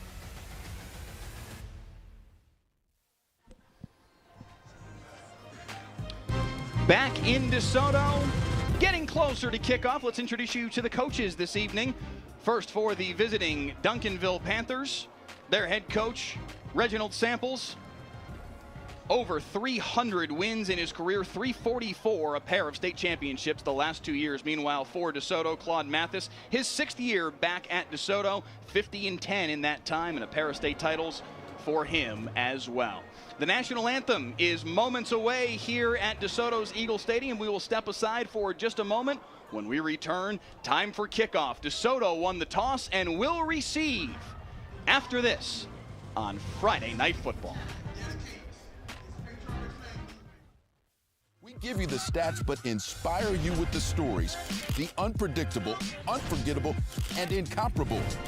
We bring it to you all because sports lives in all of us. Right now in Terrell and in Dallas, your heat index is 107. Everyone in McKinney is dead. It's hot in McKinney. We'll fix that probably. Possibly the most loved and hated man in North Texas. Whatever the weather brings, we bring the Delkus. Discover WFAA Plus, a live 24-hour stream of WFAA news and exclusive digital content, all completely free. Now available on Apple TV, Roku, and Fire TV. Download WFAA Plus today. WFAA has a legacy of changing the system. Most recently, we did a story on ankle monitors and how they don't work, and how criminals are committing crimes with ankle monitors. And yeah, there's legislative change coming. Our 2-year investigation caught the attention of state representatives. Now, it's a crime to cut off ankle monitors. I want people to see things that we need to hold people accountable for. Right now in Terrell and in Dallas, your heat index is 107. Everyone in McKinney is dead. It's hot in McKinney. We'll fix that probably. Possibly the most loved and hated man in North Texas. Whatever the weather brings, we bring the Delkus. WFAA Sports. To us, it's about so much more than a highlight, wins or losses. It's the heart that makes up the game. The triumph of human spirit, its agony and victory, diehards and day ones. It can divide or unify communities. We give you the stats, but inspire you with the stories. The unpredictable, unforgettable, and incomparable. We bring it to you all because sports lives in all of us. The 12-yard touchdown. Catch a live broadcast of every play of the biggest high school football games. Next week, Forney at Rockwall. Stream the broadcast free. Next Friday night at 7 on WFAA+.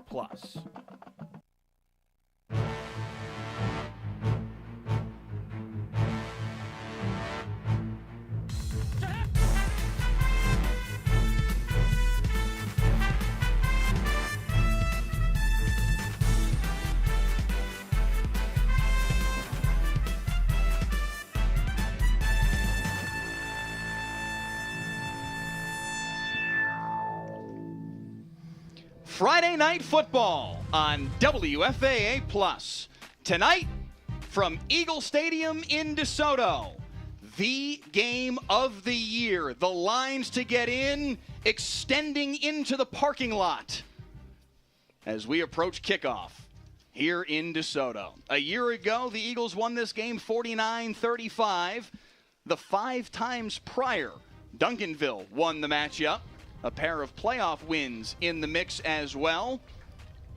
Tonight, Duncanville looks to, they hope anyway, Heckma Harrison, start another winning streak. We'll see what happens this evening. Oh, the energy in this building is incredible. You talk about the line outside just to get in, man, and just the thousands that are watching right now. This is obviously the biggest game in the state of Texas right now. Let's get it on. 2,800 of you already with us right now concurrently on the WFAA YouTube channel. 2,900 of you. Please drop a comment in the live chat. Let us know where you're watching from tonight, who you've got winning this football game tonight. Let us know if you got a favorite player on either one of these two teams, if you're a parent or a grandparent, an aunt and uncle that's watching from across the country. And again, let us know where you're watching from tonight, because Heckma, I've had people asking me on social media all day, hey, what time does the game start in the Eastern time zone? That's how big this football game is tonight. There's people coast to coast that want to tune in for Duncanville-Desoto. Hey, we may have some international watchers tonight. Some people in the UK may be tuned in also.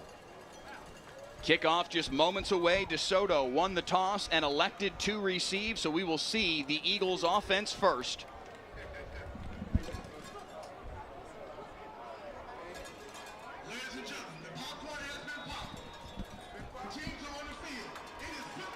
Jonathan Batris to kick it away for the Duncanville Panthers. Dalen Singleton and Christoph Fantroy deep to return. It's Singleton who had a kickoff return for a touchdown in this game last year that brings it out across the 20 to the 23-yard line, and that is where Keldon Ryan and the DeSoto Eagles offense will get to work. Ryan wearing number 3. 59 of 91, 65% completion percentage this year, 9 touchdowns, 2 interceptions, a 3-star prospect, Heckma, on his way to Virginia Tech. Big shoes to fill, taking over for DJ Bailey. Oh, he absolutely does. And when we got an opportunity to talk with Coach Mathis, he was glowing about Ryan and just the job that he's been doing this season. He expects for this quarterback to be able to guide this offense, especially behind this running game. Especially behind this running game, as Tiger Ryden takes the first carry of the football game and picks up 7 out to the 30-yard strike. And if you know anything about Texas high school football, I want you to put your eyes on number 76, Byron Washington, 6'8", 400 pounds. He is a massive human being on his way to Syracuse. They'll swing it out to the right side this time for Tiger Ryden. He's got the first down. Good blocking on the outside by Dalen Singleton. And DeSoto's offense has moved the chains on their first possession. Yes, and you know what? Here is the thing with DeSoto. They hit you in so many different ways. They go side to side. They go up the middle. And this is what I'm looking for in this first half. How do they handle these continuous blows from the DeSoto offense? Quick swing pass, Dalen Singleton right side, close to a first down. They were still setting the chains. Yeah. And it looks like he does indeed have enough to move the sticks out to the 41-yard line. Did they wipe that play away altogether, I wonder? They still can't figure out the chains on the far side. Well, the thing is, DeSoto is going quick. DeSoto's offense wants to move up-tempo as could possibly be. 57.6 points per game, 325 yards a game on the ground alone, Heckma. This Duncanville defense that you see on your screen has their hands full tonight. Yeah, they do. And up front, Kevin Ford, A.J. Brown, Dylan Williams, and Landon Barnes. Those 4 guys up front, they're going to be responsible for stopping this rushing attack from DeSoto. They have to be sturdy for 4 quarters and not allow these big plays and big chunk plays to come from the Eagles offense. 3rd down and 2 here for DeSoto. And Ryden is going to squeeze up the middle and have enough for a first down. DeSoto, the 2-time defending 6A Division II state champions, one of the juggernauts of Texas high school football. Head coach Claude Mathis, in his second go-round with the Eagles, has built a monster, Heckma, here on Eagle Drive. Now they're trying to meet their own standard again. We talked with Mathis earlier this week. He said, we're not there yet, but we're getting there.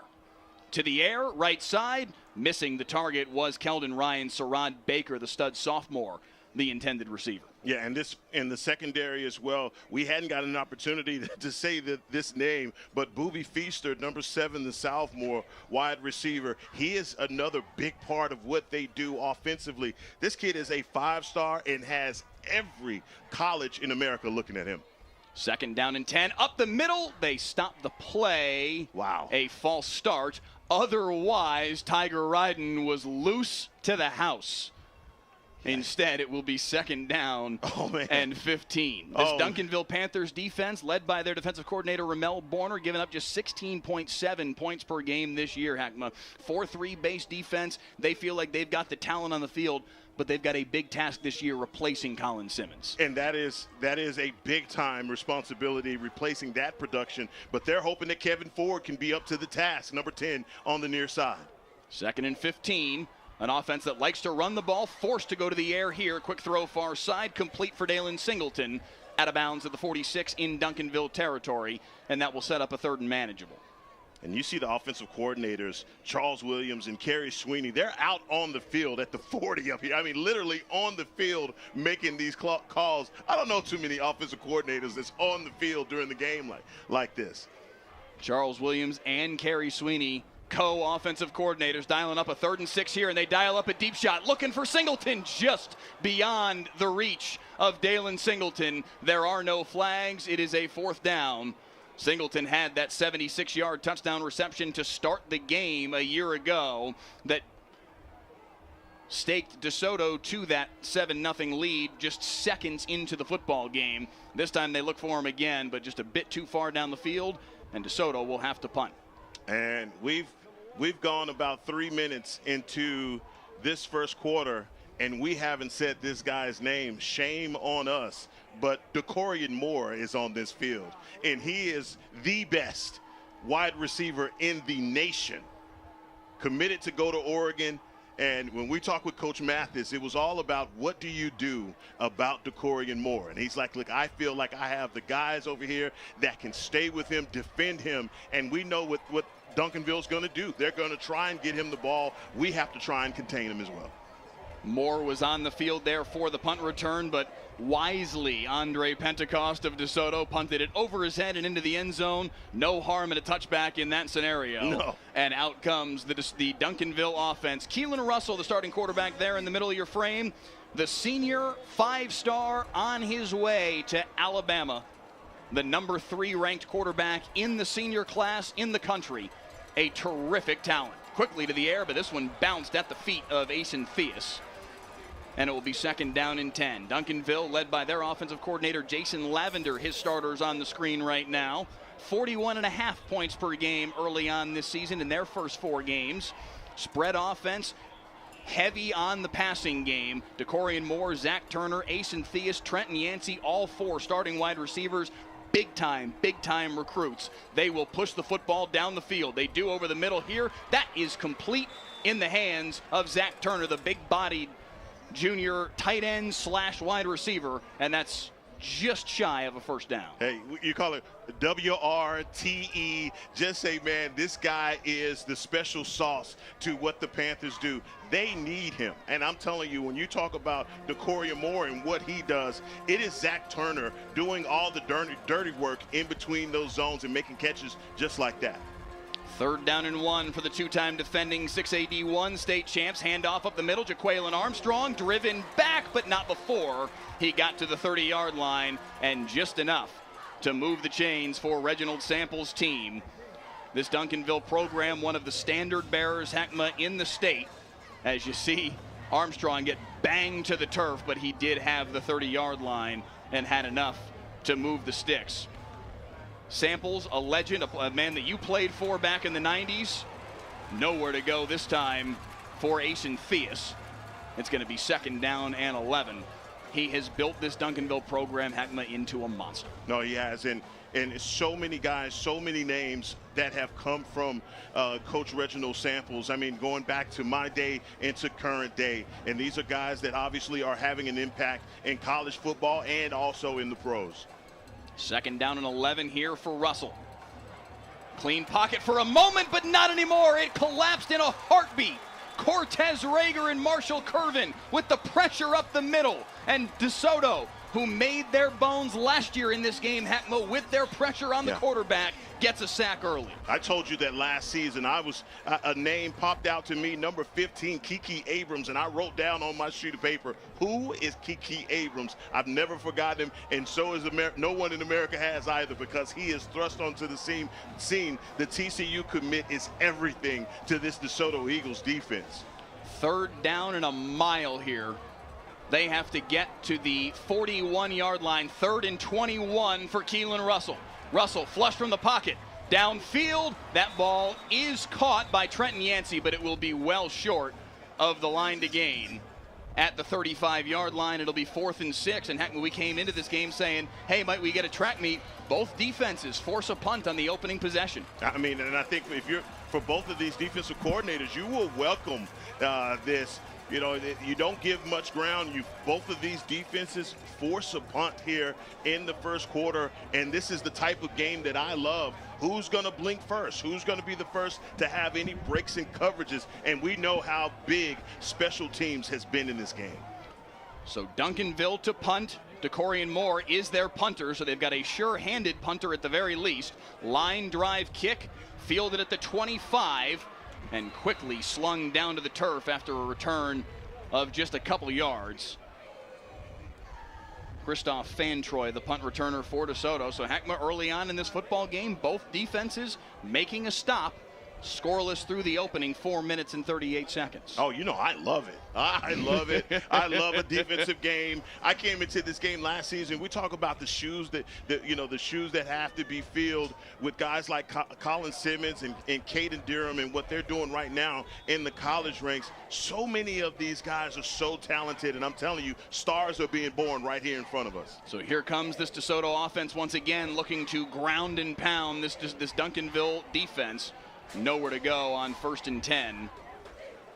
And Nehemiah Barner, you see him, his son of the defensive coordinator, number 4, coming up and filling that hole. That's a great job on the outside, not allowing that running back to get to the outside. You're going to need an effort like that continuously in this game. Barner, a Lamar commit, one of several Division I talents in this football game. One of them carrying right there, Tiger Ryden, twisting his way out to the 33-yard line and setting up 3rd down and manageable. And I don't know if we've said so much here in the open that Tiger didn't even play last season, this last game last season, and his impact is going to be tremendous on this game. He was fired up to get out there tonight. Big hit in the backfield, but he bounces off of it. It's going to depend on the spot here whether or not DeSoto has the 1st down on what was 3rd and 3. That's A.J. Brown, 6'3", 285 up front with penetration, and he's the one that makes contact. And you see kind of slow him down here. You see on the replay. Well, they're going to go for it here on 4th down and a yard in their own territory. Not blinking. Out of shotgun. Ryan trusting the run game. He's going to keep it himself. He's got to get to the edge. He's got a 1st down. There is a flag. There was a big hold in the backfield. 2 flags came in. There was no question that was a hold. I was surprised it took that long for a flag to come in. I think they get the tight end, Michael Head, out here on the outside with the holding penalty. Gutsy call, though, here in the first quarter to trust your quarterback on an RPO to get around the corner. He does, but the holding penalty is what assists. Ryan Vance, our referee tonight, leading up a 7-man crew. No question that was a hold. And instead of going for it on 4th and 1, now DeSoto will punt the ball away on 4th and a dozen. Now you're in danger zone right now because you got a guy like DeCorian Moore back there with space and opportunity. 5,300 of you with us right now on the WFAA YouTube channel. Please click the like button, click the subscribe button, as we will bring you a game each week here on Friday Night Football. The punt is sky high and going nowhere. Out of bounds in DeSoto territory and deep in DeSoto territory. Where will they spot this football? Our side judge says the 35-yard line, does Chris Pucci. Terrific field position, Heckma, for the Duncanville Panthers to take over. And that's a bit of a weird sequence. You see Nehemiah Barner come on at the last minute from the outside. He rushes, and I think that's what rushes the punter into a shank. Well, that is a bad punt, but it sets up the Duncanville Panthers in plus territory. Can they do something with it to draw first blood here in this first quarter? 1st down and 10 for Duncanville at the 35-yard line in plus territory. Quick throw, Russell, Theus trying to get the corner. good pursuit from the DeSoto defense. That's just pure speed right there. You got a guy in Ace and Theus that is lightning fast, but look at the reaction from the defense. These guys are making sure that they are cutting that corner down. Number 21, Jordan Stevens. Man, that is just great speed and great leverage to make sure that guy doesn't get around the corner. 2nd down and 9, a pickup of 1. Motion man is Theus. Quick throw over the middle, low intended for Zach Turner. Friday Night Football is sponsored by Texas de Brazil. Brazilian flavors, Texas spirit. Enjoy the best of both worlds, where Brazilian culinary traditions meet the bold flavors of Texas. Come for the food, stay for the adventure. 3rd down and 9 forthcoming here for Duncanville. They have to get Heckma to the 25. We're going to need this. I mean, this is one of these possessions right now that big 3rd down coming up. Pressure, they protect, throw is high. There was a flag prior to the snap thrown by the head linesman on the near side. And that's our guy, Kiki Abrams. Kiki Abrams last year, he rushed this game wide open, man. His pressure on Keelan Russell, he made it impossible for them to get into their offensive sets. We'll see what Ryan Vance has to say here.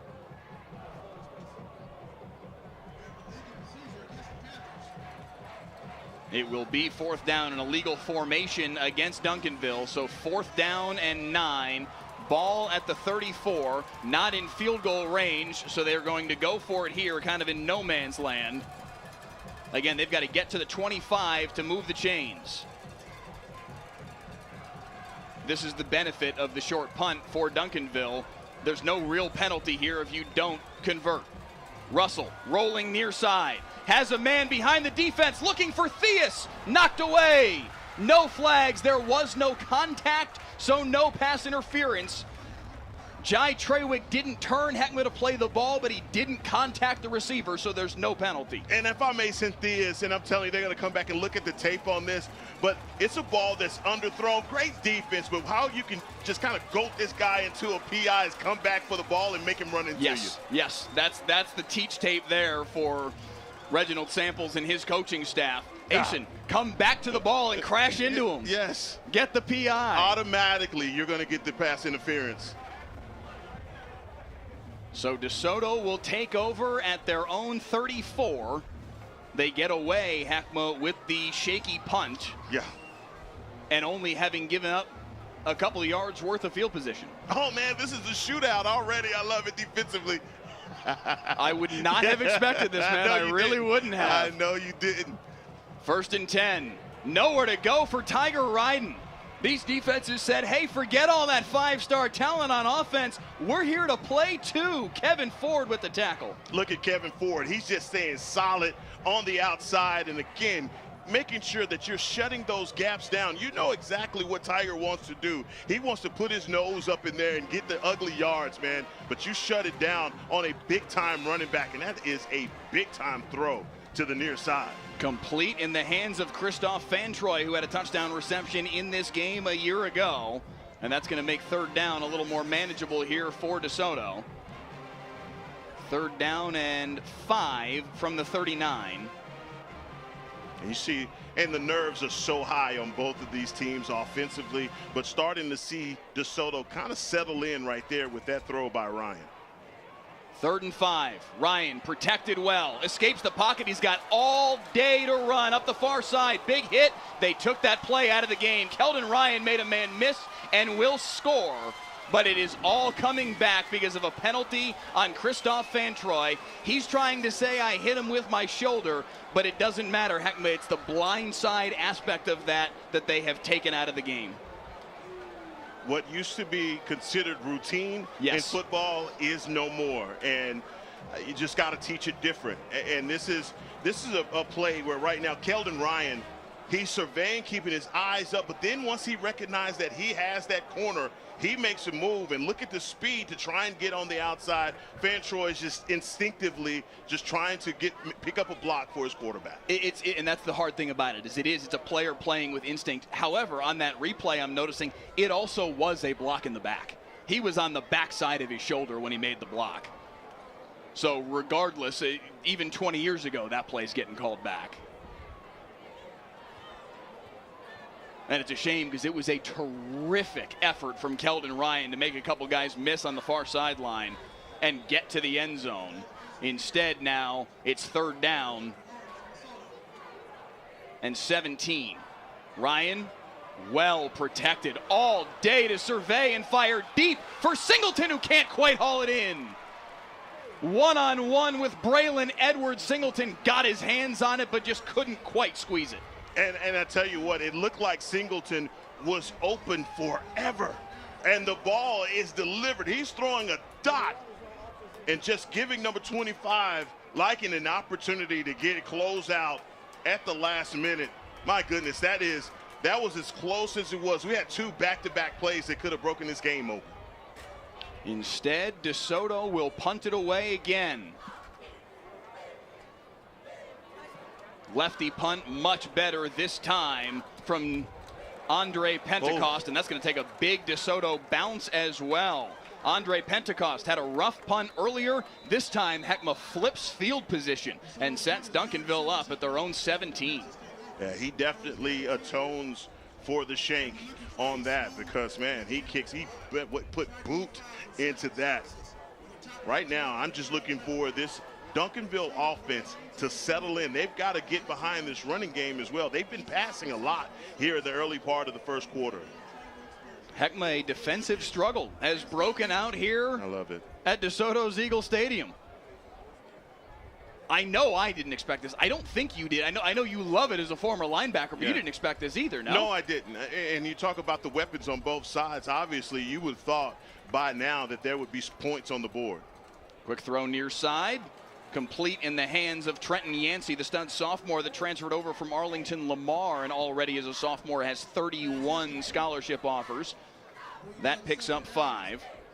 Yeah, it is so much speed out here. And that wide receiver room, they have guys that are definitely running sub times. 2nd down and 5. Play action. Russell's going to take off for it and run for it himself. Stiff arms his way. He's got the 1st down and then some. Russell trying to stay inbounds up the sideline. He's got enough, though, for the 1st down.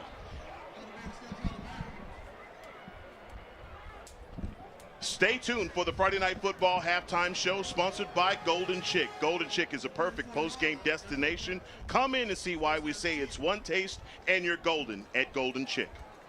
1st and 10 for Duncanville at the 34. Keelan Russell breaking contain. Russell with pressure in his face, makes Curvin miss, fires deep downfield to Corian Moore. Couldn't be more wide open. Touchdown Duncanville. 66 yards. That's why Keelan Russell's a 5-star. DeCorian Moore is out here hooping in DeSoto. What a throw. He gets completely behind the safeties. I didn't see the play action, but it is just the speed from DeCorian Moore getting behind those safeties. And I mean, he's a full 5 yards away from the safety or any defender. I tell you what, the Oregon Ducks have got themselves a stud on the way. Jonathan Batris on to try for the extra point.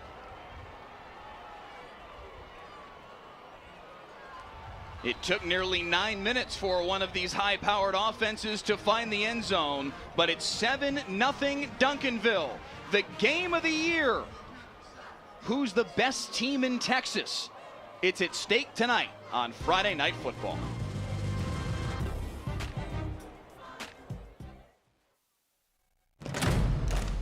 WFAA Sports. To us, it's about so much more than a highlight, wins or losses. It's the heart that makes up the game. The triumph of human spirit. It's agony and victory. Diehards and day ones. It can divide or unify communities. We give you the stats, but inspire you with the stories.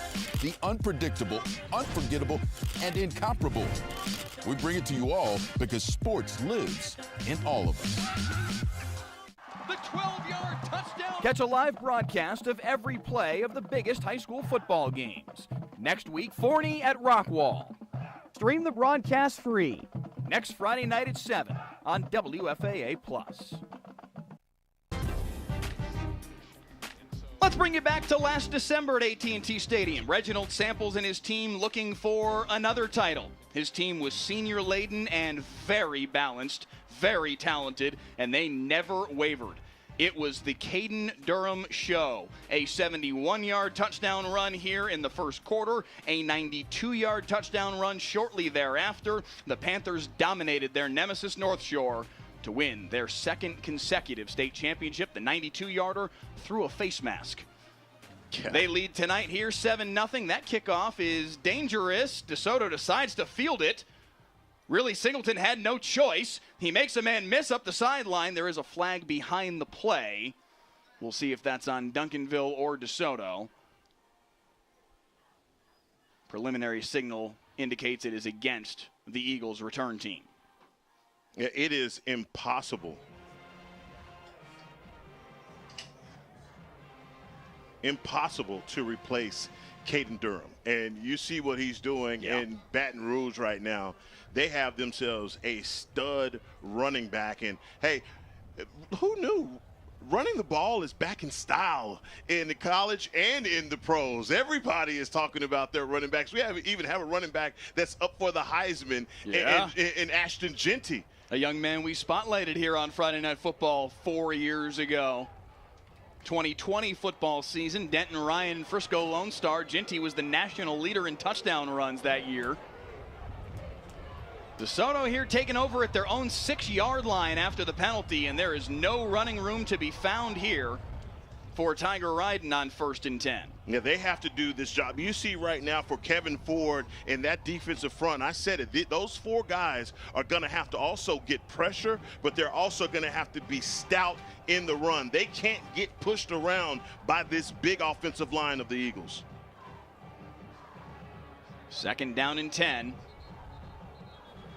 Whistles at the snap, and a penalty pre-snap. Looks like it's going to be against DeSoto again, a false start.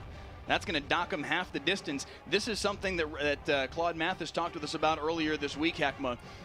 This DeSoto team, when they lost to North Crowley earlier this year, which was a stunner statewide to see this team lose a game at all to basically anybody not named Duncanville, he said the issue we had that night was discipline. 17 penalties, 6 unsportsmanlike penalties, Mathis said when we talked with him earlier this week. He said we have to clean that kind of stuff up, especially in games like this where the energy is so high, the emotions are so high. We have to be on top of things. Yeah, as they adjust this ball here, he did not like that loss at all. But what he did think about it, he said it refocused this team. It made me refocus these players, but even better, these coaches. 2nd down and 13 after the penalty. This time they do create some space, some helmets flying, or pieces of helmets flying as Tiger Ryden crashed into, I think it was a mouthpiece of a Duncanville player that Tiger Ryden just sent to the stratosphere. Watch this. Bang. Wow, that is impact right there. Ignite on impact. And you saw it right there, the power that he's coming downhill running with. Darian Lyken's mouthpiece looked like a Mento and a bottle of Coke, just poo to the moon. That's a great comparison because that is exactly what that looked like. 3rd down and 7 and another false start on the DeSoto Eagles, and Kelton Ryan is hopping up and down on his own goal line saying, let's go already. I can't, and he probably can't believe it that they're getting victimized by these penalties here in their own territory. They've got to be better than that. This is going to be another half the distance penalty, unless, are they saying, Dalen Singleton signaling that it's against Duncanville? And it is. And that will set up 3rd down and 2 here for DeSoto.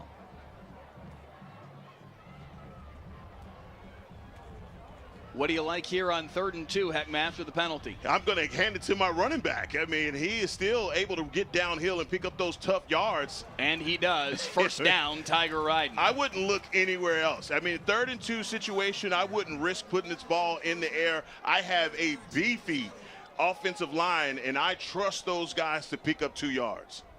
Player down for Duncanville after the play. It is their big defensive tackle, A.J. Brown.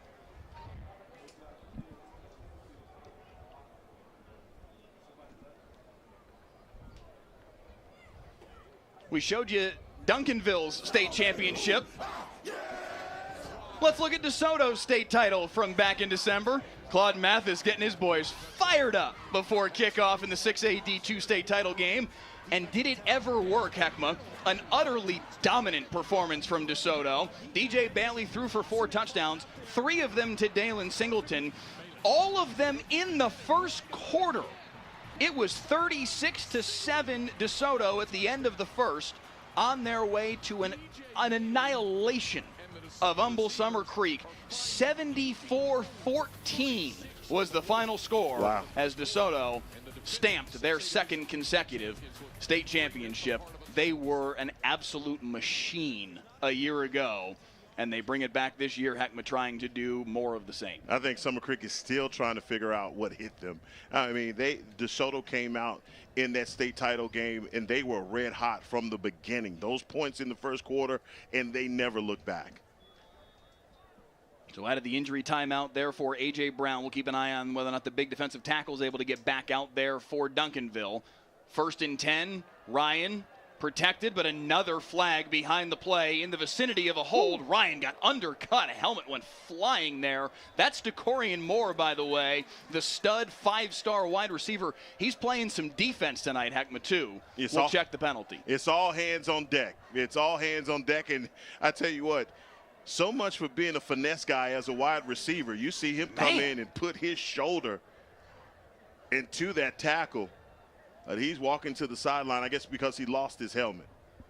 DeCorian, that is a very valuable shoulder, my man. I love the passion. I love the fire. But, dude, you're going to Oregon next year. Man, if that doesn't tell you what this game means, that dude with his future is out there playing defense tonight for DeSoto and laying hits like that on Keldon Ryan. Yeah, he's not thinking about Oregon right now. He's thinking about this game that's happening in DeSoto. These guys are playing for a championship, and they know in order to get there in the seeding, you got to pull out a win right now. It was a hold rather that brought this play back, so it's 1st and 20, and that play went nowhere. Dalen Singleton on the wide receiver screen. DeSoto's offense moved the ball a little bit on the first couple of possessions. Heck, they have ground to a halt here. Yeah, and it's because of the self-inflicted wounds. They're hurting themselves with those penalties, man. And look, they've really got to clean those things up. So far, I mean, the way and the pace that this game is being played with is really impressive for both of these teams. Final 20 seconds here of this opening period. 2nd down and 20. Ryan protected, steps up, got away, spins away, and throws it away. No intentional grounding on the play. He was well outside of the tackle box. It'll be 3rd down and 20. Boy, he is dancing around. Look at how many Panthers are closing in on him that he evades the tackle. That's 1. And 2, he just finally throws that thing away. But, man, he was in a bit of trouble earlier. You see Coach Reginald Samples pointing out that that's a grounding penalty, but not called. I suppose there's an argument that he made his way back into the tackle box, but he definitely got out of it. 3rd and 20, final play here of the opening period. Ryan stepping up, going to try and run for as much of it as he can. Picks up 11 or 12, and that will bring the opening quarter to a close. The biggest game of the year across the state of Texas. And Duncanville starts it well. DeCorian Moore with the touchdown grab. And Duncanville's up 7-0 after 1. The 12-yard touchdown. Catch a live broadcast of every play of the biggest high school football games. Next week, Forney at Rockwall. Stream the broadcast free. Next Friday night at 7 on WFAA+. Back here on Friday Night Football, let's bring you back to 1998 and the first state title in Duncanville history. This was an epic football game. This Converse Judson blocked punt, returned for a touchdown, gave the Rockets a 21-7 lead. Bob Alpert's going, what's going on? But Duncanville would come back on the ensuing kickoff. Nick Howard, a young man who played linebacker for this Duncanville team, returns the kickoff 89 yards for the touchdown, and that gave Duncanville some life, 21-14. In the 4th, Jeremy Hurd, the quarterback that year for Duncanville, rolling out and hitting Codis Martin in the end zone for the touchdown. Tie game at 21. And special teams was the story of this one. This is the ensuing kickoff. Judson doesn't get on it, and Duncanville does. And that sets up what would be the game-winning field goal from Travis Hale from 33 yards out. And the Duncanville Panthers and head coach Bob Alpert bring a title home to the City of Champions. Back here to start quarter number 2 in DeSoto. DeSoto set to punt the football away. DeCorian Moore again deep to return. Pentecost let off a really good punt the last time around. This one, frankly, more like the first one. Out of bounds up the Duncanville sideline. We'll see where they spot the ball out of bounds, but it's again going to be terrific field position for the Panthers. They're going to start in plus territory, Heckma, at the DeSoto 40. And just continue to pound on this defense. I think last time out on that last touchdown from Keelan Russell, you started to see them mix the run in a little bit as well. So they have to continue to stay balanced and throw this rush attack off for the Eagles on the other side. You know, Kiki Abrams, all he wants to do is cancel Christmas and get those contacts and pressures on Keelan Russell. 1st and 10, quick throw near side. Asen Theus has got a blocker out in front. Nice tackle made by Ryan Pelly, the senior. But a pickup of 8 on the play to start the series. But a great job by Ryan Pelly at a safety position, just making sure that he uses the sideline as an extra defender, just not allowing for Theus to get back inside because he had more help in blockers. 2nd down and 2, Duncanville picking up the pace a little bit here back to the line of scrimmage. Jason Lavender sending the play in. Theus in motion. Handoff Armstrong. Nowhere to go. The run fits from this DeSoto defense. Marshall Curvin with the tackle.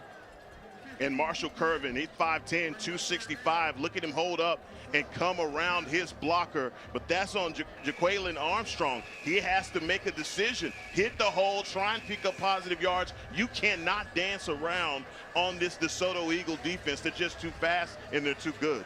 We just showed those 98 DeSoto highlights. Scott Galloway, a member of this DeSoto community, sends me a text message that says DeSoto beat Duncanville back in 98, but Duncanville went in one state.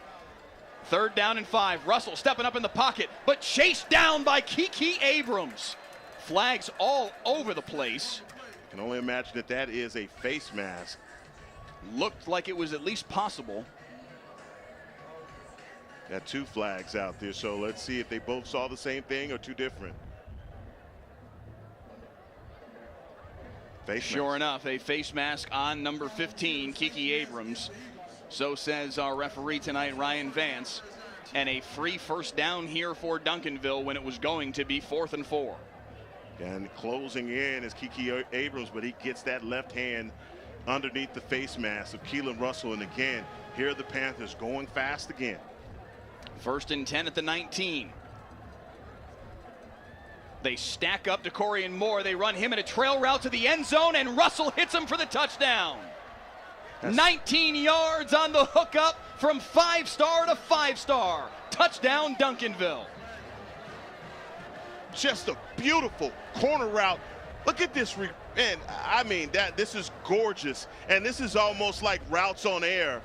The way that Keelan Russell puts this ball into place that only his wide receiver can get to it. And I think they're going to get him for an unsportsmanlike at the end of that play. Guys, you're costing your team when you do stuff like that. I don't know what this new fad is with, you know, the imaginary gun. I understand these guys are doing it in the pros, but you got to stop it. You're going to cost your team big. We have seen that celebration crop up a lot in the professional and collegiate ranks over the course of even just this season. Yeah. And got to stop it. I sound like an old man when I do that. You know what, my son's, Dad, everybody's doing it. And I'm like, okay, you're going to get benched. That's what's going to happen. You're going to get benched. Your coach is going to tell you, here's a hammer, here's a nail, get to the end of the bench and nail yourself to the end of it. That's probably not going to happen to DeCorian Moore, though. Beatrice with the, yeah, definitely not. Definitely not. Beatrice with the extra point, 14-0. The score in favor of Duncanville. They have not yet added the tally to the in-house scoreboard. There we go. Now they add the 7 points for Reluctantly. Duncanville. DeSoto's like, do we have to? Do we have to? So this is interesting to me. We have seen over the course of the last couple of years multiple instances where DeSoto has been the team to start fast. 2021, they jumped out to a 14-0 lead. 2023, a year ago here at this stadium, they jumped out to a 14-3 lead. In 2021, Duncanville came back and asserted their dominance in that game and outscored them 42-7 the rest of the way. A year ago, DeSoto was able to maintain their level and win that football game. This time, though, a little bit of a flip, maybe a little bit more like the 2022 game in Duncanville. It's the Panthers that start out strong with this 14-0 lead, and now McLeod Mathis' team has to respond. Yeah, they have to answer, and I think all of the momentum, we know that there's so many ebb and flows in the course of a football game, but you get to the point where you have to answer, especially when it's looking so one-sided with the way that the Duncanville Panther offense is operating. It's not that they haven't had the opportunities. I think it's just been the penalties that has cost this DeSoto offense. And you see right now with where Duncanville is having to kick this ball off from, they're going to give a guy like Day Singleton an opportunity to get a big game.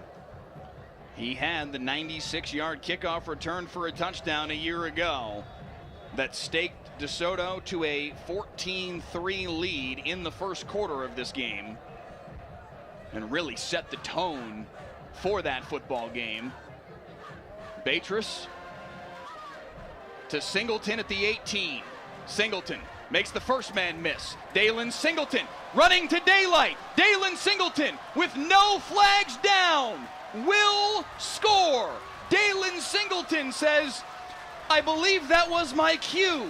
Touchdown DeSoto. That is what you call a thank you very much right there from Dalen Singleton, because that's, like you said, right on cue from what we saw last season in this game.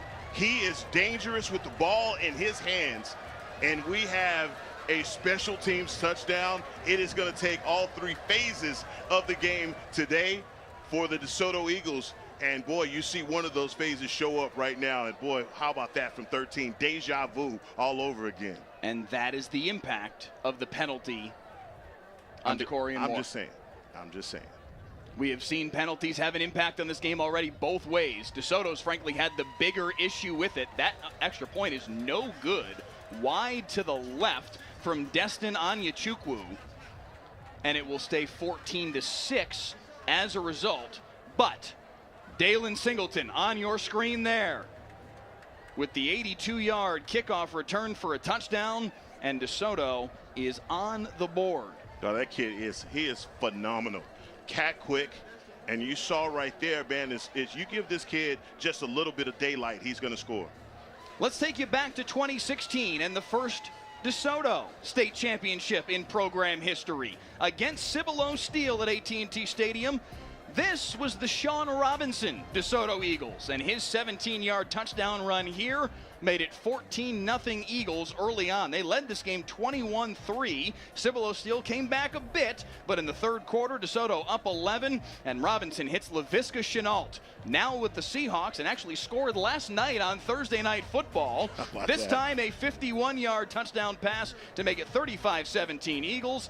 And Todd Peterman and company celebrate the first state title in the program's history, a 38-29 DeSoto win. Peterman there you see on your screen, then eventually ended up as the offensive coordinator here at Duncanville until just in the last year or so.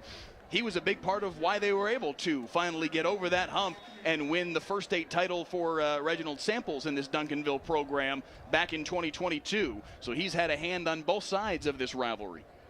No, he was a big part of that system that was implemented that allowed this offense to flourish. But let's not forget, did have Caden Durham. that running game really kind of did so many special things for Duncanville. Teams just could not contain them. Fair catch called for and made at the 23. There is no flag despite some efforts made there by Ricky Love to get a penalty thrown on DeSoto. A little finger pointing going on right now. And I think that was one of the things that you came into this game looking at, honestly, Mike, was these teams being who's going to keep the cool head. We know that this is a rivalry game, and this is a bunch of 16, 17, and 18-year-olds that know the validity of what's at stake here, and this is a hyped-up game. You just want to make sure that there aren't any personal fouls and things like that that take these teams out of their zone. They've done a really good job of maintaining that.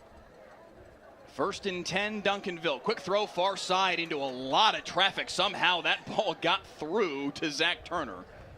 A pickup of 3 on the play. I'm telling you, we were talking about all these players, and obviously DeCorian Moore, and Zach Turner is next. He is a big deal and a kid that is so tough. Last season, Mike, in this game, I saw this kid take a hit that I thought he was going to be out of the game. And when he came back, I'm like, this guy is tough as nails. He is a big part of this offense. 31 offers for Zach Turner. Up the middle, Jaquelin Armstrong hopping over the pile out to the 30-yard line. It'll be 3rd and a pair. Turner with offers from LSU, Michigan, Texas, Oklahoma, A&M, on and on and on and on. Just absolutely loaded up. 8,300 of you with us right now on the WFAA YouTube channel. Please click the like button, click the subscribe button here on the WFAA YouTube channel, as we will bring you a game each week here on Friday Night Football. Handoff up the middle for Devin Green. He will just barely have enough for the first down. DeSoto's defense, as it relates to the run game, has been sharp here in the early going, but that one just enough for Armstrong. But Mike, look, this is just drops in the bucket. What you want to do is keep them honest. When you got a guy like Kiki Abrams, number 15 on the outside, pinning his ears back and just coming after you, look, and they force you to be one-dimensional, that's when you're in their scary house. 1st and 10. Russell, straight drop. Deep ball for DeCorian Moore. He overshot him by about 10 yards. But you know what? As being fair to Keelan, that's the kind of depth that you got to put on those balls. Yes. When you have a guy like DeCorian Moore. DeCorian is sub in everything. He is one of the fastest teenagers in the state of Texas. Clocking on one of the fastest 4x100 track teams at Duncanville in the state. Yeah. And so with that kind of speed, you just throw it up and let him go fetch it. Moore on his way to Oregon. I've already seen people in the YouTube comments saying, nah, he'll flip to Texas at some point. Quick throw far side for Theus. Out to the 40-yard line, but it's going to be 3rd down and 3 here for Duncanville. An offense that averages 41 a game. Certainly heavy on the passing game. It's all Keelan Russell, DeCorian Moore, Zach Turner, Asen Theus, Trenton Yancey. That is where they make their money. But some of these throws are just long handoffs for Keelan Russell. I mean, they dink and dunk, and he can do this all day long. 3rd and 3. Up the middle, Armstrong. 1st down. And you know what, Mike, I laugh at that. Whoever made that comment about him flipping to Texas. Texas is loaded already at the wide receiver position. Yeah. I mean, they have French. They have Kalik Lockett and Saxey, and the other big-time wide receiver here in the state of Texas. I mean, these are some names. They have Jonte Cook from DeSoto already there on campus. Yeah, absolutely. Loaded. And Oregon's got all that Nike money. Well, he's going to Oregon. I'm just saying, it's all part of it now. Pressure on Russell, trying to get away. The pursuit of the pass rush from DeSoto tonight, maybe not quite to the level of what we saw last year, at least not yet, but it has been in Keelan Russell's face. But look at number 15. They got 2 guys still trying to chip on him, and he is in hot pursuit. Keelan Russell can feel 15 breathing down his neck, and look at Kiki Abrams on the back half of that. He's like, oh, I'm getting so close. He is a guy, I'm telling you, I love the conversation that we had with Coach Claude Mathis about Kiki Abrams. 2nd down and 11. We'll get into that more here. It's again Abrams that's creating pressure. Throw near side. What a throw by Keelan Russell. 1st down to DeCorian Moore. Wait a minute. He's moving to his left and just dots that to the 40 to move the chains. That is a big-time throw. That is an Elite 11 throw. That is a top 3 quarterback in the country throw. That is a 5-star on his way to Alabama throw from Keelan Moore to move the chains. 1st and 10 at the 41. Whew. Right into the chest of Cortez Rager. Frankly, a good job there by Duncanville's Devin Green to drag him give him 3 yards on the carry. It'll be 2nd down and 7. Number 53 has been having himself a night. Look at just the impact. Guy using his head and his hands at the point of attack. You love to see that from your defensive line, not allowing these guys to get push on you, get you pushed all back into the linebackers. That's what you like to see from your defensive tackle. 2nd and 9 as Duncanville exchanges some personnel, and a timeout called by the Duncanville Panthers. That's the first timeout either team has called so far tonight. We mentioned this off the top of the broadcast, but it bears repeating. The talent that is on the field tonight, Heckma Harrison, is off the charts. You may have seen me share this graphic on social media earlier today, and I said 27 of the 44 starters in this game are Division I bound. Both schools reached out and said, hey, this guy, this guy, this guy. So we had to change this graphic up a little bit. Now the count is 34 of the 44 starters for these two teams headed to play Division I football. 17 on either side. That means there's only 5 starters on both teams that aren't going to play Division I football. And frankly, Heckma, as we talked about off the top of the broadcast, they very well may. They're just not currently being recruited as such. Some of the guys we're talking about are sophomores, juniors, still have time to ascend to that level. There are plenty of guys that are quote-unquote backups in this game that are freshmen, sophomores, juniors that just haven't had their time yet or weren't tabulated in this calculation because I had to cut it off somewhere. You know, I had to stop. I had to stop Googling somewhere. The talent on the field tonight is insane. Yeah, it is bananas, man. And I'm just looking around this field on the outside, and you see all the media and personnel and coaches that are here. Russell pressured, but fires end zone. He's got more. Oh, my God. Did he haul it in? Oh, my God. Yes, sir. What a throw and catch. Keelan Russell to Corian Moore 3 times in the first half. Touchdown, Duncanville. Oh, my. Look at this replay. And look, the scramble is one thing. But understanding you got a guy that's streaking to the corner and just the ability to put it right at the pylon, that is, wow. What a play by DeCorian Moore and Keelan Russell. And this is time on task between 2 guys that have put in a lot of work making sure that they perfect this passing game. That was incredible. 38 yards on the touchdown hookup. Oh, wow. 3 times in the first half. Duncanville has gone 5-star to 5-star, and it's 21-6. Watch this one again.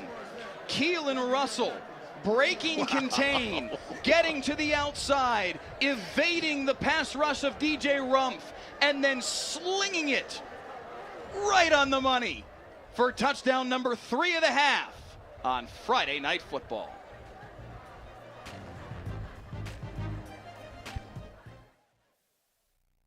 WFAA has a legacy of changing the system. Most recently, we did a story on ankle monitors and how they don't work and how criminals are committing crimes with ankle monitors. And yeah, there's legislative change coming. Our 2-year investigation caught the attention of state representatives. Now, it's a crime to cut off ankle monitors. I want people to see things that we need to hold people accountable for. Right now in Terrell and in Dallas, your heat index is 107. Everyone in McKinney is dead. It's hot in McKinney. We'll fix that probably. Possibly the most loved and hated man in North Texas. Whatever the weather brings, we bring the Delcus. Stay tuned for the Friday Night Football halftime show sponsored by Golden Chick. Golden Chick is the perfect post-game destination. Come in and see why we say it's one taste and you're golden at Golden Chick.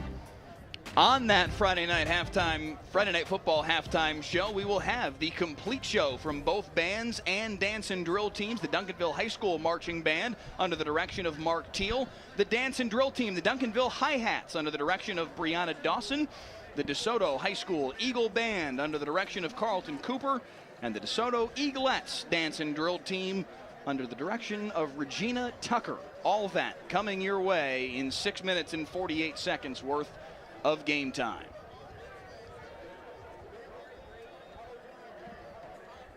Dalen Singleton, the stud wide receiver who has the kickoff return for a touchdown for the only points in this game for the DeSoto Eagles, is down by the sports medicine tent. That bears watching, as it will instead be Sarad Baker to take it from his own 2-yard line. Baker snowed under at the 16-yard line. And that is where this DeSoto Eagles offense, Heckma, will get back to work, at least for the moment. Sans Dalen Singleton. He has picked back up his helmet and he's walking toward the offensive huddle, so it looks like he's going to make his way back out on the football field. Whatever it was seems to have been minor enough, but DeSoto now finds themselves in a spot where they got to figure out how to make a play and they got to figure out how to make a drive. Yeah, 6:40 to the end of half, and right now that's what I would be thinking about. I'd be thinking about burning all of this time down with my running game, staying balanced, but also trying to put some points up on the board to slow this Duncanville offense down. Right now, Russell and Moore, the law office of Russell and Moore, has opened and is having their inaugural business meeting here in DeSoto. And man, this is just great offense, great connection between these two, and they're scoring at will. 2nd down and 10. This run game has had a tough time getting on track. Keldon Ryan kept it on that RPO and picks up a pair. You know what, Mike, you better be glad he pulled it right there, because had he not pulled that ball, it would have been a tackle for a loss.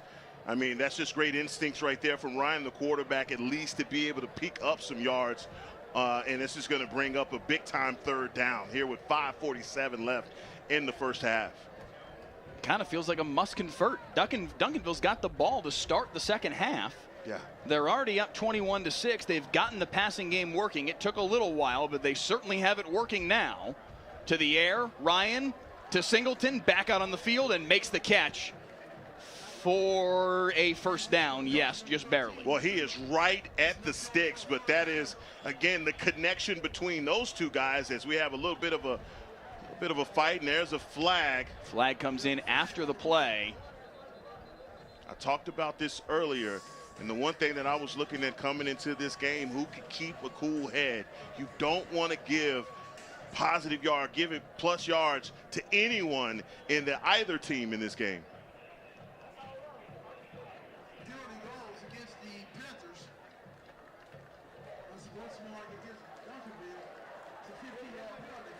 It was on Landon Barnes, the junior defensive end from Duncanville. Can't do it. He went running to the sideline, kind of with his palms to the sky, looking at the coaches, pleading his case at the very least. But it sets up 1st and 10 for DeSoto at the 41. Can they capitalize upon it? Riding out to the 45. Yeah, again, that's just one of those things. Look, Singleton makes a great play on that 1st down conversion, but you add those yardage, you add the yardage to it. You just don't want to let these Eagles teams out of the hole. 2nd down and 6. Sarad Baker on the receiving end. Just a pickup of 3, though. It's going to be 3rd down and 4 for these DeSoto Eagles. I like that closeout there by Nehemiah Barner, the linebacker. He does a lot in coverage also for this Panthers teams. He is really one of those sneaky good guys in those underneath coverages when they go zone. Number 4 is a big part of the success that they have. 3rd and 4. They've got to get into Duncanville territory to move the chains. Ryan protected well, breaks contain. Now the protection breaks down. He lunges forward. Ball came out. They'll say he was down. He maybe picked up a yard. It's going to be 4th and 3. What do you do here? And look, the DeSoto Eagle offense is staying on the field. This isn't easy. I mean, this is what, 4th and 3? 4th and a full 3. They're at their own 48. They've got to get to the 49 in Duncanville territory. This is a DeSoto offense that averages 325 rushing yards per game. They have 55 here in the first half. They need 3 here. Tiger Ryden cannot push the pile. Duncanville's defense with another stop. And you see the defensive coordinator, Romel Bonner. He is all the way out almost to midfield, congratulating his group, and they know how big that stop was for the Duncanville defense. Everybody in the stadium knows who this ball is going to go to. They're going to hand it off and put this ball in the navel of Tiger Ryden. First and 10, Duncanville in DeSoto territory for the 3rd time tonight. DeSoto's offense just cannot get it rolling. They still have not hit 100 yards of total offense tonight. Not a lot of running room here up the middle for Duncanville. A pickup of 4, though, as they do push the pile forward. Flag on the play. And that flag came out quick. An illegal shift on Duncanville will negate the play. Boy, 9,400 of you with us right now on the WFAA YouTube channel. Please click the like button, click the subscribe button, as we will bring you a game here each week on Friday Night Football. Next week, we are in Rockwall, Forney and Rockwall in a pivotal district clash. That's a 7:30 kick here on WFAA Plus and the WFAA YouTube channel. To the air on 1st and 15. Russell again evades the pass rush and gets it off, this time close to first down yardage, complete in the hands of Emmanuel Ellison. I know you can appreciate this as a former quarterback, but just the way that he's shuffling out, keeping his eyes up the field, that's exactly what you want from this big playmaking quarterback. He makes so many of these guys so good. They know and they trust their routes. If they keep running, that Keelan Russell's going to get the ball to him. Keelan Russell is making plays in this first half to evade the pass rush from DeSoto that are mystifying. I believe a timeout was called before the snap. Yes, called by DeSoto. DeSoto head coach Claude Mathis with his hands on his knees at the 41-yard line, just like, man, we got to figure something out here. Wow, how do they figure this out? It's still only a 2-score game right now, but it feels like the entire game is on tilt. But you really mentioned something really big about Duncanville getting the ball back at the beginning of the second half. If they're able to get points here, they call it the split in football. You're able to get points before half and after the half, man, and that's one of those things that closes the curtain on a possible comeback from DeSoto. Right now, these guys have to play alignment assignment, but also try and force a turnover. This is what you got to force a mistake to this Duncanville offense, because right now they're just picking their shots. They're getting 3-4 yards here in the running game, but when they go play action, their stud wide receivers are getting their stud wide receiver is getting behind your defense. Comment here in the YouTube feed says DeSoto's not beating Summer Creek, not with this offense. I hear your point, but I will just say this.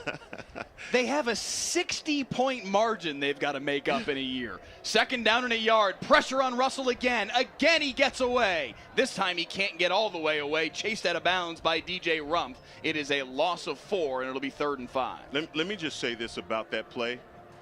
In previous years, Keelan Russell would have tried to make the miraculous happen, and he may have put that ball in harm's way. Yeah. This is maturity that I'm seeing right here. Even though he lost yardage right there, what he didn't do was turn the ball over.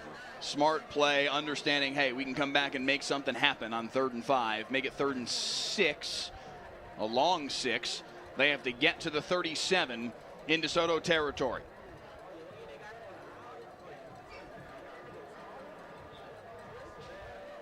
The blitz on. He throws over top of it again. He's got Decorian Moore, and he drops it right on him.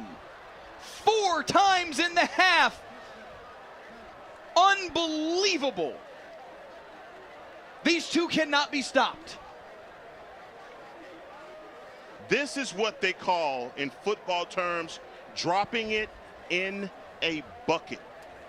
And the speed of Decorian Moore, you look on the back half of this defense, and number 5 Caden Mathis, he is doing everything that he possibly can to stay step for step with one of the fastest kids in the nation. It is impossible to stay with Decorian Moore.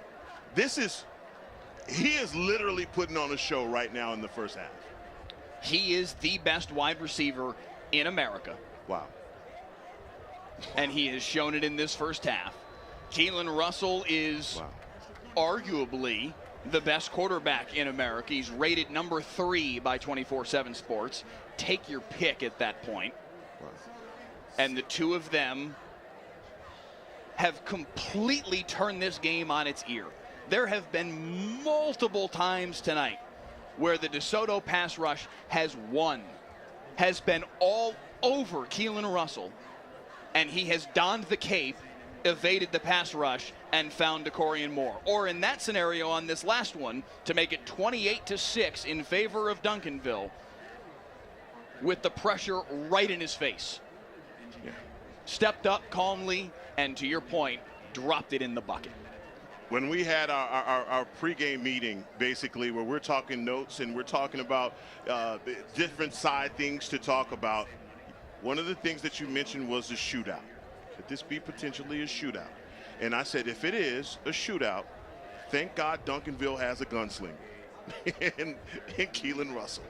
And this is why, when I talk about his maturity and what he's been able to do as a quarterback from the time that we've seen him, Mike, to what we see right now, this guy is leaps and bounds better from what our introduction was to him. And on that last play where he lost some yards, I'm saying to you, in years past, he would have put the ball into danger zone and trusting that, hey, he has one of the top defenses in the nation that's going to come out and support him. But what does he do? He takes that loss and comes back the next play and literally walks the ball out to Decorian Moore. That's incredible. Dalen Singleton driven back into his own end zone by this kickoff from Jonathan Beatrice. And out to the 25-yard line comes this DeSoto offense, now down 3 scores here in the first half on their home field, a year after a 49-35 win in this rivalry. 2 minutes and 41 seconds, a pair of timeouts to work with for Duncanville. For DeSoto. It feels like you got to have points in a game that, by the way, everyone wants to see, whether you got a ticket or not. Look at that. Look at that. I mean, look, they're not letting them in anymore. They're just standing around the gate. This is standing room only. And everyone's standing around the fence. I'm telling you, that just even the media personnel. Keldon Ryan up the far side, a good pickup on the first play of the series. May want to walk out there and let them know they can go into the WFAA app and watch the game on their phone. Be a perfect You might time. have a better angle, guys. You know, come on, guys. This man's on top of a truck trying to see the game. Guys, look at this. Take your grandmama back home and let her sit in her living room and watch the game, okay? Jeez. There's nowhere to go for this DeSoto running game.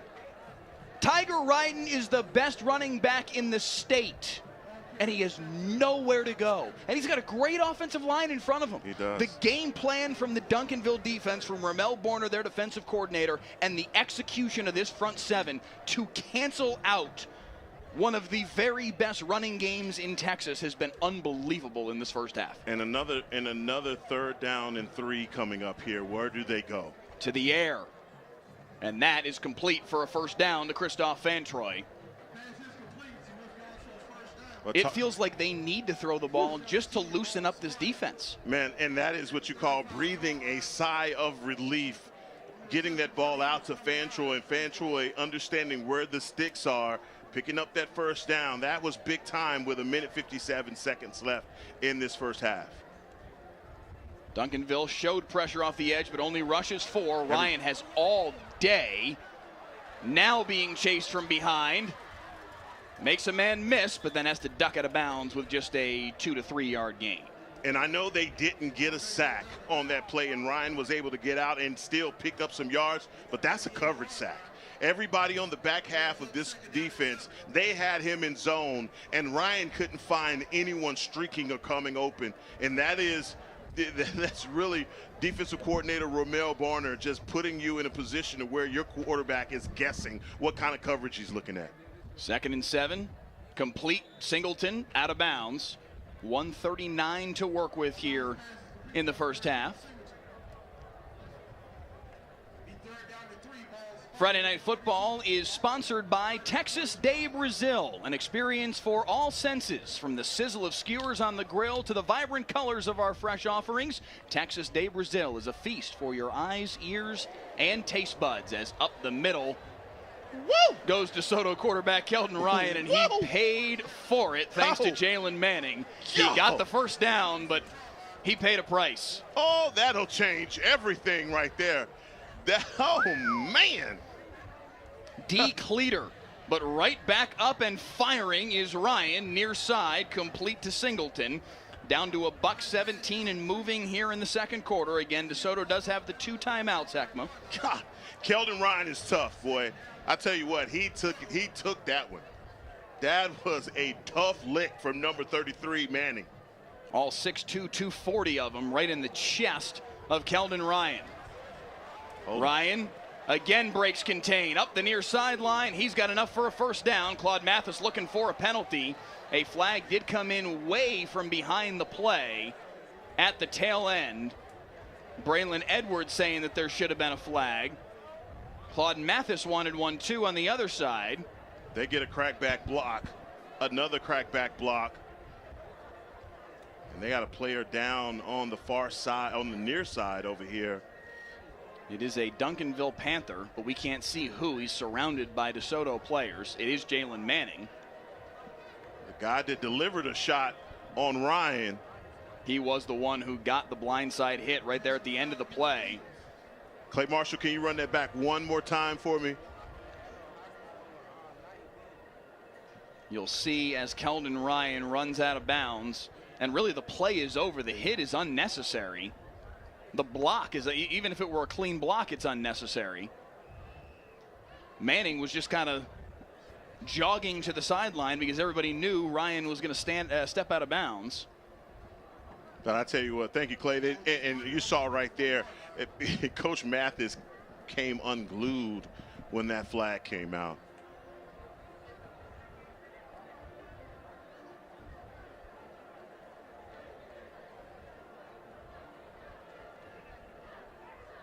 Mathis trying to clear the sideline there a moment ago for Jalen Manning. That's going to negate the run there by Keldon Ryan and bring the football back to the 44-yard line in DeSoto's own territory. Just 51 seconds now to work with here before halftime. And Heckma, it really feels like they need to find some points here. No, they do. They really do. And they're trying to stretch the field, and that's a great throw across the middle. Again, still picking up yardage. Maybe call a timeout here. Sarad Baker was the one who made the catch. They have not yet used a timeout. They're going to have to hustle back to the line of scrimmage, down to 35. Wow. It is going to be 3rd down and 7. They have to get to the 43-yard line to move the chains, call it 3rd and 8. Down to 25 seconds in the half. Ryan. Pressure, but protected. Fires downfield, has a man, but not able to get a foot in. Oh, he was able to get a foot in. Somehow, a foot inbounds there for Boobie Feaster, the sophomore. His first catch of the night, Heckma. The superstar sophomore, the #1 receiver in the country in the sophomore class, finally on the sheet. I don't know how he got a foot in bounds. I'm not certain that he did. I don't know if he did, but they moved the chains. How about a scramble drill right there from Boobie Feaster? Just keeping himself in the line of sight of his quarterback, working back to the ball and picking up the first down. But now Reginald Samples will use his second timeout of this first half. Can we get one more look, Clay Marshall, our director, at that last replay? Slow it down here at the tail end. Can we see whether or not did he drag a foot at the very tail end of this catch and somehow have a toe inbounds?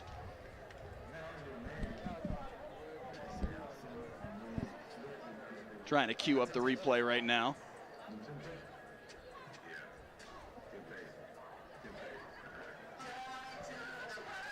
Oh, this has been a highly contested game. I mean, and you can't just tiptoe around and being near the sideline. Boy, these guys are still aggressive and laying shots right now. You saw on that last play from Jalen Manning.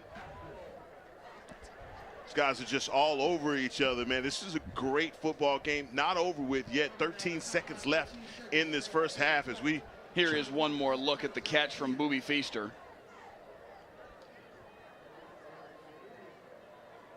I think he did keep that toe just barely down. Well, that's close. Really, really close. 1st and 10 at the 41. 13 seconds to work with. Ryan is sacked. DeSoto calls a quick timeout. 7 seconds left. Landon Barnes with the sack. And Landon Barnes, these last couple of possessions, he's been just crying to the referee for a holding penalty. And they haven't given it to him. But on that last possession, boy, he cracks the code, gets through that offensive line, and gets the sack. As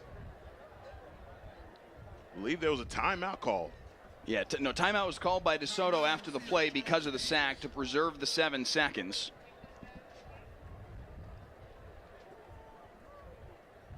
There was a player from Duncanville being talked to by his teammates, trying to kind of calm him down. There was a little bit of a unsettled situation there for a moment, but it does not appear that any flags were thrown in the middle of all of that. So it is going to be DeSoto ball at the 47-yard line in Duncanville territory. It's 2nd down and 16, but the 16 is immaterial. Really, it's 2nd down and 47 because all that matters is can DeSoto get points here before halftime.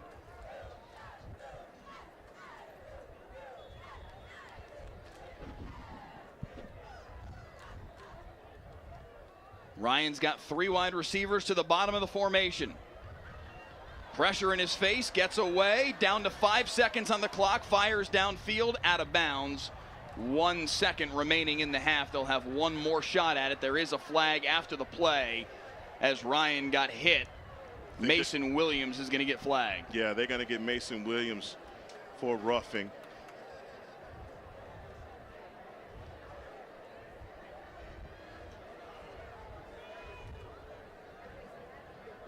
There's going to be just 1 second left.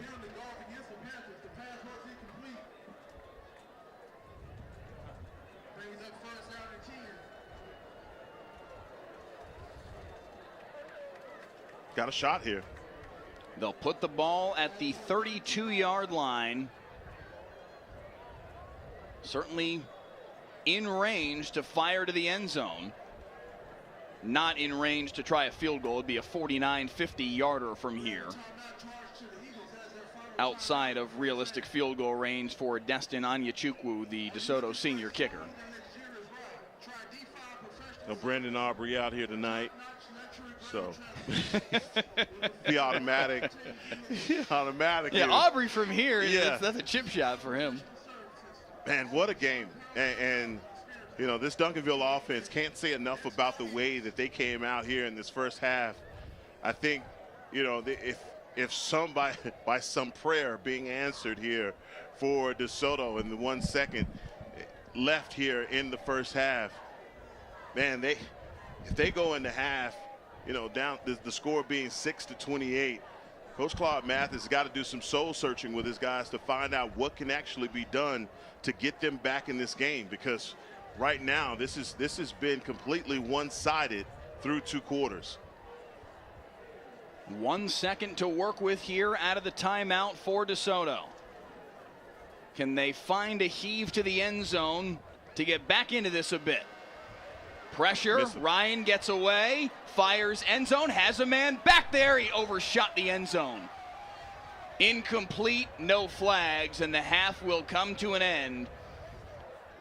28-6 at halftime. Heckma Harrison in favor of Duncanville. A very impressive performance from Reginald Sample's team through 24 minutes. It's been a rout, and the way that they responded. Things started out slow, let's be honest here. Yeah. Those first couple of possessions filling each other out, maybe the nerves just too high.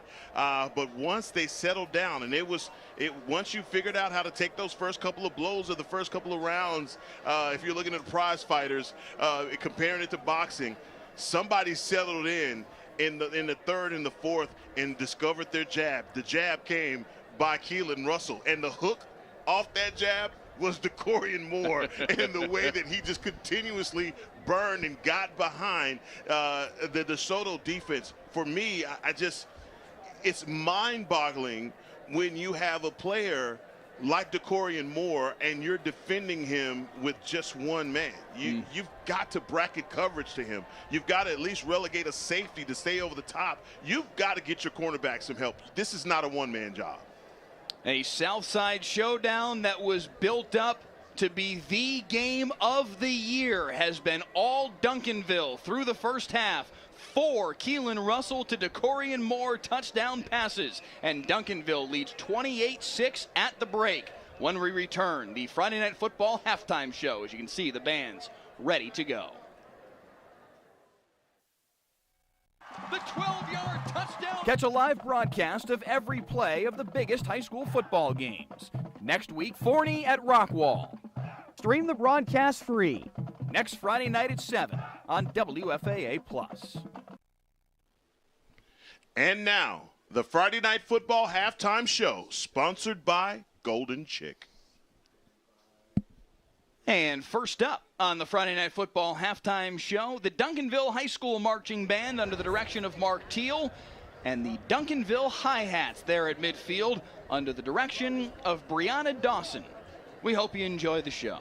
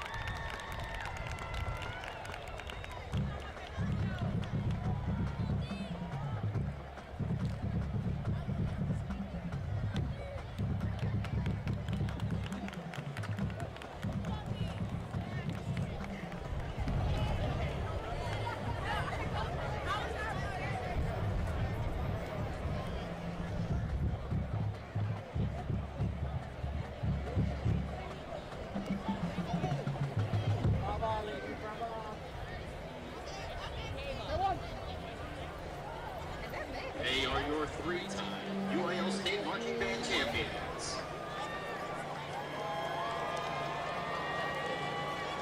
They hold the Texas 6A record for most appearances at the UIL State Marching Band Championships, appearing 25 times.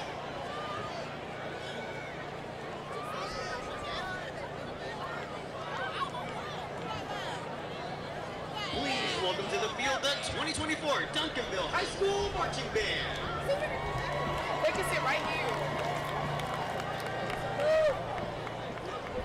The DHS Marching Band is led onto the field today by drum majors Kendrick Davis, Audrey Edwards, Jocelyn Parra, and Amanda Sifon.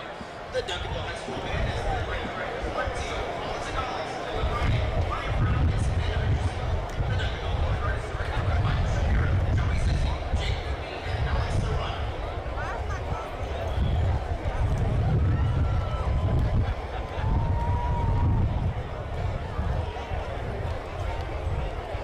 Tonight, the Duncanville Band will perform parts 1 through 4 of our 2024 show entitled Foils. Our 2024 show is a celebration of the Duncanville Band's 70th anniversary and pays tribute to all of the students, parents, and directors who helped lay the red carpet for our band and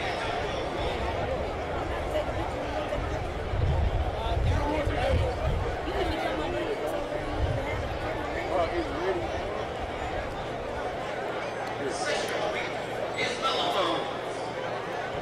Performer of the week is Arrow Spring. Wrestler of the week is Aiden Chavez.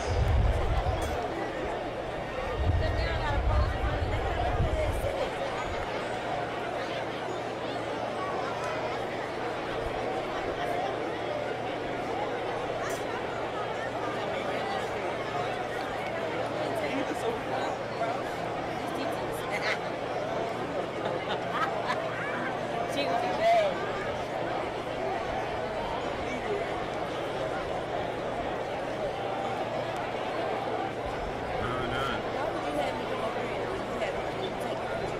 And now, Duncanville High School and the City Champions present the band.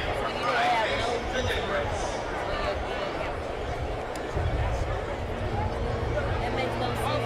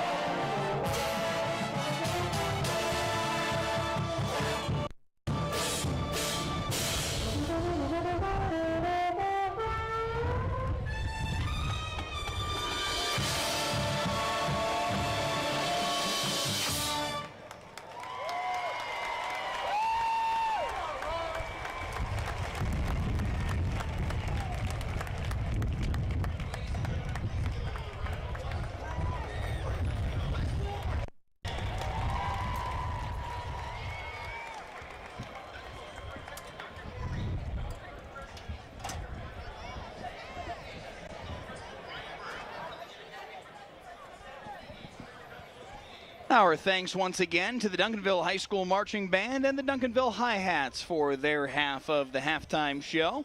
Halfway through, about 14 minutes left in halftime here at DeSoto's Eagle Stadium.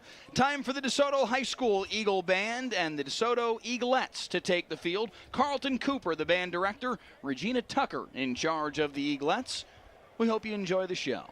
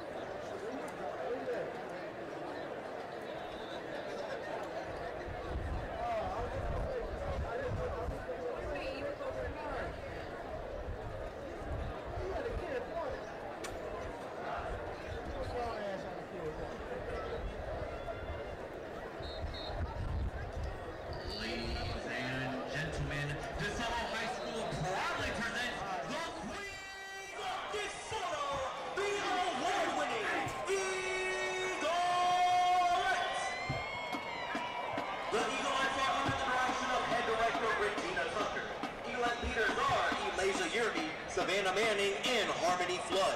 Tonight, the Eaglettes will be performing to I'm So Real. Ladies and gentlemen, the Eaglettes.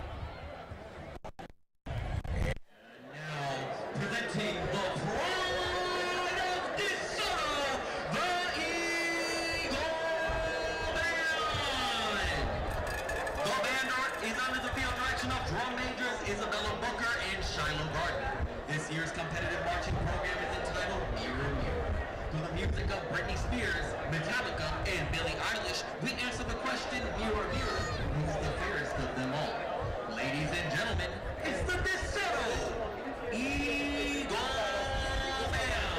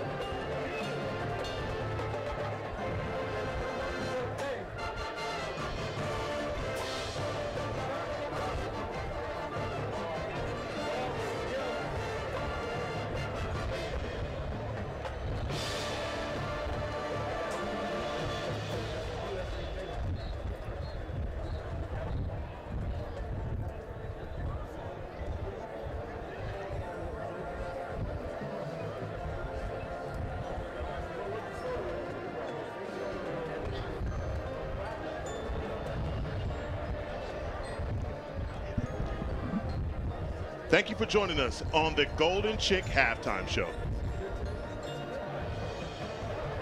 A terrific first half from the Duncanville Panthers. 28-6 the lead in favor of Duncanville at halftime. Mike Leslie and Heckma Harrison back here with you in the broadcast booth. Let's show you the highlights of how we got to this point, Heckma, because it was a wild back and forth, but then eventually dominated by Duncanville first half. It was slow to start, but then Keelan Russell made a man miss in the backfield, and DeCorian Moore was wide open behind the defense. 66 yards for the touchdown, 7-0 Duncanville after the first quarter.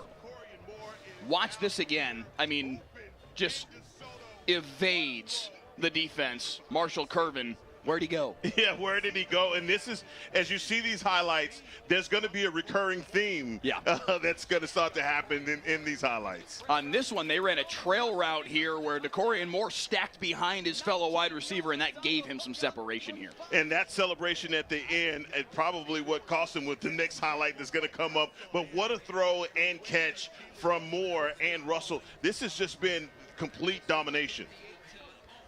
Then after that 14-0 score from Russell to Moore, this from Dalen Singleton, who had a kickoff return for a touchdown a year ago in this game. This time takes this one 82 yards, and it was 14-6. And at least for the moment, Duncanville-Desoto had some life.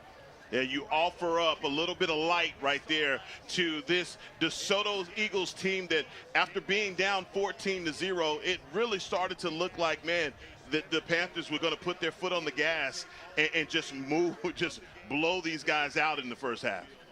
But back came Duncanville again, and again it's Keelan Russell breaking contain, getting away from DJ Rumpf, and Heckma, this throw was ridiculous. Yeah, this is one of those Sports Center top plays. This is, look, this at its finest. These two guys, the connection that they have, it is a no-brainer. It's Michael Irvin, Troy Aikman, ESP commercials. This is ESP right here between two big-time playmakers. But this, to me, was literally the icing on the cake. That throw from Keelan Russell to DeCorian Moore, he could have just walked this ball out there and handed it to him. They put on a clinic in the first half. There's no two ways about it. What DeCorian Moore and Keelan Russell did, Russell keeping plays alive and giving himself time to find Moore downfield, Moore just leaving his defender. It was unbelievable. Let's go ahead and show you the stats from the first half of this one. They aren't exactly lopsided, maybe not quite to the point that you would expect in what is a 28-6 lead for Duncanville. Certainly outpacing them from a yardage perspective. To me, what's wild is that 241 of their 254 is through the air for Duncanville. The penalties are concerning for DeSoto. 8 for 79. That was something that Claude Mathis talked about and in terms of being part of why they lost to North Crowley earlier this year, and he said it was something he was focused on tonight. Yeah, it stalled a lot of those drives. A lot of those positive yards that they had happening in the first half were negated by penalties. That's one of the corrections that they have to make. I'm sure that Coach Claude Mathis went into halftime and talked specifically about those penalty yards, but also, look, they've got to get so many things going here because it looks like in this passing game, if they continue with this course, this is going to be one of those games where Duncanville is just going to put their foot on the neck and shut this game down. 58 yards passing, 80 yards rushing. That is inexcusable from a DeSoto Eagles offense that is very explosive. Second half will begin here momentarily. It will be Duncanville ball to start the second half. What feels like an absolute must stop for the DeSoto defense as we get this second half underway. Comment from CheckRex7 in the YouTube comments says, thank you to WFAA and Golden Chick for allowing me to see these nationally ranked teams. It bears saying, for the first time, also thanks to Texas de Brazil, a new sponsor here on Friday Night Football, making their debut tonight, and with fantastic timing for the game of the year. Duncanville and DeSoto, number 1 and number 4 in the state, a pair of two-time defending state champions in what is a thoroughly packed house here in DeSoto. Fans lined up on the end, sitting on trucks, watching through the chain link fence. Anybody that can is trying to get a look at this football game, including roughly 10,000 of you with us over the course of tonight. Did he call for a fair catch and then take off running? I think that's what happened there with Trenton Yancey. That's what they're going to call. They're not going to allow you to do that, Trenton. Had a change of heart. Tried to okey-doke him. Yeah, he did. Hey, they're not going to go with the change of heart there from Yancey. So we're ready to roll here in the second half. There you see it, the fans lined up on the fence, doing all they can to get a glimpse of this one. 11,000 the capacity here at Eagle Stadium in DeSoto, and we are well beyond that in terms of who is trying to get their eyes on this football game. 1st and 10 for Keelan Russell, and once again he finds DeCorian Moore near side. Give him 7 on the first play of the second half, which puts DeCorian Moore for the football game now up to 6 receptions for 186 yards and 4 touchdowns. Heckma Harrison. Unbelievable. You got to find a way to stop this guy, and I think I alluded to it at the end of the first half. You cannot trust just one defender with DeCorian Moore. You got to relegate some more guys to try and get a stop. Asen Theus this time on the swing pass. Nice form tackle on the far side by Antrone White. Yeah, stressing these guys on the outside of this DeSoto defense. They have got to stay responsible. They can't get to, my good friend Barry Church always says, see a little, see a lot, see a lot, see a little. For defense, that's what you want to do. You want to close in and make sure you stay disciplined in what you have as a scheme on your defense. And right now, man, I tell you what, between Russell and Moore, they have just found a way to just keep dialing it up and moving these chains. And I'm sorry, I'm giving credit to someone else here, because I'm telling you, so many times we've seen Keelan Russell look for DeCorian Moore, but Yancey looking just like DeCorian Moore on that last pass. Trenton Yancey, the transfer from Arlington Lamar, he's that next guy here at Duncanville. He is tremendous. Up the middle here for Jaquelin Armstrong, falls forward for a yard. DeSoto's defense has got to find a way to make a stop. Yeah, it's imperative. I mean, we talk about the points at the end of the first half, which they got. Right now, I believe if they get more points coming out of halftime, this is going to be maybe the straw that breaks the back. Near side, Zach Turner on the receiving end. Helmet came flying off there of Antrone White. It's going to be 3rd down and 3. And just like that, you see Duncanville, they get a pass in. They was trying a little bit of their quick game, but they're getting right back to the line of scrimmage. And, man, DeSoto's defense, they've got to just be asking themselves, what do we have to do to get a stop versus these guys? Because they're dialing it up and getting what they want. 3rd down and 3. Duncanville has to get to the 44 in DeSoto territory to move the chains. Russell trying to get out the back door, and he's got the first down. Flag comes flying in at the end of the play from way in the back. See if that is another face mask. Maybe a face mask or a hold. It came from a bit of a distance.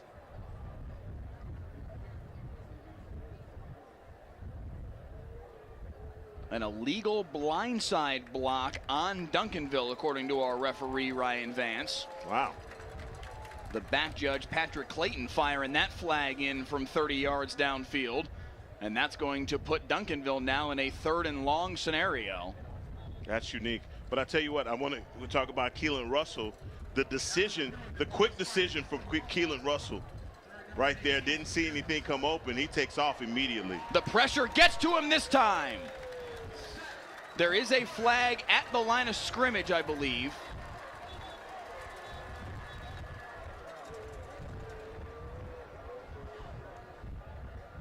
It looks like there's a flag right at the 45-yard line.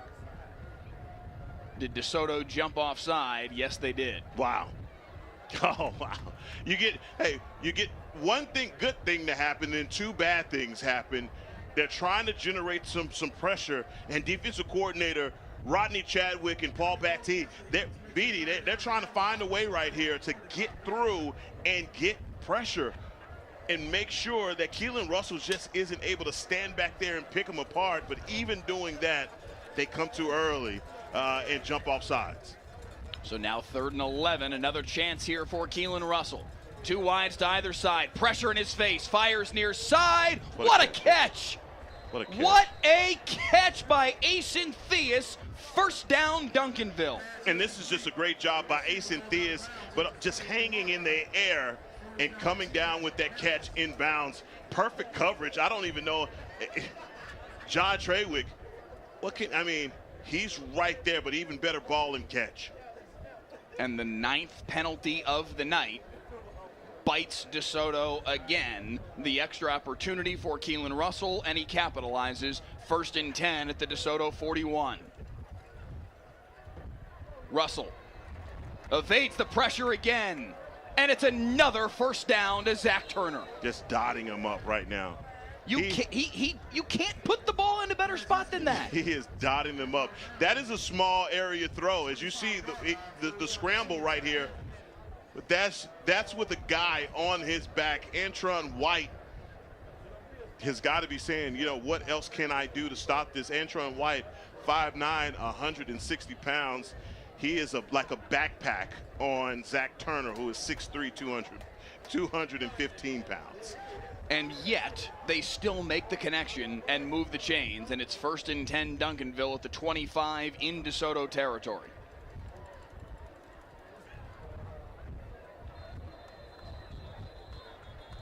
Delay of game on Keelan Russell.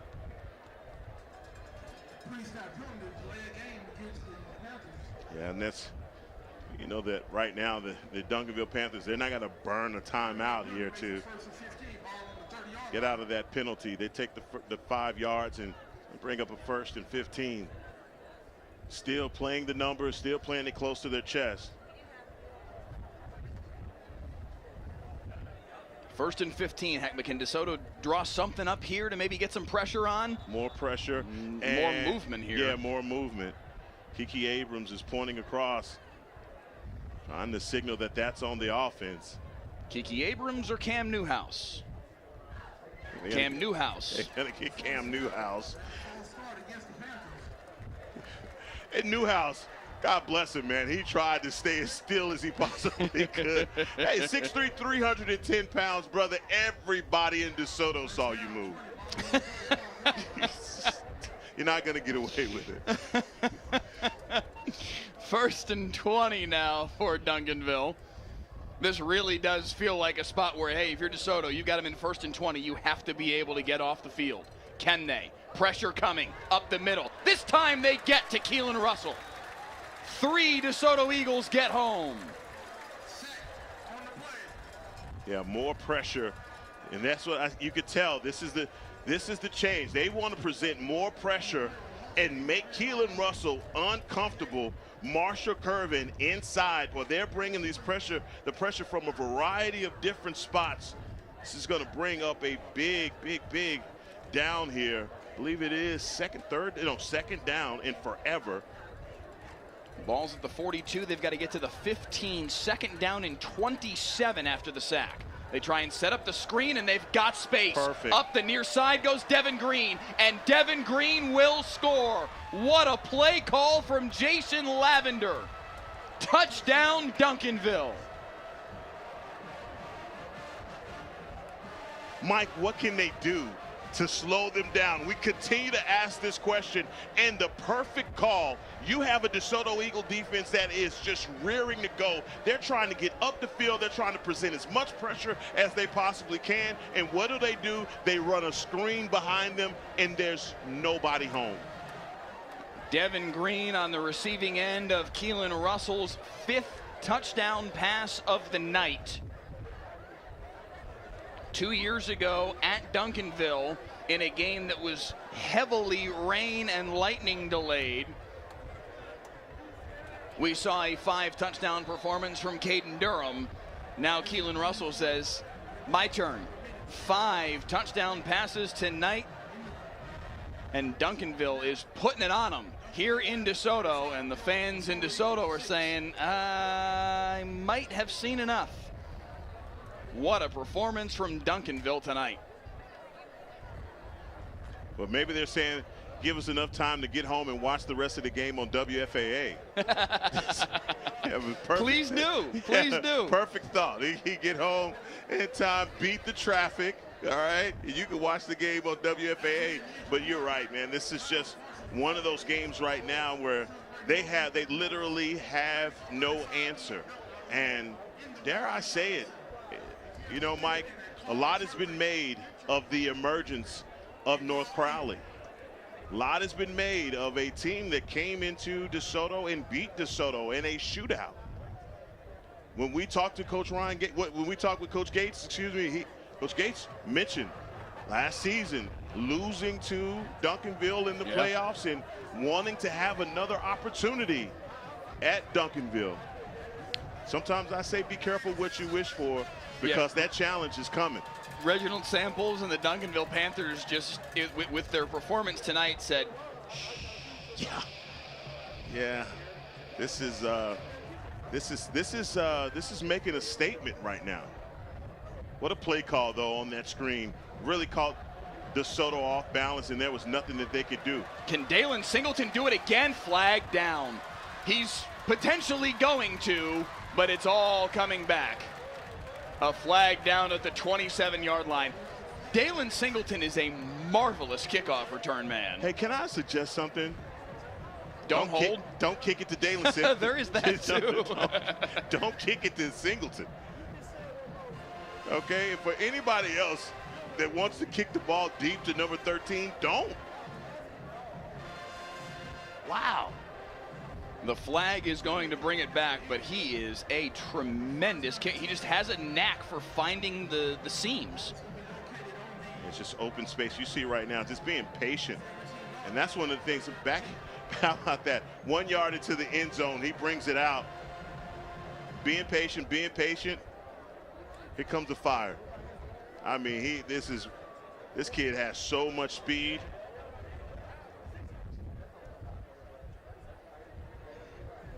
So how can the DeSoto offense get something rolling here? Quick throw far side. Picks up a couple here. Fantroy on the receiving end. What do they do here, Heckman? How do you get back into this football game? They've been a team that has been 325 rushing yards per game. That's how they've made their money this year. They've got to go to the air here. Yeah, they definitely. I mean, at this point, down by 29, you want to make sure that you give yourself, your offense, an opportunity to exercise its rights. If you're not able to make a game of it, but at least make it competitive. You want to get some scores up here. Right now, you feel like this is a rout, and there's nothing you can do against this Duncanville Panther offense that's scoring at will right now. But we know how high-powered this offense is. They've just got to continue to fire away, and they're getting off to a good start here early. Ryan to Saran Baker to move the chains out to the 36-yard line. A good hookup here on 3rd and 5. Yeah, here it is. It's a crossing route and staying patient. Easy throw right there for Keldon Ryan. And one of those things, Keldon Ryan also, we've seen him scramble, do some good things, but Ryan has to use his legs also. He has to be a big part of this comeback. Ryan will try and do it with his legs here. Breaks a couple of tackles, can't break the final one. Lunges forward to the 42. He does pick up 6 on the play. And call it, and he does it. It makes you look smart, but at the same time, I mean, this is a kid that you've seen so many times evade defenders and get away from pressure, but he's keeping his eyes up the field and just trying to create and make a big play. Ryan, take what they give you. 2nd and 4. Well protected. Go. Now he'll step up, trying to get the corner. Beats a man to the corner and falls forward across midfield. A nice play by Keldon Ryan to again move the chains. Look, don't take a coverage sack. I mean, I understand you're keeping your eyes up the field, but just keep going. Do everything that you possibly can to pick up a first down. Man down after the play for Duncanville. Looks like some cramping on the far side. It is a unseasonably hot day in October in North Texas. Trust, it does cool off here, people. I will tell you that it does eventually, but for some reason this week it has been hot. You might be sitting there wondering, hey, are any of these guys going to end up in the pros? Yes. Look at the list that these two teams have put in the NFL over the course of their program's histories. 32 in total between these two teams, 23 of them from DeSoto. DeSoto is an absolute factory. Von Miller, I got to say, he's the most successful of the whole bunch for either team. I think everybody it's a tell you that. Ridiculous list. Yeah, Von is well known, still going. NFL Ironman Von Miller, the pride of DeSoto.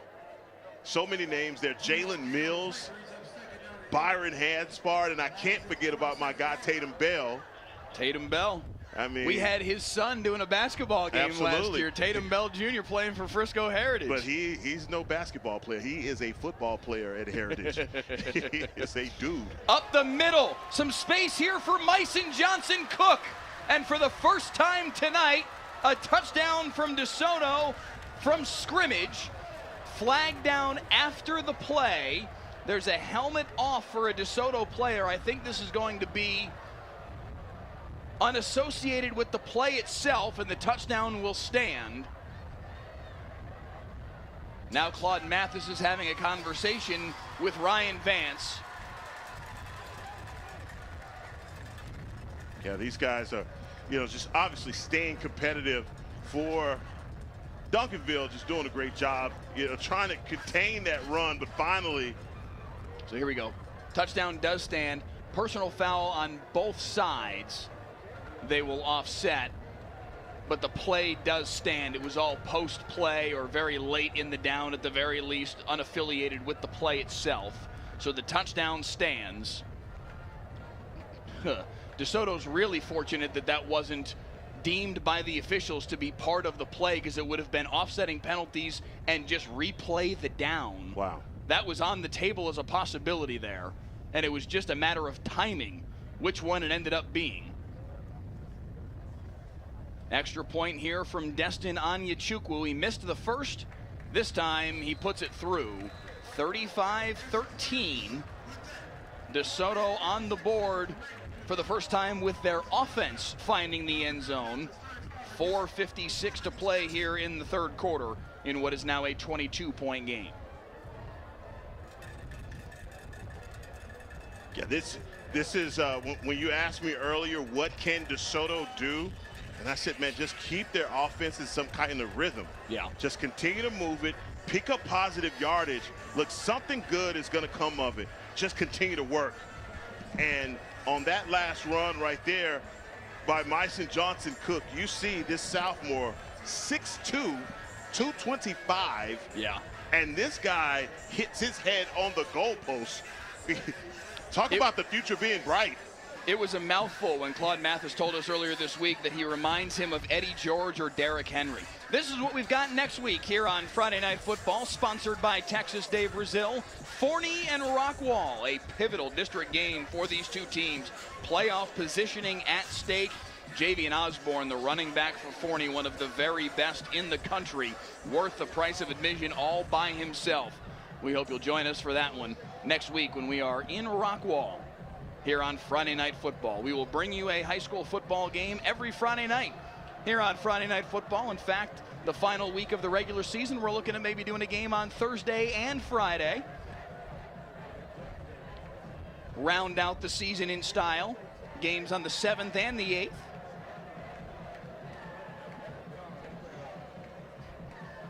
Surprise onside? Yes? No? Maybe? You called it. You've called it.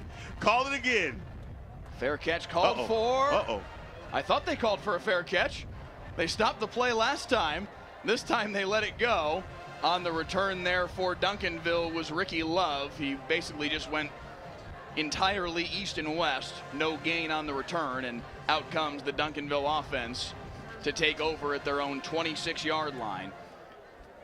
Got two guys in the same area at the 25 begging for that ball. And, man, talk about when tragedy happens, when you have two guys fighting for one ball. Luckily, Duncanville able to secure that kick.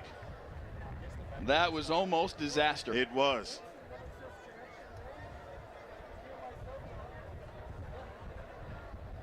So again, the onus falls on the DeSoto defense. Can you make a stop? Over the middle, wide open is Zach Turner. First down and then some out across the 40. What a bullet. What a bullet.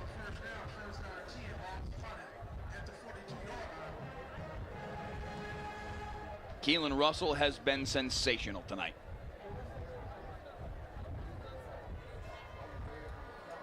Near side, Theus setting up the wide receiver screen. Good tackle because he had some space there. Well done by Dontravian Hill. And Dontravian, what he does is he closes that difference pretty quickly. He's all the way out on the outside. He's seeing all of the action coming towards him. Great job. Excuse me, Caleb Holmes, 6, not 16, making the tackle. Not allowing Theus to get out. Timeout on the field, an injury timeout. It's Theus that is down with some cramps. Yeah. Like I said, this is an unseasonably warm. It was an unseasonably warm day. It's going to be even hotter tomorrow. Yeah. Got a big game going on tomorrow out in the Cotton Bowl, so. This really, it's the start of a just utterly sublime football weekend. You got this game, you've got Texas OU tomorrow, you got Cowboys Lions on Sunday. I mean, what is better than this weekend? I'm going to be in football coma at about 8 o'clock tomorrow night. Okay, just know it. I am. I can't wait. It is so much football, good football going on, and talk about this rivalry and the build up to this game and just how excited both of these communities are about this game. And talking to Coach Mathis and him understand, like, he has built something here in DeSoto. All of the great players that have come through this program and those 2 state titles. I mean, for me, it just signals to him and the kind of coach he is and what the groundwork that they're laying here in DeSoto. It's not like there hadn't been a program here before, right? Over the middle, incomplete, in and out of the hands of Zach Turner, and it's going to be 3rd down and 5. He's built something incredible here. I mean, he was involved in building it in his first stint from 2008 to 2014. The back end of his stretch here, 4 straight double-digit win seasons, including a couple 14-1 seasons. It took Kyler Murray to beat some of the DeSoto teams that he had. Otherwise, nobody was beating them. 3rd and 5. Delayed blitz, tipped at the line of scrimmage and knocked away. That was, I'm pretty sure, a forward pass. And yes, they will say incomplete pass. Marshall Curvin was thinking end zone just in case. But it is an incomplete pass. But a stop for the DeSoto defense, 4th and 5, and they forced the punt. Yeah, they're acting as though Christmas came early, but that's Kiki Abrams, number 15, just continuing the battle. We talk about the pressure on the outside. He is a guy that really is a difference maker and definitely was a difference maker in last year's game. He just took over and was unblockable last season. So DeCorian Moore out to punt it away.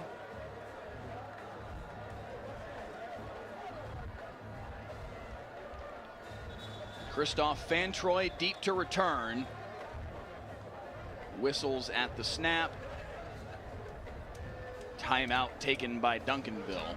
Their first timeout of the second half. Good comment here in the YouTube comments from Gregory Seals. Says, hey, don't forget to shout out DeSoto alum Zach Orr, defensive coordinator now for the Baltimore Ravens. A young man who already was having a great football career in his own right and now has turned it into a very promising coaching career too. I mean, you saw the list of how many guys there were for us to name. I mean, we tried to go through it as fast as we could and not miss anybody. We're so sorry. I mean, when you got that many guys, all I could do is just... When there's 32 of them. Right. We'd be here reading them off like movie credits, right? It's like that. I mean, it's so many guys that have come through this program that have made an impact. And, you know, look, I was just trying to give Claude Mathis his flowers. But on the other side, for Coach Reginald Samples, I mean, you've asked him the question, when is it over? When is it going to come to an end? He was very clear, not yet. He said he's still waking up at 3:40 every morning. Fired up, ready to coach again. DeCorian Moore puts a good foot on this one. That's going to take a big Duncanville bounce and get downed at the 4-yard line. Whoo, boy. DeSoto's defense finally makes a stop. and they end up in this hole. I mean, Decorian Moore, how good is this kid? I mean, he's the punter. Look at the leg he puts into this thing and the placement. Incredible. What can he do? Nehemiah Borner down there to down it. Number 4, downing it at the 4, and out comes Keldon Ryan and company 96 yards away. This would be a big drive if they're able to cap this off with some points, Mike. You know, look, this is still a lot of ball yet to be played. There is. There absolutely is. And there's time to be worked with, but DeSoto's got to play really well the rest of the way. Borner, right on him. Did he get out of the end zone? Only just barely. Keldon Ryan got out. It's like, okay, I thought he had 2 hands up on the far side. He gets out to the 1-inch line. Look at Nehemiah Borner closing in. Boy, Ryan is lucky to get out of the end zone.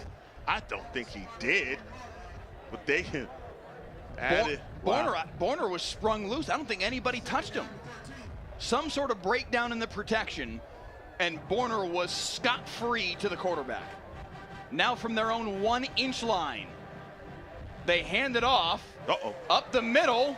Look at Myson Johnson-Cook already with a touchdown run on the day. The 5-star sophomore spinning his way for a first down. Got to use that big body. And how about this, man? The difference between him and Tiger. Tiger, this is your sophomore coming in and just a complete change of pace back for this Duncanville defense. Now Keldon Ryan's going to keep it himself. Runs the ladder out across the 25-yard line and another first down. I thought it was very important when we talked about what can actually be done. Ryan was the guy that was the key here for DeSoto. I mean, look, he's done so many things as far as scrambling and trying to get other guys involved.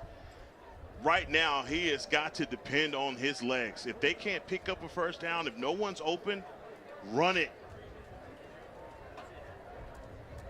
Timeout on the field for an injury, a Duncanville player down. We have seen some cramping tonight, and that looks like what this is once more. You mentioned earlier just how hot it has been tonight, will be again tomorrow. Yeah, it's going to be, but all of 94, 95 tomorrow. Crazy. Game time for Texas OU out at the fair. In the middle of October. Just wild. Yeah. Quick scan of the YouTube comments. Antonio says if DeSoto scores here, they should go for 2. Edwin Moore says, wow, extremely nice punt, talking about the Decorian Moore punt from a moment ago. Kenny said, that's a safety. A couple comments saying that they thought that was a safety. It was very, very close at minimum.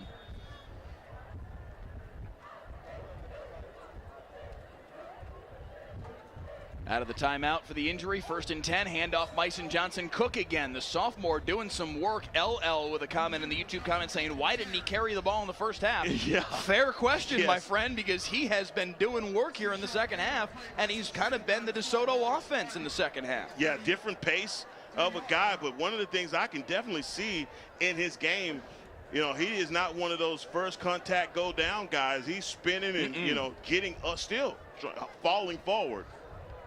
2nd and 3, he'll take it again up the middle. That'll be enough for a first down, and again he finds a way to pull the pile forward. Got some help from his offensive lineman, Elijah Andrews, another sophomore, helping to push the pile out across the 40 to the 41. As they go quick, they right need back to the line. The throw to Singleton. Out to the 49, a pickup of 8. Oh, we have a player down over here on the near side. Looks like that's number 3, Holiday. Javian Holiday, an SMU commit, down after the play.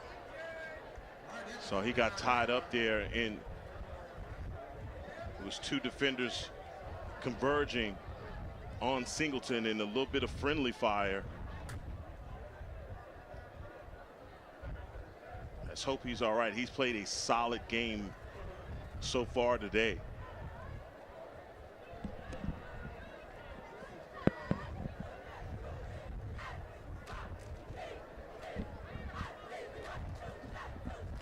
Friday Night Football is sponsored by Texas de Brazil. Indulge in unlimited flavors. Why settle for just one dish? At Texas de Brazil, every dining experience is an unlimited exploration of bold, fresh, and authentic flavors. Next week on Friday Night Football, sponsored by Texas Day Brazil, we are in Rockwall, Forney and Rockwall, right here on the WFA YouTube channel, WFA Plus. Again, download the WFA Plus app to your smart TV using Apple TV, Roku, or Amazon Fire TV. If you're on your mobile phone, you can use the regular WFAA app. You can watch there as well, or you can watch on the WFAA YouTube channel, as many of you are tonight. By my eye, we peaked at about 9,900 concurrent viewers there in the first half. And if DeSoto is able to, Heckma, continue this comeback, we may see that number grow just that much more. Javion Holiday, you see, walking off under his own power, but without his helmet. And that is a big loss if he can't come back into this game. His responsibility on the outside, and I think Coach Ramel Barner, he trusts his cornerback.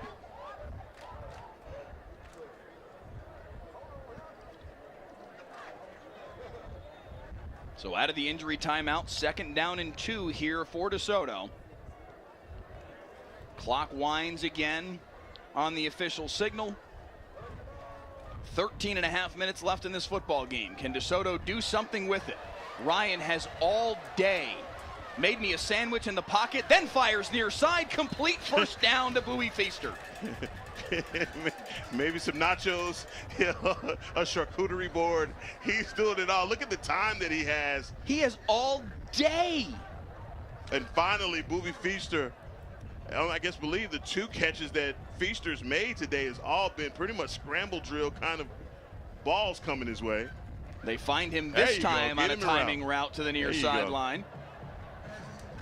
If DeSoto's going to make a comeback, they're going to need 7 to be involved. The #1 wide receiver in America in the sophomore class, a 5-star prospect, a young man who went rather viral earlier this fall on a trip to Oklahoma, a recruiting trip to Oklahoma. And the OU football Instagram account posted that Bowie Feaster was coming for a visit as they fire up the sideline for Singleton, nearly intercepted. Travion Cherry was there for the pick. Singleton did a good job to make sure it wasn't intercepted, but now Day-Day's down after the play. Yeah, and trying to cherry pick right there for Travion. It looked like he had a good beat on that ball. He broke on it perfectly. But in the process, I think there was a bit of a collision between he and Singleton.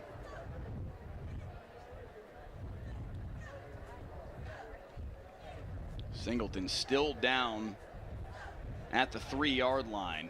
He was magnificent a year ago in this game. 3 touchdowns all in the first half.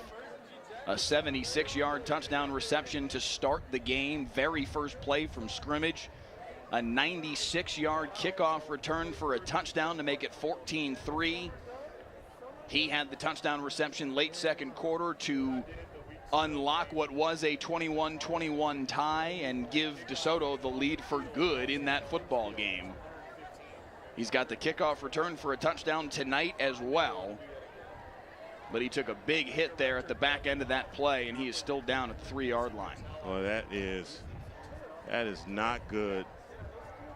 If you are a DeSoto Eagle fan, he is so much a part of your offense and that big playability. So just to see him sit up right now, let alone get up, yeah.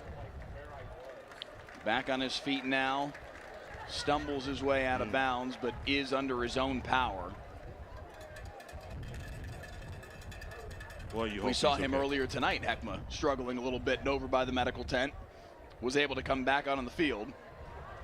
You hope he'll be able to come back again at some point here in this final quarter. Yeah, he is the playmaker.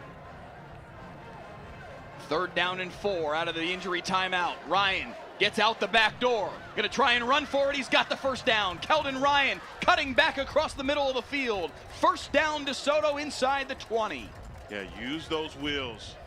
Use those wheels, and that's exactly, I mean, man, he's taking our advice. Don't sit back there in the pocket. If it's not open, just, tuck and run. Final 25 seconds here of the 3rd quarter. DeSoto on a drive that began at their own 4-yard line. That ball is complete on the near side to Antron Edmondson. 11 seconds in the quarter. Edmondson dug that out of the turf. Down to 5. Keldon Ryan's going to try and snap the ball one more time. Up the middle, Tiger Ryden spinning his way inside the 10 on what will be the final play of quarter number 3.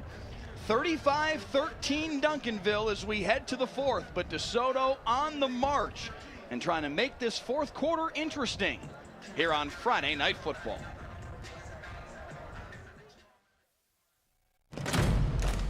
WFAA Sports. To us, it's about so much more than a highlight, wins or losses.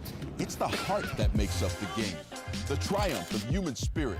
It's agony and victory. Diehards and day ones. It can divide or unify communities. We give you the stats, but inspire you with the stories. The unpredictable, unforgettable, and incomparable. We bring it to you all because sports lives in all of us. The 12-yard touchdown. Catch a live broadcast of every play of the biggest high school football games. Next week, Forney at Rockwall. Stream the broadcast free.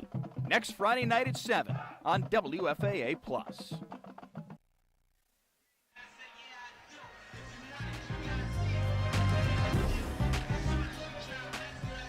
Back in DeSoto, Friday Night Football with the game of the year. Number 1 Duncanville, number 4 DeSoto, a pair of two-time defending state champions. An old Southside showdown. DeSoto down 22, Heckman. It's a 3-score game right now, but they're about to have 3rd down and 2 at the 9-yard line in Duncanville territory. Can they make something happen here? Well, I think they have to. I think you're right now. This 4-down territory for DeSoto, and they can also pick up a 1st down. They're going to swing it near side. Tiger Ryden's got blockers. Tiger Ryden's got inside the 5. Lunges for the end zone. They're going to say he's short. Ball did come out at the end of the play. They're going to mark him short of the end zone, but it's going to be 1st and goal. DeSoto at the 1. This is a guy. Look at him fighting to get to that end zone. I thought he got it across, but obviously ball comes out the last minute. This is a big time. They bobbled the snap, and Tiger Ryden with nowhere to go. Oh, man. And wrong time to bobble a snap for the Eagles. They lose about a yard. They're going to mark it. Oh, never mind. They're going to say it was offside against Duncanville at the start of the play, so it's half the distance. Still 1st and goal, now inside the 1. This time they don't bobble the snap, and this time Tiger Ryden scores. Touchdown DeSoto, and it is down to a 2-score game. And how about the workmanlike approach that DeSoto has come into the second half, and they've just continued to run, and really, if you think about it, it was the sophomore Myson Johnson Cook and those big-time runs and just continuing to move the chains and keep the possession for DeSoto. This is 11-28.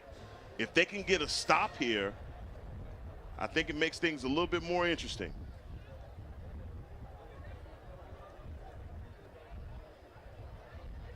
Extra point from Duncanville from Anya Chukwu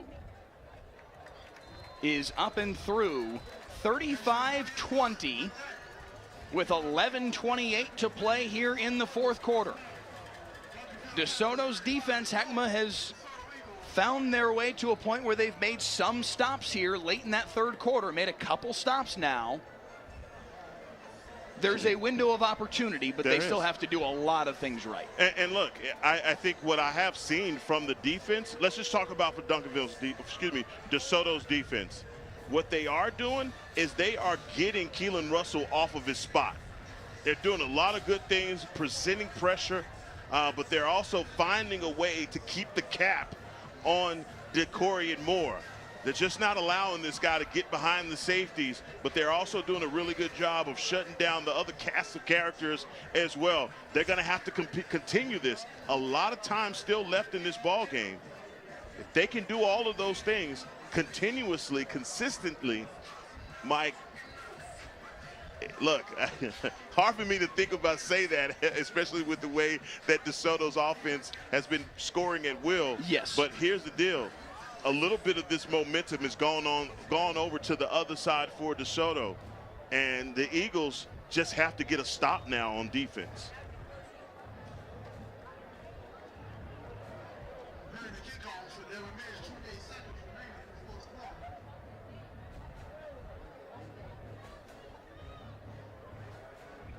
Onyechukwu to kick it away.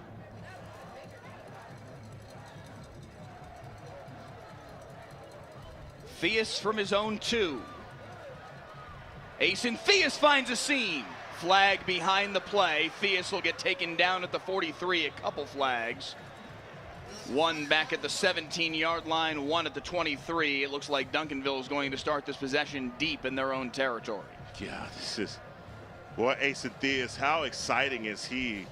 I mean, this kid is just showing you that speed, but that holding penalty obviously bringing it back.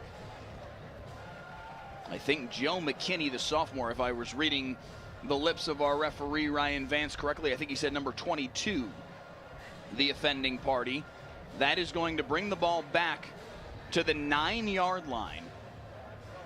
So I say again, if DeSoto can make a stop, that is a big if, based on what we've seen tonight and the virtuoso performance from Keelan Russell. Well, we're about to find out. But if they can, all of a sudden, it kind of starts to feel like the worm is turning here. That does. But can they? Moore on the receiving end. Give him 5 on the first play of the possession.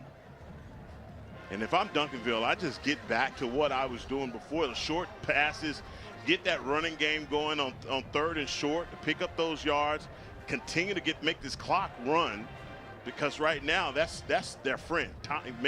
Get this clock to running. 2nd and 5, again complete to DeCorian Moore, and DeCorian Moore dragging tacklers out across the 30 to the 35. Well, if you're going to be in coverage like that and you're going to play off the way that DeSoto is, they're just going to just turn that direction and give it to him. Caleb Holmes is giving him about a 5-7 yard cushion. I don't blame him. Yeah, I don't blame him. 1st and 10. Russell pressured and taken down. Duncanville's defensive front again gets home. Curvin with the sack. Yeah, and Curvin is just, we've talked about him earlier, just the way that Curvin is just anchoring himself in the middle, not get pushed around, but just having the presence of mind when Keelan Russell starts to scramble, get a sack. You know, 2nd down and long approaching here for Duncanville, and we've seen Keelan Russell make these kind of downs look easy. 2nd and 11. They again bring pressure. They get to him, but he gets the pass off. Is it picked off? No, it falls incomplete. Somehow that ball evaded the grasp of Antron White. Oh my, he had it twice. Who needed that? The DeSoto Eagles, and for the first time, you see Keelan Russell force a pass that almost gets this Duncanville Panther team in trouble. This is going to bring up a big-time 3rd down, and boy, if you left too soon, you may be missing the treat. Man, that was so very close. That ball just kind of crawled all over the chest of Antron White, but it was never quite something he could squeeze. Flag at the snap. I think they're going to get Zach Turner down here near side. Moved too early. Look at Kiki Abrams fired up, man. DeSoto feels something happening right now. Yeah, this has truly been a game of momentum shifts. And right now, the DeSoto Eagles are riding high off of that last touchdown. If they can get a stop here, I think this is going to be big. This is bringing up a 3rd and 16. Taquan 2747 in the YouTube comments says, what is going on?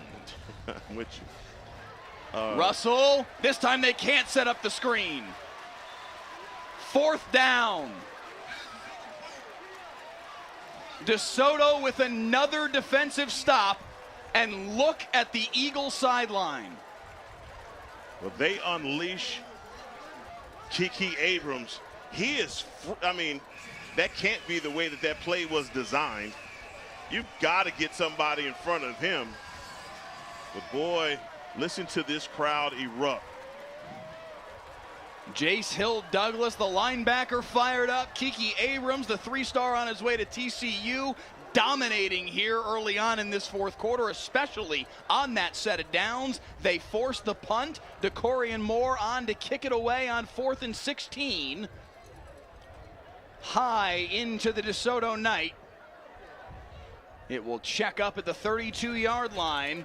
And don't look now, but the DeSoto Eagles, down 2 scores, 9:33 to play in the fourth, will take over at their own 32-yard line. Heckma with a chance to make this a game. Yeah, ball game. I mean, this is right now on offense. I'm looking to see which running back they come back with. And don't look now, the sophomore, Mike St. Johnson Cook, the guy that really kind of, I think, sparked this comeback. Yes. They made the change at running back, and what a difference he made. He'll get the first carry. Into the pile he goes. Held on to for dear life by Landon Barnes. Yeah, that's all you can do. And really what happened right there is he runs into Byron Washington. 2nd and 8. Near side, Fantroy hauls it in. It's going to be 3rd and 2 for DeSoto. Yeah, and Holiday is back on the field on the other side. We saw him, he went out earlier. Got to 3rd down really quickly. Over 10,000 of you with us right now on the WFA YouTube channel. The handoff near side. Sarad Baker makes a man miss. He's got the first down close to midfield. I mean, how many different guys are they going to hand this ball off to here in the second half? They're trying to get this change of pace going at the running back position. And I think right now for Coach Ramel Barner, the defensive coordinator, he's got to find a way to stop the bleeding here in the second half. Get a stop on these guys because they are finding those running lanes. It's Baker again with the carry, the sophomore kind of wide receiver running back hybrid. He's already seeing his recruiting pick up as a sophomore.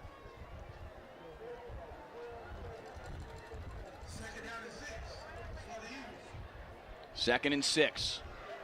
Ryan again with all day to scan the field, finds Baker over the middle. It's going to be close to the, he got away, but they had blown the play dead, and Baker can't believe it. Baker's like, come on, man, give me an opportunity here. I'm still battling. I'm going to figure out what's going on the outside with the rushers. Right now, they did blow the whistle. And okay. It's going to be 3rd and a yard as a result. These rushers for Duncanville, they've got to continue to battle and get up the field. Keldon Ryan keeps it here. He's got the first down and then some. Running to the outside to the 30-yard line. First down DeSoto.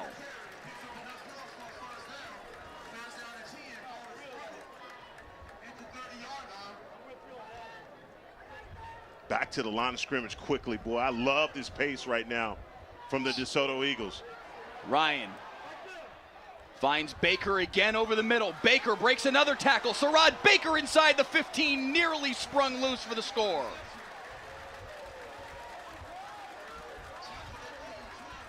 What heart. What heart. We talked about what they can do to get back in this game. It was minimal, but they have checked all the boxes. And right now, 7:06 here in the fourth. A score right now changes everything. First and 10, no. Ball over the head of Keldon Ryan. He's got time, stands up, and then he fumbled it. Keldon Ryan pounces on top of it. It will stay DeSoto ball. He was going to have a chance to throw the ball away and then lost it again. The high snap from Jabraylon Stewart. He's got time, and then it slips out of his hand again. Wow. Unbelievable. Unbelievable is right. We talked about how hot and humid this night is, and I can imagine Ryan's hands are probably slippery, and that's what ball slips right out of his hands. All the way back at the 38-yard line. Wow. Ryan probing, still on his feet to the 31. Give him 7 on the play, but it's going to be 3rd down and 29. How crazy was that? The snap over his head in the bobble. It's wow. That is man, that is wild. Incredible. They've got to get to the 2 for a 1st down. Ryan over the middle, has a man. Tiger Ryden gets hit hard. Yes, he does. Close to the original line of scrimmage at the 13, 14-yard line. We'll see the spot here in a moment. I didn't see Is there another flag? No, I didn't see a flag. They're walking it back, though. There's a flag on the far sideline. They're having a conversation with Reginald Samples now. They're walking the ball back. They're walking the ball back to the spot where the play ended. What is going on? Ineligible man downfield on the DeSoto offense, and they will replay 3rd down.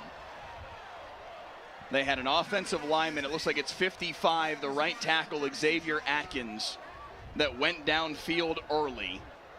And that negates the 3rd down completion over the middle there to Ryden and brings it back to the 36.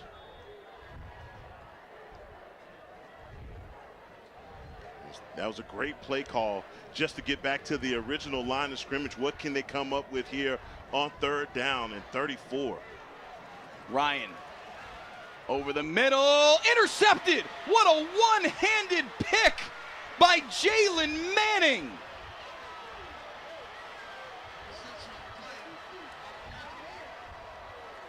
What a play by number 33. The linebacker just surveying from his middle linebacker stance.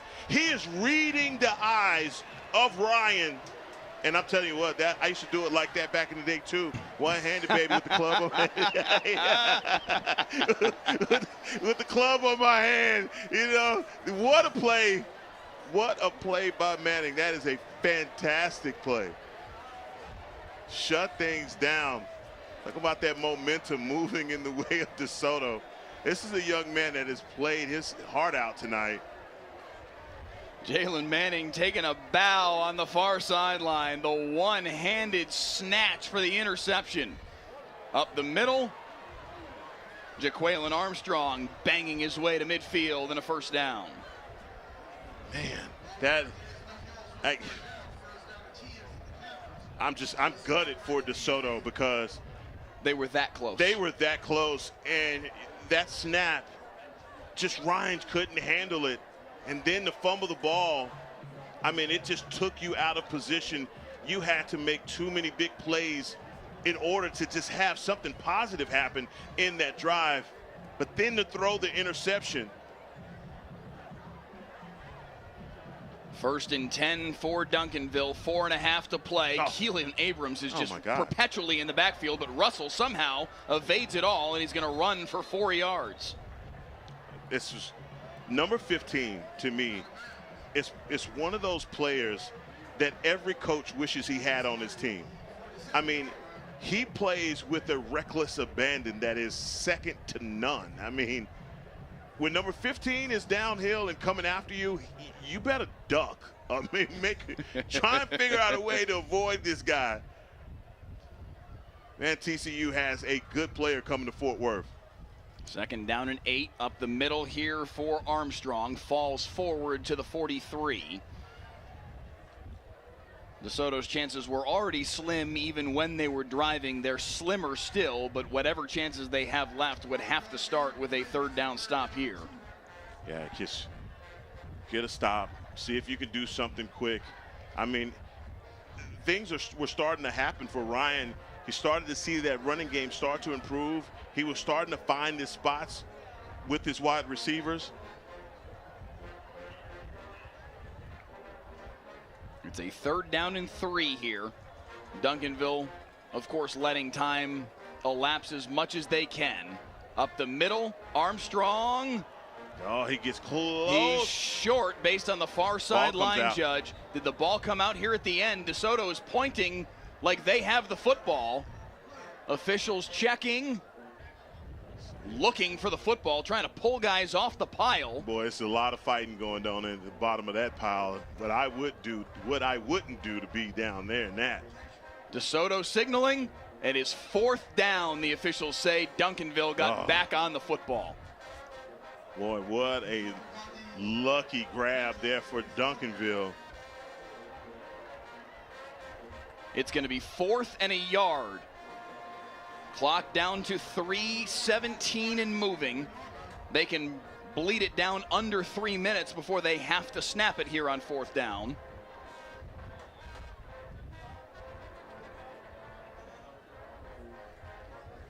Boy, what a game this has been.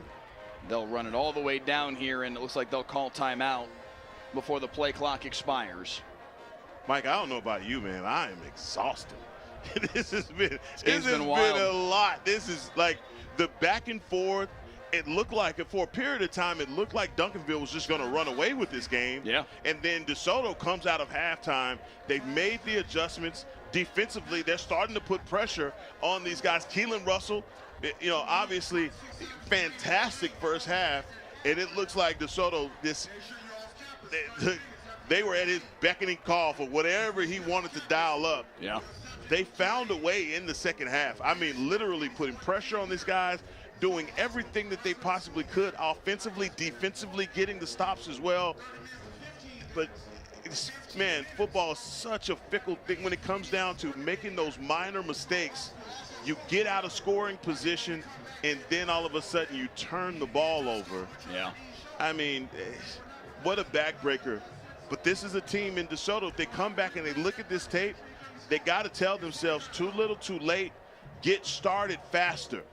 Don't allow yourself to get behind the 8 ball the way that you did in this first half, and you wouldn't have such a tremendous mountain to climb, and that's what I felt like happened. I can already hear, though, the conversations tomorrow at the barbershop. Man, y'all lucky we had that high snap. If it weren't for that high snap, I can just hear the DeSoto fans saying it tomorrow. 4th and 1 out of the timeout. They will go for it. If they get it, the game's basically over. To the air, complete. DeCorian Moore says, we're going home with a W. Out of bounds inside the 25. He's got 4 touchdown grabs on the night, and he's got the play that will just about put this thing away. How reliable is number 1, DeCorian Moore? And for Keelan Russell, he wasn't going anywhere else with this ball except to number 1. I'm telling you, I'm calling it routes on air because that's what it feels like. This is him and Keelan in the stadium all by themselves when they throw that ball. 1st and 10 at the 23, 2:39 to play. He did go out of bounds, so the clock stops for that. Up the middle here for Devin Green. A gain of a yard, and DeSoto will use their first timeout. They have 3 left, so there is a window of opportunity for them to get the ball back.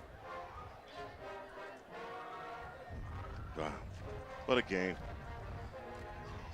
And you talk about all of the athletes that were involved in this game that are, you know, potential Division I players and guys that have multiple offers.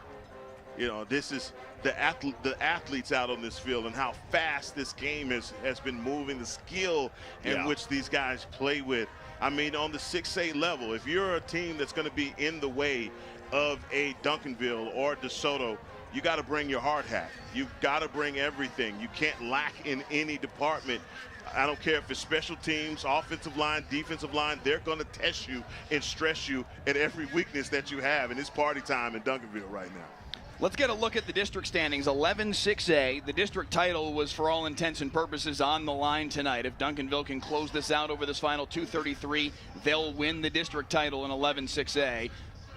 Apologies to the rest of the district. Nobody's at the level of these two teams. But I've seen some comments, you know, who's going Division I, who's going Division II, or what. Duncanville has a 5A, DeSoto has a 5A Division I level enrollment, so they are locked in. They will be 6A D2.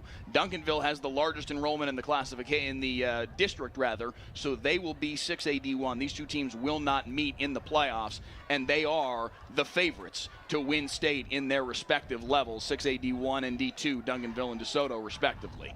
Out of the timeout, up the middle, nearly breaking loose was Devin Green.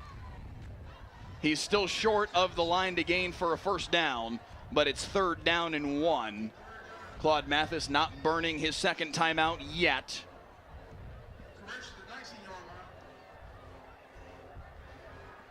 We saw Green scoring on a screenplay, untouched in the end zone. Great play design. Man, they're just trying to right now melt this clock out. 3rd down and 1. Run blitz from DeSoto, and they get home. It's going to be 4th down and 3. There's Mathis takes his second timeout.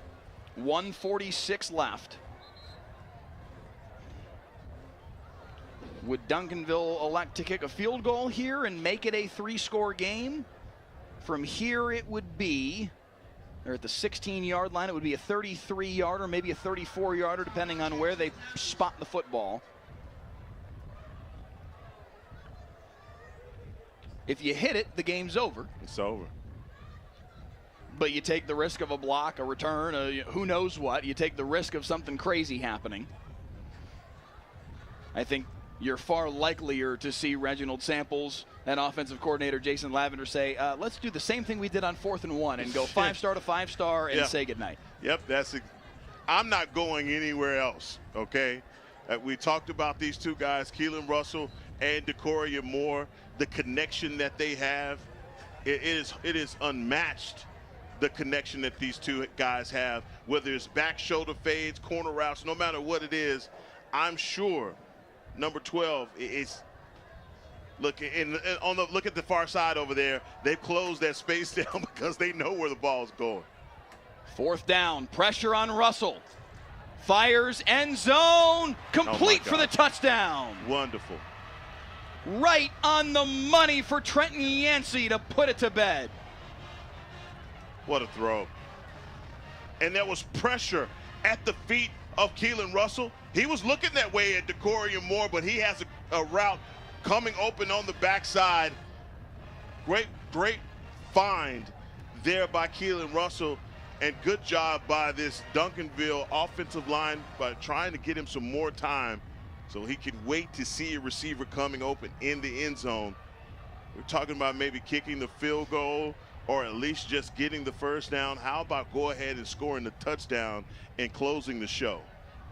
And with 1:43 to play, Duncanville builds the lead to 3 scores. There was a flag on the celebration after the fact.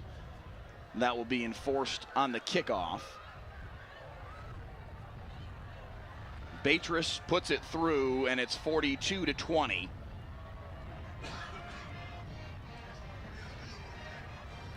Duncanville getting ready to move to 5-0 on the year, 3-0 in district play.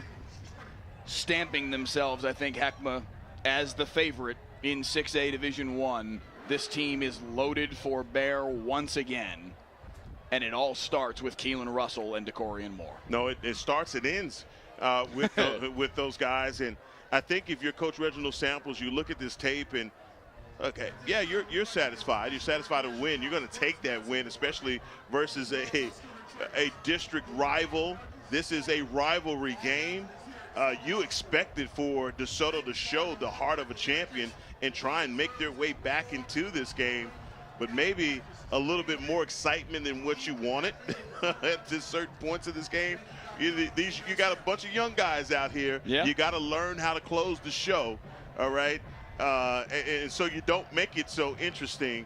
But I think this Duncanville Panther team it's one of these teams that if you look up in there at AT&T Stadium, I just want you to look at these two guys if you get an opportunity to actually see live Keelan Russell and Decorian Moore. There's something special going on between between quarterback and wide receiver that in those moments and some of those throws that we've seen, like how do you do that? Like this is I saw a comment from somebody in the YouTube feed earlier tonight, like, why does DeCorian Moore want to break up with his quarterback? Come to Alabama and keep playing with Keelan Russell. And I'm sorry, like, forget about the recruiting implications of all of that, but I get the point anyway.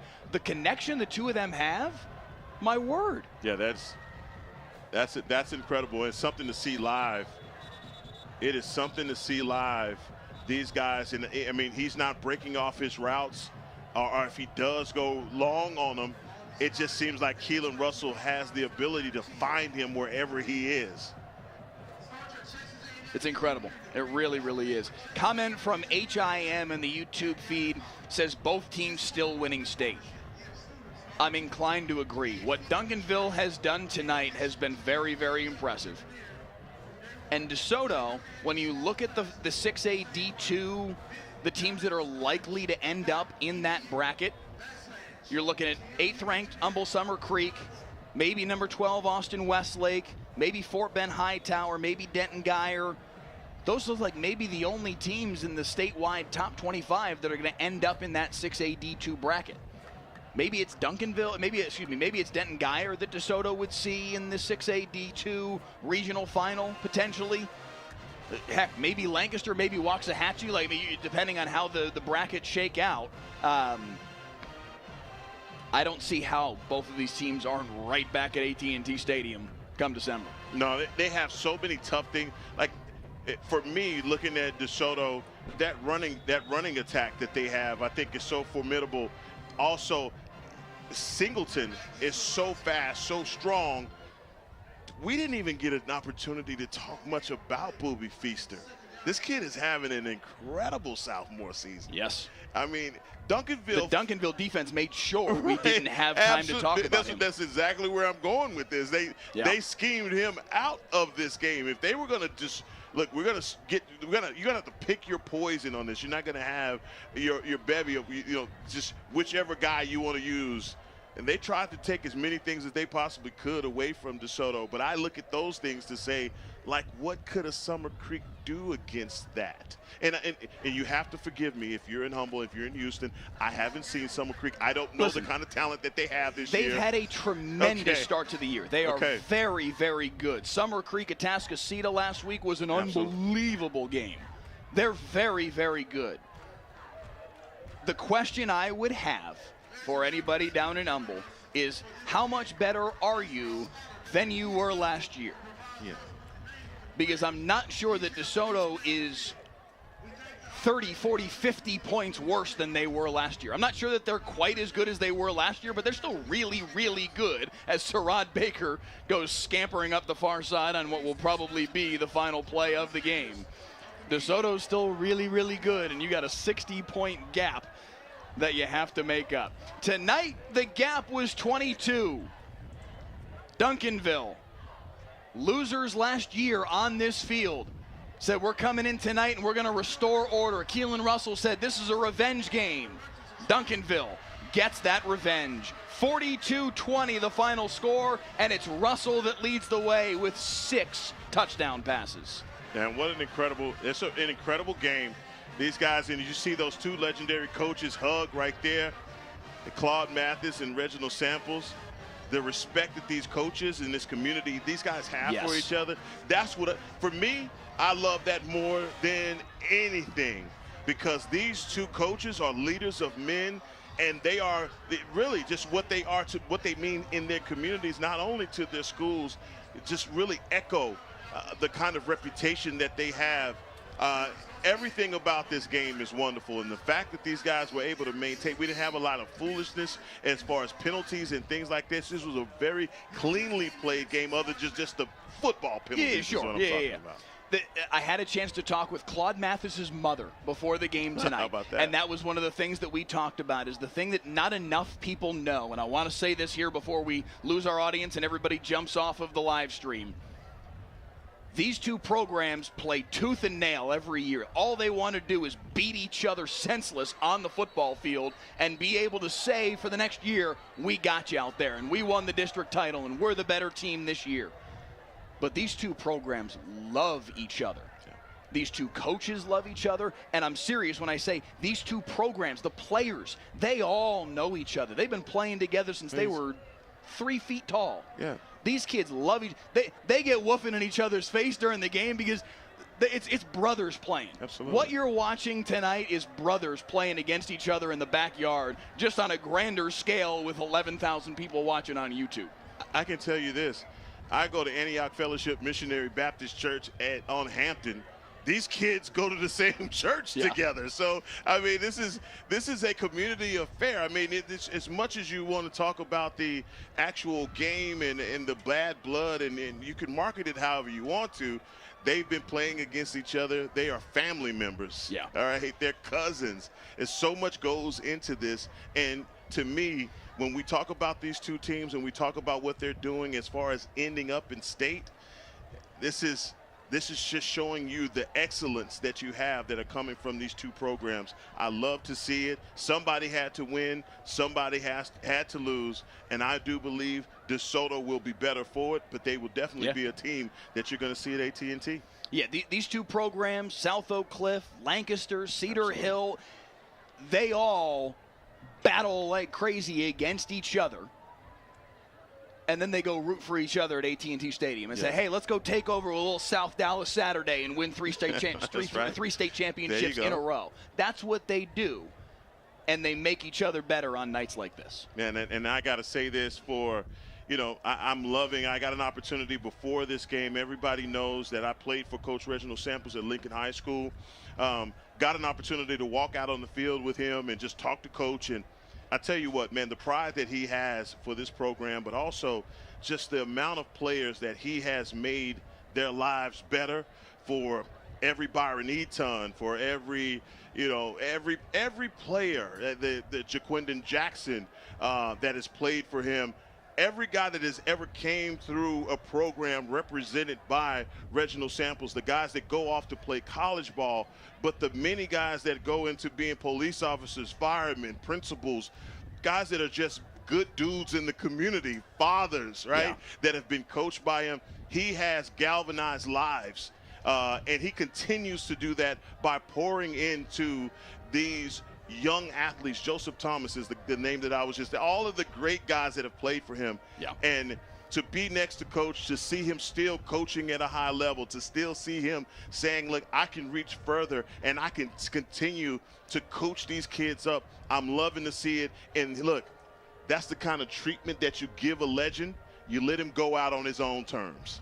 And that's what you got to do for Coach Reginald Samples. Amen. Amen, 100%. And a lot of what you just said goes double for this man on your screen right here, Claude Mathis. Frustrated tonight with, I'm sure, some of the things that his team did, but I'm sure also encouraged by some of the things that his team did coming back in this football game.